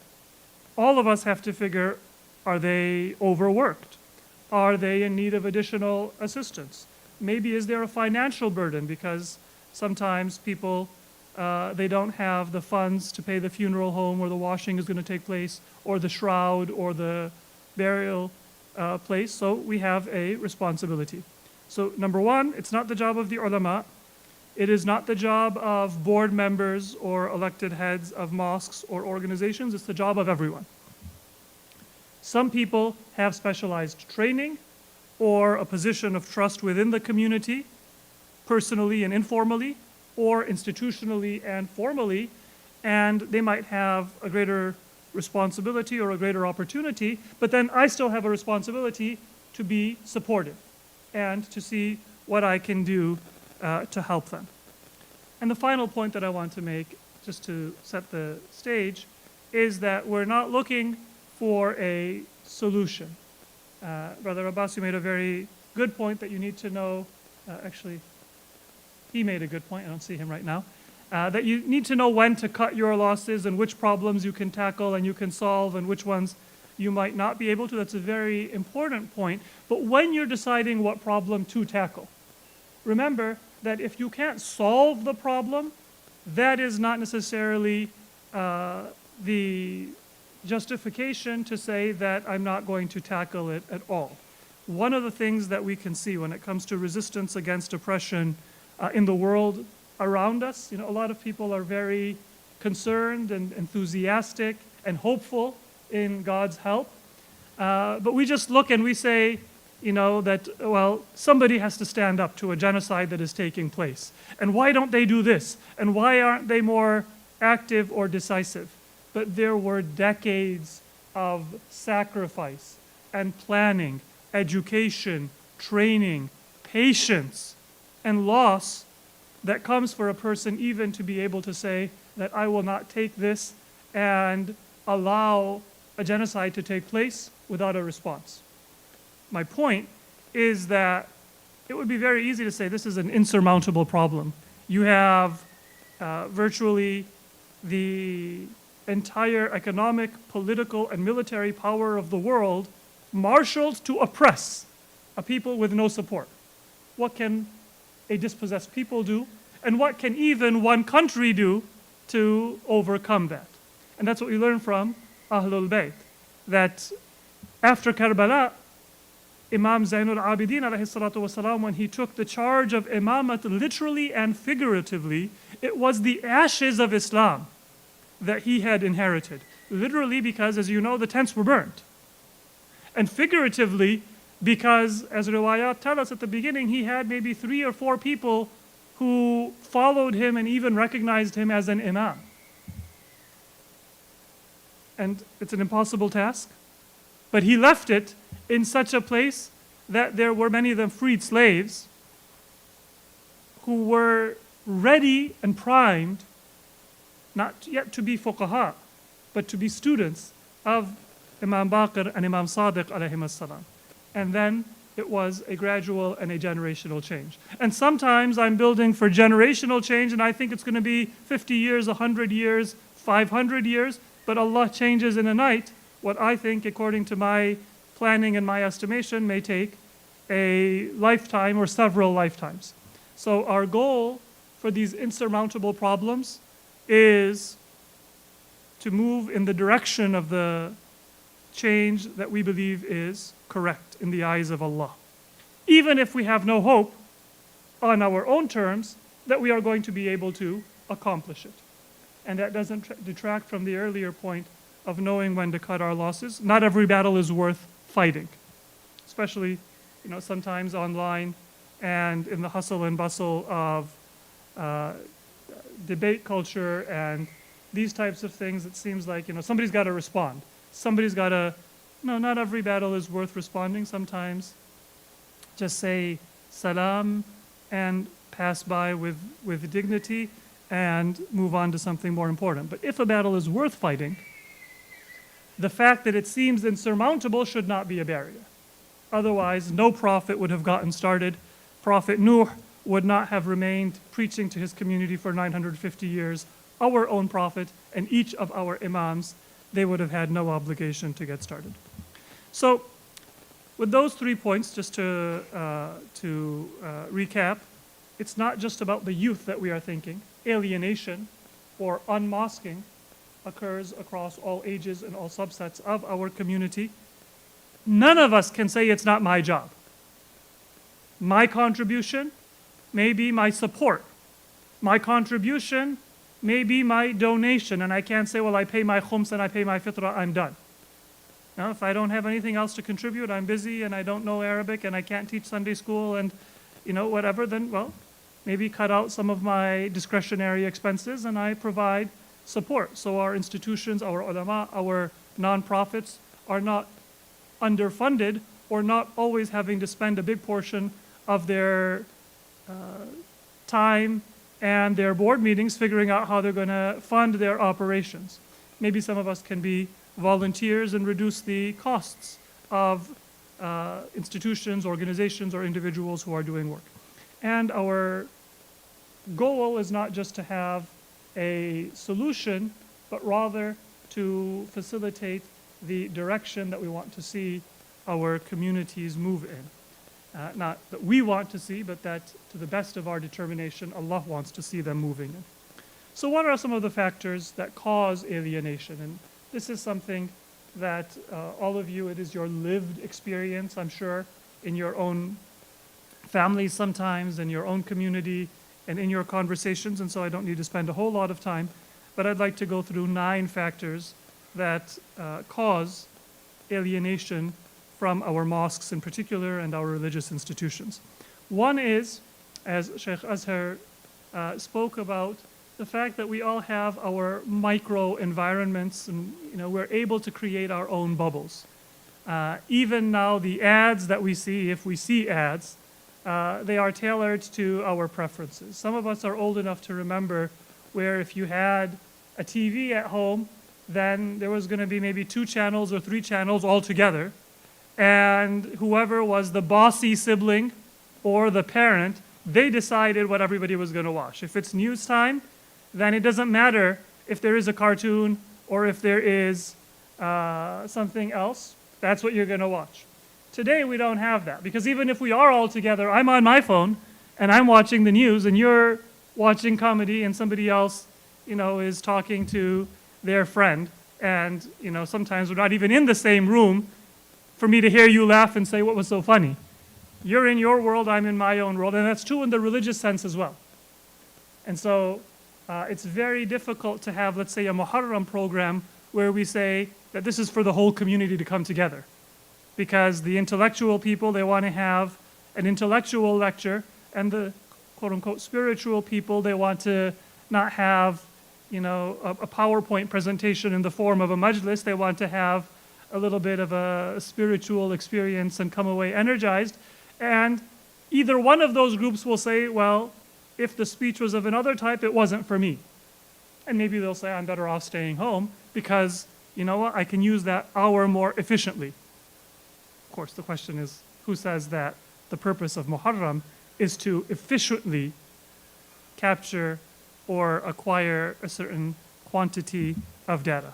So microenvironments, that is a problem because it means that our institutions, partially because of their limitations, and partially because of the nature of a jama'at or a congregation, cannot cater to each person individually. Especially in the Shi'i world, we can't even say that we're going to have 3 Jum'ahs at different times, like the Sunni community does, and we'll say we'll have an intellectual khutbah, before Zawal, and then we'll have the main khutbah at Zawal time, and then an hour after that, we'll have another khutbah for a different group, because, and this is the beauty of Islamic law, not a limitation, it's designed to bring people together, and a little bit maybe outside of your comfort zone. Then, in a lot of centers, you have a particular culture dominates. Now, I had originally written traditional culture dominates, and I changed that because of the example that I gave. There is a need, sometimes a very great need, for people who are old and sometimes isolated and alienated and not even very familiar with technology, or they grew up in a time before technology dominated our lives, and they need to have a space as well. There are people for whom English is not a fluent language. And so there are some centers that say that, we're youth focused, and if you speak Arabic or Urdu or Persian or whatever, you can figure it out and you already have your Islam and you are not our constituency. So whether it's one limitation or another, but a particular culture dominates. That can be a problem if it's a traditional culture, not only for new Muslims, but even for the second or third generation of what are sometimes called legacy Muslims, because they don't fit in to the language and the expectations of that center. Even if sometimes their parents think, well, yeah, we speak, our language at home, they understand, but they're not actually fluent enough to understand or to benefit from programming in that language. A lot of people, we can speak English, but if you talk too much jargon in a specialized field, we would not understand it, even if it's our native language. Another problem is that some centers, they cater to particular, not just cultures, but age groups. And so there's nothing for my age. And sometimes centers, when they look at youth, we say youth. And if I say, what does youth mean? Those of you who have school-age children, you'll be, well, youth means kids. And then other centers will be, no, kids are coming to Sunday school. Our problem is with, when they graduate from high school or when they're in their junior, senior year and they have a driver's license and they're like, you go ahead, I have a school project due. So youth can mean anything from 8 years old to 16 years old to 28 years old, because my son is not married and so he's still a youth. But there's not a whole lot that unites an 8-year-old and a 20-year-old in terms of their understanding and their needs. So a lot of centers, we just don't cater to the constituencies, and we haven't even defined them properly. I said I would be brief, and now I have 5 minutes left and a lot of material to cover. Sallu ala Muhammad wa ali Muhammad. I think the most judicious thing, Sayyid, so I don't take away from your time, is for me just to use a list now and keep to my promise. Another big problem that we have in centers, particularly that are more traditional, is that we have people who say that, everybody is nosy. I go and some auntie says to me, are you married yet? Why aren't you? Let me find somebody for you. Or, there's gossip and I feel like I'll be embarrassed or I'll have to answer myself. I can't be myself, and so on. And then related to that, you have a lot of people who say that I have negative experiences. I was embarrassed because I didn't memorize the surah properly. Or I mixed Surah Teen and Surah Asr, and I got scolded because I was fidgety, and so they're scarred and they have this trauma. Some people, they will say that I'm not that religious. Muharram, I'll come for Ashura, but don't expect me to be there for every Jummah and Iftar and so on. And of course, life is busy for a lot of people. Another issue is that religion is compartmentalized. There was a time when, for many people in the community, the masjid is where they came for socialization, it's where they came for entertainment, it's where they came for food, because there weren't halal restaurants. And so, when somebody would cook and sponsor the program or they would have it catered, then it filled a lot of gaps that we had within our own life. But now, I can get food wherever I want. I can get even Islamic entertainment locally, virtually, or by traveling. And so that need for socialization or for food or for entertainment, so to speak, in the masjid is no longer there. A big problem people will speak about is too much politics. Right? Every center is filled with politics. The less said about that, perhaps, the better. And then finally, it's not really relevant to my life. And the point I want to make with these problems is to say that in Islam, we want to balance recognizing that in some cases the center is not relevant, so we want to try to make it relevant, but we do want to also have a direction that brings people to realize that maybe what you think is not relevant actually is relevant. So there's a lot of places now where they say that you come as you are, and we're not going to pressure you on hijab or on, coming inside and praying with everybody. We'll just let you be as you are, because we don't want to chase away those who are not very connected. And that's important, because you don't want to chase away somebody if they don't have that commitment to prayer, or they don't have that commitment to hijab or practice, or that familiarity with practice. But at the same time, you don't want to have a center where people can come for years and they never really feel any kind of gentle, very kind nudge to become more practicing and to come closer. And so we want to balance two different things. One is, you don't want to kick somebody away, explicitly or implicitly, because they don't meet up to your standard.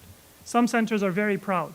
Oh, we're not like that other center where people don't wear hijab. We're not like that other center where when namaz time comes, salah time comes, everybody is leaving and the parking lot is full. No, we are very practicing.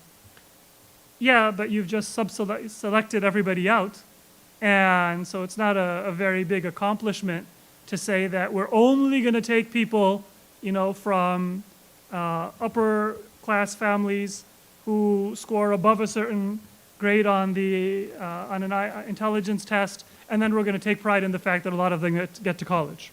Right? That's not really as much of a service as you think it is, because even if you didn't do anything, they would have still probably had pretty good educational and life outcomes anyway. So what are some solutions? And this is just a list. The main point I want to make is that sometimes it seems, because of all of these types of problems, that the solutions, they need to be institutional and they need to be global. But the biggest influence that most of us can make, all of us in fact can make, is live the kind of life that represents and manifests the values that you want to see within your community. It doesn't matter what frustrations you see in the politics and in the institution. There are some masjids that are kind of holding the fort in a small town without a very vibrant Muslim community. And then there are other centers that are in cities with a lot of cultural connections to parts of the Muslim world. They have different dynamics. They have very different vulnerabilities. And sometimes it feels for a lot of people like the centers are too filled with inertia and maybe personality clashes for change to be there. But the biggest thing that you and I can do is let me represent the kind of change that I want to see, again, generationally. So if there is a center that's not welcoming to, let's say, new Muslims, or that is not welcoming to people outside of a certain ethnic group, well, if I'm a member of that majority ethnic group, maybe I need to come more often. And I need to be that one person. The institution might not be welcoming, the management may not be welcoming, but this is not a solution, but it can make it a lot more comfortable for one person who doesn't speak the language to know that I'm there, I'm asking about them, I'm kind of maybe ensuring that they don't get treated the wrong way, or if they need a translation or some support, I provide it. So that's the most relevant thing. The overarching consideration is my frame of mind needs to be that when I come to the masjid, I am a contributor and not a consumer. I should never ask that question, that what's in it for me, or what am I getting? But rather, what am I building? What is it that our community needs? And then we'll find that framework changes our ability to affect change. And the final few points that I will make, if we do have influence in the center sometimes, especially if you're a sponsor, for example, or you're just a community member, you might feel like, I don't have the ability to change. Well, maybe you have to be a little bit creative. I'm not speaking to a board member, a secretary, a president. That would be a separate conversation. But if you're just a member, maybe you can't change the center, but you could encourage there to be a joint program. So let's say after Eid al-Fitr, you say that, I'd like to sponsor, I'd like to contribute, but can we do this one? We have our own salat. If you can do a joint salat with those centers, great. But if you can't, why don't we have a fair or a picnic and combine? And then if one center has a weakness, another center may be strong in that area. And they might complement each other, and it might bring about a little bit of change. And that's something that I can do sometimes, even if I don't have any authority or I'm not a fiduciary of the organization. And the final point that I would like to make is that, remember, religion should be viewed in comprehensive terms. That earlier objection that some people make, I'm not that religious, chances are they are. It's just that we've defined religion to be salat, and so they think that because they're artistic, or because they're more interested in politics, or because they're more interested maybe in some other kind of activity, that that's not really religious. What keeps the health of your physical body, athletics, and I only got the tail end of the discussion on the environment and microplastics because my flight came in at that time, but that's part of religion. It's not something that is tangential. Art and beauty, in Allah Jamil, that is part of religion. And so if we define religion comprehensively, what we will find is that those people who might be seen by religious people as being a little bit weaker in their faith and might see themselves as not being very religious actually can be religious. But that requires us to change how we view religion and then, of course, how we view our institutions. So I think I will leave it at that. I was not able to abbreviate my remarks as much as I wished. I apologize for that. Assalamu alaikum wa rahmatullahi wa barakatuh.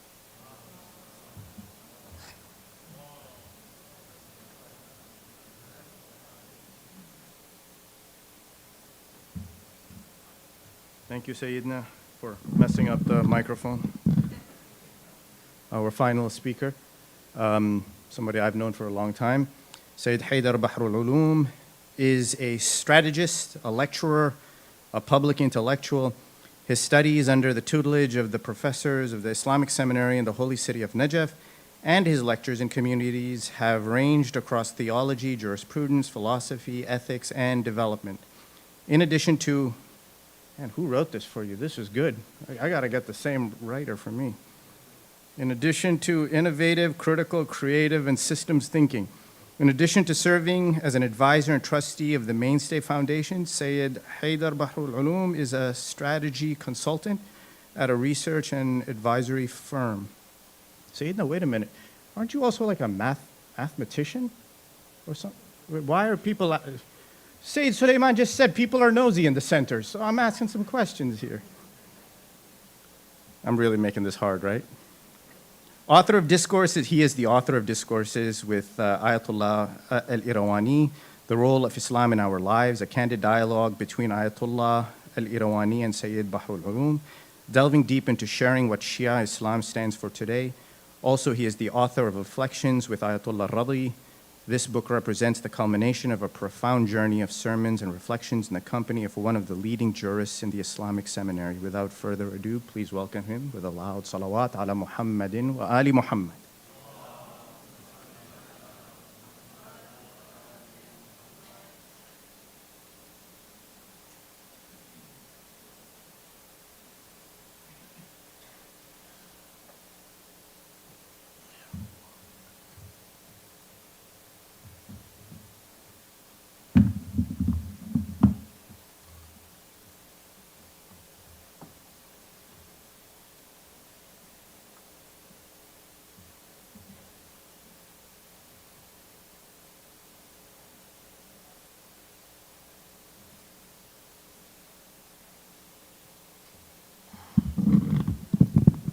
Slides working?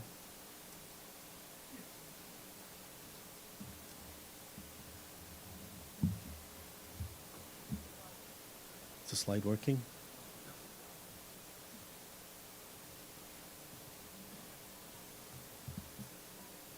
بسم الله الرحمن الرحيم الحمد لله رب العالمين الحمد لله نحمده ونستعينه ونستغفره ونستهديه ونعوذ بالله من شرور أنفسنا ومن سيئات أعمالنا من يهد الله فلا مضل له ومن يضلل فلا هادي له والصلاة والسلام على حبيب قلوبنا وشفيع ذنوبنا أبي القاسم محمد وعلى آل بيته الطيبين الطاهرين.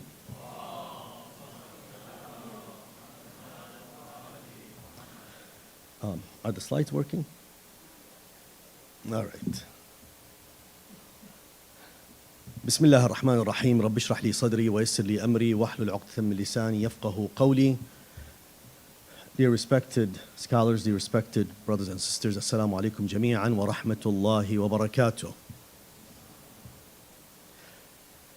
The Arabs say al-i'jazu fil-ijaz, miraculousness and brevity. So I'm going to try to be as brief as possible. I know it's the end of the day. It's been extremely useful and beneficial. So let me just jump into the topic. The title of the presentation is The Architecture of a Global Community, a Critical Inquiry into the Seminary Community Relationship in the Global Shia. In a global Shia context, and in shaping long-term resilience.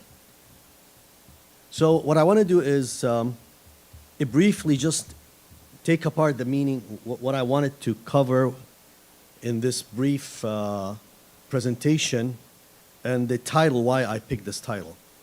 An architecture here, it symbolizes the intentional, organized, structured relationship and networks within Shia communities globally, and emphasizes how the various elements, various networks that we have here, how they work together and strategically and deliberately organize together.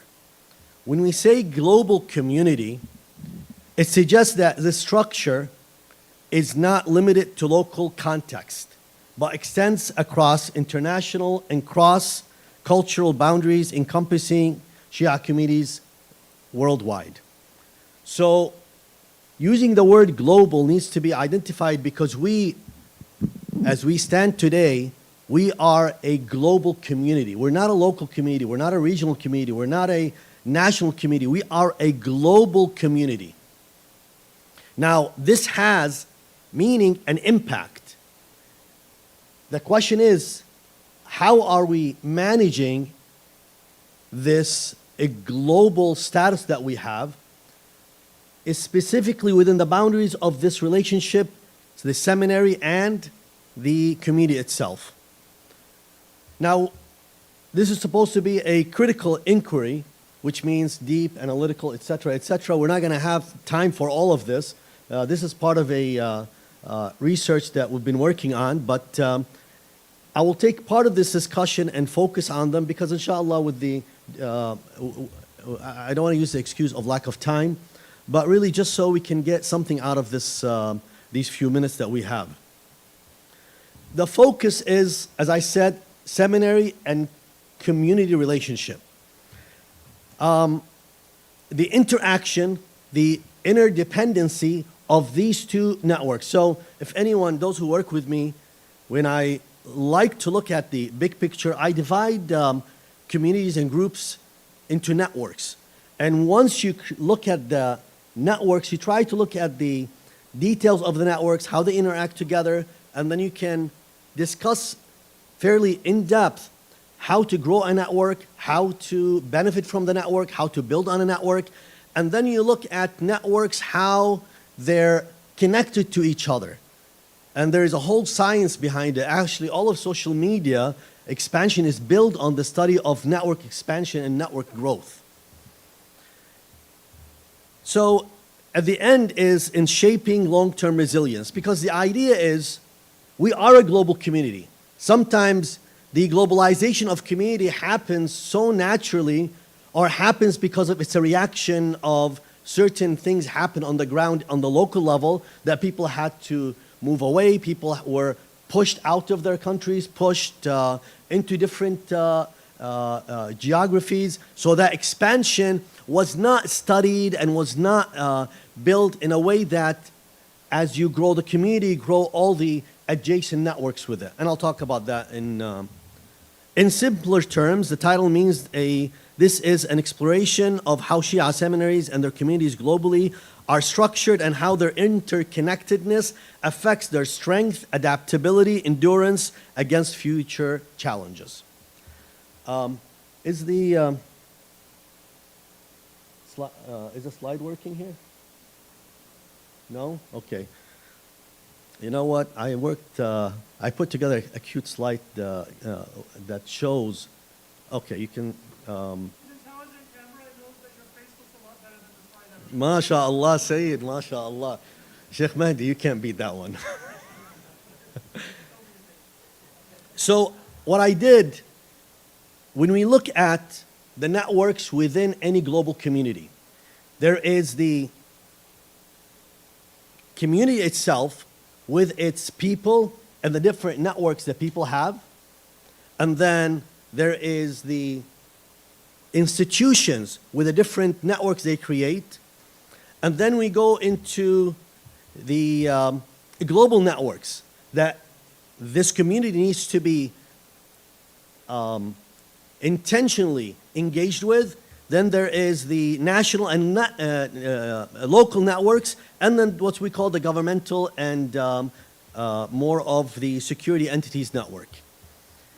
When you look at all these networks collectively, as a global community, we need to interact for us to grow and survive. For example, when we look at the community networks within the people part, we have the professionals, we have the network of local resident scholars, lecturers and reciters, community influencers and social figures, subject matter experts. We have the academics, the youth leaders, women leaders, the elders, the senior members. We have the cultural figures, we have the activists, the advocates, we have the volunteers. All these, it create different networks within a community on the people level. On the institutional level, within any Shia community, you'll find, for example, there's the mosques and Husseyniyat. There are the think tank institutions, the advocacy organization, the charity organizations, the professional organizations, the youth organizations, the health organizations, the media organizations, the business and economic development organizations, and the interfaith and dialogue organizations. So many of these organizations, collectively, a community within any geographic region requires and needs them to work together for this community to thrive. If you have one focus in one area and a weakness in the other, you will see an imbalance in the growth of the community. Now, when we look at the network of the Islamic seminary itself, within the Islamic seminary itself, we have what we call Maraj' al-Taqlid, the grand jurist. We have their offices as an institution within that community. We have what we call the SME, the subject matter experts, as the highest Ahl al-Khibra, as the highest practicing teachers within the advanced studies within the Hawza. And you have the larger groups and networks of scholars who are teaching in the Hawza, and then you have the students within their different levels. Each one of these groups create a network. How they interact with each other has an impact. Amongst themselves, how Maraj' al-Taqlid impact the SMEs, the subject matter experts within the advanced studies in the Hawza, how these interact with their students, how the students interact with the office of the Maraj', how they interact with the other. So there is an entire architecture within each network that will impact the growth of each network with one another, and from the outside and inside. So for us, we look at ourselves in the community, and when we go back, for example, to the seminaries and we try to explore, we try to see that relationship, the impact of one of these networks on the other. Now, obviously, and let me jump, when we talk about all of this, at the end of the day, as a community, I am driven in my decision making based on my faith-based community. I'm driven through a framework to decide when, on any decision to decide is through a process, because I am obligated through that faith-based address. So we look at the, when we as Shia Muslims want to decide something, there's a framework we have, there's a filter. First, we look at anything through the theological lens, then the jurisprudential lens, we see if this matches our theology or not. Then we go